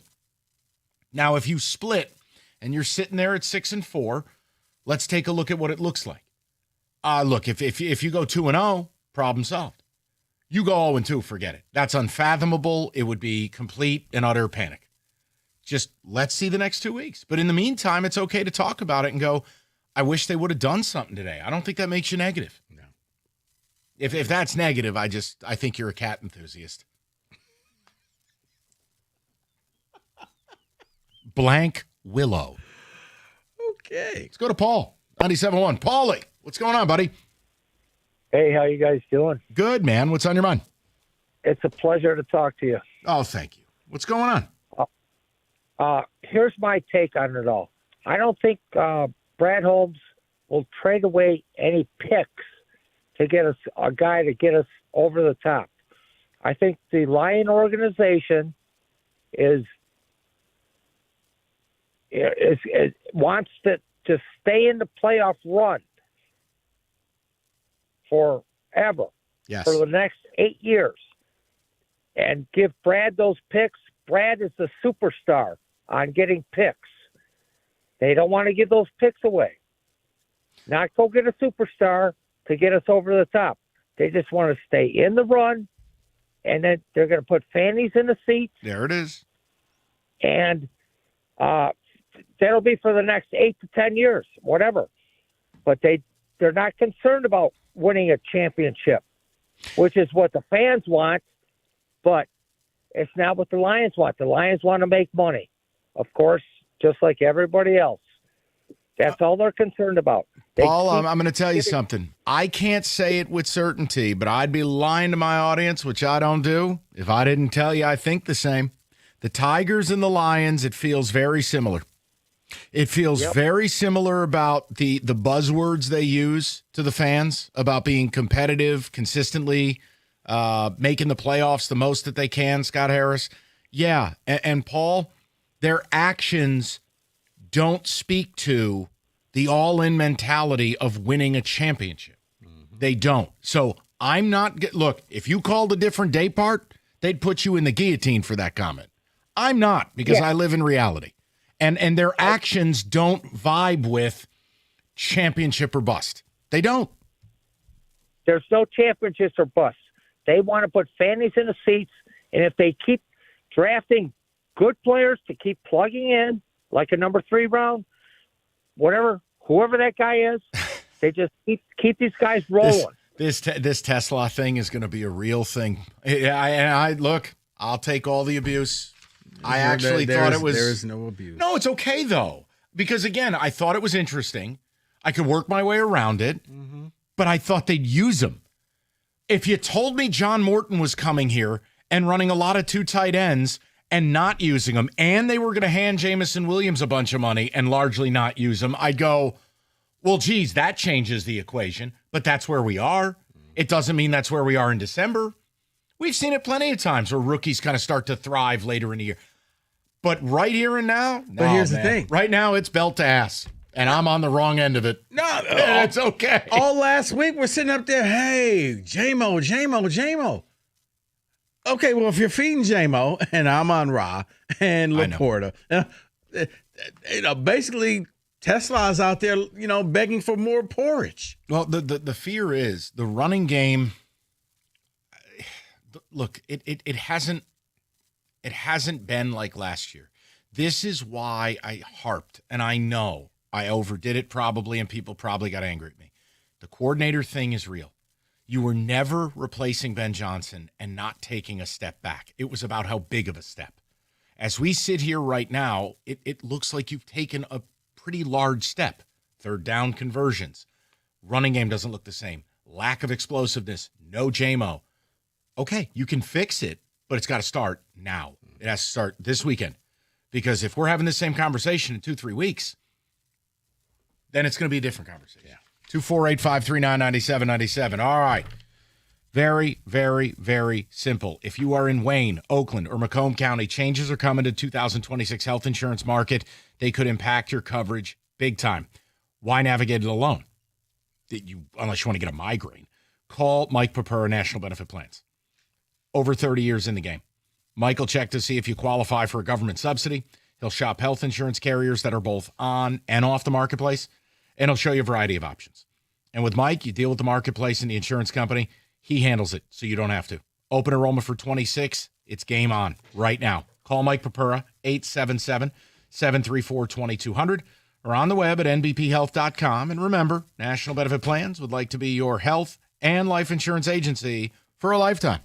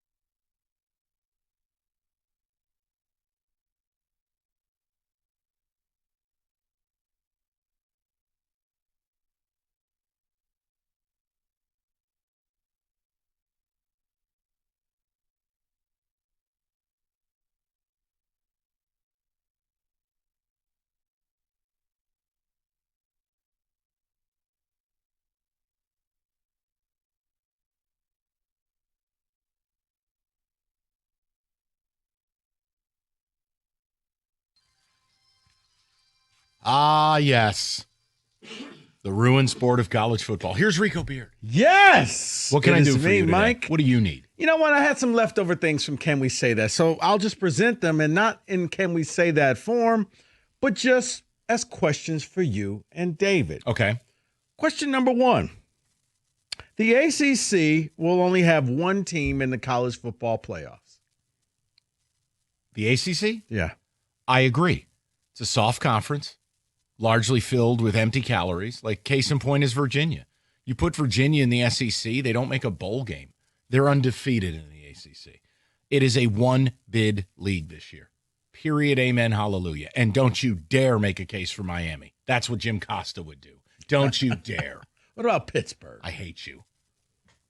7-2. Well, I was actually going to make a case that 2 may, including Miami, but I don't think there's any. They can't do that. So yeah, 1. I mean, it was just weird They because because you see the ACC and you see the winning, and then when you actually look at it, it's like, watch the games. That would be my, and I'm not being a smart ass. No, I'm saying if people want to have these arguments, I wish I could lock them in a room and force them to watch ACC football and then tell me it's good. Yeah.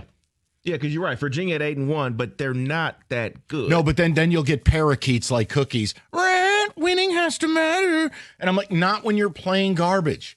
I'd rather take the team that played a gauntlet and went 9-3 than some crap-ass ACC team that went 10-2. Yeah, and for people that don't know, here is Virginia's schedule. Coastal, North Carolina State, William & Mary, Stanford, Florida State, Louisville, Washington State, North Carolina, California, and then they have Wake Forest, Duke, and Virginia Tech. Like, what are we going to see? all right, so bonus question then. Yeah. I think I know the answer to this, guys, but would you take a 9-3 Texas over a second ACC team? Yes, 100%. Yes. The quality is there. Yes, that's my short answer. Okay. If they find a way to keep winning, that means they've gotten better. They look better. Yes, SEC played better. That's what I'm. Yes, they will always go over a second ACC. I love how team. you get credit for winning games that you had no chance of losing. Right. Is Memphis going to be the Group of 5 team to make the college football playoffs? Who cares?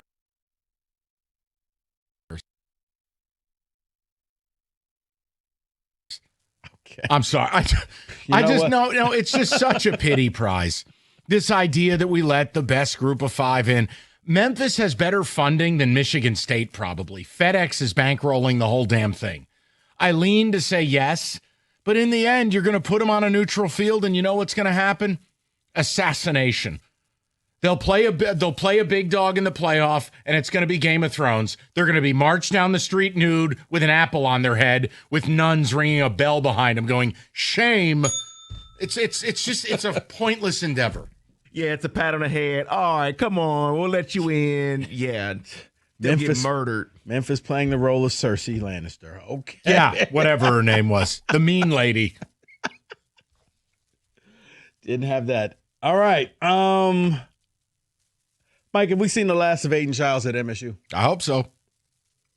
Oh, I don't want to inflame anybody. Look, here's reality. You want to be treated like a man? Great. You want to make money? Cool. Accountability matters. He hasn't been good enough. I'm sure he's a lovely kid. Alessio Milohojevic looked better, processed faster. It's not like he got better protection. He got sacked 7 times. And honestly, one guy's got a future, the other guy doesn't. I just don't see a reason to play Aiden Childs the rest of the way. World of ability, but it didn't work. I thought at its best he could lead the Big Ten in passing. It hasn't worked. No protection. He isn't able to make quick reads. I just felt like Alessio played a better brand of quarterback. Yeah, he did get hit sacked 7 times. And he stood in there and got killed. Had 311 passing yards. I wouldn't play him again. Yeah, I was interested to see what the offense and if they would ever give him a chance to start with Machiavelli there. Machiavelli. And I'm sorry. Alessio Machiavelli. Alessio. And I'm glad they did because you wanted to see it. You know the offensive line is bad. You know he was going to struggle there. But you're right. He stood in that pocket and he threw the ball down the field. All right, bonus question for that one, Mike. Bye-bye, Aiden. Was that a desperation move for Jonathan Smith? I think so. Yeah. Only move he could make, really, if we're being honest about it. Yes. Okay. was the only move he can make because he brought him with him. He brought Childs with him. So it was questions there of would he ever bench him? Well, he did because he had to. So finally, I was okay. It was, why did you bring him in for one play right before the half? That didn't make much sense. That was insulting. I would have been like, no, F you. I'm not doing this. No, okay. Coach. I got a cramp. Okay. Is a Bama team with one loss better than the undefeated teams? Yes. That you see? I'll say yes. Once again, the Big Ten is garbage. Watch the games. Go look at it. Who's actually really good? Okay, Ohio State's really good. Fine. Are we sure about Oregon? Like, are we sure? Are you sure about that? That win at Penn State sure as hell don't look the same, does it? And they got put through the mattress by Indiana.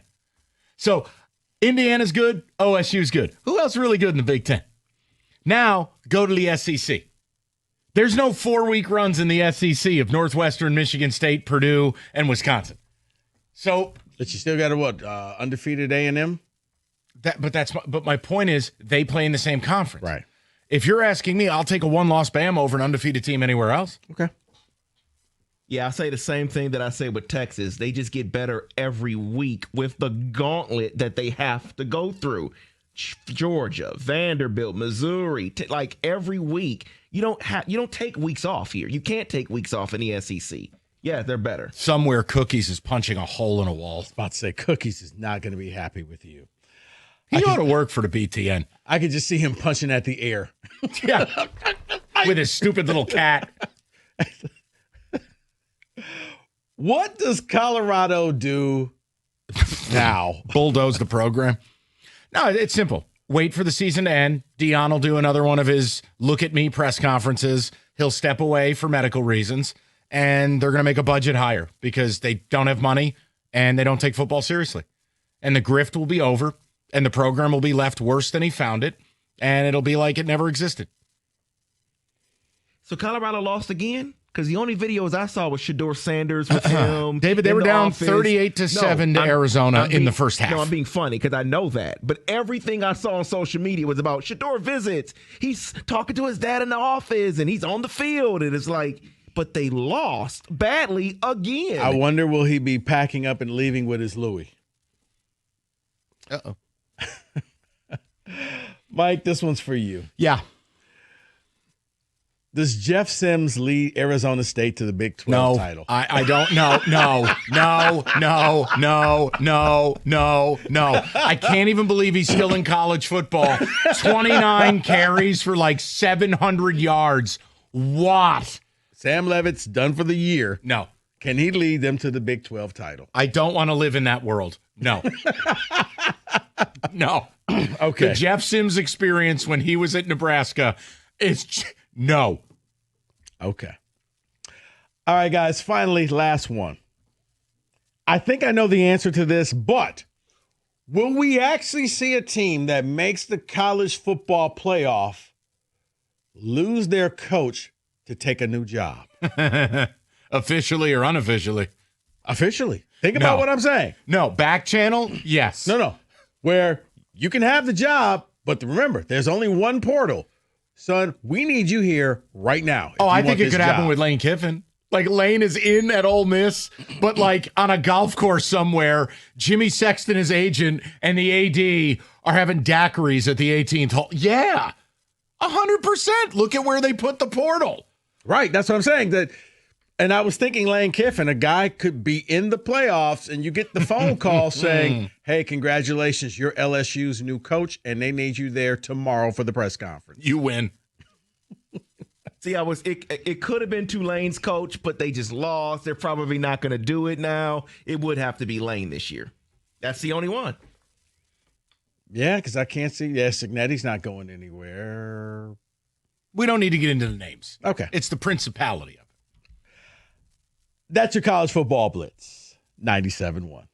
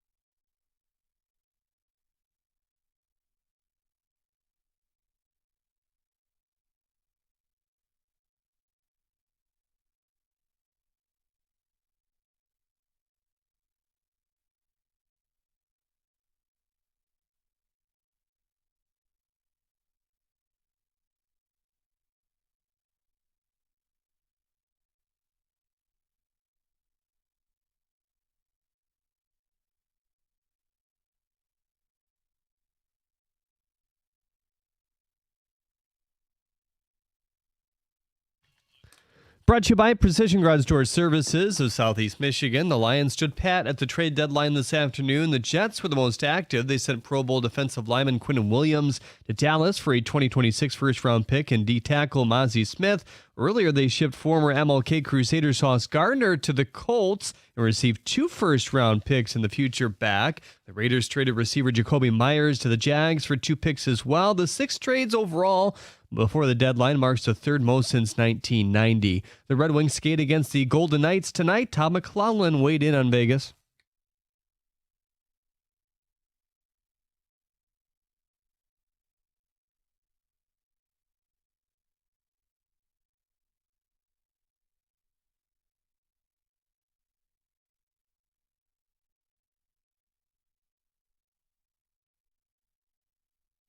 Patrick Kane will officially miss every game of this 5-game road swing, but he's expected to be back at practice on Thursday. You can hear the 9:45 pregame right here on the ticket. John Gibson will start in goal. According to the Athletics' Cody Stavenhagen, the Tigers are close to hiring 2 former Orioles assistant coaches. They'll name Anthony Sanders their new first base coach and Cody Ash as an assistant hitting coach. At the Corwell Health Sports Desk, I'm Jeremy Otto. For more, go to 97.1 The Ticket or Odyssey.com.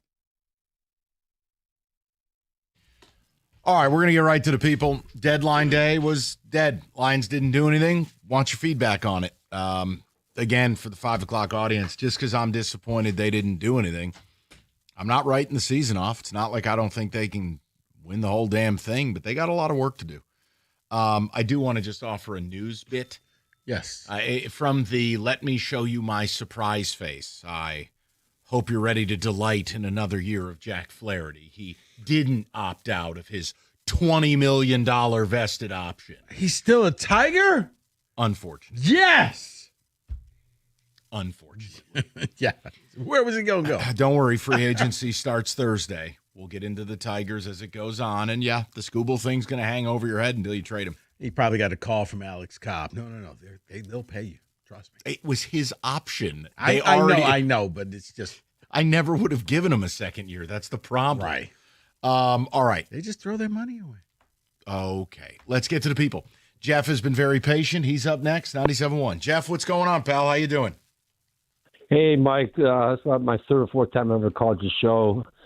I just want to. I'm a little upset with Brad Holmes. Okay. And the reason is okay. I'm 69 years old. All right. I was 1 year old in a playpen when the Lions won their last championship game. I don't know how many years I got left, but the clock is ticking for me. And the fact that Brad Holmes sat on his frickin' hands and didn't do anything to improve our chances of getting to the Super Bowl. I don't even care if we win the Super Bowl. I just want to get to the frickin' thing. To say, before I die, we made it to the Super Bowl. Winning it would be the icing on the cake, but just getting there is what I want. And Brad Holmes obviously doesn't give a crap about anybody, no matter how old they are. As long as they're packing the frickin' stadium right now, they don't give a damn. This team is good, but they're not going to be good enough to make it all the way. I look at them at 10-7 right now. They're going to win 5. They're going to win 5 of their next 9 games. They're going to go 5-4. 10-7 is the best they'll do. That might get them a playoff spot, but they will be on the road where they play. And it's sad for me because I'm, like I said, my days are numbered. A lot of people that are in the 30s and 40s have no idea what somebody like me has gone through for 68, 69 years, okay? Waiting to see a Super Bowl championship or getting there, and yet it still hasn't happened. And right now, I don't think it's going to happen again this year. Not after what Brad Holmes did, nothing again. Just like the Tigers general manager does nothing. It's just hey, as long as the fans are coming out, they don't give a damn. No, I mean, Jeff, listen, first of all, if this call is indicative of anything, you're living till 118. Yes. You got plenty of time. Don't you dare. Jeff, you're going to see a Super Bowl. You just maybe multiple. Eat your grape nuts in the morning. You're going to be okay. Now listen to me. They can still win the Super Bowl. I will not write them off. That's not what today's show is about. I won't do it. No, but today's show is you could have put yourself ahead of the line. You could have put yourself nice. in a better position that you become the team that everybody chases, rather than you're right there in the middle of the pack with all the other playoff teams. I think the thing we're all bent out of shape about is the player that me, you, and TJ loved Friday. The Eagles got him, and they got him for free. Make no bones about it. The Dolphins paid the freight. You're going to get a comp pick back.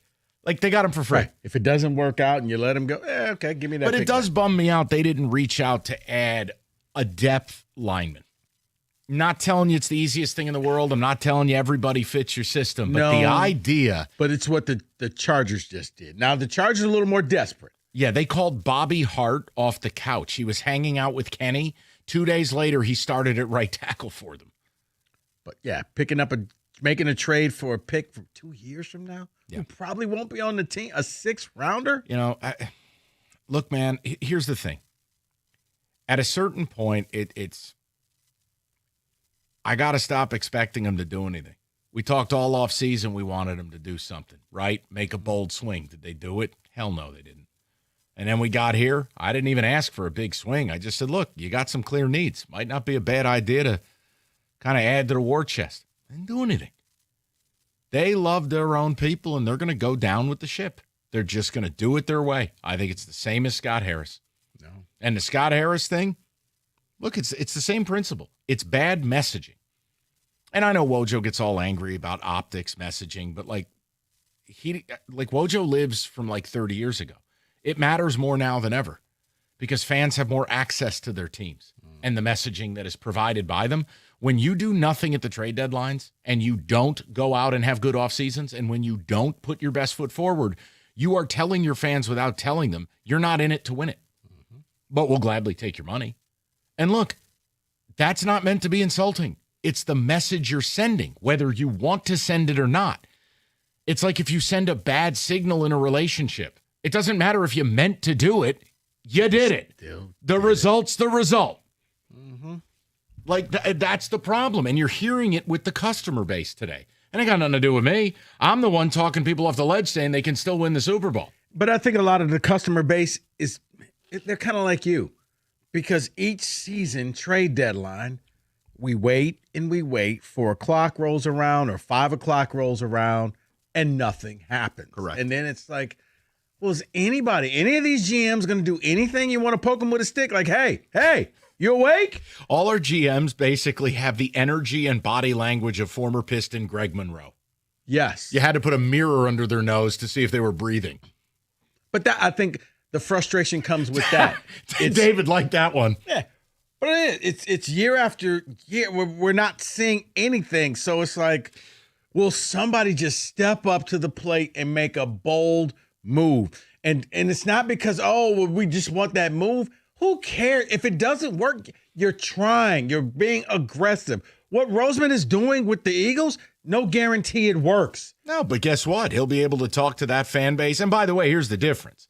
See, this is where I do blame ownership. Jeffrey Lurie, he ain't effing around. Win the Super Bowl or die trying. He has someone to answer to. Do I believe we have an owner in town that approaches it that way? Absolutely not.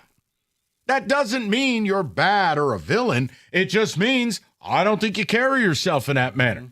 I don't. Yeah, somebody actually sent in a text similar to that about 40 minutes ago. It says, we praise Sheila Ford the last couple of years for getting the Lions back on the map.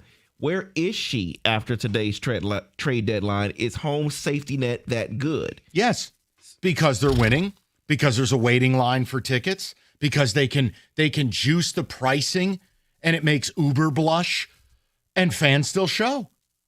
Now that's going to run out. Fans are eventually going to turn because when you win, but you don't win enough, people get angry. Look, maybe this all solves itself. But for here today, we're talking through it. I'm bummed they didn't do anything. And I had lowered my expectations. That's personal growth. There was none of this today. None of it. Because I don't think that, I think that was reserved if Hendrickson had gone somewhere or Crosby had gone somewhere. Yeah, if the Bears had traded for Trey Hendrickson or something. You would have been doing that. Oh, Sauce Gardner doesn't draw that type of an interest. No, because he went to the AFC. Right. I only concern myself generally with what I have to face to get to a Super Bowl. All of a sudden, wait, somehow the Packers made a move and they got Trey Hendrickson. Oh, dear God. Yeah, no, please don't do that. All right. Don't put that in the universe. Teardrop.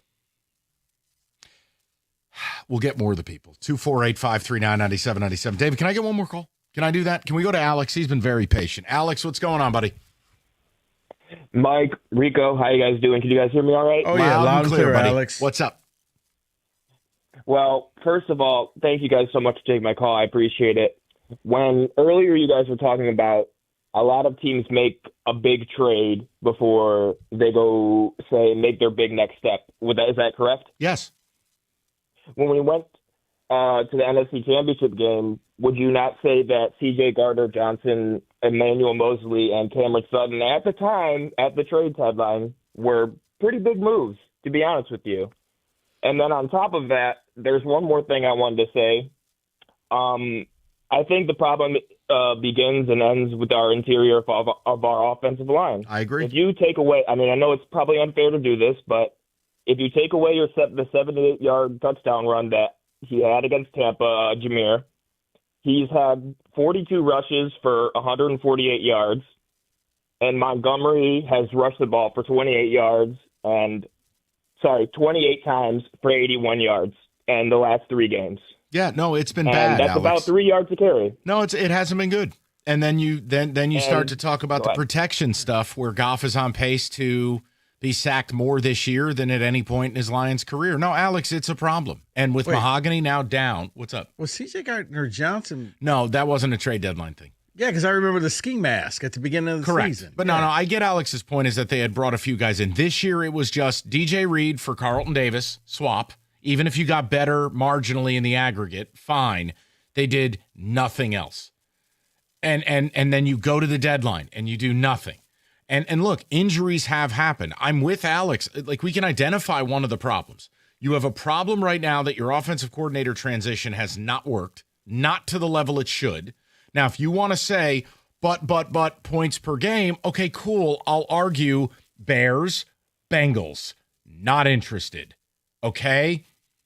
They're the town whore. Everybody scores. So I'm not interested. Oh, Kenny got laid last night. Congrats. Where was he? Oh, he went to the brothel. You don't get points for that. Gotcha. The whole idea is the interior of this O-line is a problem. And Mahogany's going to be gone in eternity. Their hope is late December. But they do that with all their players. They don't rule anybody out for the year. No, just in case they're ready for the Super Bowl. They could have a guy like get launched out of a roller coaster and be missing. And they'd be like, hey, listen, couple of weeks. Come on. We saw Aiden break his leg in there. He could be back for the Super Bowl. Right. Well, a doctor said, may or may not have been his father. I don't know. Okay. All right. Listen, after a hot summer, you know what's coming up next. Snow, winter, pain, death. Heating, cooling, plumbing, and electrical is more important than ever. You got to go to Mastercraft. Make sure your furnace is running right. Right now, $79. That's $30 off the regular price. Call today. The spots fill up fast. And don't forget, Mastercraft. They do plumbing, electrical, and generators, all at discounted prices. Do it now. It's mastercraftheating.com. That's mastercraftheating.com.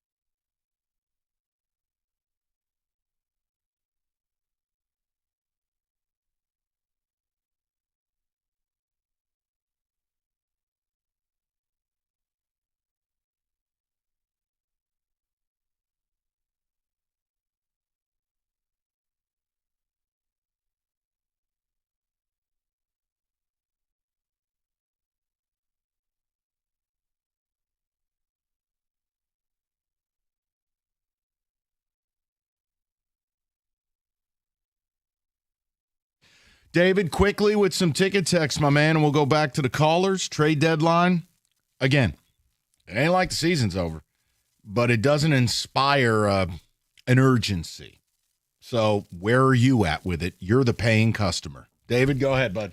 The Lions' first-round draft pick next year will probably be 28 to 32. So why not give that up for a true impact player who can help you win the Super Bowl now? Now, look, I'm not going to freak out about not dealing a one at the deadline. Off-season is the time for that.